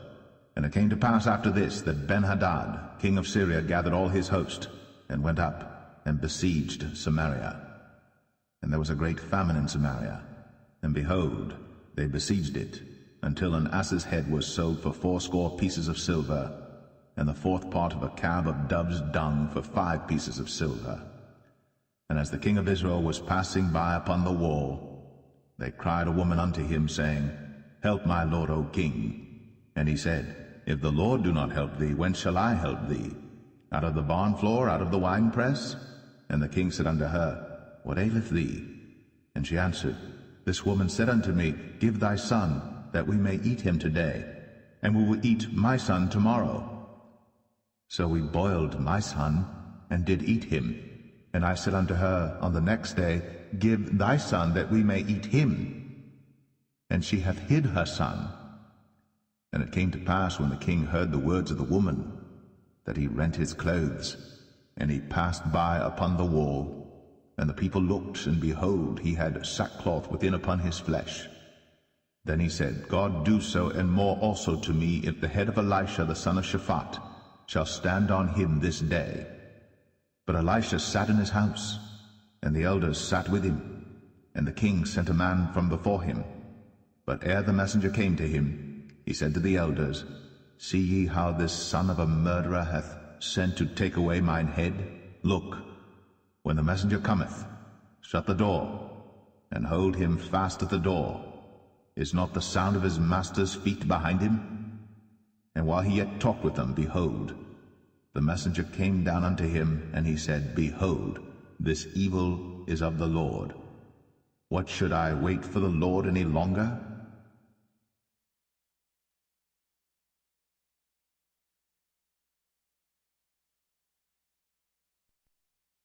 Second Kings 7. Then Elisha said, Hear ye the word of the Lord. Thus saith the Lord, Tomorrow about this time shall a measure of fine flour be sold for 1 shekel, and 2 measures of barley for 1 shekel, in the gate of Samaria. Then a lord, on whose hand the king leaned, answered the man of God, and said, Behold, if the Lord would make windows in heaven, might this thing be?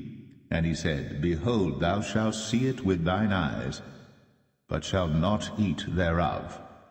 And there were 4 leprous men at the entering in of the gate, and they said one to another, Why sit we here until we die? If we say we will enter into the city, then the famine is in the city, and we shall die there. And if we sit still here, we die also. Now therefore come, and let us fall unto the host of the Syrians.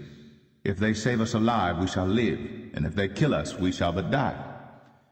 And they rose up in the twilight, to go unto the camp of the Syrians. And when they were come to the uttermost part of the camp of Syria, behold, there was no man there. For the Lord had made the host of the Syrians to hear a noise of chariots, and a noise of horses, even the noise of a great host. And they said one to another, Lo, the king of Israel hath hired against us the kings of the Hittites, and the kings of the Egyptians, to come upon us. Wherefore they arose and fled in the twilight, and left their tents and their horses and their asses, even the camp as it was, and fled for their life.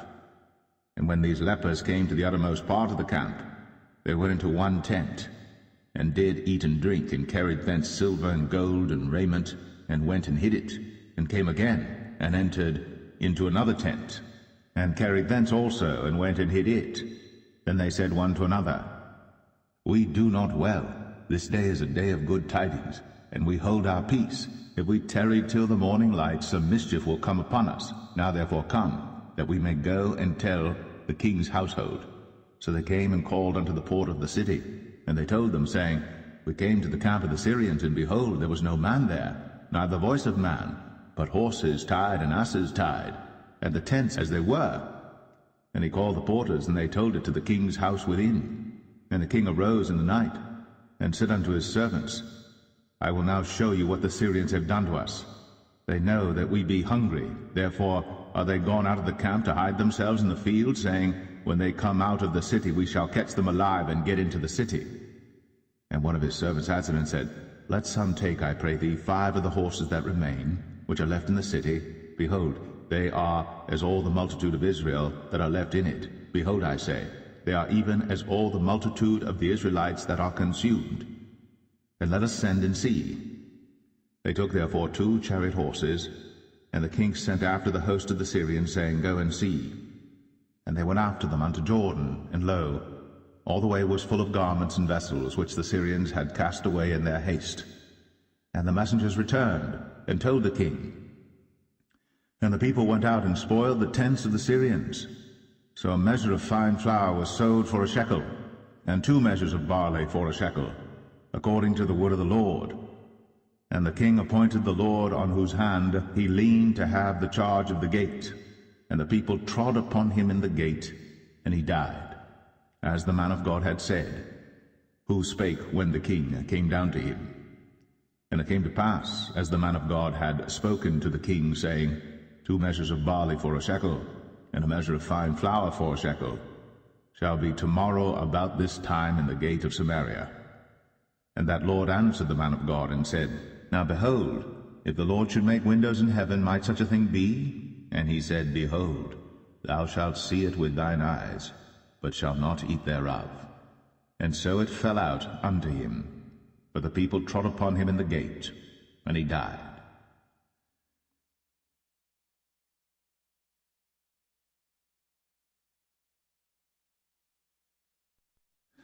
Second Kings 8. Then spake Elisha unto the woman, whose son he had restored to life, saying, Arise, and go thou in thine household, and sojourn wheresoever thou canst sojourn. For the Lord hath called for a famine, and it shall also come upon the land 7 years. And the woman arose, and did after the saying of the man of God. And she went with her household, and sojourned in the land of the Philistines 7 years. And it came to pass at the 7 years' end, that the woman returned out of the land of the Philistines, and she went forth to cry unto the king for her house and for her land. And the king talked with Gehazi, the servant of the man of God, saying, Tell me, I pray thee, all the great things that Elisha hath done. And it came to pass, as he was telling the king how he had restored a dead body to life, that, behold, the woman, whose son he had restored to life, cried to the king for her house and for her land. And Gehazi said, My lord, O king, this is the woman, and this is her son, whom Elisha restored to life. And when the king asked the woman, she told him. So the king appointed unto her a certain officer, saying, Restore all that was hers, and all the fruits of the field, since the day that she left the land, even until now.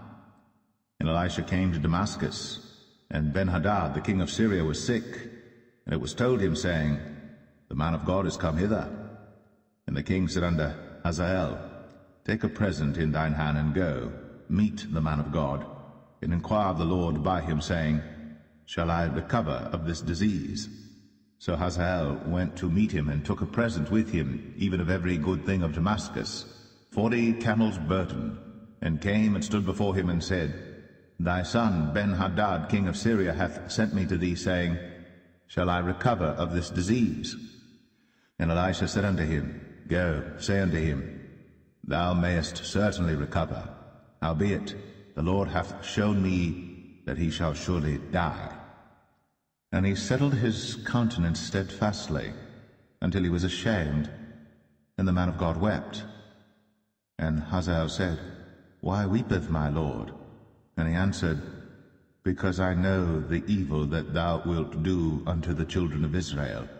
Their strongholds wilt thou set on fire, and their young men wilt thou slay with the sword, and wilt dash their children, and rip up their women with child. And Hazael said, But what, is thy servant a dog, that he should do this great thing? And Elisha answered, The Lord hath shown me that thou shalt be king over Syria. So he departed from Elisha, and came to his master, who said to him, What said Elisha to thee? And he answered, He told me that thou shouldst surely recover. And it came to pass on the morrow, that he took a thick cloth, and dipped it in water, and spread it on his face, so that he died. And Hazael reigned in his stead. And in the 5th year of Joram, the son of Ahab, king of Israel, Jehoshaphat being then king of Judah, Jehoram the son of Jehoshaphat, king of Judah, began to reign. 32 old was he when he began to reign, and he reigned 8 years in Jerusalem. And he walked in the way of the kings of Israel, as did the house of Ahab. For the daughter of Ahab was his wife, and he did evil in the sight of the Lord. Yet the Lord would not destroy Judah for David his servant's sake, as he promised him to give him always a light unto his children. In his days Edom revolted from under the hand of Judah, and made a king over themselves. So Joram went over to Zair, and all the chariots with him. And he rose by night, and smote the Edomites which compassed him about, and the captains of the chariots and the people fled into their tents. Yet Edom revolted from under the hand of Judah unto this day. Then Libnah revolted at the same time.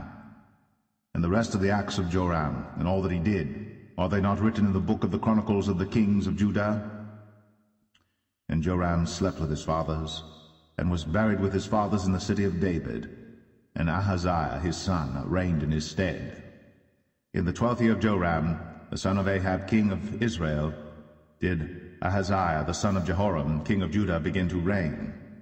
22 years old was Ahaziah when he began to reign, and he reigned 1 year in Jerusalem, and his mother's name was Athaliah, the daughter of Omri, king of Israel.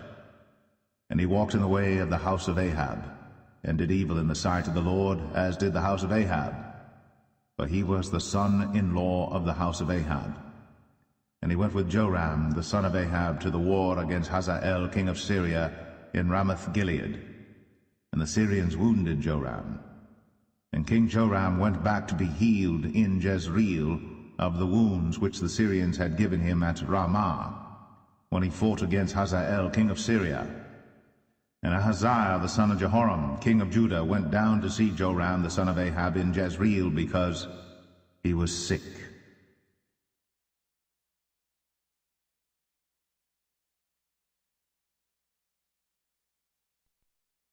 Second Kings 9.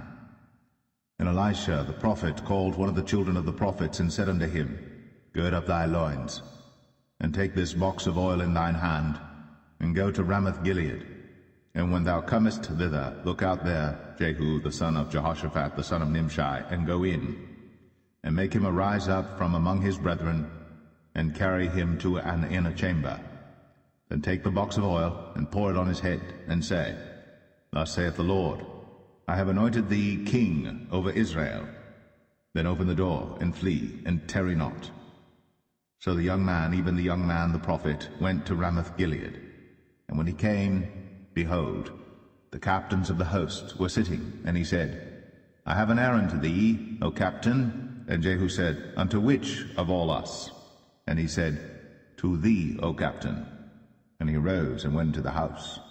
And he poured the oil on his head, and said unto him, Thus saith the Lord God of Israel, I have anointed thee king over the people of the Lord, even over Israel.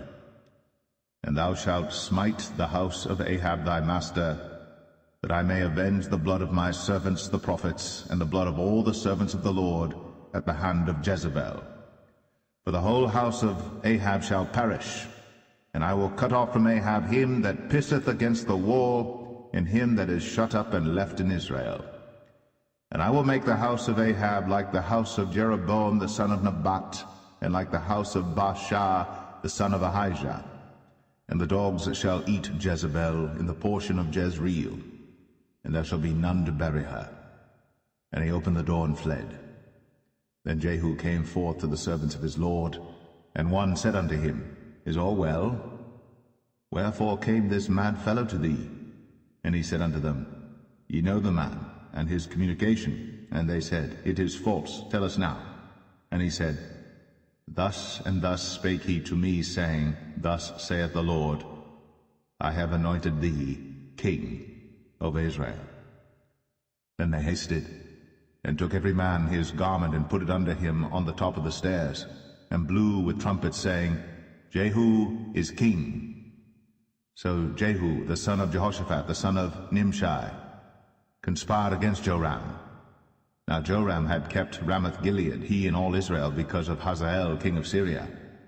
But King Joram was returned to be healed in Jezreel of the wounds which the Syrians had given him, when he fought with Hazael king of Syria.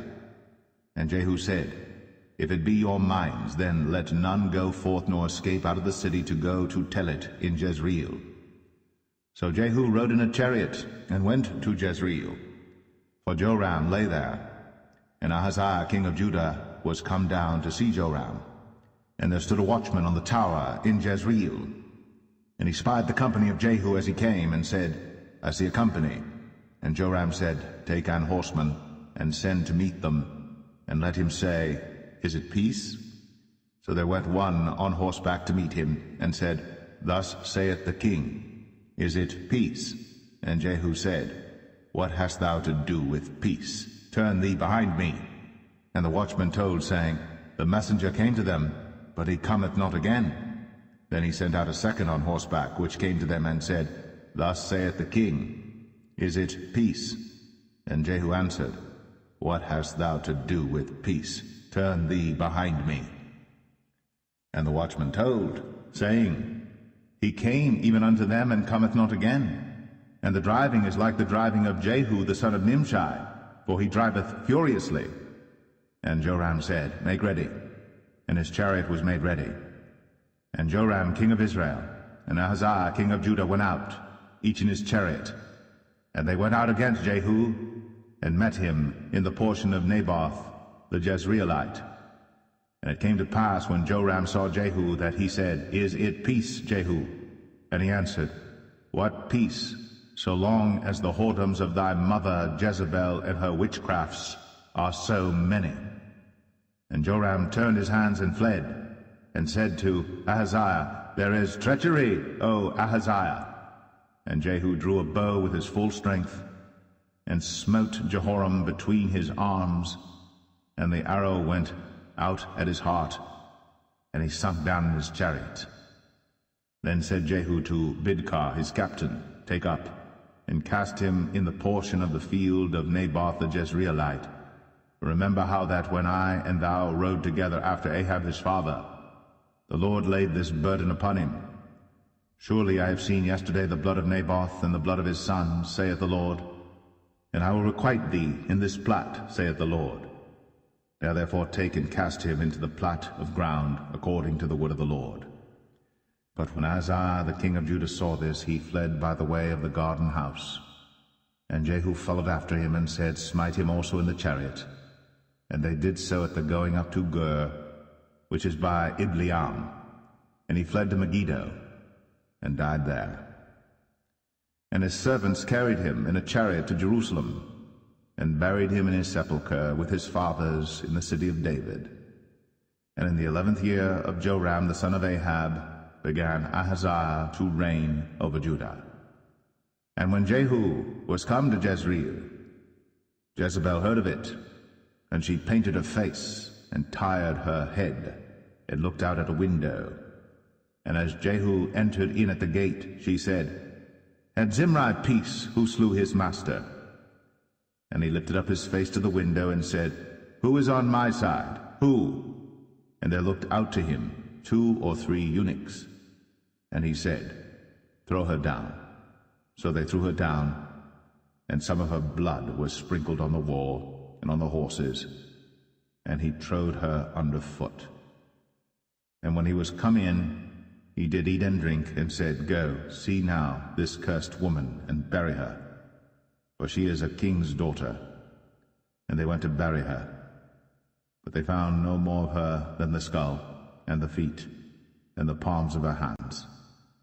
Wherefore they came again and told him, and he said, This is the word of the Lord, which he spake by his servant Elijah the Tishbite, saying, In the portion of Jezreel shall dogs eat the flesh of Jezebel, and the carcass of Jezebel shall be as dung upon the face of the field in the portion of Jezreel, so that they shall not say, This is Jezebel.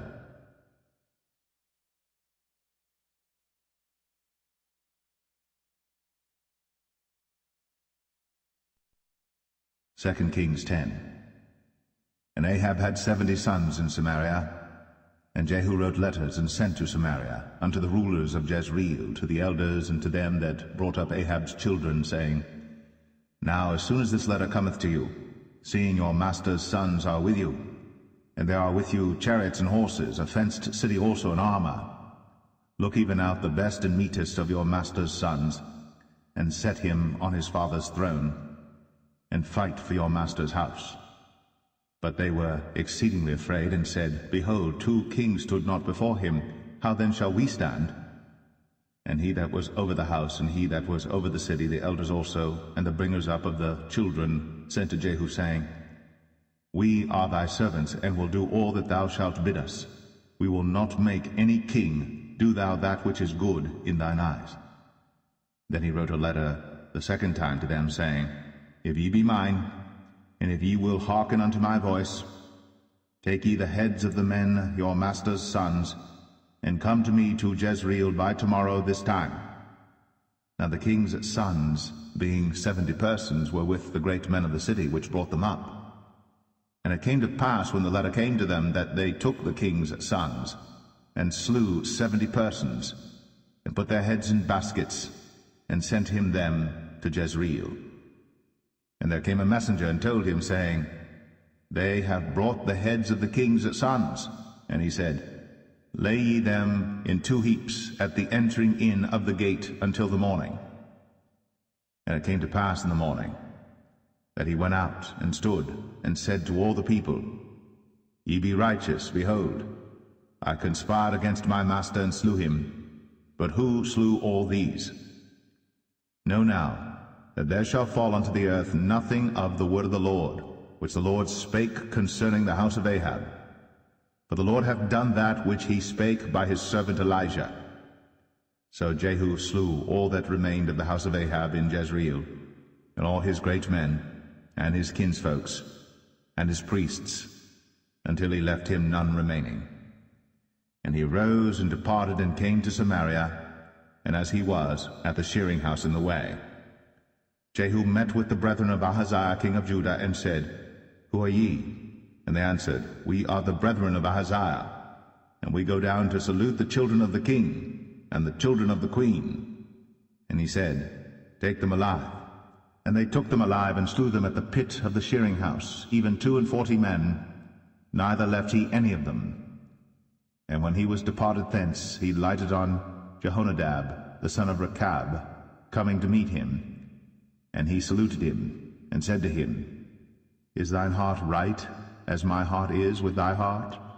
And Jehonadab answered, It is. If it be, give me thine hand. And he gave him his hand. And he took him up to him into the chariot. And he said, Come with me, and see my zeal for the Lord. So they made him ride in his chariot. And when he came to Samaria, he slew all that remained unto Ahab in Samaria, till he had destroyed him, according to the saying of the Lord, which he spake to Elijah. And Jehu gathered all the people together, and said unto them, Ahab served Baal a little, but Jehu shall serve him much. Now therefore call unto me all the prophets of Baal, all his servants, and all his priests, let none be wanting. For I have a great sacrifice to do to Baal. Whosoever shall be wanting, he shall not live. But Jehu did it in subtlety, to the intent that he might destroy the worshippers of Baal. And Jehu said, Proclaim a solemn assembly for Baal. And they proclaimed it. And Jehu sent through all Israel, and all the worshippers of Baal came, so that there was not a man left that came not. And they came into the house of Baal, and the house of Baal was full from one end to another. And he said unto him that was over the vestry, Bring forth vestments for all the worshippers of Baal. And he brought them forth vestments. And Jehu went, and Jehonadab the son of Rechab, into the house of Baal, and said unto the worshippers of Baal, Search, and look that there be here with you none of the servants of the Lord, but the worshippers of Baal only. And when they went in to offer sacrifices and burnt offerings, Jehu appointed 80 men without, and said, If any of the men whom I have brought into your hands escape, he that letteth him go, his life shall be for the life of him. And it came to pass, as soon as he had made an end of offering the burnt offering, that Jehu said to the guard and to the captains, Go in, and slay them, let none come forth. And they smote them with the edge of the sword, and the guard and the captains cast them out, and went to the city of the house of Baal. And they brought forth the images out of the house of Baal, and burned them. And they brake down the image of Baal, and brake down the house of Baal, and made it a draught house unto this day. Thus Jehu destroyed Baal out of Israel. Howbeit, from the sins of Jeroboam the son of Nebat, who made Israel to sin, Jehu departed not from after them, to wit, the golden calves that were in Bethel, and that were in Dan. And the Lord said unto Jehu, Because thou hast done well in executing that which is right in mine eyes, and hast done unto the house of Ahab according to all that was in mine heart, thy children of the 4th generation shall sit on the throne of Israel. But Jehu took no heed to walk in the law of the Lord God of Israel with all his heart, for he departed not from the sins of Jeroboam, which made Israel to sin. In those days the Lord began to cut Israel short, and Hazael smote them in all the coasts of Israel, from Jordan eastward, all the land of Gilead, the Gadites, and the Reubenites, and the Manassites, from Aroer, which is by the river Arnon, even Gilead and Bashan. Now the rest of the acts of Jehu, and all that he did, and all his might, are they not written in the book of the chronicles of the kings of Israel? And Jehu slept with his fathers, and they buried him in Samaria, and Jehoahaz, his son, reigned in his stead. And the time that Jehu reigned over Israel in Samaria was 28 years.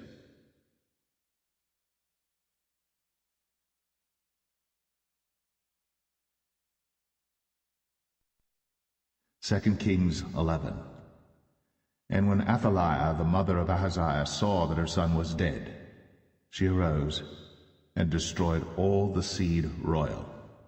Then Jehoshaphat, the daughter of King Joram, sister of Ahaziah, took Joash the son of Ahaziah, and stole him from among the king's sons which were slain. And they hid him, even him and his nurse, in the bedchamber from Athaliah, so that he was not slain. And he was with her hid in the house of the Lord 6 years. And Athaliah did reign over the land. And the 7th year Jehoiada sent and fetched the rulers over hundreds, with the captains and the guard, and brought them to him into the house of the Lord, and made a covenant with them, and took an oath of them in the house of the Lord, and showed them the king's son. And he commanded them, saying, This is the thing that ye shall do. A third part of you that enter in on the Sabbath shall even be keepers of the watch of the king's house, and a third part shall be at the gate of Sur, and a third part at the gate behind the guard. So shall ye keep the watch of the house, that it be not broken down. And 2 parts of all you that go forth on the Sabbath, even they shall keep the watch of the house of the Lord about the king. And ye shall compass the king round about, every man with his weapons in his hand. And he that cometh within the ranges, let him be slain. And be ye with the king, as he goeth out, and as he cometh in. And the captains over the hundreds did according to all things that Jehoiada the priest commanded. And they took every man his men, that were to come in on the Sabbath, with them that should go out on the Sabbath, and came to Jehoiada the priest. And to the captains over hundreds did the priest give King David's spears and shields, that were in the temple of the Lord. And the guard stood, every man with his weapons in his hand, round about the king, from the right corner of the temple to the left corner of the temple, along by the altar and the temple. And he brought forth the king's son, and put the crown upon him, and gave him the testimony, and they made him king, and anointed him. And they clapped their hands, and said, God save the king. And when Athaliah heard the noise of the guard and of the people, she came to the people into the temple of the Lord. And when she looked, behold, the king stood by a pillar, as the manner was, and the princes and the trumpeters by the king, and all the people of the land rejoiced, and blew with trumpets. And Athaliah rent her clothes, and cried, Treason! Treason! But Jehoiada the priest commanded the captains of the hundreds, the officers of the host, and said unto them, Have her forth without the ranges, and him that followeth her kill with the sword. For the priest had said, Let her not be slain in the house of the Lord. And they laid hands on her, and she went by the way by the which the horses came into the king's house, and there was she slain. And Jehoiada made a covenant between the Lord and the king and the people, that they should be the Lord's people, between the king also and the people. And all the people of the land went into the house of Baal, and brake it down. His altars and his images brake they in pieces thoroughly, and slew Mattan the priest of Baal before the altars, and the priest appointed officers over the house of the Lord. And he took the rulers over hundreds, and the captains, and the guard, and all the people of the land. And they brought down the king from the house of the Lord, and came by the way of the gate of the guard to the king's house. And he sat on the throne of the kings. And all the people of the land rejoiced, and the city was in quiet. And they slew Athaliah with the sword beside the king's house. 7 years old was Jehoash when he began to reign.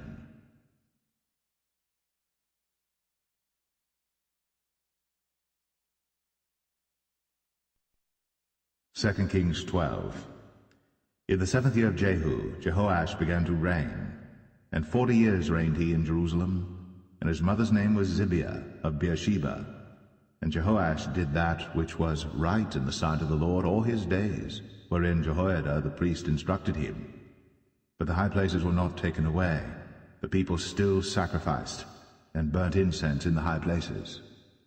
And Jehoash said to the priests, All the money of the dedicated things that is brought into the house of the Lord, even the money of every one that passeth the account, the money that every man is set at, and all the money that cometh into any man's heart to bring into the house of the Lord, let the priest take it to them, every man of his acquaintance, and let them repair the breaches of the house, wheresoever any breach shall be found. But it was so that in the 23 year of King Jehoash, the priests had not repaired the breaches of the house. Then King Jehoash called for Jehoiada the priest and the other priests, and said unto them, Why repair ye not the breaches of the house? Now therefore receive no more money of your acquaintance, but deliver it for the breaches of the house. And the priests consented to receive no more money of the people, neither to repair the breaches of the house. But Jehoiada the priest took a chest, and bored a hole in the lid of it, and set it beside the altar, on the right side as one cometh into the house of the Lord. And the priests that kept the door put therein all the money that was brought into the house of the Lord. And it was so, when they saw that there was much money in the chest, that the king's scribe and the high priest came up, and they put up in bags, and told the money that was found in the house of the Lord. And they gave the money, being told, into the hands of them that did the work, that had the oversight of the house of the Lord. And they laid it out to the carpenters and builders that wrought upon the house of the Lord, and to masons and hewers of stone, and to buy timber and hewed stone to repair the breaches of the house of the Lord, and for all that was laid out for the house to repair it. Howbeit, there were not made for the house of the Lord bowls of silver, snuffers, basins, trumpets, any vessels of gold, or vessels of silver, of the money that was brought into the house of the Lord. But they gave that to the workmen, and repaired therewith the house of the Lord. Moreover, they reckoned not with the men, into whose hand they delivered the money to be bestowed on workmen, for they dealt faithfully. The trespass money and the sin money was not brought into the house of the Lord, it was the priests. Then Hazael king of Syria went up, and fought against Gath, and took it. And Hazael set his face to go up to Jerusalem. And Jehoash king of Judah took all the hallowed things that Jehoshaphat, and Jehoram, and Ahaziah his fathers, kings of Judah, had dedicated, and his own hallowed things, and all the gold that was found in the treasures of the house of the Lord, and in the king's house, and sent it to Hazael king of Syria. And he went away from Jerusalem. And the rest of the acts of Joash, and all that he did, are they not written in the book of the chronicles of the kings of Judah? And his servants arose, and made a conspiracy, and slew Joash in the house of Millo, which goeth down to Silla. For Josachar the son of Shemaeth, and Jehozabad the son of Shomer, his servants, smote him, and he died.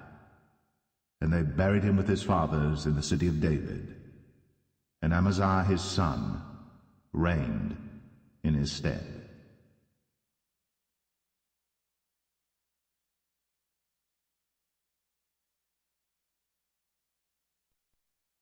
Second Kings 13. In the 23rd year of Joash, the son of Ahaziah, king of Judah, Jehoahaz, the son of Jehu, began to reign over Israel in Samaria, and reigned 17 years. And he did that which was evil in the sight of the Lord, and followed the sins of Jeroboam the son of Nebat, which made Israel to sin. He departed not therefrom. And the anger of the Lord was kindled against Israel, and he delivered them into the hand of Hazael king of Syria, and into the hand of Benhadad the son of Hazael all their days. And Jehoahaz besought the Lord, and the Lord hearkened unto him, for he saw the oppression of Israel, because the king of Syria oppressed them. And the Lord gave Israel a Saviour, so that they went out from under the hand of the Syrians, and the children of Israel dwelt in their tents as beforetime. Nevertheless, they departed not from the sins of the house of Jeroboam, who made Israel sin, but walked therein. And they remained at the grove also in Samaria. Neither did he leave of the people to Jehoahaz but 50 horsemen, and 10 chariots, and 10,000 footmen. But the king of Syria had destroyed them, and had made them like the dust by threshing.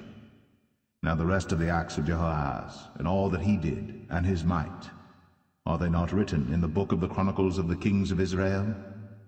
And Jehoahaz slept with his fathers, and they buried him in Samaria, and Joash his son reigned in his stead. In the 37th year of Joash, king of Judah, began Jehoash the son of Jehoahaz to reign over Israel in Samaria, and reigned 16 years. And he did that which was evil in the sight of the Lord. He departed not from all the sins of Jeroboam the son of Nebat, who made Israel sin, but he walked therein. And the rest of the acts of Joash, and all that he did, and his might wherewith he fought against Amaziah king of Judah, are they not written in the book of the Chronicles of the kings of Israel? And Joash slept with his fathers, and Jeroboam sat upon his throne, and Joash was buried in Samaria with the kings of Israel. Now Elisha was fallen sick of his sickness whereof he died. And Joash the king of Israel came down unto him, and wept over his face, and said, O my father, the chariot of Israel, and the horsemen thereof. And Elisha said unto him, Take bow and arrows. And he took unto him bow and arrows. And he said to the king of Israel, Put thine hand upon the bow. And he put his hand upon it. And Elisha put his hands upon the king's hands. And he said, Open the window eastward. And he opened it. Then Elisha said, Shoot. And he shot. And he said, The arrow of the Lord's deliverance, and the arrow of deliverance from Syria. For thou shalt smite the Syrians in Aphek, till thou have consumed them. And he said, Take the arrows. And he took them. And he said unto the king of Israel, Smite upon the ground. And he smote thrice, and stayed. And the man of God was wroth with him, and said, Thou shouldst have smitten 5 or 6 times. Then hadst thou smitten Syria till thou hadst consumed it, whereas now thou shalt smite Syria but thrice. And Elisha died, and they buried him. And the bands of the Moabites invaded the land at the coming in of the year. And it came to pass, as they were burying a man, that, behold, they spied a band of men, and they cast the man into the sepulchre of Elisha. And when the man was let down and touched the bones of Elisha, he revived and stood up on his feet. But Hazael, king of Syria, oppressed Israel all the days of Jehoahaz. And the Lord was gracious unto them, and had compassion on them, and had respect unto them, because of his covenant with Abraham, Isaac, and Jacob, and would not destroy them, neither cast he them from his presence as yet.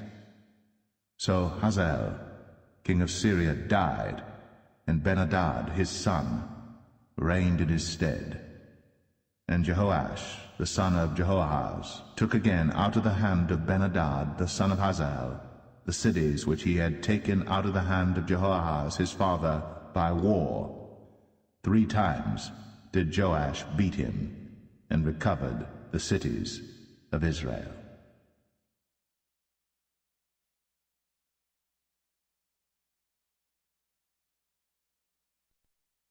Second Kings 14. In the 2nd year of Joash, son of Jehoahaz, king of Israel, reigned Amaziah the son of Joash, king of Judah. He was 25 years old when he began to reign, and reigned 29 years in Jerusalem. And his mother's name was Jehoadan of Jerusalem. And he did that which was right in the sight of the Lord, yet not like David his father. He did according to all things as Joash his father did. Howbeit, the high places were not taken away. As yet the people did sacrifice, and burnt incense on the high places. And it came to pass, as soon as the kingdom was confirmed in his hand, that he slew his servants which had slain the king his father. But the children of the murderers he slew not, according unto that which is written in the book of the law of Moses, wherein the Lord commanded, saying, The fathers shall not be put to death for the children, nor the children be put to death for the fathers, but every man shall be put to death for his own sin. He slew of Edom in the valley of Salt 10,000, and took Selah by war, and called the name of it Joktheel unto this day. Then Amaziah sent messengers to Jehoash the son of Jehoahaz, son of Jehu, king of Israel, saying, Come, let us look one another in the face. And Jehoash the king of Israel sent to Amaziah king of Judah, saying, The thistle that was in Lebanon sent to the cedar that was in Lebanon, saying, Give thy daughter to my son to wife. And there passed by a wild beast that was in Lebanon, and trod down the thistle. Thou hast indeed smitten Edom, and thine heart hath lifted thee up. Glory of this, and tarry at home. For why shouldst thou meddle to thy hurt, that thou shouldst fall, even thou, and Judah with thee? But Amaziah would not hear. Therefore Jehoash, king of Israel, went up, and he and Amaziah, king of Judah, looked one another in the face at Beth-shemesh, which belongeth to Judah. And Judah was put to the worse before Israel, and they fled every man to their tents. And Jehoash, king of Israel, took Amaziah, king of Judah, the son of Jehoash, the son of Ahaziah, at Beth-shemesh, and came to Jerusalem, and brake down the wall of Jerusalem from the gate of Ephraim unto the corner gate, 400 cubits. And he took all the gold and silver, and all the vessels that were found in the house of the Lord, and in the treasures of the king's house, and hostages, and returned to Samaria. Now the rest of the acts of Jehoash, which he did, and his might, and how he fought with Amaziah king of Judah, are they not written in the book of the chronicles of the kings of Israel? And Jehoash slept with his fathers, and was buried in Samaria with the kings of Israel. And Jeroboam his son reigned in his stead. And Amaziah the son of Joash king of Judah lived after the death of Jehoash son of Jehoahaz king of Israel 15 years. And the rest of the acts of Amaziah, are they not written in the book of the chronicles of the kings of Judah? Now they made a conspiracy against him in Jerusalem, and he fled to Lachish. But they sent after him to Lachish, and slew him there. And they brought him on horses, and he was buried at Jerusalem with his fathers in the city of David. And all the people of Judah took Azariah, which was 16 years old, and made him king instead of his father Amaziah. He built Elath, and restored it to Judah. After that the king slept with his fathers. In the 15th year of Amaziah the son of Joash king of Judah, Jeroboam the son of Joash king of Israel began to reign in Samaria, and reigned 41 years. And he did that which was evil in the sight of the Lord. He departed not from all the sins of Jeroboam the son of Nebat, who made Israel to sin.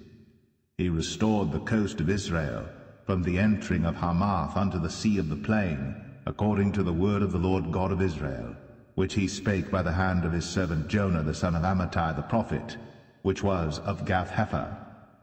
For the Lord saw the affliction of Israel, that it was very bitter, for there was not any shut up, nor any left, nor any helper for Israel. And the Lord said not that he would blot out the name of Israel from under heaven, but he saved them by the hand of Jeroboam the son of Joash.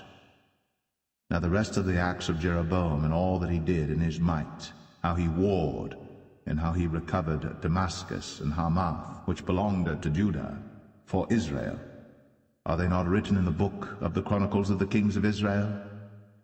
And Jeroboam slept with his fathers, even with the kings of Israel, and Zechariah his son reigned in his stead.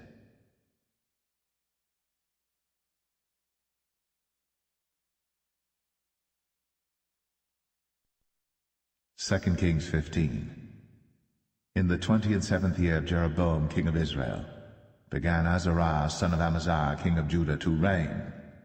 16 years old was he when he began to reign, and he reigned 52 years in Jerusalem. And his mother's name was Jechaliah of Jerusalem. And he did that which was right in the sight of the Lord, according to all that his father Amaziah had done, save that the high places were not removed. The people sacrificed and burnt incense still on the high places. And the Lord smote the king, so that he was a leper unto the day of his death, and dwelt in a several house. And Jotham the king's son was over the house, judging the people of the land. And the rest of the acts of Azariah and all that he did, are they not written in the book of the chronicles of the kings of Judah?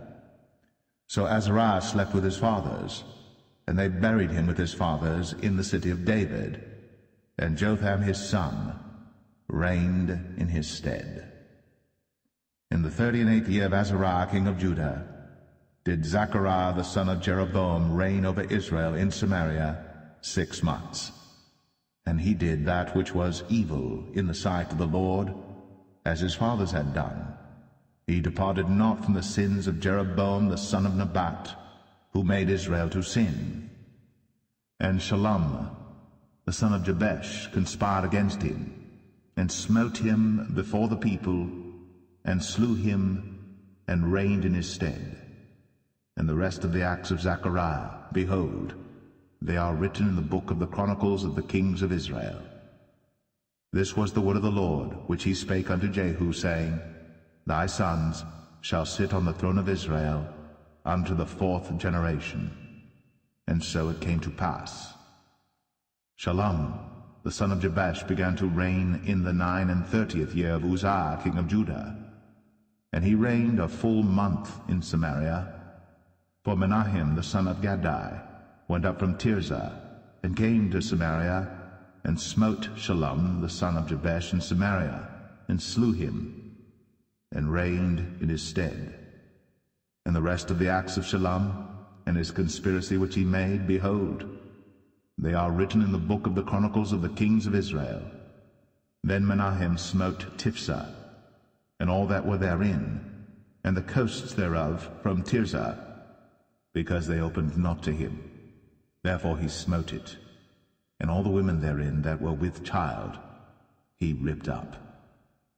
In the 39th year of Azariah king of Judah began Menahem the son of Gadai to reign over Israel, and reigned 10 years in Samaria. And he did that which was evil in the sight of the Lord. He departed not all his days from the sins of Jeroboam the son of Nebat, who made Israel to sin. And Pul, the king of Assyria, came against the land.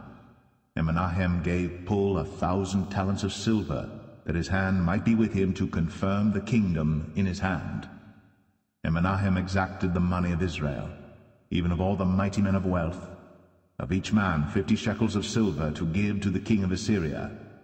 So the king of Assyria turned back, and stayed not there in the land. And the rest of the acts of Menahem, and all that he did, are they not written in the book of the chronicles of the kings of Israel? And Menahem slept with his fathers, and Pekahiah his son reigned in his stead. In the 50th year of Azariah king of Judah, Pekahiah the son of Menahem began to reign over Israel in Samaria, and reigned 2 years. And he did that which was evil in the sight of the Lord. He departed not from the sins of Jeroboam the son of Nebat, who made Israel to sin. But Pekah the son of Remaliah, a captain of his, conspired against him, and smote him in Samaria in the palace of the king's house, with Argob and Arieh, and with him 50 men of the Gileadites. And he killed him, and reigned in his room. And the rest of the acts of Pekahiah, and all that he did, behold, they are written in the book of the chronicles of the kings of Israel. In the 52nd year of Azariah king of Judah, Pekah the son of Remaliah began to reign over Israel in Samaria, and reigned 20 years. And he did that which was evil in the sight of the Lord. He departed not from the sins of Jeroboam the son of Nebat, who made Israel to sin. In the days of Pekah king of Israel came Tiglath-Pileser king of Assyria, and took Ion, and Abel-Beth-Maachah, and Genoa, and Kadesh, and Hazor, and Gilead, and Galilee, all the land of Naphtali, and carried them captive to Assyria. And Hoshea the son of Elah made a conspiracy against Pekah the son of Remaliah, and smote him, and slew him, and reigned in his stead, in the 20th year of Jotham the son of Uzziah. And the rest of the acts of Pekah, and all that he did, behold, they are written in the book of the chronicles of the kings of Israel. In the 2nd year of Pekah the son of Remaliah king of Israel began Jotham the son of Uzziah king of Judah to reign. 25 years old was he when he began to reign, and he reigned 16 years in Jerusalem. And his mother's name was Jerusha, the daughter of Zadok. And he did that which was right in the sight of the Lord. He did according to all that his father Uzziah had done. Howbeit the high places were not removed. The people sacrificed, and burned incense still in the high places. He built the higher gate of the house of the Lord. Now the rest of the acts of Jotham, and all that he did, are they not written in the book of the chronicles of the kings of Judah? In those days the Lord began to send against Judah Rezin, the king of Syria, and Pekah the son of Remaliah. And Jotham slept with his fathers, and was buried with his fathers in the city of David his father. And Ahaz, his son, reigned in his stead.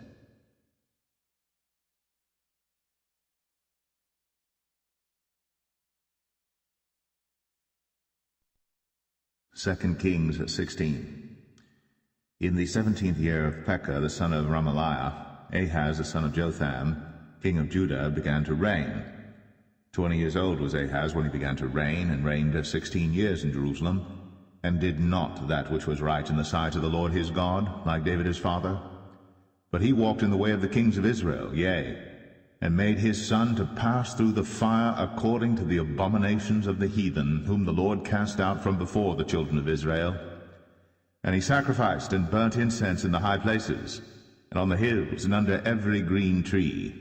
Then Rezin, king of Syria, and Pekah, son of Remaliah, king of Israel, came up to Jerusalem to war. And they besieged Ahaz, but could not overcome him. At that time Rezin, king of Syria, recovered Elath to Syria, and drave the Jews from Elath. And the Syrians came to Elath, and dwelt there unto this day. So Ahaz sent messengers to Tiglath-Pileser, king of Assyria, saying, I am thy servant and thy son. Come up and save me out of the hand of the king of Syria, and out of the hand of the king of Israel, which rise up against me. And Ahaz took the silver and gold that was found in the house of the Lord, and in the treasures of the king's house, and sent it for a present to the king of Assyria. And the king of Assyria hearkened unto him. For the king of Assyria went up against Damascus, and took it, and carried the people of it captive to Kir, and slew Rezin. And King Ahaz went to Damascus to meet Tiglath-Pileser, king of Assyria, and saw an altar that was at Damascus. And King Ahaz sent to Urijah the priest the fashion of the altar, and the pattern of it, according to all the workmanship thereof. And Urijah the priest built an altar according to all that King Ahaz had sent from Damascus. So Urijah the priest made it, against King Ahaz came from Damascus. And when the king was come from Damascus, the king saw the altar, and the king approached to the altar and offered thereon. And he burnt his burnt offering and his meat offering, and poured his drink offering, and sprinkled the blood of his peace offerings upon the altar. And he brought also the brazen altar, which was before the Lord, from the forefront of the house, from between the altar and the house of the Lord, and put it on the north side of the altar. And King Ahaz commanded Urijah the priest, saying, Upon the great altar burn the morning burnt offering, and the evening meat offering, and the king's burnt sacrifice, and his meat offering, with the burnt offering of all the people of the land, and their meat offering, and their drink offerings, and sprinkle upon it all the blood of the burnt offering, and all the blood of the sacrifice, and the brazen altar shall be for me to inquire by. Thus did Urijah the priest, according to all that King Ahaz commanded. And King Ahaz cut off the borders of the bases, and removed the laver from off them, and took down the sea from off the brazen oxen that were under it, and put it upon a pavement of stones. And the covert for the Sabbath that they had built in the house, and the king's entry without, turned he from the house of the Lord for the king of Assyria. Now the rest of the acts of Ahaz which he did, are they not written in the book of the Chronicles of the kings of Judah? And Ahaz slept with his fathers, and was buried with his fathers in the city of David, and Hezekiah his son reigned in his stead.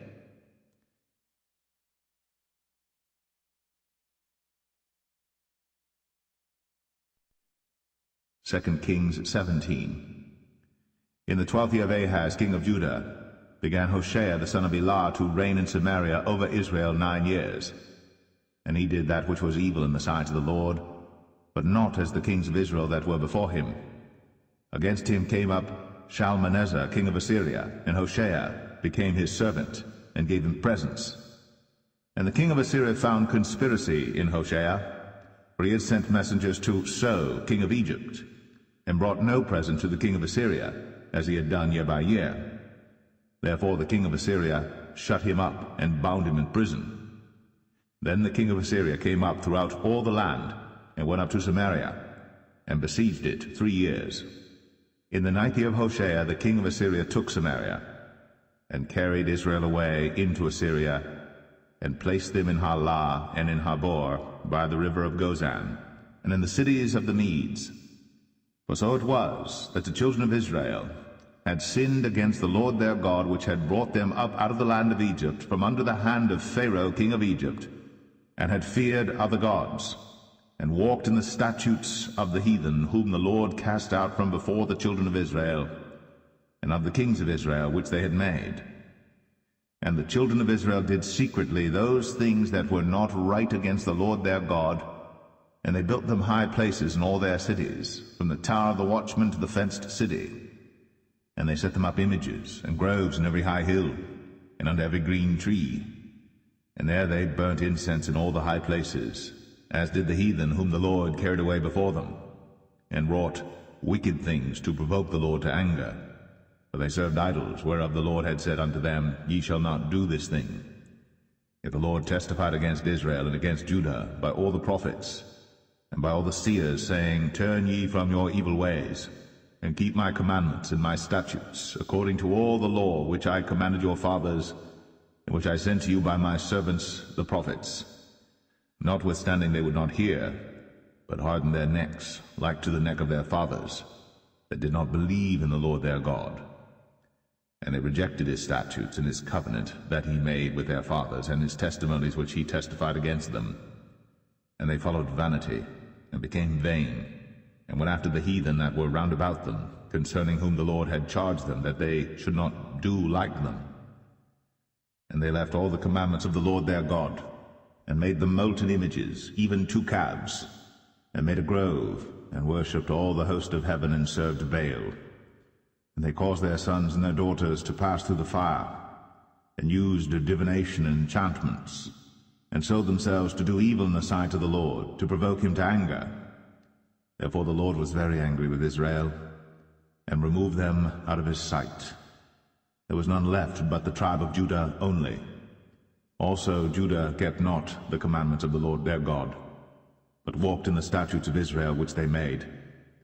And the Lord rejected all the seed of Israel, and afflicted them, and delivered them into the hand of spoilers, until he had cast them out of his sight. For he rent Israel from the house of David, and they made Jeroboam the son of Nebat king. And Jeroboam drave Israel from following the Lord, and made them sin a great sin. For the children of Israel walked in all the sins of Jeroboam which he did. They departed not from them, until the Lord removed Israel out of his sight, as he had said by all his servants the prophets. So was Israel carried away out of their own land to Assyria unto this day. And the king of Assyria brought men from Babylon, and from Cuthah, and from Ava, and from Hamath, and from Sepharvaim, and placed them in the cities of Samaria instead of the children of Israel. And they possessed Samaria, and dwelt in the cities thereof. And so it was at the beginning of their dwelling there, that they feared not the Lord. Therefore the Lord sent lions among them, which slew some of them. Wherefore they spake to the king of Assyria, saying, The nations which thou hast removed and placed in the cities of Samaria know not the manner of the God of the land. Therefore he hath sent lions among them, and behold, they slay them, because they know not the manner of the God of the land. Then the king of Assyria commanded, saying, Carry thither one of the priests whom ye brought from thence, and let them go and dwell there, and let him teach them the manner of the God of the land. Then one of the priests whom they had carried away from Samaria came and dwelt in Bethel, and taught them how they should fear the Lord. Howbeit every nation made gods of their own, and put them in the houses of the high places which the Samaritans had made, every nation in their cities wherein they dwelt. And the men of Babylon made Succoth-Benoth, and the men of Cuth made Nergal, and the men of Hamath made Ashima, and the Avites made Nibhaz and Tartak, and the Sepharvites burnt their children in fire to Adramelech and Anamelech, the gods of Sepharvaim. So they feared the Lord, and made unto themselves of the lowest of them priests of the high places, which sacrificed for them in the houses of the high places. They feared the Lord, and served their own gods, after the manner of the nations whom they carried away from thence. Unto this day they do after the former manners. They fear not the Lord, neither do they after their statutes, or after their ordinances, or after the law and commandment which the Lord commanded the children of Jacob, whom he named Israel, with whom the Lord had made a covenant, and charged them, saying, Ye shall not fear other gods, nor bow yourselves to them, nor serve them, nor sacrifice to them. But the Lord who brought you up out of the land of Egypt with great power and a stretched out arm, him shall ye fear, and him shall ye worship, and to him shall ye do sacrifice. And the statutes and the ordinances and the law and the commandment, which he wrote for you, ye shall observe to do for evermore, and ye shall not fear other gods. And the covenant that I have made with you ye shall not forget, neither shall ye fear other gods. But the Lord your God ye shall fear, and he shall deliver you out of the hand of all your enemies. Howbeit they did not hearken, but they did after their former manner. So these nations feared the Lord, and served their graven images, both their children and their children's children, as did their fathers, so do they unto this day.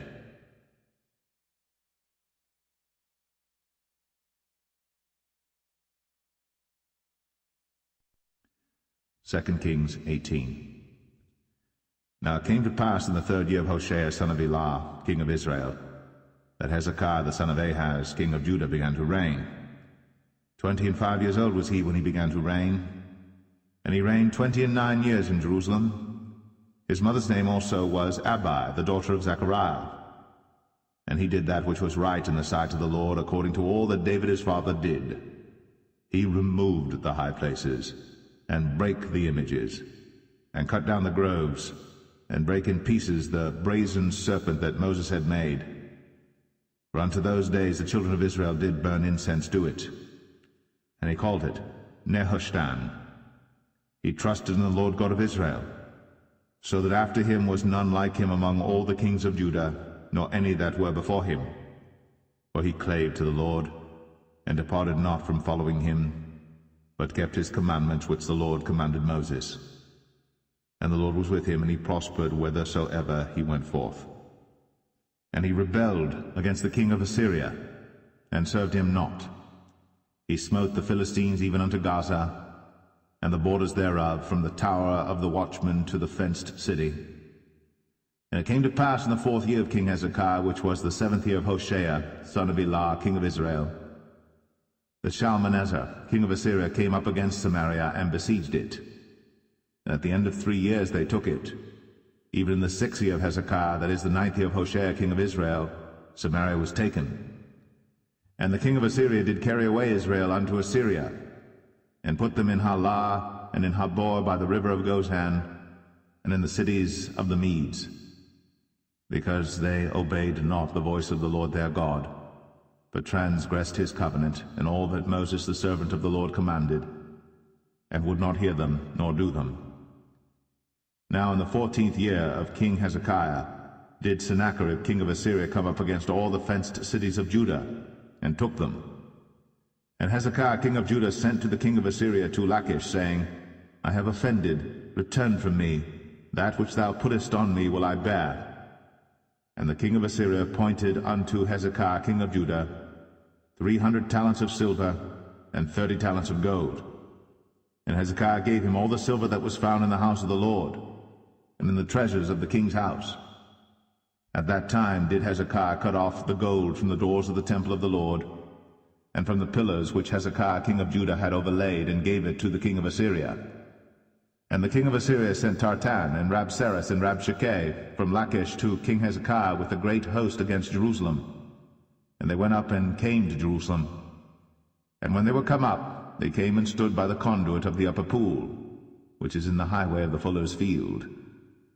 And when they had called to the king, there came out to them Eliakim the son of Hilkiah, which was over the household, and Shebna the scribe, and Joah the son of Asaph the recorder.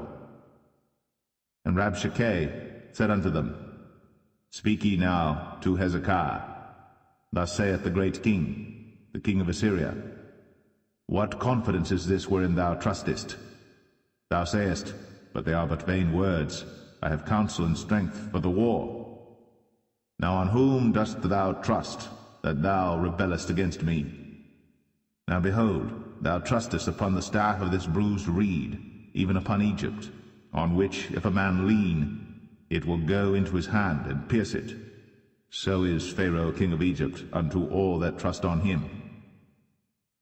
But if ye say unto me, We trust in the Lord our God, is not that he whose high places and whose altars Hezekiah hath taken away, and hath said to Judah and Jerusalem, Ye shall worship before this altar in Jerusalem?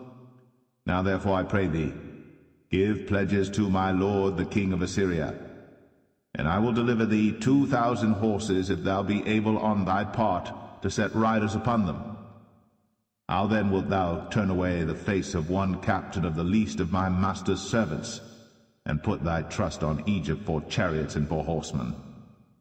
Am I now come up without the Lord against this place to destroy it?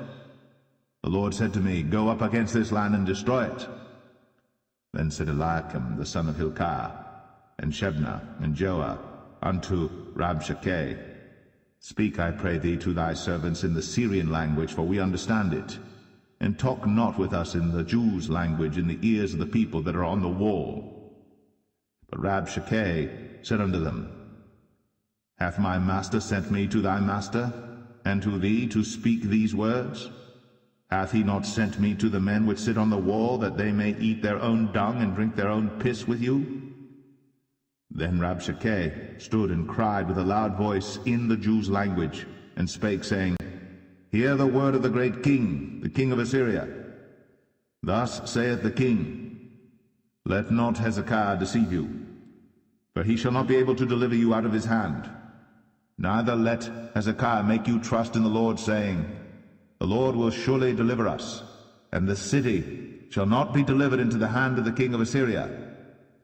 Hearken not to Hezekiah, for thus saith the king of Assyria, Make an agreement with me by a present, and come out to me. And then eat ye every man of his own vine, and every one of his fig tree, and drink ye every one the waters of his cistern, until I come and take you away to a land like your own land, a land of corn and wine, a land of bread and vineyards, a land of oil olive and of honey, that ye may live and not die. And hearken not unto Hezekiah, when he persuadeth you, saying, The Lord will deliver us. Hath any of the gods of the nations delivered at all his land out of the hand of the king of Assyria? Where are the gods of Hamath and of Arpad?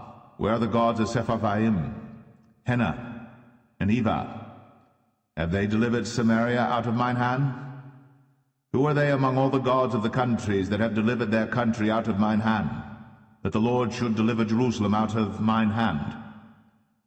But the people held their peace, and answered him not a word, for the king's commandment was, saying, Answer him not. Then came Eliakim the son of Hilkiah, which was over the household, and Shebna the scribe, and Joah the son of Asaph the recorder, to Hezekiah with their clothes rent, and told him the words of Rabshakeh.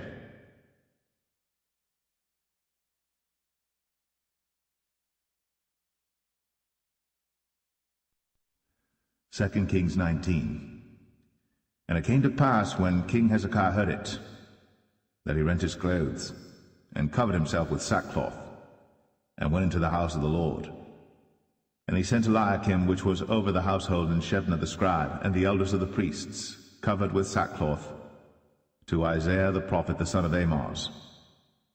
And they said unto him, Thus saith Hezekiah, This day is a day of trouble, and of rebuke and blasphemy, for the children are come to the birth, and there is not strength to bring forth.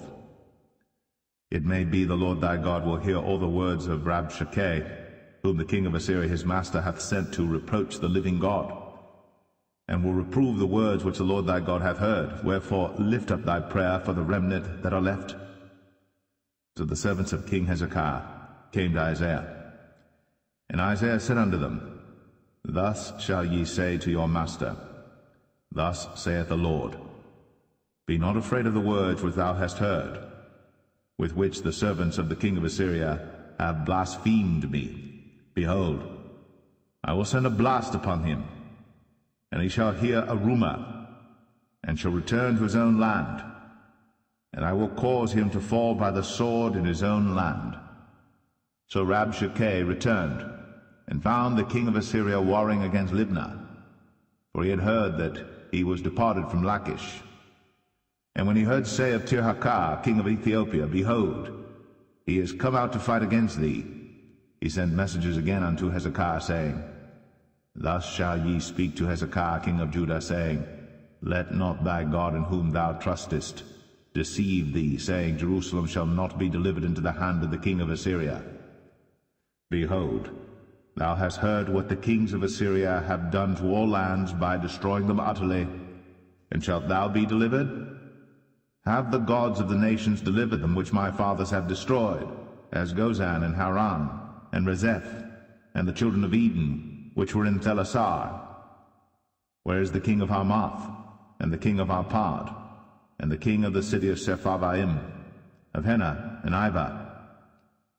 And Hezekiah received the letter of the hand of the messengers, and read it.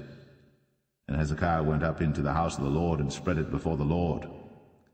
And Hezekiah prayed before the Lord, and said, O Lord God of Israel, which dwellest between the cherubims, thou art the God, even thou alone, of all the kingdoms of the earth. Thou hast made heaven and earth. Lord, bow down thine ear, and hear. Open, Lord, thine eyes, and see, and hear the words of Sennacherib, which hath sent him to reproach the living God. Of a truth, Lord, the kings of Assyria have destroyed the nations and their lands, and have cast their gods into the fire. For they were no gods, but the work of men's hands, wood and stone. Therefore they have destroyed them. Now therefore, O Lord our God, I beseech thee, save thou us out of his hand, that all the kingdoms of the earth may know that thou art the Lord God, even thou only. Then Isaiah the son of Amoz sent to Hezekiah, saying, Thus saith the Lord God of Israel, That which thou hast prayed to me against Sennacherib, king of Assyria, I have heard. This is the word that the Lord hath spoken concerning him. The virgin, the daughter of Zion, hath despised thee, and laughed thee to scorn. The daughter of Jerusalem hath shaken her head at thee. Whom hast thou reproached and blasphemed? And against whom hast thou exalted thy voice, and lifted up thine eyes on high, even against the Holy One of Israel? By thy messengers thou hast reproached the Lord, and hast said, With the multitude of my chariots I am come up to the height of the mountains, to the sides of Lebanon, and will cut down the tall cedar trees thereof, and the choice fir trees thereof, and I will enter into the lodgings of his borders, and into the forest of his Carmel. I have digged and drunk strange waters, and with the sole of my feet have I dried up all the rivers of besieged places. Hast thou not heard long ago how I have done it, and of ancient times that I have formed it? Now have I brought it to pass, that thou shouldst be to lay waste fenced cities into ruinous heaps. Therefore their inhabitants were of small power. They were dismayed and confounded. They were as the grass of the field, and as the green herb, as the grass on the housetops, and as corn blasted before it be grown up. But I know thy abode, and thy going out and thy coming in, and thy rage against me, because thy rage against me and thy tumult is come up into mine ears. Therefore I will put my hook in thy nose, and my bridle in thy lips, and I will turn thee back by the way by which thou camest. And this shall be a sign unto thee.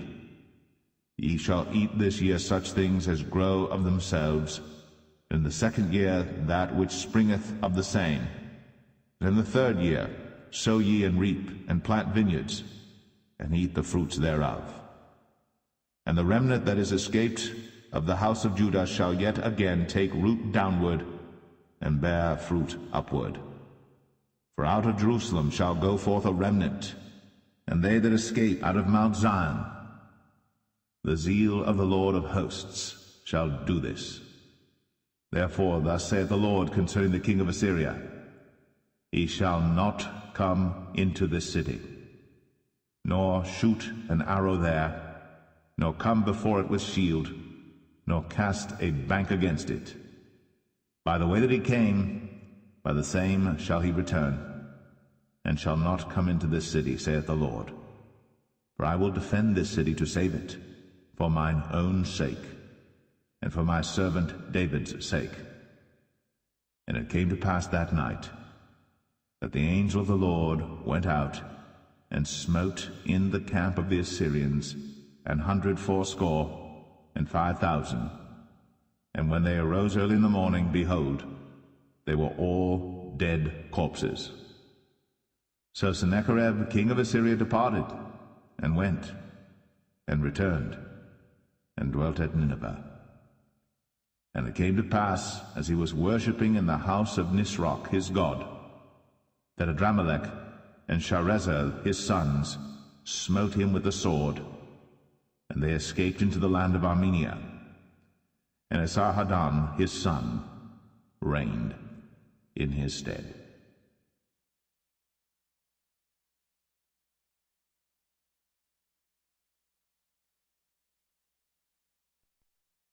Second Kings 20.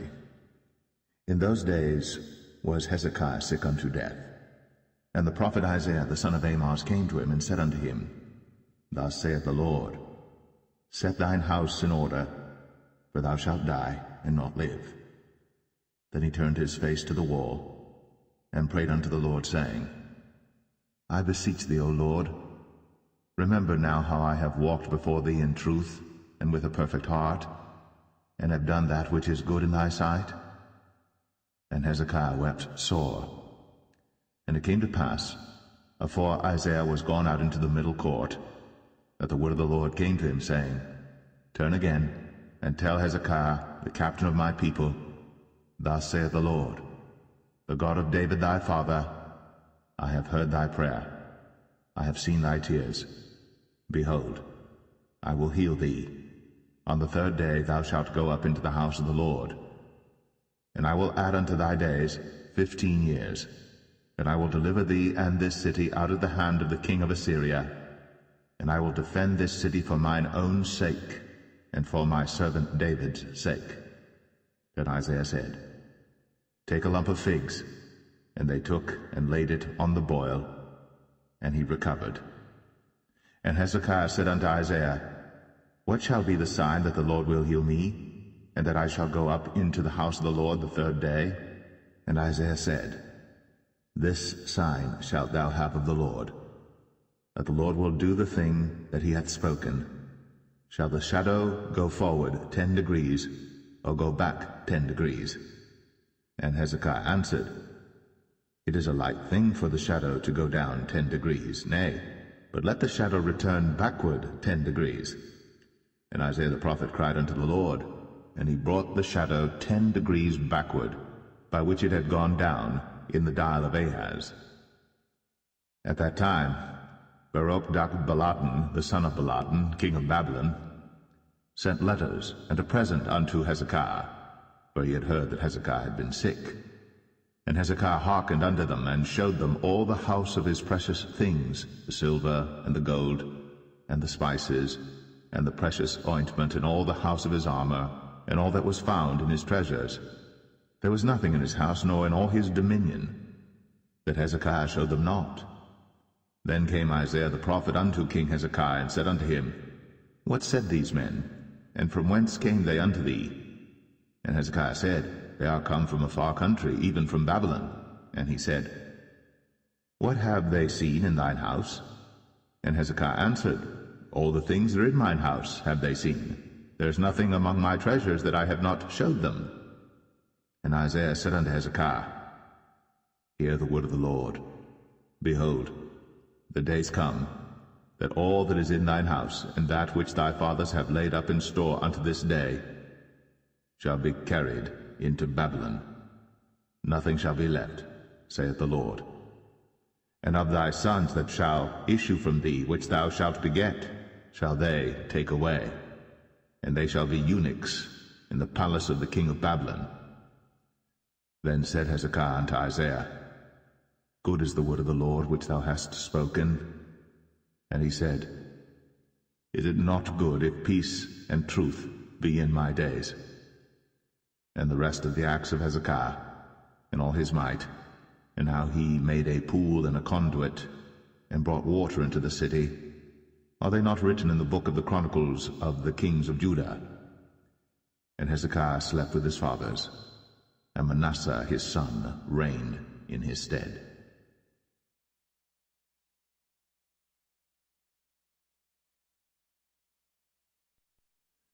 2 Kings 21.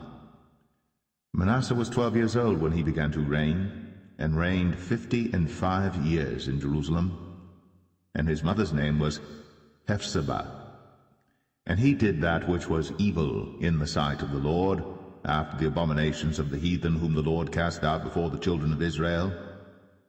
For he built up again the high places which Hezekiah his father had destroyed. And he reared up altars for Baal, and made a grove, as did Ahab king of Israel, and worshipped all the host of heaven, and served them. And he built altars in the house of the Lord, of which the Lord said, In Jerusalem will I put my name. And he built altars for all the host of heaven in the 2 courts of the house of the Lord. And he made his son pass through the fire, and observed times, and used enchantments, and dealt with familiar spirits and wizards. He wrought much wickedness in the sight of the Lord, to provoke him to anger.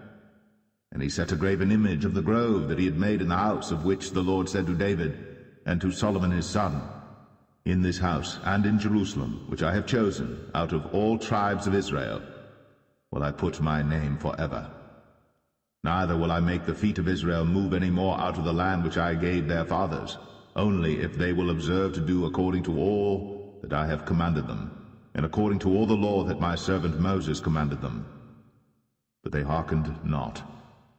And Manasseh seduced them to do more evil than did the nations whom the Lord destroyed before the children of Israel. And the Lord spake by his servants the prophets, saying, Because Manasseh king of Judah hath done these abominations, and hath done wickedly above all that the Amorites did which were before him, and hath made Judah also to sin with his idols, therefore thus saith the Lord God of Israel, Behold, I am bringing such evil upon Jerusalem and Judah, that whosoever heareth of it, both his ears shall tingle.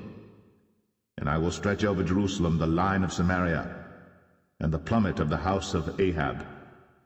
And I will wipe Jerusalem as a man wipeth a dish, wiping it and turning it upside down. And I will forsake the remnant of mine inheritance, and deliver them into the hand of their enemies. And they shall become a prey and a spoil to all their enemies.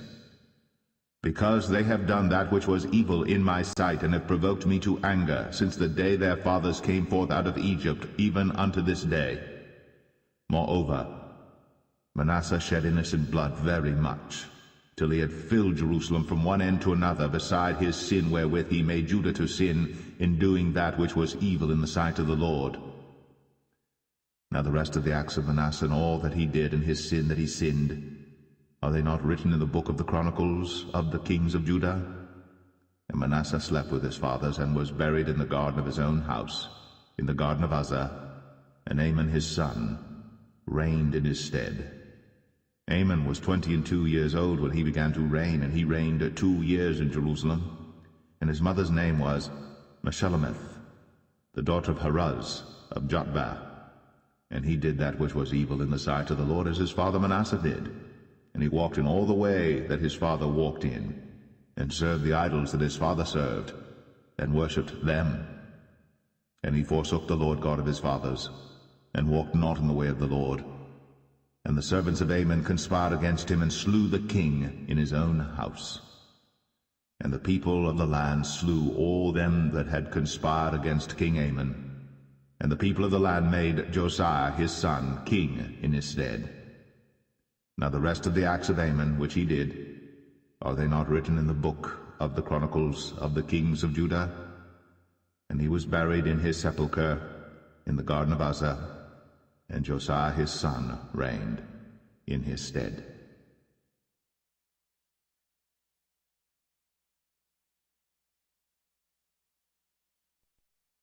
Second Kings 22. Josiah was 8 years old when he began to reign, and he reigned 31 years in Jerusalem. And his mother's name was Jedidah, the daughter of Adaiah of Boscath. And he did that which was right in the sight of the Lord, and walked in all the way of David his father, and turned not aside to the right hand or to the left. And it came to pass in the 18th year of King Josiah, that the king sent Shaphan the son of Azaliah, the son of Meshullam, the scribe, to the house of the Lord, saying, Go up to Hilkiah the high priest, that he may sum the silver which is brought into the house of the Lord, which the keepers of the door have gathered of the people, and let them deliver it into the hand of the doers of the work that have the oversight of the house of the Lord, and let them give it to the doers of the work which is in the house of the Lord, to repair the breaches of the house, unto carpenters and builders and masons, and to buy timber and hewn stone to repair the house. Howbeit there was no reckoning made with them of the money that was delivered into their hand, because they dealt faithfully. And Hilkiah the high priest said unto Shaphan the scribe, I have found the book of the law in the house of the Lord. And Hilkiah gave the book to Shaphan, and he read it. And Shaphan the scribe came to the king, and brought the king word again, and said, Thy servants have gathered money that was found in the house, and have delivered it into the hand of them that do the work, that have the oversight of the house of the Lord. And Shaphan the scribe showed the king, saying, Hilkiah the priest hath delivered me a book. And Shaphan read it before the king. And it came to pass, when the king had heard the words of the book of the law, that he rent his clothes. And the king commanded Hilkiah the priest, and Ahikam the son of Shaphan, and Achbor the son of Micaiah, and Shaphan the scribe, and Asahiah a servant of the king's, saying, Go ye, inquire the Lord for me, and for the people, and for all Judah, concerning the words of this book that is found. For great is the wrath of the Lord that is kindled against us, because our fathers had not hearkened unto the words of this book, to do according unto all that which is written concerning us. So Hilkiah the priest, and Ahikam, and Achbor, and Shaphan, and Asahiah went unto Huldah the prophetess, the wife of Shallum the son of Tikvah, the son of Harhas, keeper of the wardrobe. Now she dwelt in Jerusalem in the college, and they communed with her. And she said unto them, Thus saith the Lord God of Israel, Tell the man that sent you to me, Thus saith the Lord, Behold, I will bring evil upon this place, and upon the inhabitants thereof, even all the words of the book which the king of Judah hath read, because they have forsaken me, and have burned incense unto other gods, that they might provoke me to anger with all the works of their hands. Therefore my wrath shall be kindled against this place, and shall not be quenched. But to the king of Judah, which sent you to inquire of the Lord, thus shall ye say to him, Thus saith the Lord God of Israel, as touching the word which thou hast heard, because thine heart was tender, and thou hast humbled thyself before the Lord, when thou heardest what I spake against this place, and against the inhabitants thereof, that they should become a desolation and a curse, and hast rent thy clothes, and wept before me. I also have heard thee, saith the Lord. Behold, therefore, I will gather thee unto thy fathers, and thou shalt be gathered into thy grave in peace, and thine eyes shall not see all the evil which I will bring upon this place. And they brought the king word again.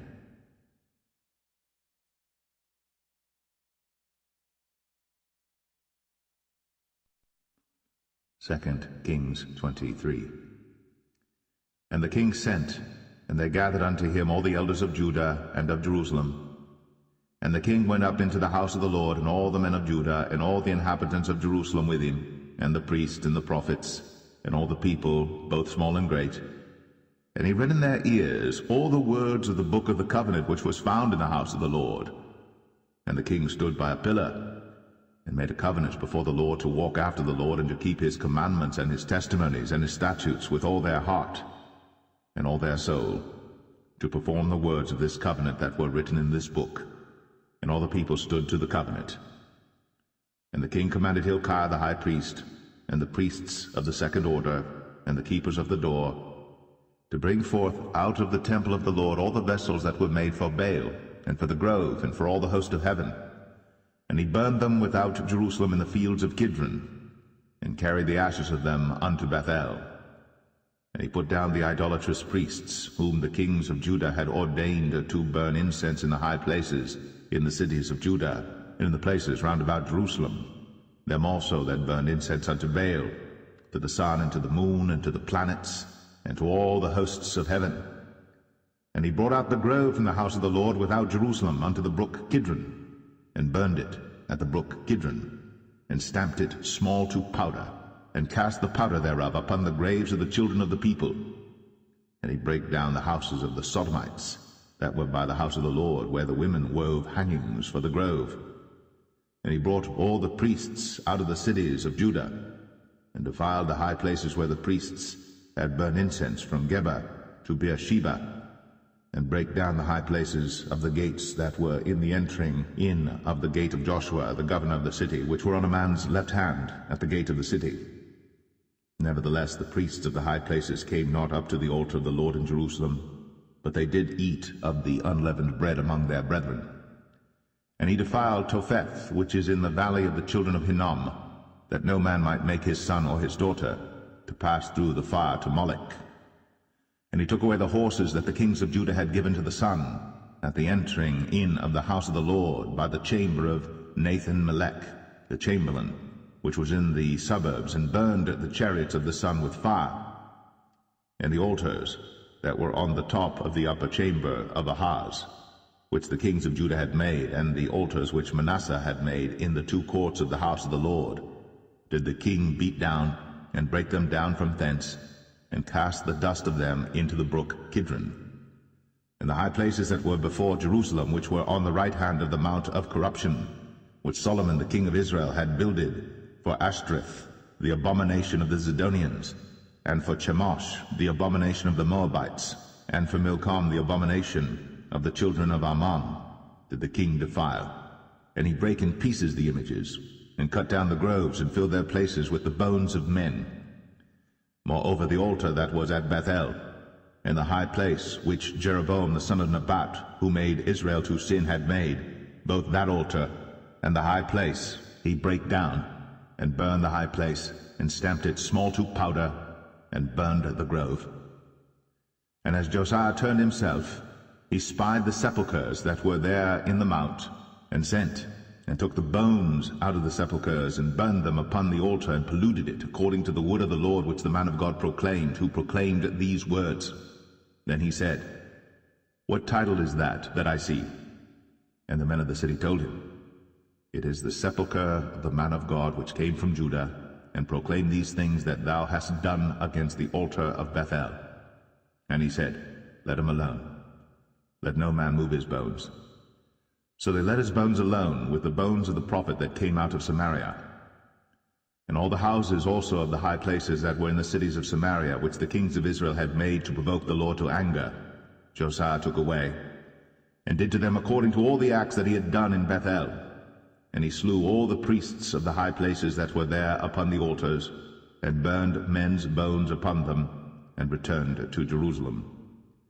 And the king commanded all the people, saying, Keep the Passover unto the Lord your God, as it is written in the book of this covenant.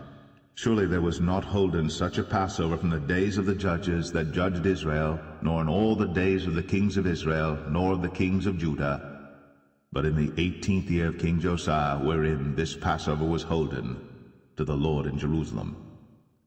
Moreover, the workers with familiar spirits, and the wizards, and the images, and the idols, and all the abominations that were spied in the land of Judah and in Jerusalem, did Josiah put away, that he might perform the words of the law which were written in the book that Hilkiah the priest found in the house of the Lord. And like unto him was there no king before him, that turned to the Lord with all his heart, and with all his soul, and with all his might, according to all the law of Moses, neither after him arose there any like him. Notwithstanding the Lord turned not from the fierceness of his great wrath, wherewith his anger was kindled against Judah, because of all the provocations that Manasseh had provoked him withal. And the Lord said, I will remove Judah also out of my sight, as I have removed Israel, and will cast off this city Jerusalem which I have chosen, and the house of which I said, My name shall be there. Now the rest of the acts of Josiah, and all that he did, are they not written in the book of the Chronicles of the kings of Judah? In his days Pharaoh Necho, king of Egypt, went up against the king of Assyria to the river Euphrates. And King Josiah went against him, and he slew him at Megiddo when he had seen him. And his servants carried him in a chariot dead from Megiddo, and brought him to Jerusalem, and buried him in his own sepulchre. And the people of the land took Jehoahaz the son of Josiah, and anointed him, and made him king in his father's stead. Jehoahaz was 23 years old when he began to reign, and he reigned 3 months in Jerusalem. And his mother's name was Hamutal, the daughter of Jeremiah of Libnah. And he did that which was evil in the sight of the Lord, according to all that his fathers had done. And Pharaoh Necho put him in bands at Riblah in the land of Hamath, that he might not reign in Jerusalem, and put the land to a tribute of 100 talents of silver, and a talent of gold.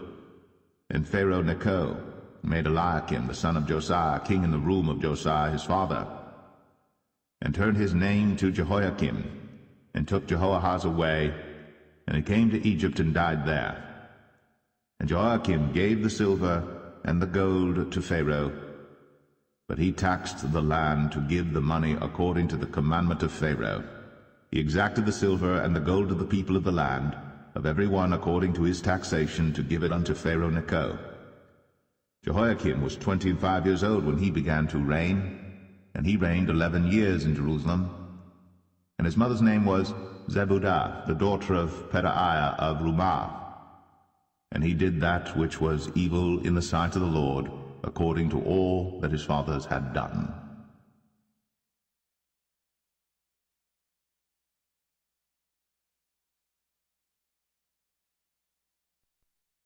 Second Kings 24. In his days Nebuchadnezzar king of Babylon came up, and Jehoiakim became his servant 3 years. Then he turned and rebelled against him.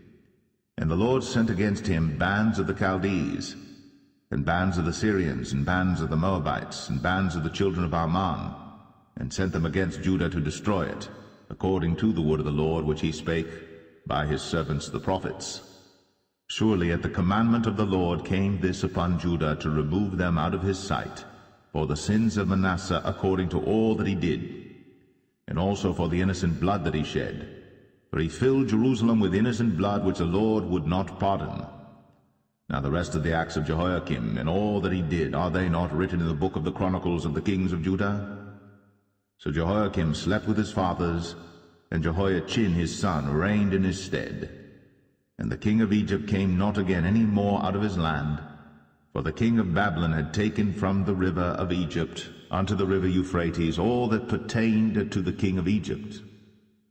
Jehoiachin was 18 years old when he began to reign, and he reigned in Jerusalem 3 months. And his mother's name was Nehushta, the daughter of Elnathan of Jerusalem. And he did that which was evil in the sight of the Lord, according to all that his father had done. At that time the servants of Nebuchadnezzar king of Babylon came up against Jerusalem, and the city was besieged. And Nebuchadnezzar king of Babylon came against the city, and his servants did besiege it. And Jehoiachin the king of Judah went out to the king of Babylon, he and his mother and his servants, and his princes and his officers. And the king of Babylon took him in the 8th year of his reign. And he carried out thence all the treasures of the house of the Lord, and the treasures of the king's house, and cut in pieces all the vessels of gold which Solomon king of Israel had made in the temple of the Lord, as the Lord had said.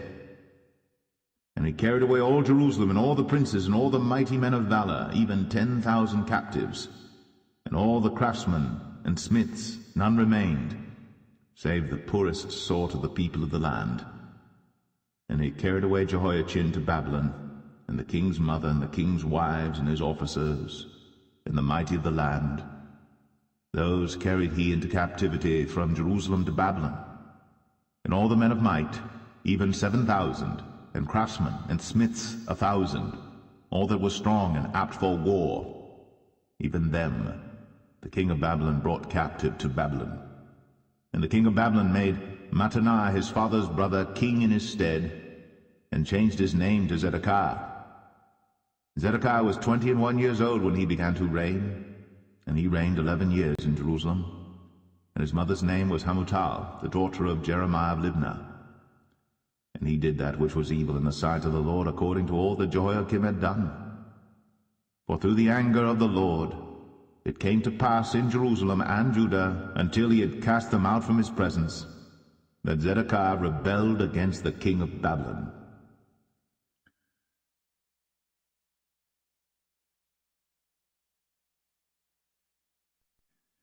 Second Kings 25. And it came to pass in the 9th year of his reign, in the 10th month, in the 10th day of the month, that Nebuchadnezzar king of Babylon came, he and all his host, against Jerusalem, and pitched against it. And they built forts against it round about. And the city was besieged unto the 11th year of King Zedekiah. And on the 9th day of the 4th month the famine prevailed in the city, and there was no bread for the people of the land. And the city was broken up, and all the men of war fled by night by the way of the gate between 2 walls, which is by the king's garden. Now the Chaldees were against the city round about, and the king went the way toward the plain. And the army of the Chaldees pursued after the king, and overtook him in the plains of Jericho, and all his army was scattered from him. So they took the king, and brought him up to the king of Babylon, to Riblah, and they gave judgment upon him. And they slew the sons of Zedekiah before his eyes, and put out the eyes of Zedekiah, and bound him with fetters of brass, and carried him to Babylon. And in the 5th month, on the 7th day of the month, which is the 19th year of King Nebuchadnezzar king of Babylon, came Nebuzaradan, captain of the guard, a servant of the king of Babylon, unto Jerusalem. And he burnt the house of the Lord, and the king's house, and all the houses of Jerusalem, and every great man's house burnt he with fire. and all the army of the Chaldees that were with the captain of the guard brake down the walls of Jerusalem round about. Now the rest of the people that were left in the city, and the fugitives that fell away to the king of Babylon, with the remnant of the multitude, did Nebuzaradan, the captain of the guard, carry away. But the captain of the guard left of the poor of the land to be vine dressers and husbandmen. And the pillars of brass that were in the house of the Lord, and the bases, and the brazen sea that was in the house of the Lord, did the Chaldees break in pieces, and carried the brass of them to Babylon. And the pots, and the shovels, and the snuffers, and the spoons, and all the vessels of brass wherewith they ministered, took they away. And the firepans, and the bowls, and such things as were of gold, in gold, and of silver, in silver, the captain of the guard took away.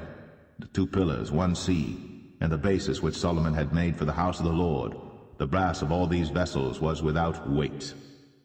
The height of the 1 pillar was 18 cubits, and the chapiter upon it was brass, and the height of the chapiter 3 cubits, and the wreathen work, and pomegranates upon the chapiter round about, all of brass, and like unto these had the 2nd pillar with wreathen work. And the captain of the guard took Seraiah the chief priest, and Zephaniah the 2nd priest, and the 3 keepers of the door. And out of the city he took an officer that was set over the men of war, and 5 men of them that were in the king's presence, which were found in the city, and the principal scribe of the host, which mustered the people of the land, and 60 men of the people of the land that were found in the city. And Nebuzaradan, captain of the guard, took these, and brought them to the king of Babylon to Riblah. And the king of Babylon smote them, and slew them at Riblah in the land of Hamath. So Judah was carried away out of their land. And as for the people that remained in the land of Judah, whom Nebuchadnezzar king of Babylon had left, even over them he made Gedaliah the son of Ahikam, the son of Shaphan, ruler. And when all the captains of the armies, they and their men, heard that the king of Babylon had made Gedaliah governor, there came to Gedaliah to Mizpah, even Ishmael the son of Nethaniah, and Johanan the son of Kareah, and Zeraiah the son of Tanhumeth the Netophathite, and Jaazaniah the son of a Maacathite, they and their men. And Gedaliah sware to them, and to their men, and said unto them, Fear not to be the servants of the Chaldees, dwell in the land, and serve the king of Babylon, and it shall be well with you. But it came to pass in the 7th month, that Ishmael the son of Nethaniah, the son of Elishama, of the seed royal, came, and 10 men with him, and smote Gedaliah, that he died, and the Jews and the Chaldees that were with him at Mizpah, and all the people, both small and great, and the captains of the armies arose and came to Egypt, for they were afraid of the Chaldees. And it came to pass in the 37th year of the captivity of Jehoiachin king of Judah, in the 12th month, on the 27th day of the month, that Evil-Merodach king of Babylon, in the year that he began to reign, did lift up the head of Jehoiachin king of Judah out of prison, and he spake kindly to him, and set his throne above the throne of the kings that were with him in Babylon, and changed his prison garments, and he did eat bread continually before him all the days of his life, and his allowance was a continual allowance given him of the king, a daily rate for every day, all the days of his life.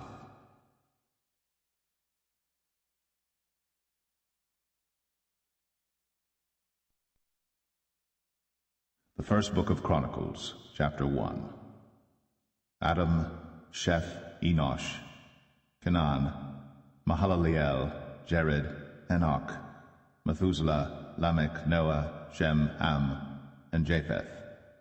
The sons of Japheth, Gomer and Magog, and Madai, and Javan, and Tubal, and Meshach, and Tiras. And the sons of Gomer, Ashchenaz, and Ribhath, and Togarmah. And the sons of Javan, Elisha, and Tarshish, Kittim, and Dodanim. The sons of Ham, Cush, and Mizraim, Put, and Canaan. And the sons of Cush, Seba, and Havilah, and Sabta, and Ramah, and Sabteka. And the sons of Ramah, Sheba, and Dedan. And Cush begat Nimrod. He began to be mighty upon the earth. And Mizraim begat Ludim, and Anamim, and Lehabim, and Naphtuhim, and Pathrusim, and Casluhim, of whom came the Philistines, and Caphtorim.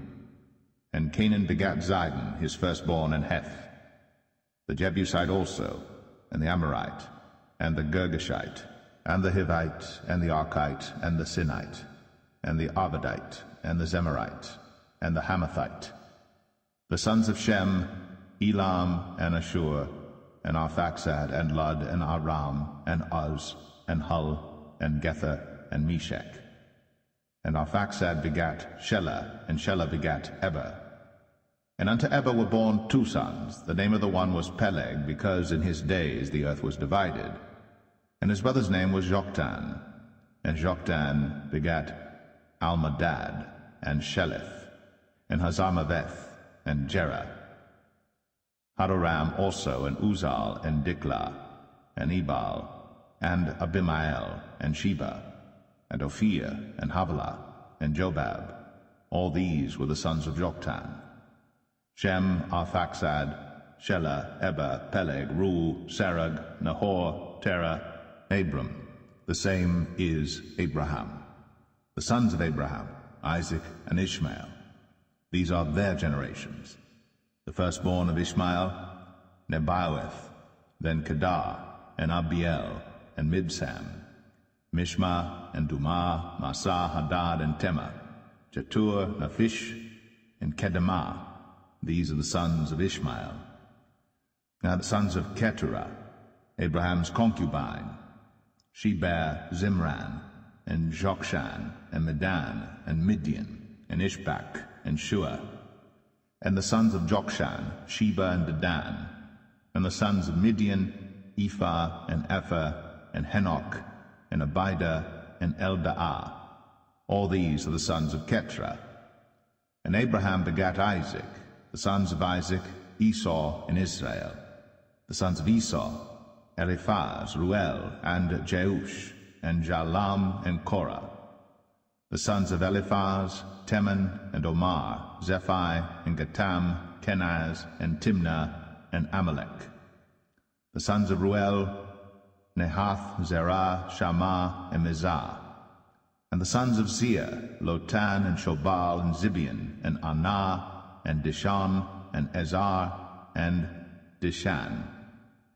And the sons of Lotan, Horai, and Homam, and Timnah was Lotan's sister. The sons of Shobal, Alian, and Manahath, and Ebal, Shephi, and Onam. And the sons of Zibeon, Ai, and Anah. The sons of Anah, Dishon. And the sons of Dishon, Amram, and Eshban, and Ithran, and Cheran. The sons of Ezer, Bilhan, and Zavan, and Jakan. The sons of Dishan, Uz, and Aran. Now these are the kings that reigned in the land of Edom, before any king reigned over the children of Israel. Bela, the son of Beor, and the name of his city was Dinhabah. And when Bela was dead, Jobab, the son of Zerah, of Basra, reigned in his stead. And when Jobab was dead, Husham, of the land of the Timonites, reigned in his stead. And when Husham was dead, Hadad, the son of Bedad, which smote Midian in the field of Moab, reigned in his stead. And the name of his city was Avith. And when Hadad was dead, Samlah of Masrekah reigned in his stead. And when Samlah was dead, Shaul of Rehoboth by the river reigned in his stead. And when Shaul was dead, Baal-Hanan, the son of Achbor, reigned in his stead. And when Baal-Hanan was dead, Hadad reigned in his stead, and the name of his city was Pai. And his wife's name was Mehetabel, the daughter of Matred, the daughter of Mezahab. Hadad died also. And the dukes of Edom were Duke Timnah, Duke Aliah, Duke Jetheth, Duke Oholibama, Duke Elah, Duke Pinan, Duke Kenaz, Duke Teman, Duke Mibsar, Duke Magdiel, Duke Iram. These are the dukes of Edom.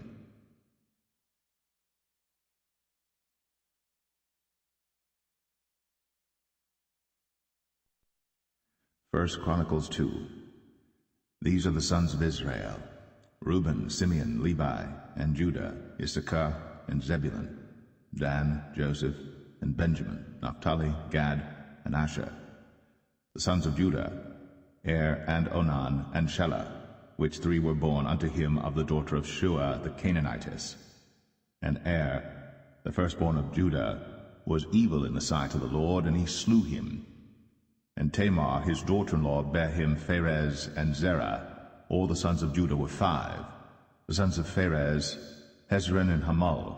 And the sons of Zerah, Zimri, and Ethan, and Heman, and Calcol, and Dara, 5 of them in all. And the sons of Carmi, Achar, the troubler of Israel, who transgressed in the thing accursed. And the sons of Ethan, Azariah. The sons also of Hezron that were born unto him, Jeramiel, and Ram, and Chelubai. And Ram begat Aminadab, and Aminadab begat Nahshon, prince of the children of Judah. And Nahshon begat Salma, and Salma begat Boaz, and Boaz begat Obed, and Obed begat Jesse. And Jesse begat his firstborn Eliab, and Aminadab the second, and Shema the third. Nathaniel the fourth, Raddai the fifth, Ozem the sixth, David the seventh, whose sisters were Zeruiah and Abigail. And the sons of Zeruiah, Abishai and Joab, and Asahel 3. And Abigail bare Amasa, and the father of Amasa was Jether the Ishmaelite. And Caleb the son of Hezron begat children of Azubah his wife, and of Jerioth. Her sons are these, Jesher, and Shabab, and Ardan. And when Azubah was dead, Caleb took unto him Ephrath, which bare him Hur, and Hur begat Uri, and Uri begat Bezaleel. And afterward Hezron went in to the daughter of Machir, the father of Gilead, whom he married when he was 60 years old.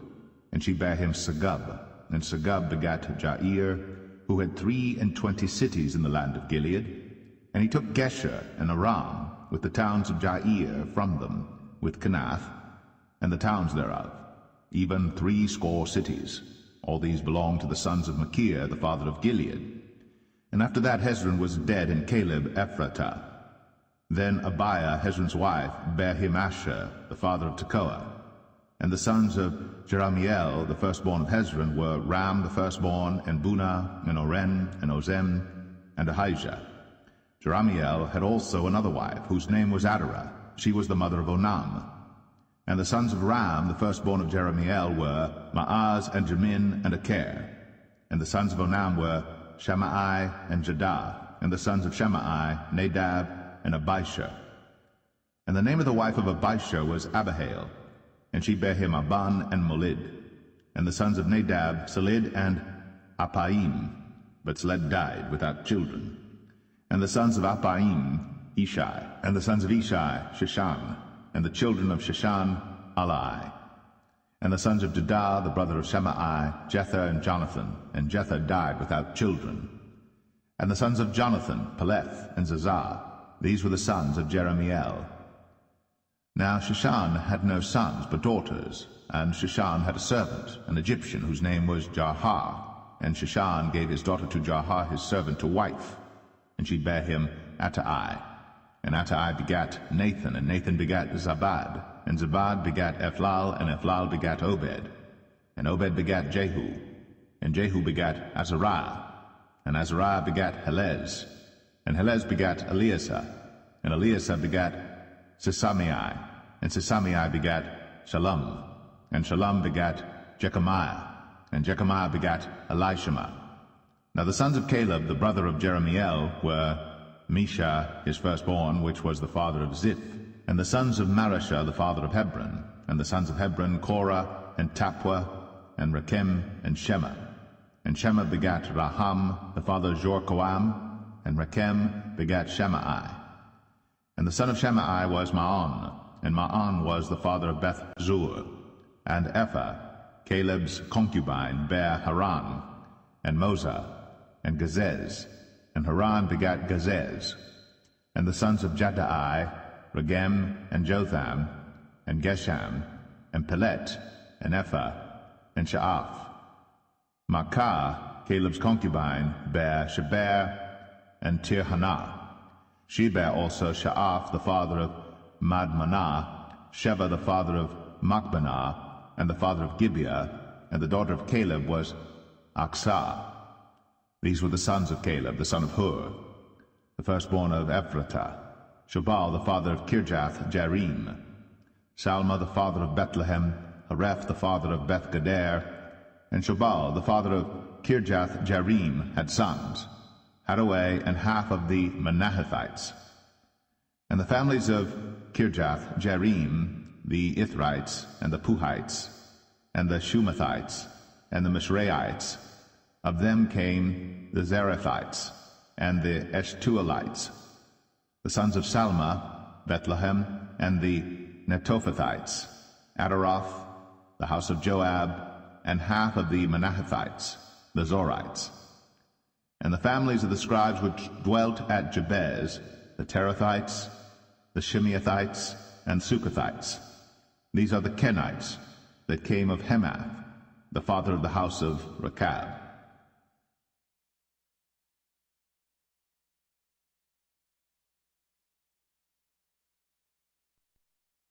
First Chronicles 3.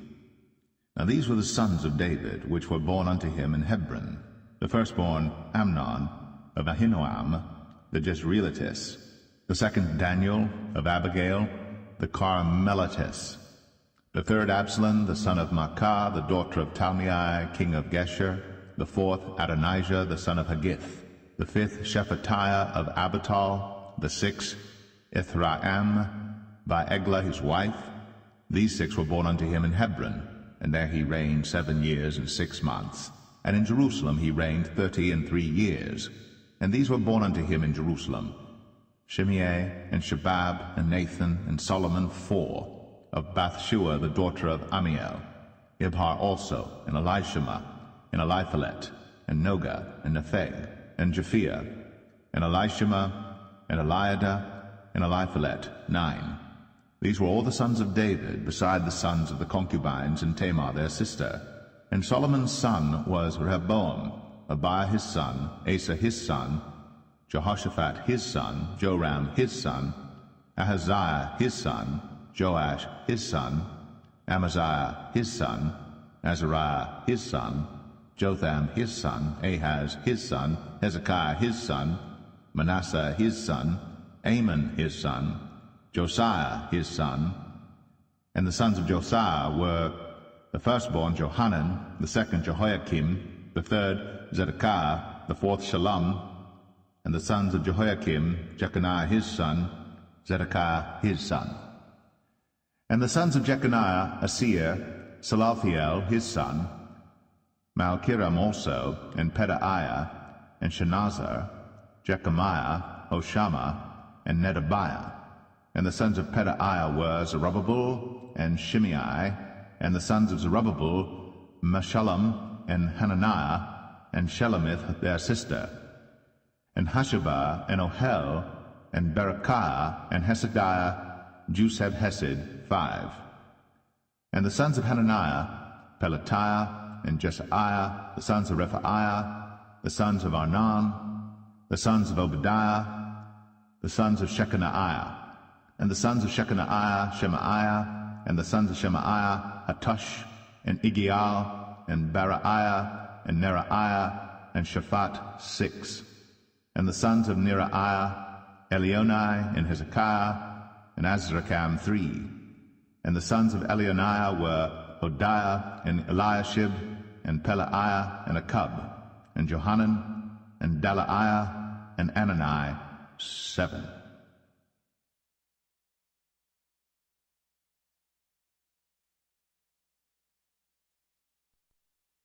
First Chronicles 4. The sons of Judah, Pharez, Hezron, and Carmi, and Hur, and Shabal. And Reaiah, the son of Shabal, begat Jahath, and Jahath begat Ahumai, and Lahad. These are the families of the Zorathites. And these were of the father of Etam, Jezreel, and Ishma, and Idbash. And the name of their sister was Hazalel Ponai. And Penuel the father of Gedor, and Ezer the father of Hushah. These are the sons of Hur, the firstborn of Ephratah. the father of Bethlehem. And Asher, the father of Tekoa, had 2 wives, Helah and Naarah. And Naarah bare him Ahuzam, and Hepher, and Temeni, and Hahashterai. These were the sons of Naarah. And the sons of Helah were Zereth, and Jezoar, and Ethnan. And Kaz begat Anub, and Zebubah, and the families of Ahahel, the son of Haram. And Jabez was more honorable than his brethren. And his mother called his name Jabez, saying, Because I bare him with sorrow. And Jabez called on the God of Israel, saying, O that thou wouldst bless me indeed, and enlarge my coast, and that thine hand might be with me, and that thou wouldst keep me from evil, that it may not grieve me. And God granted him that which he requested. And Chelub, the brother of Shur, begat Mahir, which was the father of Eshton. And Eshton begat Bethraphah, and Paseah, and Tehenna, the father of Nahash. These are the men of Rakah. And the sons of Kenaz, Othniel, and Seraiah, and the sons of Othniel, Hathath. And Meonothai begat Ophrah, and Seraiah begat Joab, the father of the valley of Cherashim, for they were craftsmen. And the sons of Caleb, the son of Jephunneh, Iru, Elah, and Naam. And the sons of Elah, even Kenaz. And the sons of Jehaleleel, Ziph, and Zephah, Teriah, and Asrael. And the sons of Ezra were Jether, and Mered, and Ephah, and Jalan. And she bare Miriam, and Shemai, and Ishba, the father of Eshtemoa. And his wife Jehudijah bare Jared, the father of Gedor, and Heber, the father of Sako, and Jekuthiel, the father of Zanoah. And these are the sons of Bethiah, the daughter of Pharaoh, which Mered took. And the sons of his wife Hodiah, the sister of Naham, the father of Keli, the Garmite, and Eshtemoa, the Maacathite. And the sons of Shimon were Amnon, and Rinnah, Ben-Hanan, and Telon. And the sons of Ishai were Zoheth, and Ben-Zoheth. The sons of Shelah, the son of Judah, were the father of Lakah, and Ladah, the father of Mareshah. And the families of the house of them that wrought fine linen of the house of Ashbea, and Joachim, and the men of Chozeba, and Joash, and Seraph, who had the dominion in Moab, and Jashubai Lehem. And these are ancient things.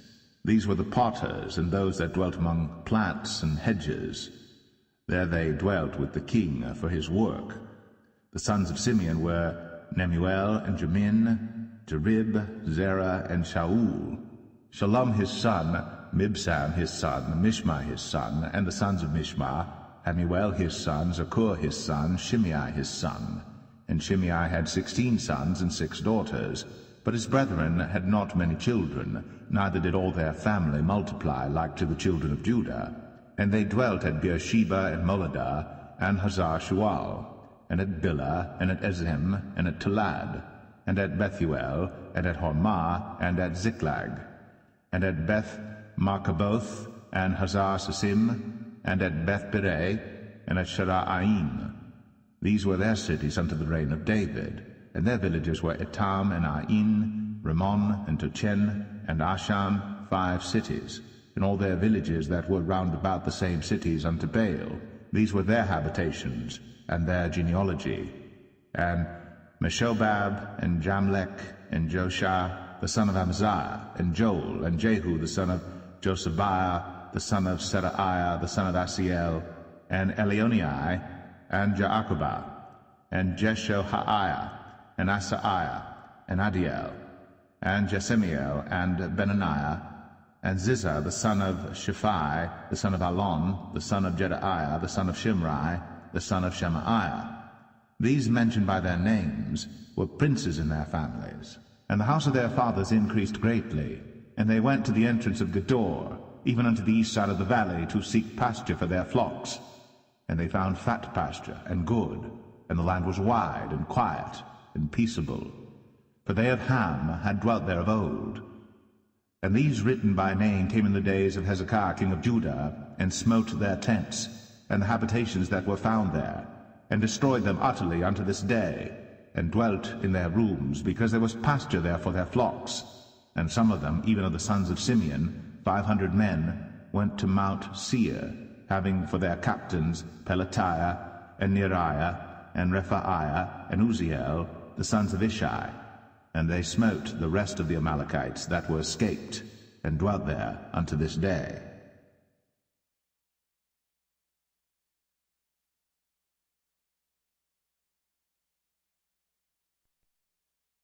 First Chronicles 5.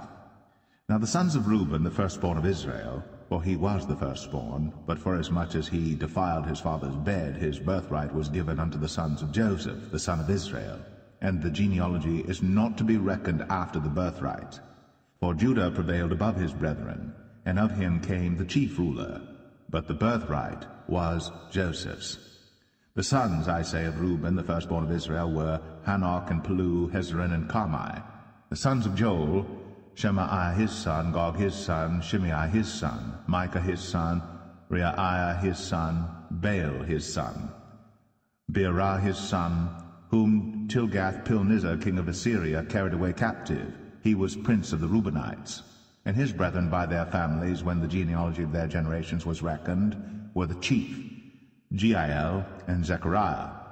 And Bela the son of Azaz, the son of Shema, the son of Joel, who dwelt in Aroer, even unto Nebo, and Baal-meon. And eastward he inhabited unto the entering in of the wilderness from the river Euphrates, because their cattle were multiplied in the land of Gilead. And in the days of Saul they made war with the Hagarites, who fell by their hand, and they dwelt in their tents throughout all the east land of Gilead.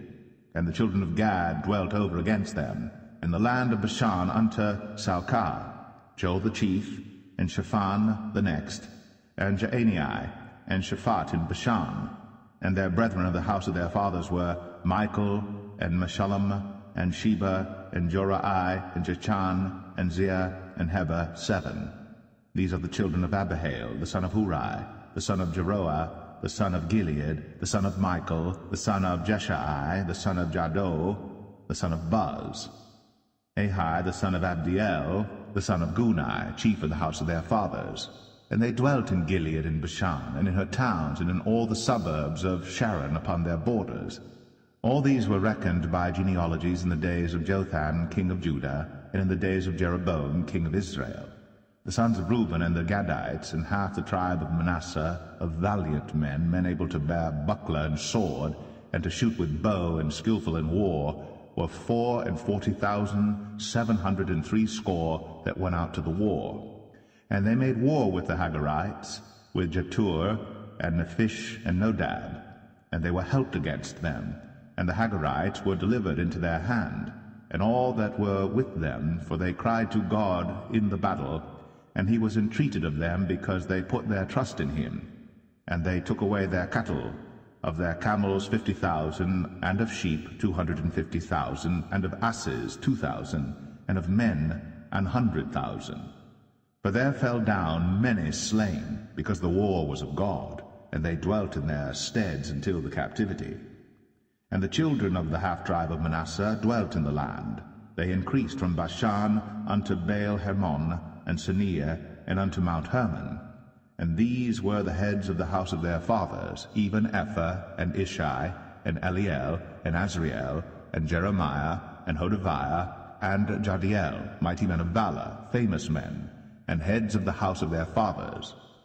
And they transgressed against the God of their fathers, and went a whoring after the gods of the people of the land, whom God destroyed before them. And the God of Israel stirred up the spirit of Pul, king of Assyria, and the spirit of Tilgath-Pilneser, king of Assyria, and he carried them away, even the Reubenites, and the Gadites, and the half-tribe of Manasseh, and brought them unto Halah, and Habor, and Hara, and to the river Gozan, unto this day.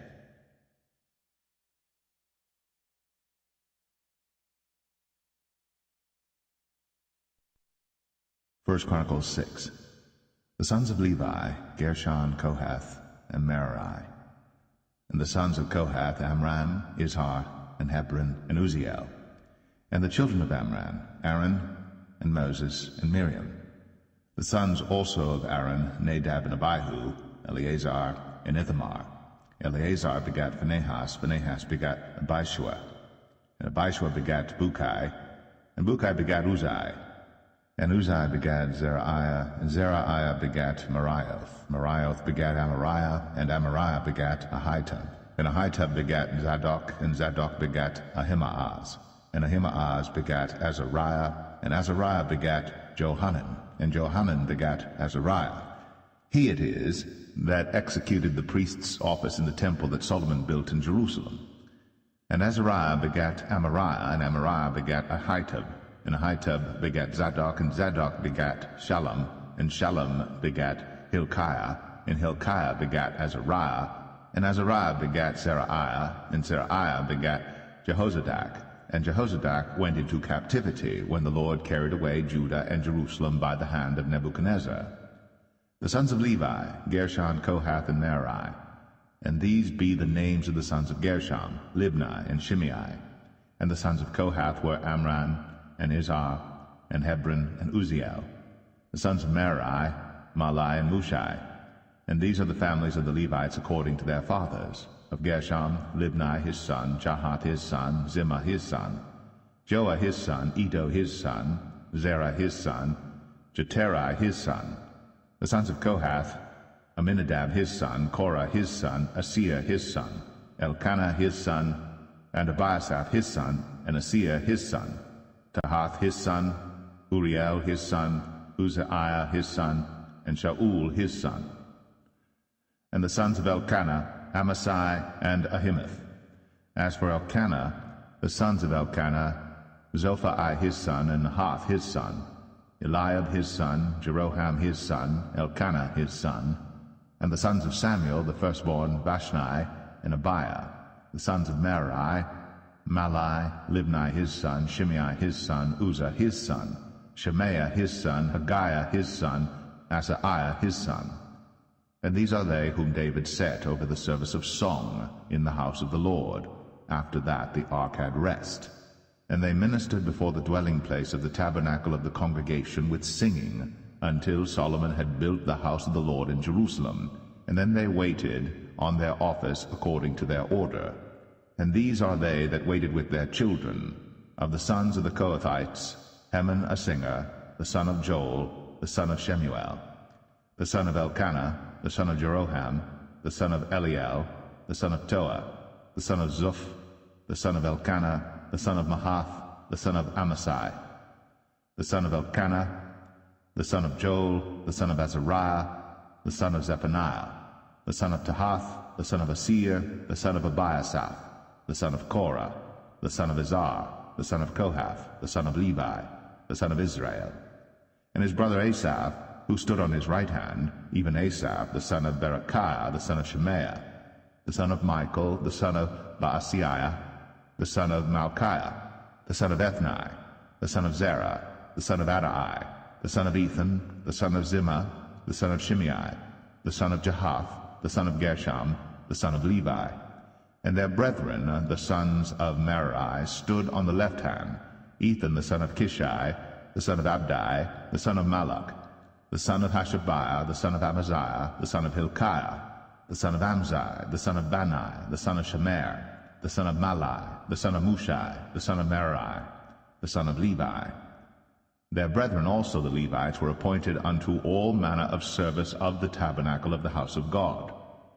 But Aaron and his sons offered upon the altar of the burnt offering, and on the altar of incense, and were appointed for all the work of the place most holy, and to make an atonement for Israel, according to all that Moses, the servant of God, had commanded. And these are the sons of Aaron: Eleazar his son, Phinehas his son, Abishua his son, Bukai his son, Uzai his son, Zerahiah his son, Marioth his son, Amariah his son, Ahitub his son, Zadok his son, Ahimaaz his son. Now these are their dwelling places throughout their castles in their coasts, of the sons of Aaron, of the families of the Kohathites, for theirs was the lot. And they gave them Hebron in the land of Judah, and the suburbs thereof round about it. But the fields of the city and the villages thereof they gave to Caleb the son of Jephunneh.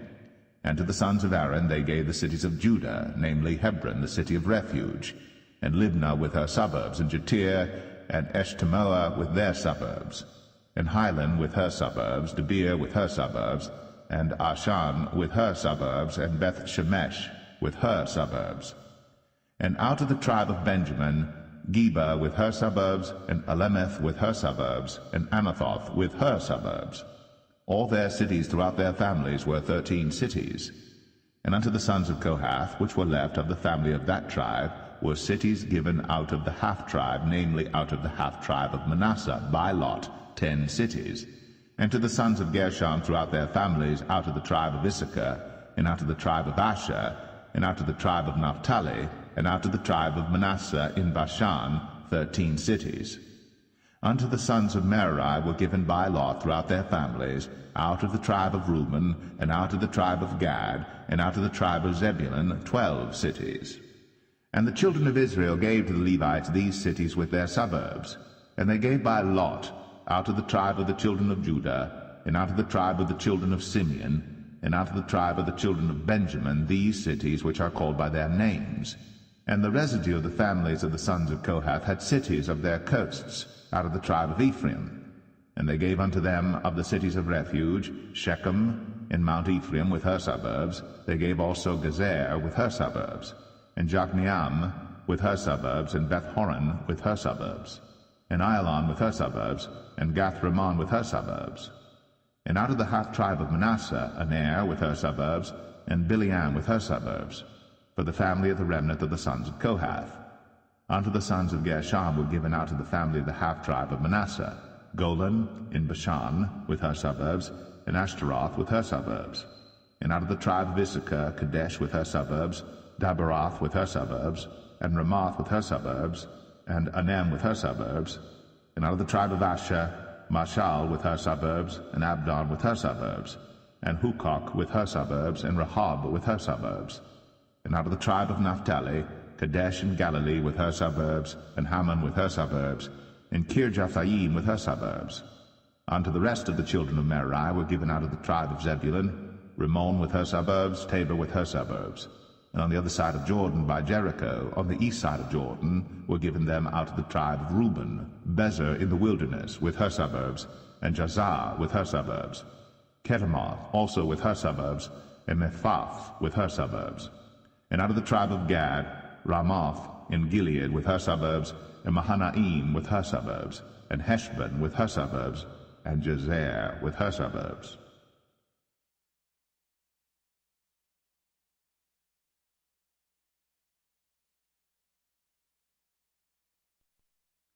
First Chronicles 7.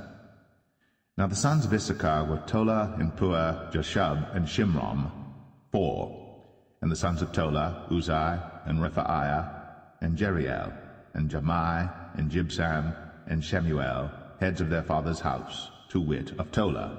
They were valiant men of might in their generations, whose number was, in the days of David, 22,600. And the sons of Uzai, Israiah, and the sons of Israiah, Michael and Obadiah, and Joel, Ishiah, 5, all of them chief men. And with them by their generations, after the house of their fathers, were bands of soldiers for war, 36,000 men. For they had many wives and sons, and their brethren among all the families of Issachar were valiant men of might, reckoned in all by their genealogies 7,000. The sons of Benjamin, Bela and Becher, and Jediel, 3. And the sons of Bela, Esban, and Uzai, and Uziel, and Jeremoth, and Eri, 5. Heads of the house of their fathers, mighty men of valor, and were reckoned by their genealogies 22,034. And the sons of Becher, Zemira, and Joash, and Eleazar, and Elionai, and Omri, and Jeremoth, and Abiah, and Anathoth, and Alameth. All these are the sons of Becher. And the number of them after their genealogy by their generations, heads of the house of their fathers, mighty men of valor, was 20,200. The sons also of Jediel, Bilhan, and the sons of Bilhan, Jeush, and Benjamin, and Ehud, and Chinana, and Zethan, and Tharshish, and Ahishahar. All these the sons of Jediael, by the heads of their fathers, mighty men of valor, were 17,200 soldiers, fit to go out for war and battle. Shuppim also and Huppim, the children of Ir, and Hushim, the sons of Aher. The sons of Naphtali, Jaziel, and Gunai, and Jezer, and Shalom, the sons of Bilhah.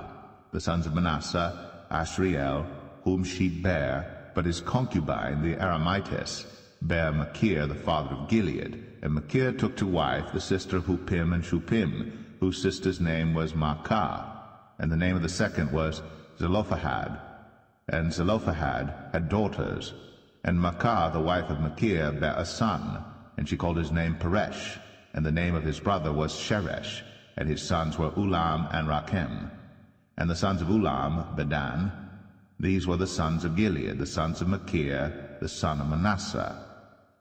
And his sister Hameleketh bare Ishad, and Abiezer, and Mahalah. And the sons of Shemadah were Ahian, and Shechem, and Likai, and Aniam. And the sons of Ephraim, Shuthelah, and Bered his son, and Tahath his son, and Eladah his son, and Tahath his son, and Zabad his son, and Shuthelah his son, and Ezer, and Eliad, whom the men of Gath that were born in that land slew, because they came down to take away their cattle. And Ephraim their father mourned many days, and his brethren came to comfort him. And when he went into his wife, she conceived, and bare a son, and he called his name Beriah, because it went evil with his house. And his daughter was Sherah, who built Beth-horon the Nether, and the upper, and Uzan-Sherah. And Rephah was his son, also Resheph, and Telah his son, and Tahan his son, Ladan his son, Ammihud his son, Elishama his son, Non his son, Jehoshua his son. And their possessions and habitations were Bethel, and the towns thereof, and eastward Naaran, and westward Gezer, with the towns thereof, Shechem also, and the towns thereof, unto Gaza, and the towns thereof. And by the borders of the children of Manasseh, Bethshean and her towns, Taanach and her towns, Megiddo and her towns, Dor and her towns. In these dwelt the children of Joseph, the son of Israel.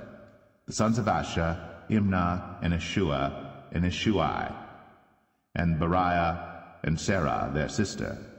And the sons of Beriah, Heber, and Malchiel, who is the father of Beer-Zavith. And Heber begat Japhlet, and Shomer, and Hotham, and Shua their sister. And the sons of Japhlet, Pasak, and Bimhal, and Ashvath. These are the children of Japhlet. And the sons of Shemer, Ahai, and Roga, Jehubbah, and Aram. And the sons of his brother, Helem, Zophah, and Imnah, and Shelesh, and Amal. The sons of Zophah, Sua, and Harnepher, and Shual, and Beri, and Imrah. Bezer, and Hod, and Shammah, and Shilshah, and Ithran, and Birah. And the sons of Jether, Jephunneh, and Pispa, and Arah. And the sons of Ulah, Arah, and Haniel, and Reziah. All these were the children of Asher, heads of their father's house, choice and mighty men of valor, chief of the princes. And the number throughout the genealogy of them that were apt to the war and to battle was 26,000 men.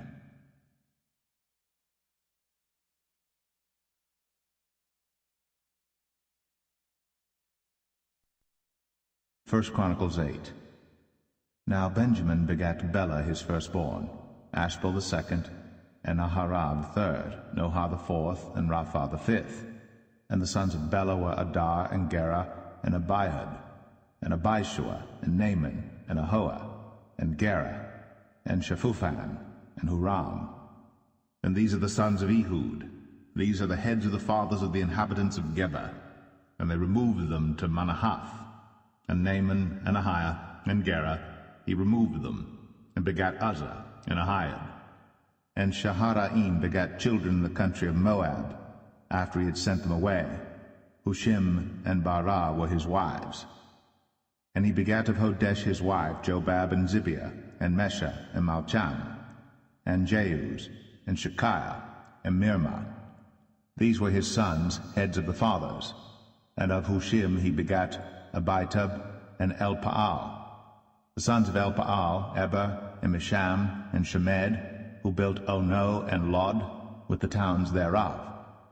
Beriah also, and Shema, who were heads of the fathers of the inhabitants of Aijalon, who drove away the inhabitants of Gath, and Ahio, Shashak, and Jeremoth, and Zebadiah, and Arad, and Adair, and Michael, and Isbah, and Johah, the sons of Beriah, and Zebadiah, and Meshullam, and Hezekiah, and Heber, Ismarai also, and Jezaliah, and Jobab, the sons of Elpaal, and Jakim, and Zichri, and Zabdi, and Elinai, and Zilthai, and Eliel, and Adaiah, and Beraiah, and Shimrath, the sons of Shimhi, and Ishpan, and Heber, and Eliel, and Abdon, and Zichri, and Hanan, and Hananiah, and Elam, and Atathijah, and Ephadiah, and Penuel, the sons of Shashak, and Shamshariah, and Shehariah, and Athaliah, and Jerasiah, and Eliah, and Zichri, the sons of Jeroham. These were the heads of the fathers by their generations, chief men. These dwelt in Jerusalem. And at Gibeon dwelt the father of Gibeon, whose wife's name was Maachah, and his firstborn son Abdon, and Zur, and Kish, and Baal, and Nadab, and Gedor, and Ahio, and Zacher. And Mikloth begat Shemaiah. And these also dwelt with their brethren in Jerusalem over against them. And Ner begat Kish, and Kish begat Saul, and Saul begat Jonathan, and Malchishua, and Abinadab, and Eshbaal. And the son of Jonathan was Meribbaal, and Meribbaal begat Micah, and the sons of Micah were Pithon, and Melech, and Tereah, and Ahaz. And Ahaz begat Jehoiada, and Jehoiada begat Alameth, and Asmaveth, and Zimri. And Zimri begat Moza, and Moza begat Benaiah.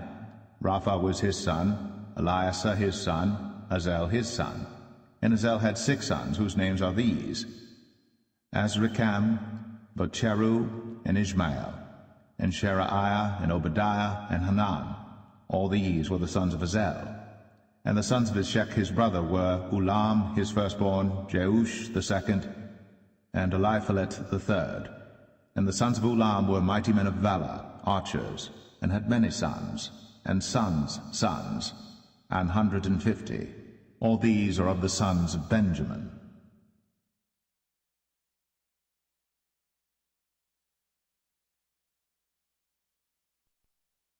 1 Chronicles 9. So all Israel were reckoned by genealogies, and behold, they were written in the book of the kings of Israel and Judah, who were carried away to Babylon for their transgression. Now the first inhabitants that dwelt in their possessions in their cities were the Israelites, the priests, Levites, and the Nethinims. And in Jerusalem dwelt, of the children of Judah, and of the children of Benjamin, and of the children of Ephraim and Manasseh, Uthai the son of Ammihud, the son of Omri, the son of Imri, the son of Bani, of the children of Pharez, the son of Judah. And of the Shalonites, Asaiah the firstborn and his sons. And of the sons of Zerah, Jeuel and their brethren, 690. And of the sons of Benjamin, Salu the son of Meshullam, the son of Hodaviah, the son of Hesenuah, and Ibneiah the son of Jeroham, and Elah the son of Uzai, the son of Michri, and Meshullam the son of Shephatiah, the son of Ruel, the son of Ibnijah, and their brethren according to their generations, 956. All these men were chief of the fathers in the house of their fathers.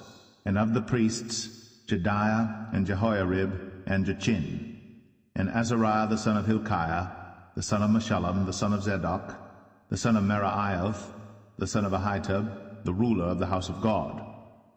And Adaiah the son of Jeroham, the son of Pashur, the son of Malchijah, and Maaseiah the son of Adiel, the son of Jazerah, the son of Meshullam, the son of Meshelemith, the son of Immer, and their brethren, heads of the house of their fathers, 1,760, very able men for the work of the service of the house of God. And of the Levites, Shemaiah, the son of Hashab, the son of Azrikam, the son of Hashabiah, of the sons of Merari, and Bakbakar, Haresh, and Galal, and Mattaniah the son of Micah, the son of Zichri, the son of Asaph, and Obadiah the son of Shemaiah, the son of Galal, the son of Jeduthun, and Berechiah the son of Asa, the son of Elkanah, that dwelt in the villages of the Netophathites. And the porters were Shallum, and Akub, and Talmon, and Ahiman, and their brethren. Shallum was the chief, who hitherto waited in the king's gate eastward. They were porters in the companies of the children of Levi. And Shallum the son of Kor, the son of Abiasaph, the son of Korah, and his brethren of the house of his father, the Korahites, were over the work of the service, keepers of the gates of the tabernacle, and their fathers, being over the host of the Lord, were keepers of the entry. And Phinehas the son of Eleazar was the ruler over them in time past, and the Lord was with him. And Zechariah the son of Meshelemiah was porter of the door of the tabernacle of the congregation. All these which were chosen to be porters in the gates were 212.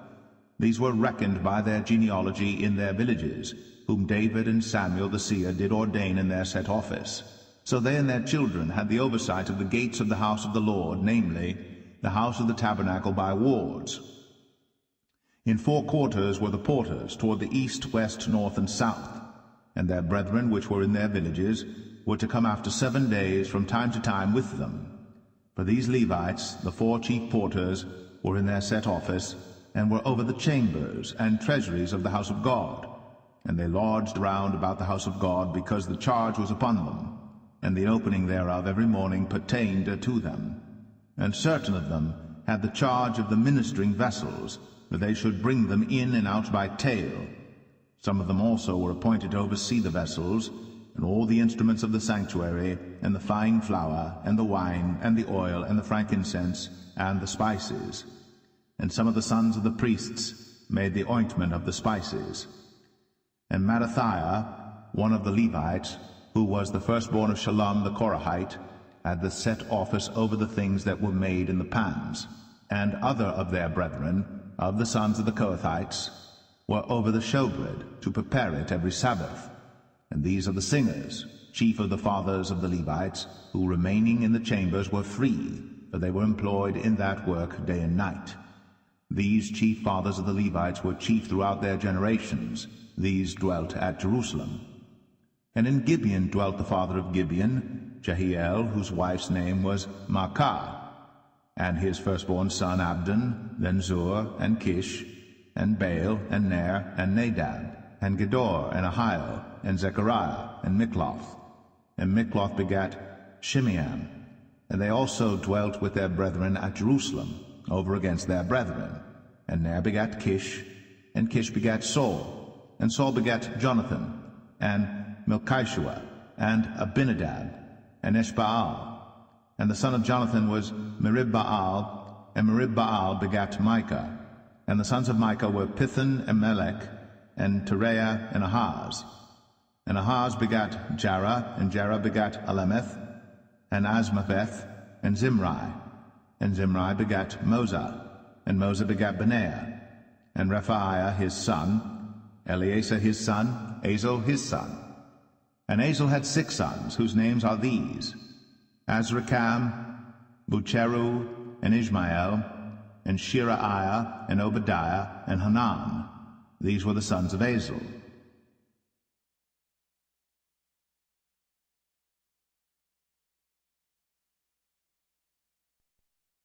1 Chronicles 10.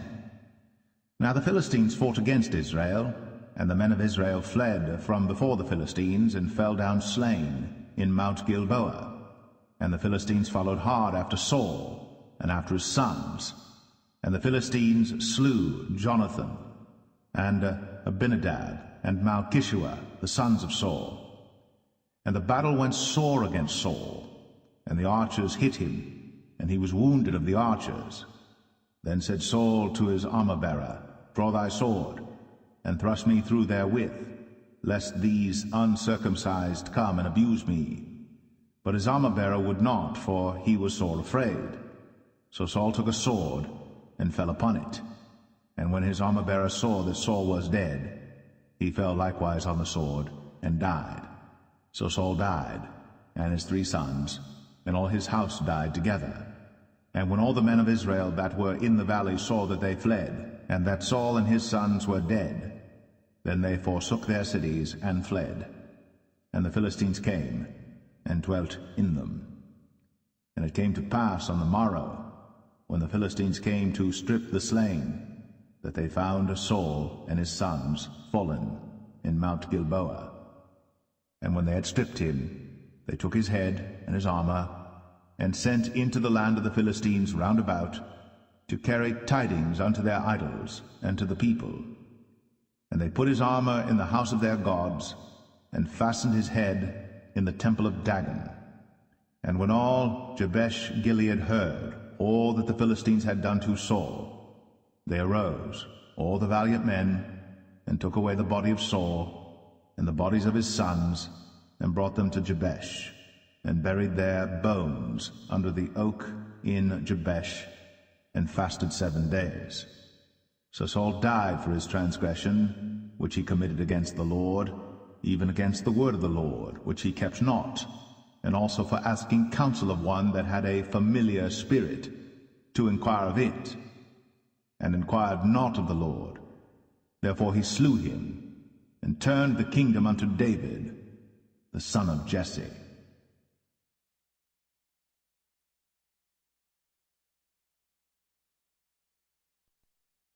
1 Chronicles 11.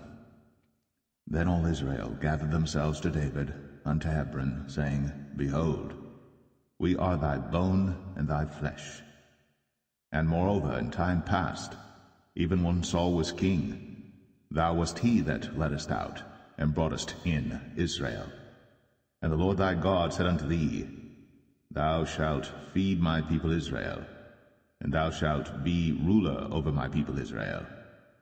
Therefore came all the elders of Israel to the king to Hebron, and David made a covenant with them in Hebron before the Lord. And they anointed David king over Israel, according to the word of the Lord by Samuel. And David and all Israel went to Jerusalem, which is Jebus, where the Jebusites were, the inhabitants of the land. And the inhabitants of Jebus said to David, Thou shalt not come hither. Nevertheless, David took the castle of Zion, which is the city of David. And David said, Whosoever smiteth the Jebusites first shall be chief and captain. So Joab the son of Zeruiah went first up, and was chief. And David dwelt in the castle, therefore they called it the city of David. And he built the city round about, even from Millo round about. And Joab repaired the rest of the city. So David waxed greater and greater, for the Lord of hosts was with him. These also are the chief of the mighty men whom David had, who strengthened themselves with him in his kingdom, and with all Israel, to make him king according to the word of the Lord concerning Israel. And this is the number of the mighty men whom David had: Jashabim and Hachmonite, the chief of the captains. He lifted up his spear against 300 slain by him at one time. And after him was Eleazar the son of Dodo, the Alhite, who was one of the 3 mighties. He was with David at Pasdamim. And there the Philistines were gathered together to battle, where was a parcel of ground full of barley. And the people fled from before the Philistines. And they set themselves in the midst of that parcel, and delivered it, and slew the Philistines. And the Lord saved them by a great deliverance. Now 3 of the 30 captains went down to the rock to David, into the cave of Adullam. And the host of the Philistines encamped in the valley of Rephaim. And David was then in the hold, and the Philistines' garrison was then at Bethlehem. And David longed, and said, Oh, that one would give me drink of the water of the well of Bethlehem that is at the gate. And the 3 brake through the host of the Philistines, and drew water out of the well of Bethlehem that was by the gate, and took it, and brought it to David. But David would not drink of it, but poured it out to the Lord, and said, My God forbid it me that I should do this thing. Shall I drink the blood of these men that have put their lives in jeopardy? For with the jeopardy of their lives they brought it, therefore he would not drink it. These things did these 3 mightiest. And Abishai, the brother of Joab, he was chief of the 3. For lifting up his spear against 300, he slew them, and had a name among the 3. Of the 3 he was more honorable than the 2, for he was their captain, howbeit he attained not to the first 3. Benaiah the son of Jehoiada, the son of a valiant man of Kabzeel, who had done many acts. He slew 2 lion-like men of Moab. Also he went down and slew a lion in a pit in a snowy day. And he slew an Egyptian, a man of great stature, 5 cubits high. And in the Egyptian's hand was a spear like a weaver's beam. And he went down to him with a staff, and plucked the spear out of the Egyptian's hand, and slew him with his own spear. These things did Benaiah the son of Jehoiada, and had the name among the 3 mighties. Behold, he was honorable among the 30, but attained not to the first 3. And David set him over his guard. Also the valiant men of the armies were Asahel the brother of Joab, Elhanan the son of Dodo of Bethlehem, Shamath the Ararite, Helez the Pelonite, Ira the son of Ikish the Tekoite, Abiezer the Atothite, Sibbecai the Hushathite, Eliai the Auhite, Merari the Netophathite, Heled the son of Baanah the Netophathite, Ethai the son of Ribai of Gibeah, that pertained to the children of Benjamin, Benaiah the Pirathonite, Uri of the brooks of Gash, Abiel the Arbathite, Asmaveth the Baharamite, Eliabah the Shalbanite, the sons of Hashem the Gizonite, Jonathan the son of Shag the Hararite, Ahiam the son of Sakar the Hararite, Eliphal the son of Ur, Hefer the Mecharathite, Ahijah the Pelonite, Hezro the Carmelite, Narai the son of Ezbai, Joel the brother of Nathan, Mibhar the son of Hegarai, Zelek the Ammonite, Naharai the Berathite, the armor-bearer of Joab the son of Zeruiah, Ira the Ithrite, Gareb the Ithrite, Uriah the Hittite, Zabad the son of Alai, Adinah the son of Shiza the Reubenite, a captain of the Reubenites, and 30 with him, Hanan the son of Makkah, and Joshaphat the Mithnite, Uzziah the Ashtarothite, Shammah and Jehiel the sons of Hothan the Ararite, Jediael the son of Shimri, and Joah his brother the Tizite, Eliel the Mahavite, and Jerebiah and Joshaviah the sons of Elnaam, and Ithmah the Moabite, Eliel and Obed, and Jasiel the Mesabaite.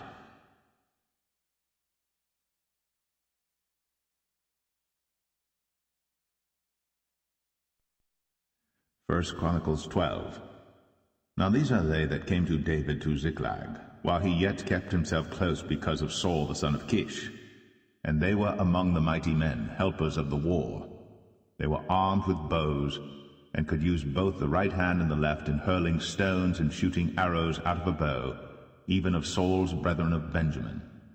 The chief was Ahiezer, then Joash, the sons of Shema the Gibeathite, and Jeziel and Paulett, the sons of Azmaveth, and Barakah, and Jehu the Antothite, and Ismaiah the Gibeonite, a mighty man among the 30, and over the 30, and Jeremiah, and Jahaziel, and Johanan, and Jozabad the Gederathite, Eluzai, and Jeremoth, and Beliah, and Shemariah, and Shephatiah the Haruphite, Elkanah, and Josiah, and Azriel, and Joezer, and Jashabim the Korhites, and Jola, and Zebediah the sons of Jeroham of Gedor.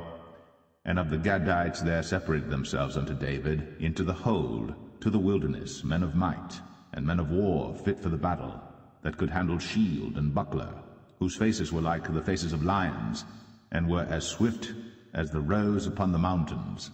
Ezra the first, Obadiah the second, Eliab the third, Mishmannah the fourth, Jeremiah the fifth, Attai the sixth, Eliel the seventh, Johanan the eighth, Elzabad the ninth, Jeremiah the 10th, Machbenai the 11th. These were of the sons of Gad, captains of the host. One of the least was over 100, and the greatest over 1,000. These are they that went over Jordan in the first month, when it had overflown all his banks. And they put to flight all of them of the valleys, both toward the east and toward the west. And there came of the children of Benjamin and Judah to the hold unto David. And David went out to meet them, and answered and said unto them, If ye be come peaceably unto me to help me, mine heart shall be knit unto you.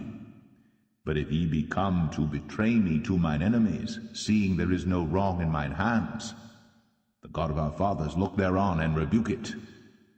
Then the Spirit came upon Amasai, who was chief of the captains, and he said, Thine are we, David, and on thy side, thou son of Jesse, peace, peace be unto thee, and peace be to thine helpers, for thy God helpeth thee. Then David received them, and made them captains of the band. And there fell some of Manasseh to David, when he came with the Philistines against Saul to battle. But they helped them not, for the lords of the Philistines, upon advisement, sent him away, saying, He will fall to his master Saul, to the jeopardy of our heads. As he went to Ziklag, there fell to him of Manasseh Abner and Jozabad, and Jediel and Michael, and Jozabad, and Elihu, and Zilthai, captains of the thousands that were of Manasseh. And they helped David against the band of the rovers, but they were all mighty men of valor, and were captains in the host. For at that time, day by day, there came to David to help him, until it was a great host, like the host of God.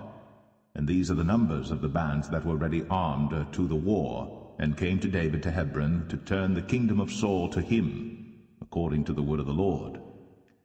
The children of Judah that bare shield and spear were 6,800, ready armed to the war. Of the children of Simeon, mighty men of valor for the war, 7,100. Of the children of Levi, 4,600. And Jehoiada was the leader of the Aaronites, and with him were 3,700. And Zadok, a young man mighty of valor, and of his father's house, 22 captains. And of the children of Benjamin, the kindred of Saul, 3,000. For hitherto the greatest part of them had kept the ward of the house of Saul. And of the children of Ephraim 20,800 mighty men of valor, famous throughout the house of their fathers. And of the half-tribe of Manasseh 18,000, which were expressed by name, to come and make David king. And of the children of Issachar, which were men that had understanding of the times, to know what Israel ought to do, the heads of them were 200, and all their brethren were at their commandment. Of Zebulun, such as went forth to battle, expert in war, with all instruments of war, 50,000, which could keep rank. They were not of double heart. And of Naphtali 1,000 captains, and with them with shield and spear 37,000. And of the Danites, expert in war, 28,600. And of Asher, such as went forth to battle, expert in war, 40,000. And on the other side of Jordan, of the Reubenites, and the Gadites, and of the half-tribe of Manasseh, with all manner of instruments of war for the battle, 120,000. All these men of war, that could keep rank, came with a perfect heart to Hebron, to make David king over all Israel, and all the rest also of Israel were of one heart to make David king. And there they were with David 3 days, eating and drinking, for their brethren had prepared for them. Moreover, they that were nigh them, even unto Issachar and Zebulun and Naphtali, brought bread on asses, and on camels, and on mules, and on oxen, and meat, meal, cakes of figs, and bunches of raisins, and wine, and oil, and oxen, and sheep abundantly. For there was joy in Israel.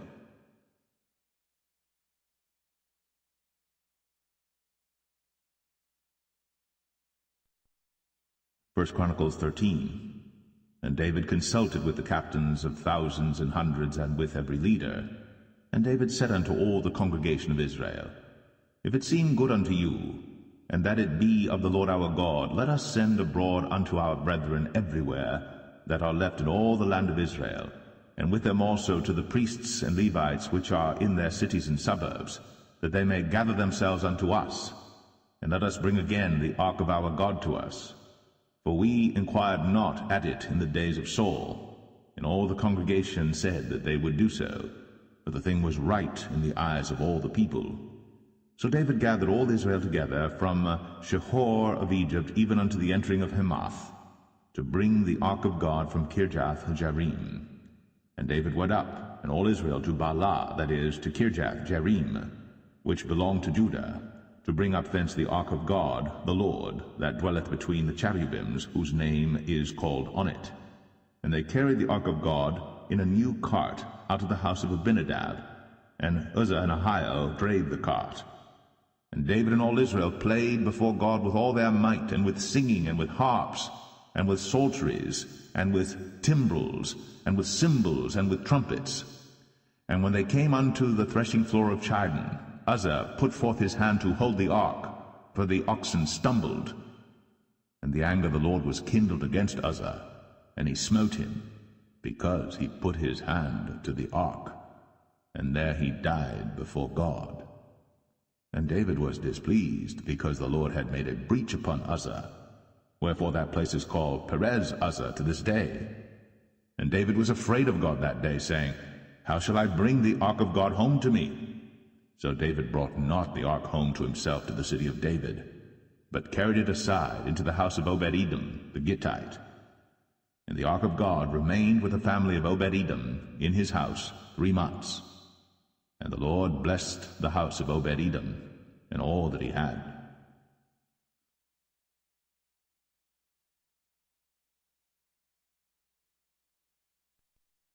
First Chronicles 14. Now Hiram king of Tyre sent messengers to David, and timber cedars with masons and carpenters, to build him an house. And David perceived that the Lord had confirmed him king over Israel. For his kingdom was lifted up on high because of his people Israel. And David took more wives at Jerusalem, and David begat more sons and daughters. Now these are the names of his children which he had in Jerusalem: Shammua, and Shobab, Nathan, and Solomon, and Ibhar, and Elishua, and Elpalet, and Noga, and Nepheg, and Japhia, and Elishama, and Beliada, and Elphalet. And when the Philistines heard that David was anointed king over all Israel, all the Philistines went up to seek David, and David heard of it, and went out against them. And the Philistines came and spread themselves in the valley of Rephaim. And David inquired of God, saying, Shall I go up against the Philistines? And wilt thou deliver them into mine hand? And the Lord said unto him, Go up, for I will deliver them into thine hand. So they came up to Baal-perazim, and David smote them there. Then David said, God hath broken in upon mine enemies by mine hand, like the breaking forth of waters. Therefore they called the name of that place Baal-perazim.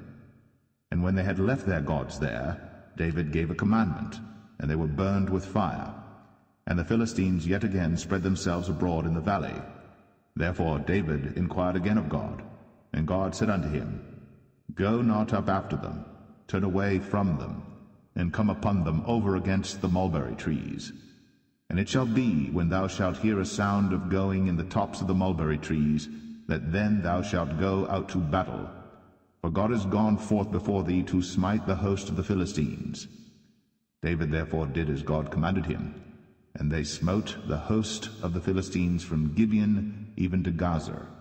And the fame of David went out into all lands, and the Lord brought the fear of him upon all nations.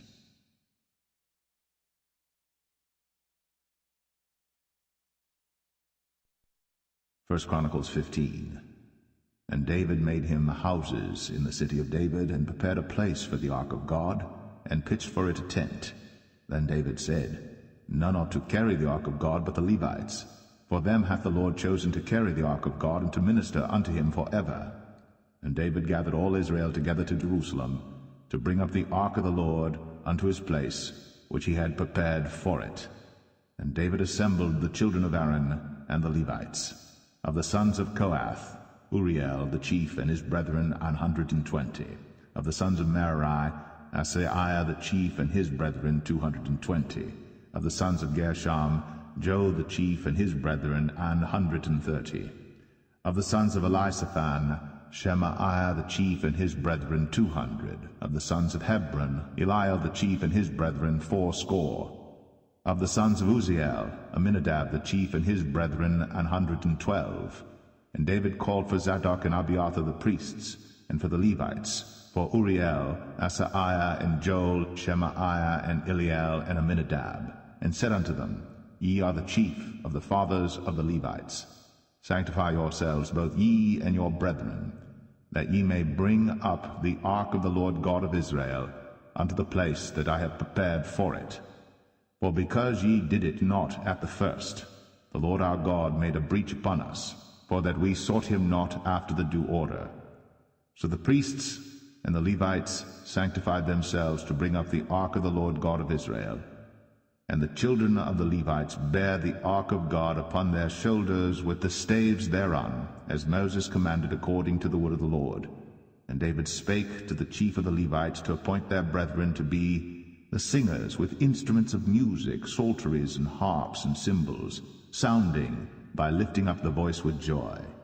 So the Levites appointed Heman the son of Joel, and of his brethren, Asaph the son of Berechiah, and of the sons of Merari their brethren, Ethan the son of Cushaiah, and with them their brethren of the second degree, Zechariah, Ben, and Jaziel, and Shemiramoth, and Jehiel, and Unai, Eliab, and Benaiah, and Maaseiah, and Mattathiah, and Elipheleh, and Micniah, and Obed-Edom, and Jeiel, the porters. So the singers, Heman, Asaph, and Ethan, were appointed to sound with cymbals of brass, and Zechariah, and Aziel, and Shemiramoth, and Jehiel, and Unai, and Eliab, and Maaseiah, and Benaiah, with psalteries on Alamoth, and Mattathiah, and Elipheleh, and Micniah, and Obed-Edom, and Jeiel, and Azaziah, with harps on the Sheminith to excel. And Chenaniah, chief of the Levites, was for song. He instructed about the song because he was skillful. And Berechiah and Elkanah were doorkeepers for the ark, and Shebaniah, and Jehoshaphat, and Nethaniel, and Amasai, and Zechariah, and Benai, and Eleazar, the priest, did blow with the trumpets before the ark of God, and Obed-Edom and Jehiel were doorkeepers for the ark. So David and the elders of Israel, and the captains over thousands, went to bring up the ark of the covenant of the Lord out of the house of Obed-Edom with joy. And it came to pass, when God helped the Levites that bare the ark of the covenant of the Lord, that they offered 7 bullocks and 7 rams, and David was clothed with a robe of fine linen, and all the Levites that bare the ark, and the singers, and Chenaniah, the master of the song with the singers. David also had upon him an ephod of linen. Thus all Israel brought up the ark of the covenant of the Lord with shouting, and with sound of the cornet, and with trumpets, and with cymbals, making a noise with psalteries and harps. And it came to pass, as the ark of the covenant of the Lord came to the city of David, that Michal the daughter of Saul, looking out at a window, saw King David dancing and playing, and she despised him in her heart.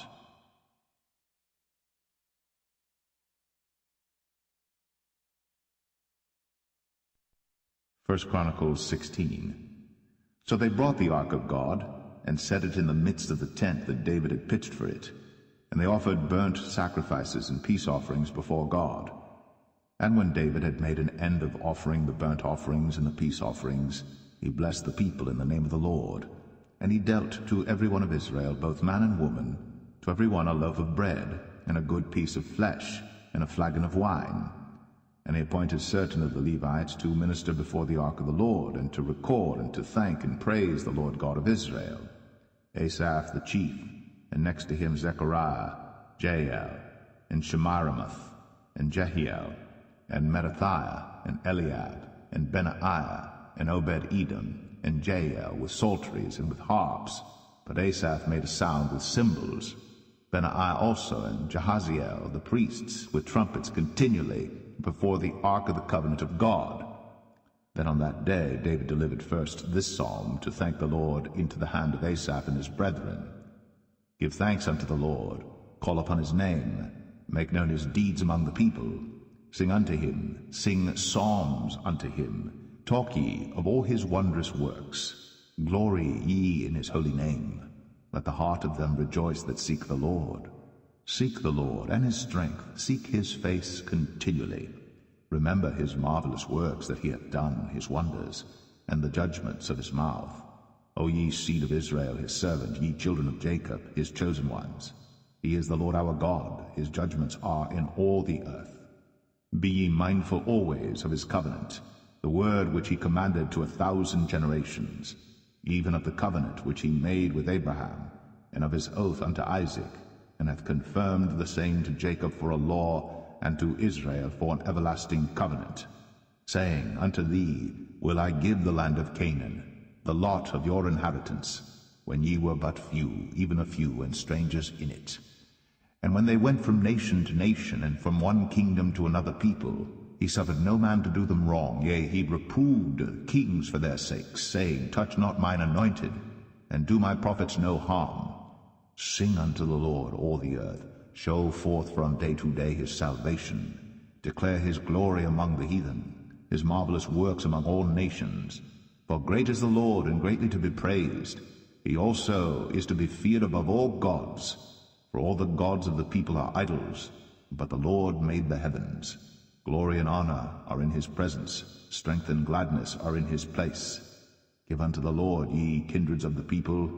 Give unto the Lord glory and strength. Give unto the Lord the glory due unto his name. Bring an offering, and come before him. Worship the Lord in the beauty of holiness. Fear before him all the earth. The world also shall be stable, that it be not moved. Let the heavens be glad, and let the earth rejoice. And let men say among the nations, The Lord reigneth. Let the sea roar, and the fullness thereof. Let the fields rejoice, and all that is therein. Then shall the trees of the wood sing out at the presence of the Lord, because he cometh to judge the earth.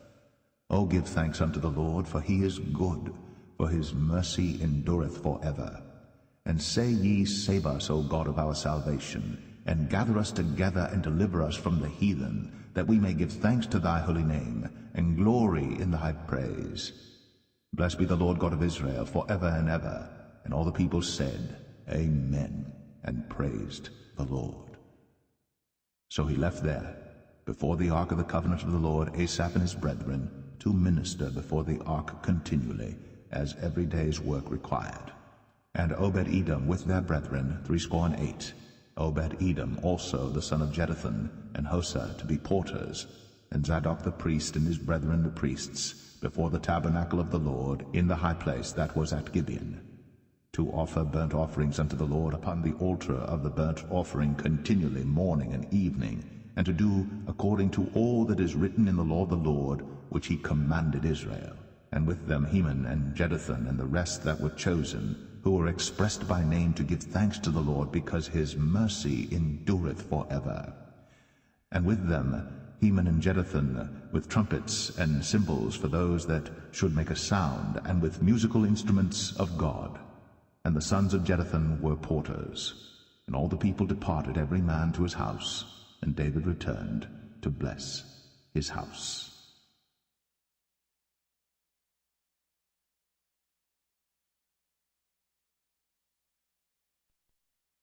1 Chronicles 17.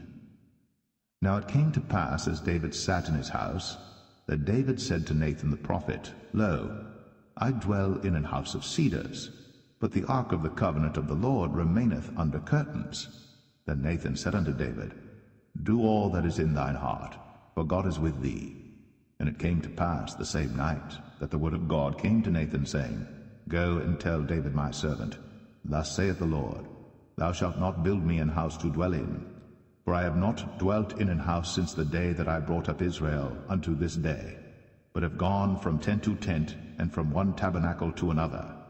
Wheresoever I have walked with all Israel, spake I a word to any of the judges of Israel, whom I commanded to feed my people, saying, Why have ye not built me an house of cedars? Now therefore thus shalt thou say unto my servant David, Thus saith the Lord of hosts, I took thee from the sheepcote, even from following the sheep, that thou shouldst be ruler over my people Israel. And I have been with thee whithersoever thou hast walked, and have cut off all thine enemies from before thee, and have made thee a name like the name of the great men that are in the earth. Also I will ordain a place for my people Israel, and will plant them, and they shall dwell in their place, and shall be moved no more, neither shall the children of wickedness waste them any more, as at the beginning, and since the time that I commanded judges to be over my people Israel. Moreover, I will subdue all thine enemies. Furthermore I tell thee, that the Lord will build thee an house. And it shall come to pass, when thy days be expired, that thou must go to be with thy fathers, that I will raise up thy seed after thee, which shall be of thy sons, and I will establish his kingdom. He shall build me an house, and I will establish his throne forever. I will be his father, and he shall be my son. And I will not take my mercy away from him, as I took it from him that was before thee. But I will settle him in mine house and in my kingdom forever, and his throne shall be established forevermore. According to all these words, and according to all this vision, so did Nathan speak unto David. And David the king came, and sat before the Lord, and said, Who am I, O Lord God? And what is mine house, that thou hast brought me hitherto?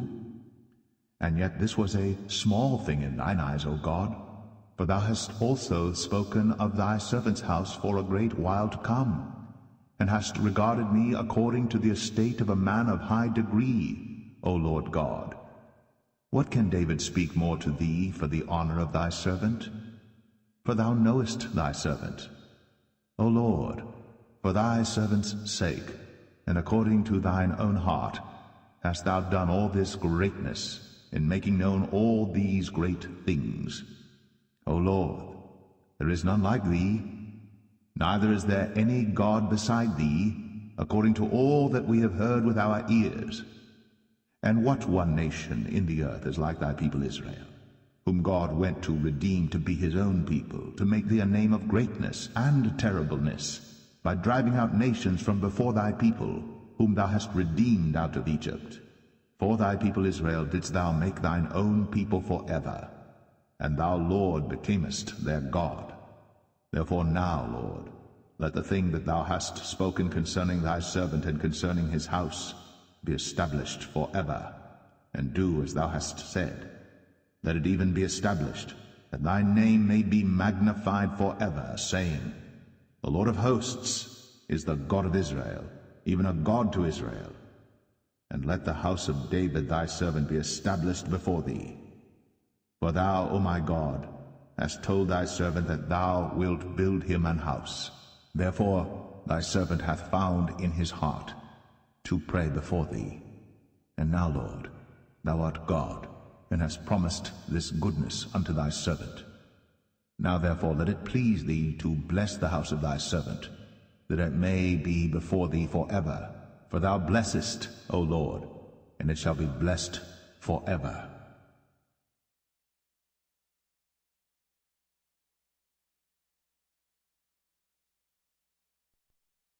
First Chronicles 18. Now after this it came to pass that David smote the Philistines, and subdued them, and took Gath and her towns out of the hand of the Philistines. And he smote Moab, and the Moabites became David's servants, and brought gifts. And David smote Hadarezer king of Zobah unto Hamath, as he went to establish his dominion by the river Euphrates. And David took from him 1,000 chariots, and 7,000 horsemen, and 20,000 footmen. David also houghed all the chariot horses, but reserved of them 100 chariots. And when the Syrians of Damascus came to help Hadarezer king of Zobah, David slew of the Syrians 22,000 men. Then David put garrisons in Syria Damascus, and the Syrians became David's servants, and brought gifts. Thus the Lord preserved David whithersoever he went. And David took the shields of gold that were on the servants of Hadarezer, and brought them to Jerusalem. Likewise from Tibhath and from Chun, cities of Hadarezer, brought David very much brass, wherewith Solomon made the brazen sea, and the pillars, and the vessels of brass. Now when Tou, king of Hamath, heard how David had smitten all the host of Hadarezer, king of Zobah, he sent Hadoram, his son, to King David to inquire of his welfare, and to congratulate him, because he had fought against Hadarezer, and smitten him. For Hadarezer had war with Tou, and with him all manner of vessels of gold and silver and brass. Then also King David dedicated unto the Lord with the silver and the gold that he brought from all these nations, from Edom and from Moab, and from the children of Ammon, and from the Philistines, and from Amalek. Moreover, Abishai, the son of Zeruiah, slew of the Edomites in the valley of Salt 18,000. And he put garrisons in Edom, and all the Edomites became David's servants. Thus the Lord preserved David whithersoever he went. So David reigned over all Israel, and executed judgment and justice among all his people. And Joab the son of Zeruiah was over the host, and Jehoshaphat the son of Ahilud recorder, and Zadok the son of Ahitub, and Abimelech the son of Abiathar were the priests, and Shabsah was scribe, and Benaiah the son of Jehoiada was over the Cherethites and the Pelethites, and the sons of David were chief about the king.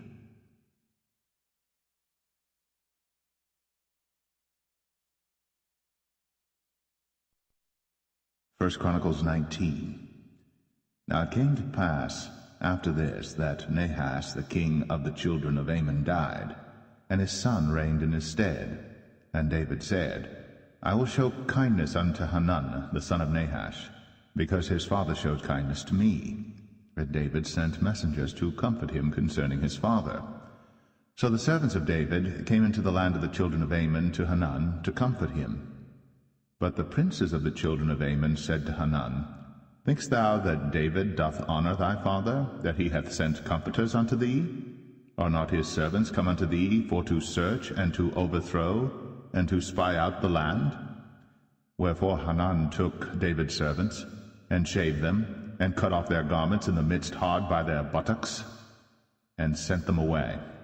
Then there went certain, and told David how the men were served, and he sent to meet them, but the men were greatly ashamed.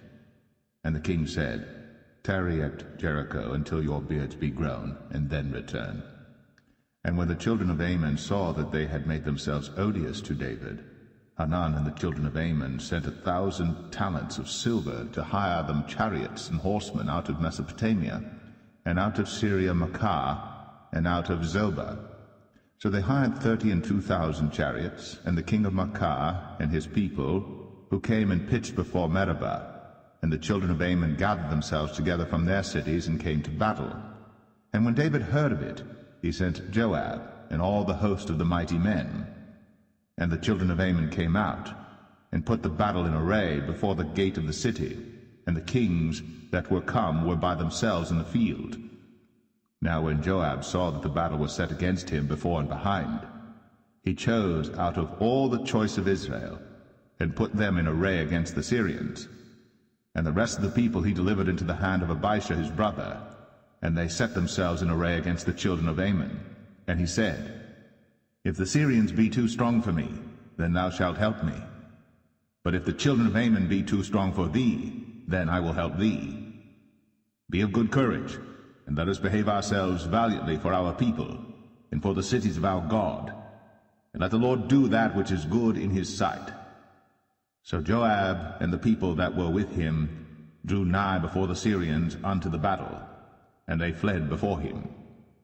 And when the children of Ammon saw that the Syrians were fled, they likewise fled before Abishai his brother, and entered into the city.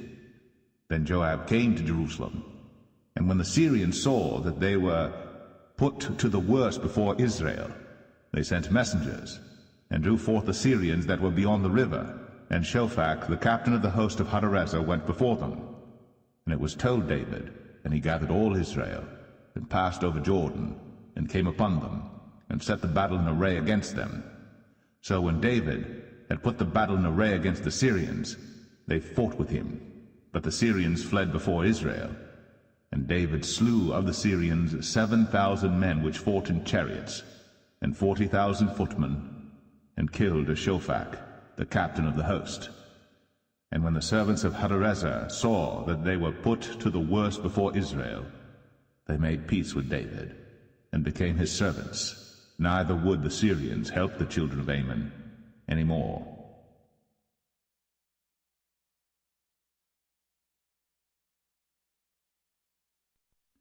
First Chronicles 20. And it came to pass that after the year was expired, at the time that kings go out to battle, Joab led forth the power of the army, and wasted the country of the children of Ammon, and came and besieged Rabbah. But David tarried at Jerusalem, and Joab smote Rabbah, and destroyed it. And David took the crown of their king from off his head, and found it to weigh a talent of gold, and there were precious stones in it, and it was set upon David's head. And he brought also exceeding much spoil out of the city. And he brought out the people that were in it, and cut them with saws, and with harrows of iron, and with axes. Even so dealt David with all the cities of the children of Ammon. And David and all the people returned to Jerusalem. And it came to pass after this, that there arose war at Gezer with the Philistines, at which time Sibbecai the Hushathite slew Sippai, that was of the children of the giant, and they were subdued. And there was war again with the Philistines. And Elhanan, the son of Jair, slew Lamai, the brother of Goliath the Gittite, whose spear staff was like a weaver's beam. And yet again there was war at Gath, where was a man of great stature, whose fingers and toes were 24, 6 on each hand, and 6 on each foot. And he also was the son of the giant. But when he defied Israel, Jonathan, the son of Shimei, David's brother, slew him.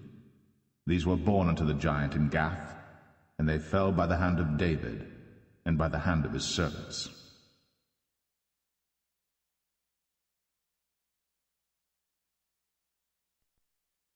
First Chronicles 21. And Satan stood up against Israel, and provoked David to number Israel. And David said to Joab and to the rulers of the people, Go, number Israel from Beersheba even to Dan, and bring the number of them to me, that I may know it. And Joab answered, The Lord make his people 100 times so many more as they be. But, my lord the king, are they not all my lord's servants? Why then doth my lord require this thing? Why will he be a cause of trespass to Israel? Nevertheless the king's word prevailed against Joab. Wherefore Joab departed and went throughout all Israel, and came to Jerusalem. And Joab gave the sum of the number of the people unto David. And all they of Israel were 1,000,000, and 100,000 men that drew sword. And Judah was 460, and 10,000 men that drew sword. But Levi and Benjamin counted he not among them, for the king's word was abominable to Joab. And God was displeased with this thing. Therefore he smote Israel. And David said unto God, I have sinned greatly, because I have done this thing. But now I beseech thee, do away the iniquity of thy servant, for I have done very foolishly. And the Lord spake unto Gad, David's seer, saying, Go and tell David, saying, Thus saith the Lord, I offer thee 3 things. Choose thee one of them, that I may do it unto thee.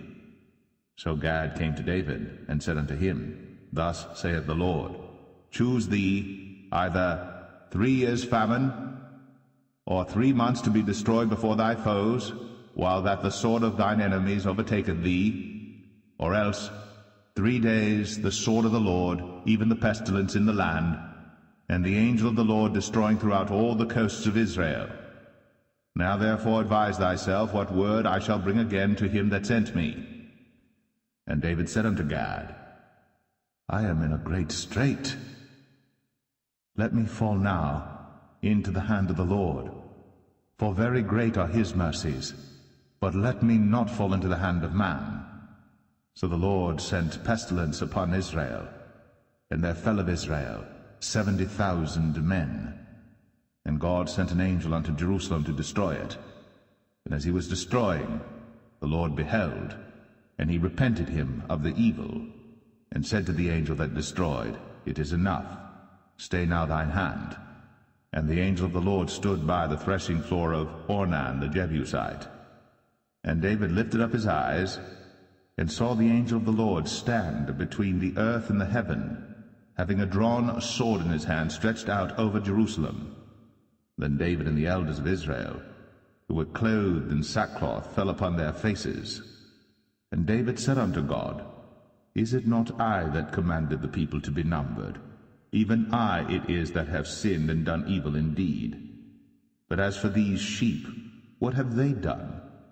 Let thine hand, I pray thee, O Lord my God, be on me and on my father's house, but not on thy people, that they should be plagued. Then the angel of the Lord commanded Gad to say to David, that David should go up and set up an altar unto the Lord in the threshing floor of Ornan the Jebusite. And David went up at the saying of Gad, which he spake in the name of the Lord. And Ornan turned back and saw the angel, and his 4 sons with him hid themselves. Now Ornan was threshing wheat. And as David came to Ornan, Ornan looked and saw David, and went out of the threshing floor, and bowed himself to David with his face to the ground. Then David said to Ornan, Grant me the place of this threshing floor, that I may build an altar therein unto the Lord. Thou shalt grant it me for the full price, that the plague may be stayed from the people.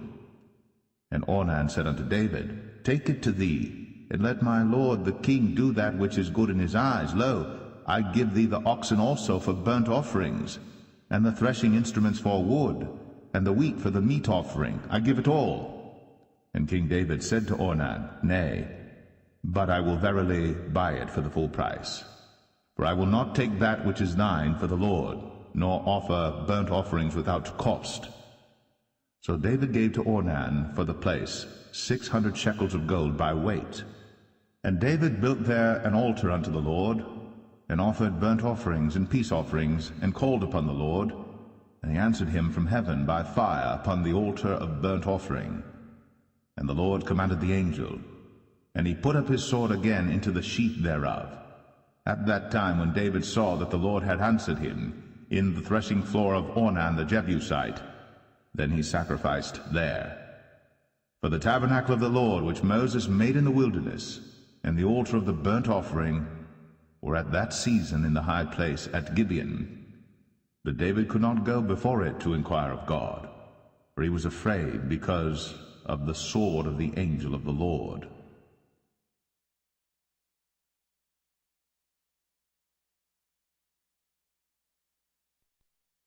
1 Chronicles 22. Then David said, This is the house of the Lord God, and this is the altar of the burnt offering for Israel. And David commanded to gather together the strangers that were in the land of Israel. And he set masons to hew wrought stones to build the house of God. And David prepared iron in abundance for the nails for the doors of the gates, and for the joinings, and brass in abundance without weight, also cedar trees in abundance. For the Zidonians and they of Tyre brought much cedar wood to David. And David said, Solomon my son is young and tender, and the house that is to be builded for the Lord must be exceeding magnifical, of fame and of glory throughout all countries. I will therefore now make preparation for it. So David prepared abundantly before his death. And he called for Solomon his son, and charged him to build an house for the Lord God of Israel. And David said to Solomon, My son, as for me, it was in my mind to build an house unto the name of the Lord my God. But the word of the Lord came to me, saying, Thou hast shed blood abundantly, and hast made great wars. Thou shalt not build an house unto my name, because thou hast shed much blood upon the earth in my sight.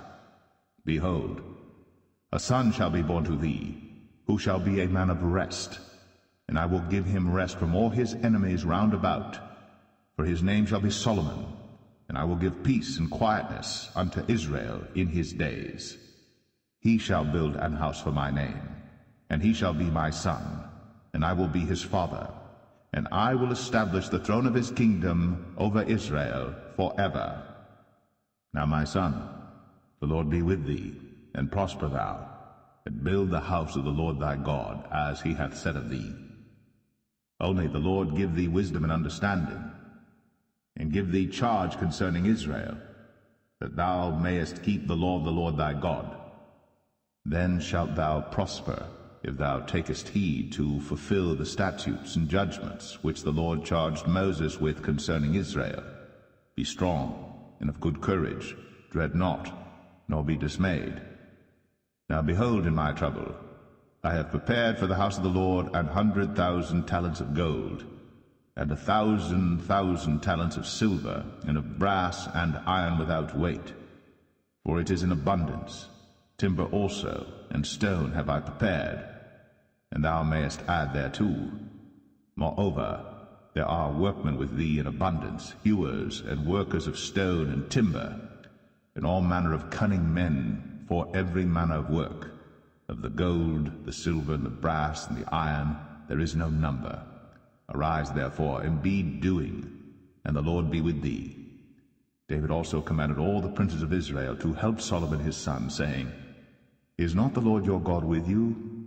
And hath he not given you rest on every side? For he hath given the inhabitants of the land into mine hand, and the land is subdued before the Lord, and before his people.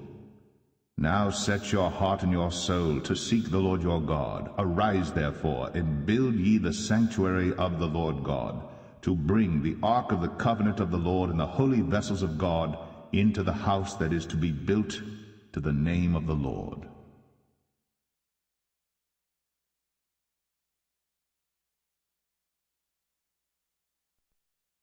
First Chronicles 23. So when David was old and full of days, he made Solomon his son king over Israel. And he gathered together all the princes of Israel, with the priests and the Levites. Now the Levites were numbered from the age of 30 years and upward, and their number by their polls, man by man, was 38,000, of which 24,000 were to set forward the work of the house of the Lord, and 6,000 were officers and judges. Moreover, 4,000 were porters, and 4,000 praised the Lord with the instruments which I made, said David, to praise therewith. And David divided them into courses among the sons of Levi, namely Gershon, Kohath, and Merari. Of the Gershonites were Ladan and Shimei. The sons of Ladan, the chief was Jehiel, and Zetham, and Joel, 3. The sons of Shimei, Shelemith, and Haziel, and Haran, 3. These were the chief of the fathers of Ladan. And the sons of Shimei were Jahath, Zinnah, and Jeush, and Beriah. These 4 were the sons of Shimei. And Jahath was the chief, and Zizzah the second, but Jeush and Beriah had not many sons, therefore they were in one reckoning, according to their father's house. The sons of Kohath, Amram, Izhar, Hebron, and Uzziel, 4. The sons of Amram, Aaron and Moses. And Aaron was separated, that he should sanctify the most holy things, he and his sons forever, to burn incense before the Lord, to minister unto him, and to bless in his name forever. Now concerning Moses, the man of God, his sons were named of the tribe of Levi. The sons of Moses were Gershom and Eleazar. Of the sons of Gershom, Shebuel was the chief. And the sons of Eleazar were Rehabiah the chief, and Eleazar had none other sons, but the sons of Rehabiah were very many. Of the sons of Izhar, Shelemith the chief. Of the sons of Hebron, Jeriah the first, Amariah the second, Jahaziel the third, and Jekameam the fourth. Of the sons of Uzziel, Micah the first, and Josiah the second. The sons of Merari, Malai and Mushai. The sons of Malai, Eleazar and Kish. And Eleazar died, and had no sons but daughters, and their brethren the sons of Kish took them. The sons of Mushai, Malai, and Eder, and Jeremoth, 3. These were the sons of Levi after the house of their fathers, even the chief of the fathers, as they were counted by number of names, by their polls, that did the work for the service of the house of the Lord, from the age of 20 years and upward. For David said, The Lord God of Israel hath given rest unto his people, that they may dwell in Jerusalem forever, and also unto the Levites. They shall no more carry the tabernacle, nor any vessels of it for the service thereof. For by the last words of David the Levites were numbered from 20 years old and above.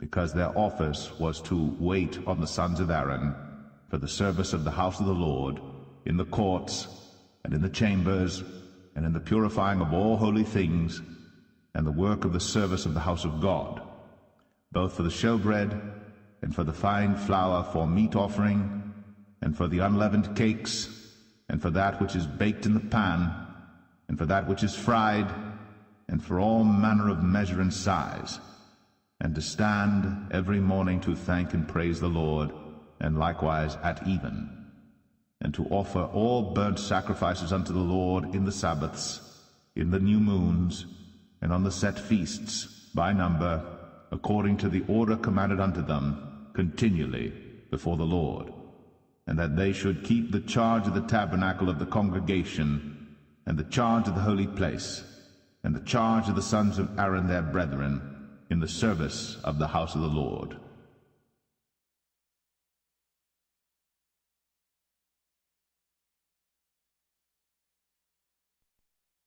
First Chronicles 24.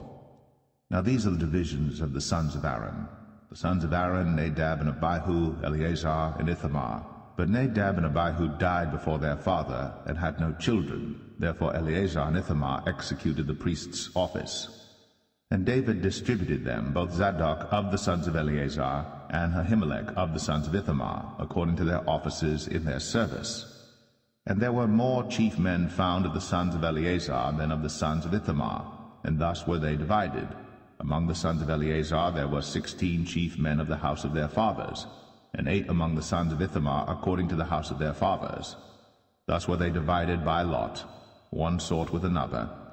For the governors of the sanctuary and governors of the house of God were of the sons of Eleazar and of the sons of Ithamar. And Shemaiah, the son of Nathaniel the scribe, one of the Levites, wrote them before the king and the princes, and Zadok the priest, and Ahimelech the son of Abiathar, and before the chief of the fathers of the priests and Levites, one principal household being taken for Eleazar, and one taken for Ithamar.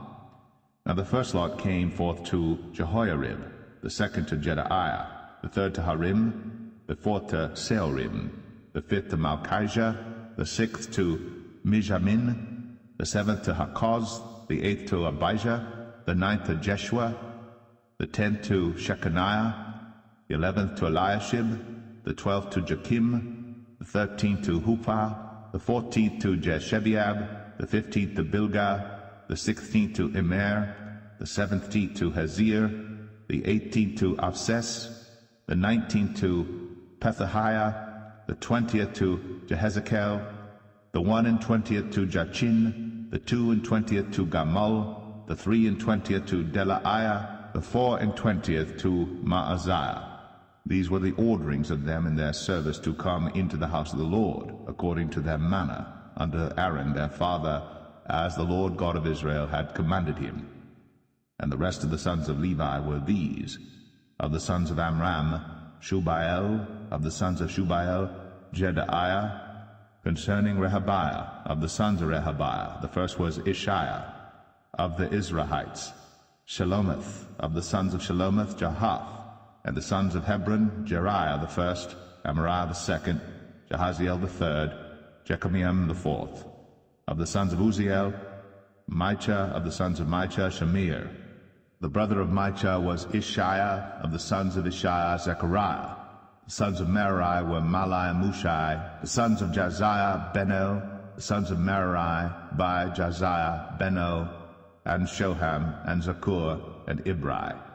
Of Malai came Eleazar, who had no sons. Concerning Kish, the son of Kish was Jeremiel. The sons also of Mushai, Malai, and Eder, and Jeremoth. These were the sons of the Levites after the house of their fathers. These likewise cast lots over against their brethren, the sons of Aaron, in the presence of David the king, and Zadok and Ahimelech, and the chief of the fathers of the priests and Levites, even the principal fathers, over against their younger brethren.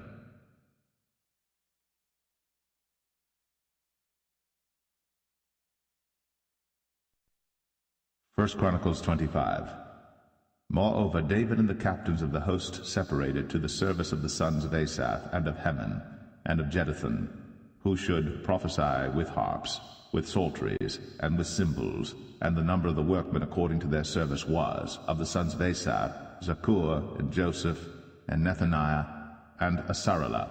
The sons of Asaph under the hands of Asaph, which prophesied according to the order of the king. Of Jeduthun, the sons of Jeduthun, Gedaliah, and Zerai, and Jeshaiah, Hashabiah, and Mattathiah, 6 under the hands of their father Jeduthun, who prophesied with a harp to give thanks and to praise the Lord.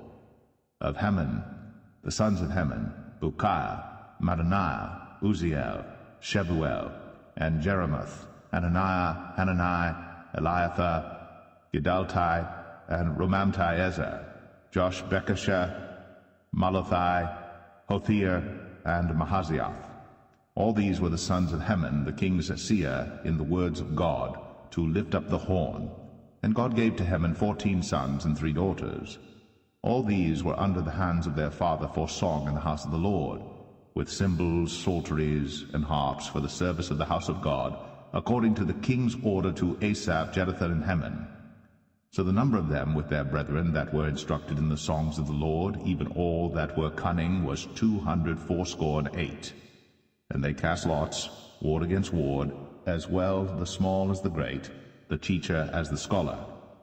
Now the first lot came forth for Asaph to Joseph, the second to Gedaliah, who with his brethren and sons were 12, the third to Zaccur, he, his sons, and his brethren were 12, the fourth to Israel, he, his sons, and his brethren were 12, the fifth to Nethaniah, he, his sons, and his brethren were 12, the sixth to Bukiah, he, his sons, and his brethren were 12, the seventh to Jesharilah, he, his sons, and his brethren were 12, the eighth to Jeshaiah, he, his sons, and his brethren were 12, the ninth to Mattaniah, he, his sons, and his brethren were 12, the 10th to Shimei, he, his sons, and his brethren were 12, the 11th to Azriel, he, his sons, and his brethren were 12, the 12th to Hashabiah, he, his sons, and his brethren were 12, the 13th to Shubael, he, his sons, and his brethren were 12, the 14th to Mattathiah, he, his sons, and his brethren were 12, the 15th to Jeremoth, he, his sons, and his brethren were 12, the 16th to Hananiah, he, his sons, and his brethren were 12, the 17th to Josh Bekashah, he, his sons, and his brethren were 12, the 18th to Hanani, he, his sons, and his brethren were 12, the 19th to Malachi, he, his sons, and his brethren were 12, the 20th to Eliathah, he, his sons, and his brethren were 12, the 21st to Hothir, he, his sons, and his brethren were 12, the 22nd to Gidaltai, he, his sons, and his brethren were 12, the 23rd to Mahazioth, he, his sons, and his brethren were 12, the 24th to Romamti-Ezer, he, his sons, and his brethren were 12.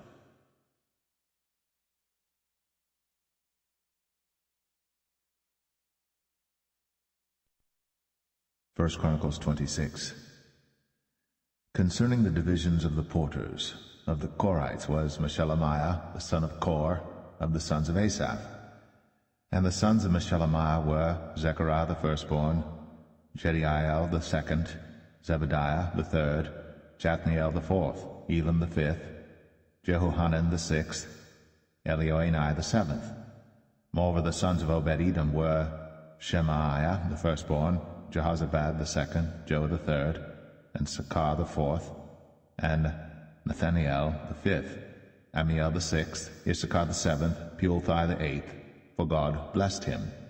Also unto Shemaiah his son were sons born that ruled throughout the house of their father, for they were mighty men of valor. The sons of Shemaiah, Othni, and Raphael, and Obed, Elzabad, whose brethren were strong men, Elihu, and Semachiah. All these are the sons of Obed-Edom. They and their sons and their brethren, able men for strength for the service, were 62 of Obed-Edom. And Meshelemiah had sons and brethren, strong men, 18. Also Hosa of the children of Merari had sons, Simri the chief. For though he was not the firstborn, yet his father made him the chief. Hilkiah the second, Tebelah the third, Zechariah the fourth, All the sons and brethren of Hosea were 13. Among these were the divisions of the porters, even among the chief men, having wards one against another, to minister in the house of the Lord. And they cast lots, as well the small as the great, according to the house of their fathers, for every gate. And the lot eastward fell to Shelemiah. Then for Zechariah his son, a wise counselor, they cast lots, and his lot came out northward. To Obed-Edom southward, and to his sons, the house of Asapim. To Shuppim and Hosah the lot came forth westward, with the gate Shalacheth, by the causeway of the going up, ward against ward. Eastward were 6 Levites, northward 4 a day, southward 4 a day, and toward Asapim 2 and 2. At Parbar westward 4 at the causeway, and 2 at Parbar. These are the divisions of the porters among the sons of Kor, and among the sons of Merari. And of the Levites, Ahijah was over the treasures of the house of God, and over the treasures of the dedicated things. As concerning the sons of Ladan, the sons of the Gershonite, Ladan, chief fathers, even of Ladan the Gershonite, were Jeheli. The sons of Jeheli, Zetham, and Joel his brother, which were over the treasures of the house of the Lord, of the Amramites, and the Izrahites, the Hebronites, and the Uzzielites. And Shebuel the son of Gershom, the son of Moses, was ruler of the treasures. And his brethren by Eleazar, Rehabiah his son, and Jeshaiah his son, and Joram his son, and Zichri his son, and Shelomith his son, which Shelomith and his brethren were over all the treasures of the dedicated things, which David the king, and the chief fathers, the captains over thousands and hundreds, and the captains of the hosts, had dedicated. Out of the spoils won in battles did they dedicate to maintain the house of the Lord. And all that Samuel the seer, and Saul the son of Kish, and Abner the son of Ner, and Joab the son of Zeruiah had dedicated. And whosoever had dedicated anything, it was under the hand of Shelomith and of his brethren. Of the Izharites, Chenaniah and his sons were for the outward business over Israel, for officers and judges. And of the Hebronites, Hashabiah and his brethren, men of valor, 1,700, were officers among them of Israel, on this side Jordan westward, in all the business of the Lord, and in the service of the king. Among the Hebronites was Jerijah the chief, even among the Hebronites, according to the generations of his fathers.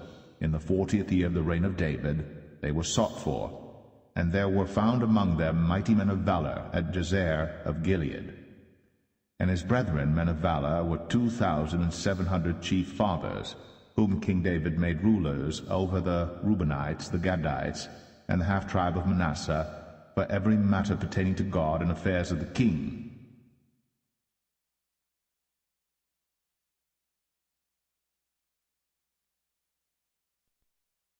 First Chronicles 27.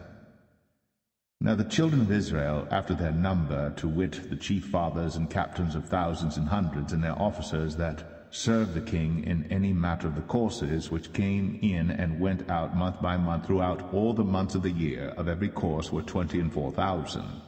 Over the first course, for the first month, was Jashobeam the son of Zabdiel, and in his course were 24,000. Of the children of Perez was the chief of all the captains of the host for the first month. And over the course of the second month was Dodai and Auhite, and of his course was Mikloth, also the ruler. In his course likewise were 24,000. The third captain of the host for the third month was Benaiah the son of Jehoiada, a chief priest, and in his course were 24,000. This is that Benaiah who was mighty among the 30, and above the 30, and in his course was Amizabad his son. The fourth captain for the fourth month was Asahel, the brother of Joab, and Zebadiah his son after him, and in his course were 24,000. The fifth captain for the fifth month was Shamhuth the Izrahite, and in his course were 24,000. The sixth captain for the sixth month was Ira the son of Ikesh the Tekoite, and in his course were 24,000. The seventh captain for the seventh month was Helez the Pelonite of the children of Ephraim, and in his course were 24,000. The eighth captain for the eighth month was Sibbecai the Hushathite of the Zarhites, and in his course were 24,000. The 9th captain for the 9th month was Abiezer the Anatothite of the Benjamites, and in his course were 24,000. The 10th captain for the 10th month was Maharai the Netophathite of the Zarhites, and in his course were 24,000. The 11th captain for the 11th month was Benaiah the Pirathonite of the children of Ephraim, and in his course were 24,000. The 12th captain for the 12th month was Heldai the Netophathite of Othniel, and in his course were 24,000.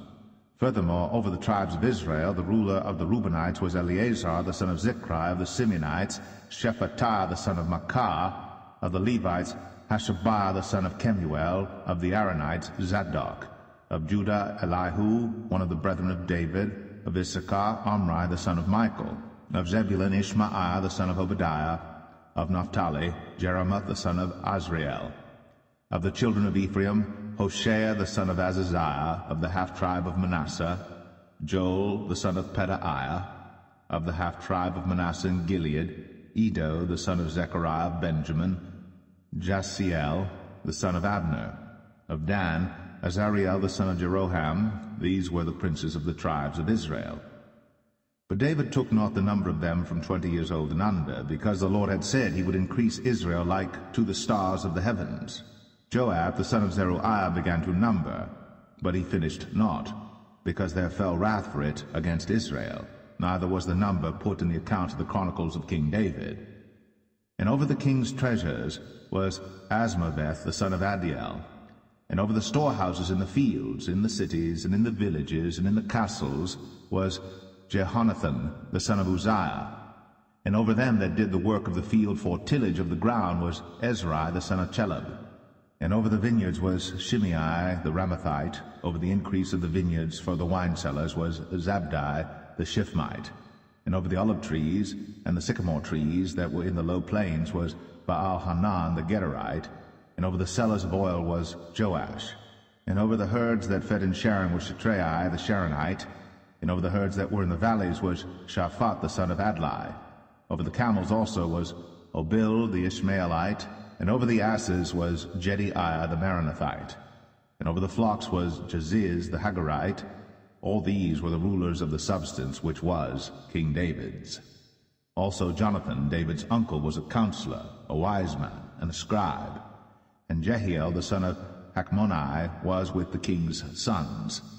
And Ahithophel was the king's counselor. And Hushai the Archite was the king's companion. And after Ahithophel was Jehoiada the son of Benaiah, and Abiathar. And the general of the king's army was Joab.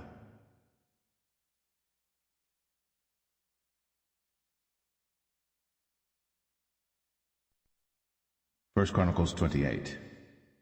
And David assembled all the princes of Israel, the princes of the tribes, and the captains of the companies that ministered to the king by course, and the captains over the thousands, and captains over the hundreds, and the stewards over all the substance and possession of the king and of his sons, with the officers, and with the mighty men, and with all the valiant men unto Jerusalem. Then David the king stood up upon his feet, and said, Hear me, my brethren, and my people. As for me, I had in mine heart to build an house of rest for the ark of the covenant of the Lord, and for the footstool of our God, and had made ready for the building.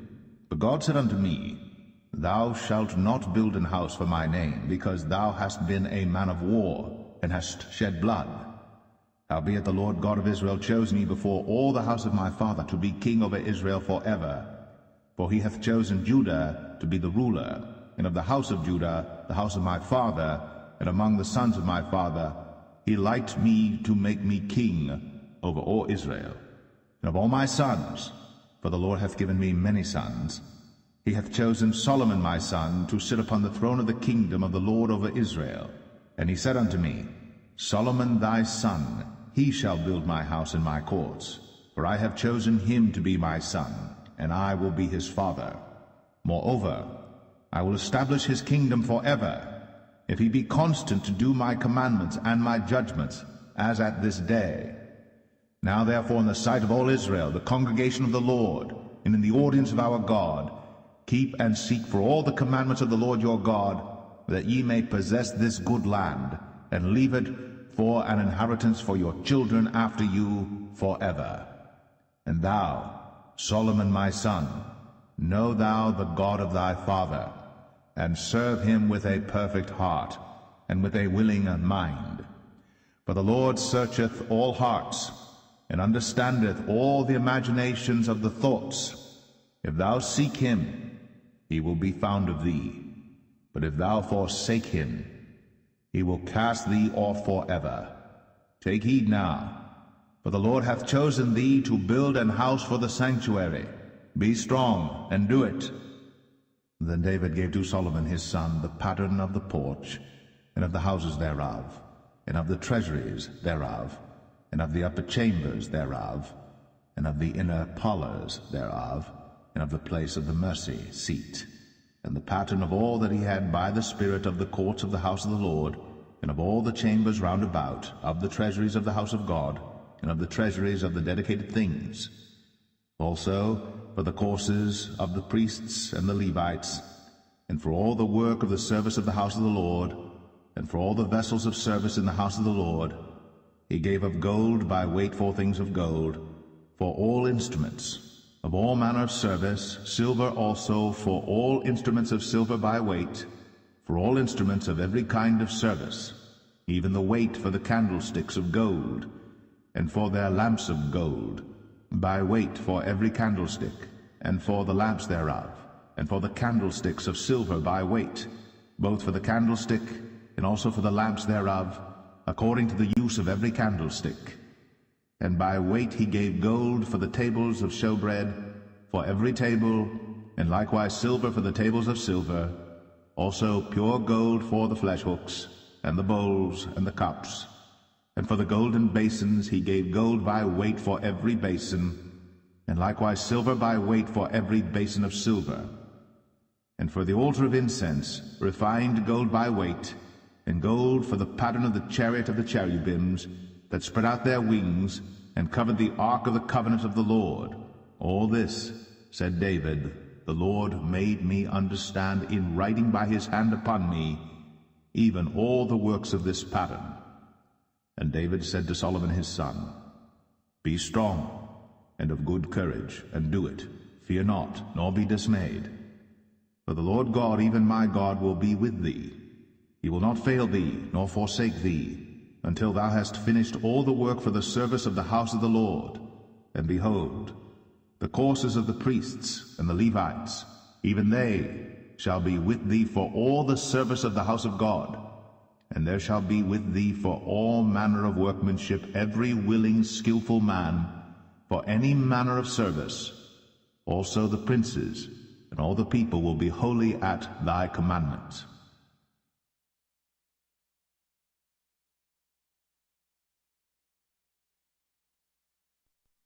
1 Chronicles 29. Furthermore, David the king said unto all the congregation, Solomon my son, whom alone God hath chosen, is yet young and tender, and the work is great. For the palace is not for man, but for the Lord God.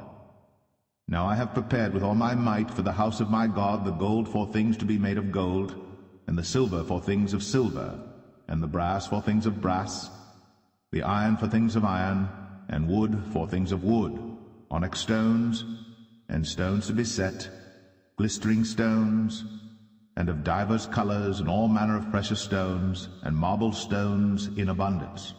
Moreover, because I have set my affection to the house of my God, I have of mine own proper good of gold and silver, which I have given to the house of my God, over and above all that I have prepared for the holy house, even 3,000 talents of gold, of the gold of Ophir, and 7,000 talents of refined silver, to overlay the walls of the houses withal, the gold for things of gold, and the silver for things of silver, and for all manner of work to be made by the hands of artificers. And who then is willing to consecrate his service this day unto the Lord? Then the chief of the fathers and princes of the tribes of Israel, and the captains of thousands and of hundreds, with the rulers of the king's work, offered willingly, and gave for the service of the house of God of gold 5,000 talents and 10,000 drams, and of silver 10,000 talents, and of brass 18,000 talents, and 100,000 talents of iron. And they with whom precious stones were found gave them to the treasurer of the house of the Lord by the hand of Jehiel the Gershonite. Then the people rejoiced, for that they offered willingly, because with perfect heart they offered willingly to the Lord. And David the king also rejoiced with great joy. Wherefore David blessed the Lord before all the congregation. And David said, Blessed be thou, Lord God of Israel, our Father, for ever and ever.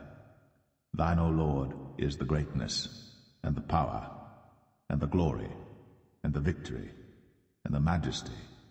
For all that is in the heaven and in the earth is thine. Thine is the kingdom, O Lord, and thou art exalted as head above all. Both riches and honor come of thee, and thou reignest over all. And in thine hand is power and might, and in thine hand it is to make great and to give strength unto all. Now therefore, our God, we thank thee, and praise thy glorious name. But who am I, and what is my people, that we should be able to offer so willingly after this sort? For all things come of thee, and of thine own have we given thee. For we are strangers before thee, and sojourners, as were all our fathers. Our days on the earth are as a shadow, and there is none abiding.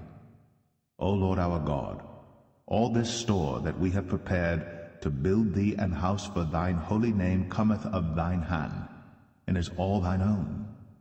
I know also, my God, that thou triest the heart, and hast pleasure in uprightness. As for me, in the uprightness of mine heart, I have willingly offered all these things. And now have I seen with joy thy people, which are present here, to offer willingly unto thee. O Lord God of Abraham, Isaac, and of Israel, our fathers, keep this for ever in the imagination of the thoughts of the heart of thy people, and prepare their heart unto thee. And give unto Solomon my son a perfect heart, to keep thy commandments, thy testimonies, and thy statutes, and to do all these things, and to build the palace for the which I have made provision. And David said to all the congregation, Now bless the Lord your God. And all the congregation blessed the Lord God of their fathers, and bowed down their heads, and worshipped the Lord and the king. And they sacrificed sacrifices unto the Lord, and offered burnt offerings unto the Lord on the morrow after that day, even 1,000 bullocks, 1,000 rams, and 1,000 lambs, with their drink offerings and sacrifices in abundance for all Israel, and did eat and drink before the Lord on that day with great gladness. And they made Solomon the son of David king the second time, and anointed him unto the Lord to be the chief governor, and Zadok to be priest.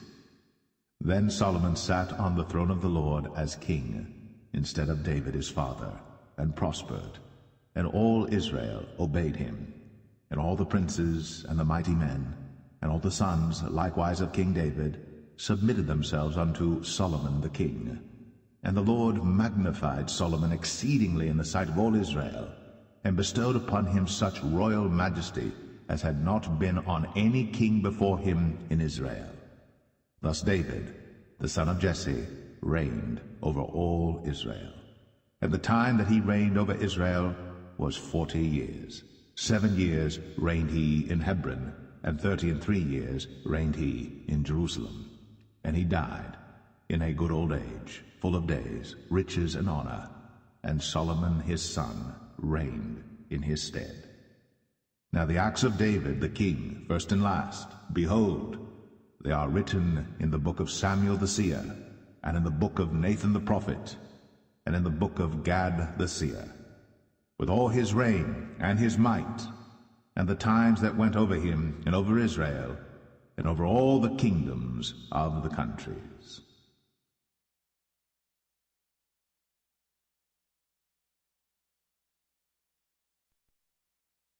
The second book of Chronicles, chapter 1. And Solomon the son of David was strengthened in his kingdom, and the Lord his God was with him, and magnified him exceedingly. Then Solomon spake unto all Israel, to the captains of thousands and of hundreds, and to the judges, and to every governor in all Israel, the chief of the fathers. So Solomon, and all the congregation with him, went to the high place that was at Gibeon. For there was the tabernacle of the congregation of God, which Moses the servant of the Lord had made in the wilderness. But the ark of God had David brought up from Kirjath-jearim to the place which David had prepared for it, for he had pitched a tent for it at Jerusalem. Moreover, the brazen altar that Bezaleel the son of Uri the son of Hur had made, he put before the tabernacle of the Lord, and Solomon and the congregation sought unto it. And Solomon went up thither to the brazen altar before the Lord, which was at the tabernacle of the congregation, and offered 1,000 burnt offerings upon it. In that night did God appear unto Solomon, and said unto him, Ask what I shall give thee. And Solomon said unto God, Thou hast shown great mercy unto David my father, and hast made me to reign in his stead. Now, O Lord God, let thy promise unto David my father be established, for thou hast made me king over a people like the dust of the earth in multitude.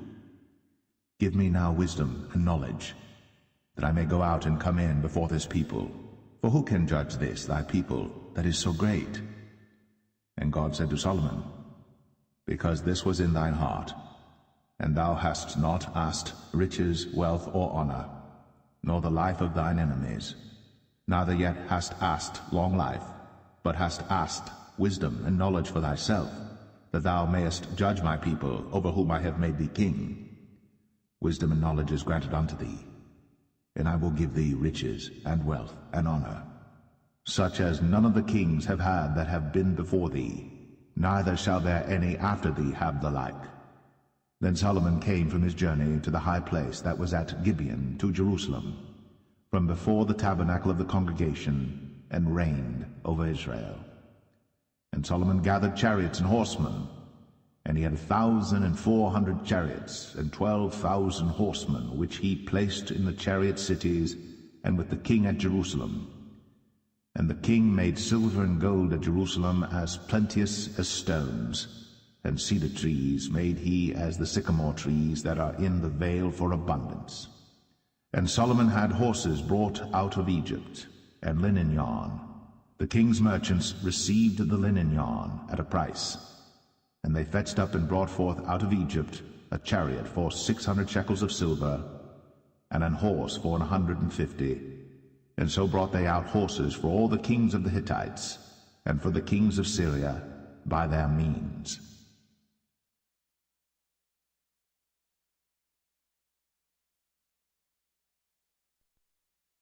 Second Chronicles chapter 2. And Solomon determined to build an house for the name of the Lord, and an house for his kingdom. And Solomon told out 70,000 men to bear burdens, and 80,000 to hew in the mountain, and 3,600 to oversee them.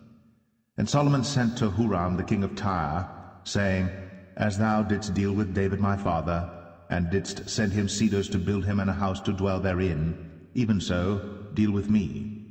Behold, I build an house to the name of the Lord my God, to dedicate it to him, and to burn before him sweet incense, and for the continual showbread, and for the burnt offerings morning and evening, on the Sabbaths, and on the new moons, and on the solemn feast of the Lord our God. This is an ordinance forever to Israel. And the house which I build is great, for great is our God above all gods. But who is able to build him an house, seeing the heaven and heaven of heavens cannot contain him? Who am I then, that I should build him an house, save only to burn sacrifice before him? Send me now therefore a man cunning to work in gold, and in silver, and in brass, and in iron, and in purple, and crimson, and blue, and that can skill to grave with the cunning men that are with me in Judah and in Jerusalem, whom David my father did provide. Send me also cedar trees, fir trees, and algum trees, out of Lebanon. For I know that thy servants can skill to cut timber in Lebanon. And behold, my servants shall be with thy servants, even to prepare me timber in abundance. For the house which I am about to build shall be wonderful great. And behold, I will give to thy servants the hewers that cut timber, 20,000 measures of beaten wheat, and 20,000 measures of barley, and 20,000 baths of wine, and 20,000 baths of oil. Then Huram the king of Tyre answered in writing, which he sent to Solomon, Because the Lord hath loved his people, he hath made thee king over them. Huram said moreover, Blessed be the Lord God of Israel, that made heaven and earth, who hath given to David the king a wise son, endued with prudence and understanding, that might build an house for the Lord, and an house for his kingdom. And now I have sent a cunning man, endued with understanding, of Huram my father's, the son of a woman of the daughters of Dan. And his father was a man of Tyre, skillful to work in gold, and in silver, in brass, in iron, in stone, and in timber, in purple, in blue, and in fine linen, and in crimson, also to grave any manner of graving, and to find out every device which shall be put to him, with thy cunning men, and with the cunning men of my lord David thy father. Now therefore the wheat, and the barley, the oil, and the wine, which my lord hath spoken of, let him send unto his servants. And we will cut wood out of Lebanon, as much as thou shalt need, and we will bring it to thee in floats by sea to Joppa, and thou shalt carry it up to Jerusalem. And Solomon numbered all the strangers that were in the land of Israel, after the numbering wherewith David his father had numbered them, and there were found 150,000 and 3,600. And he set 70,000 of them to be bearers of burdens, and 80,000 to be hewers in the mountain, and 3,600 overseers to set the people a work.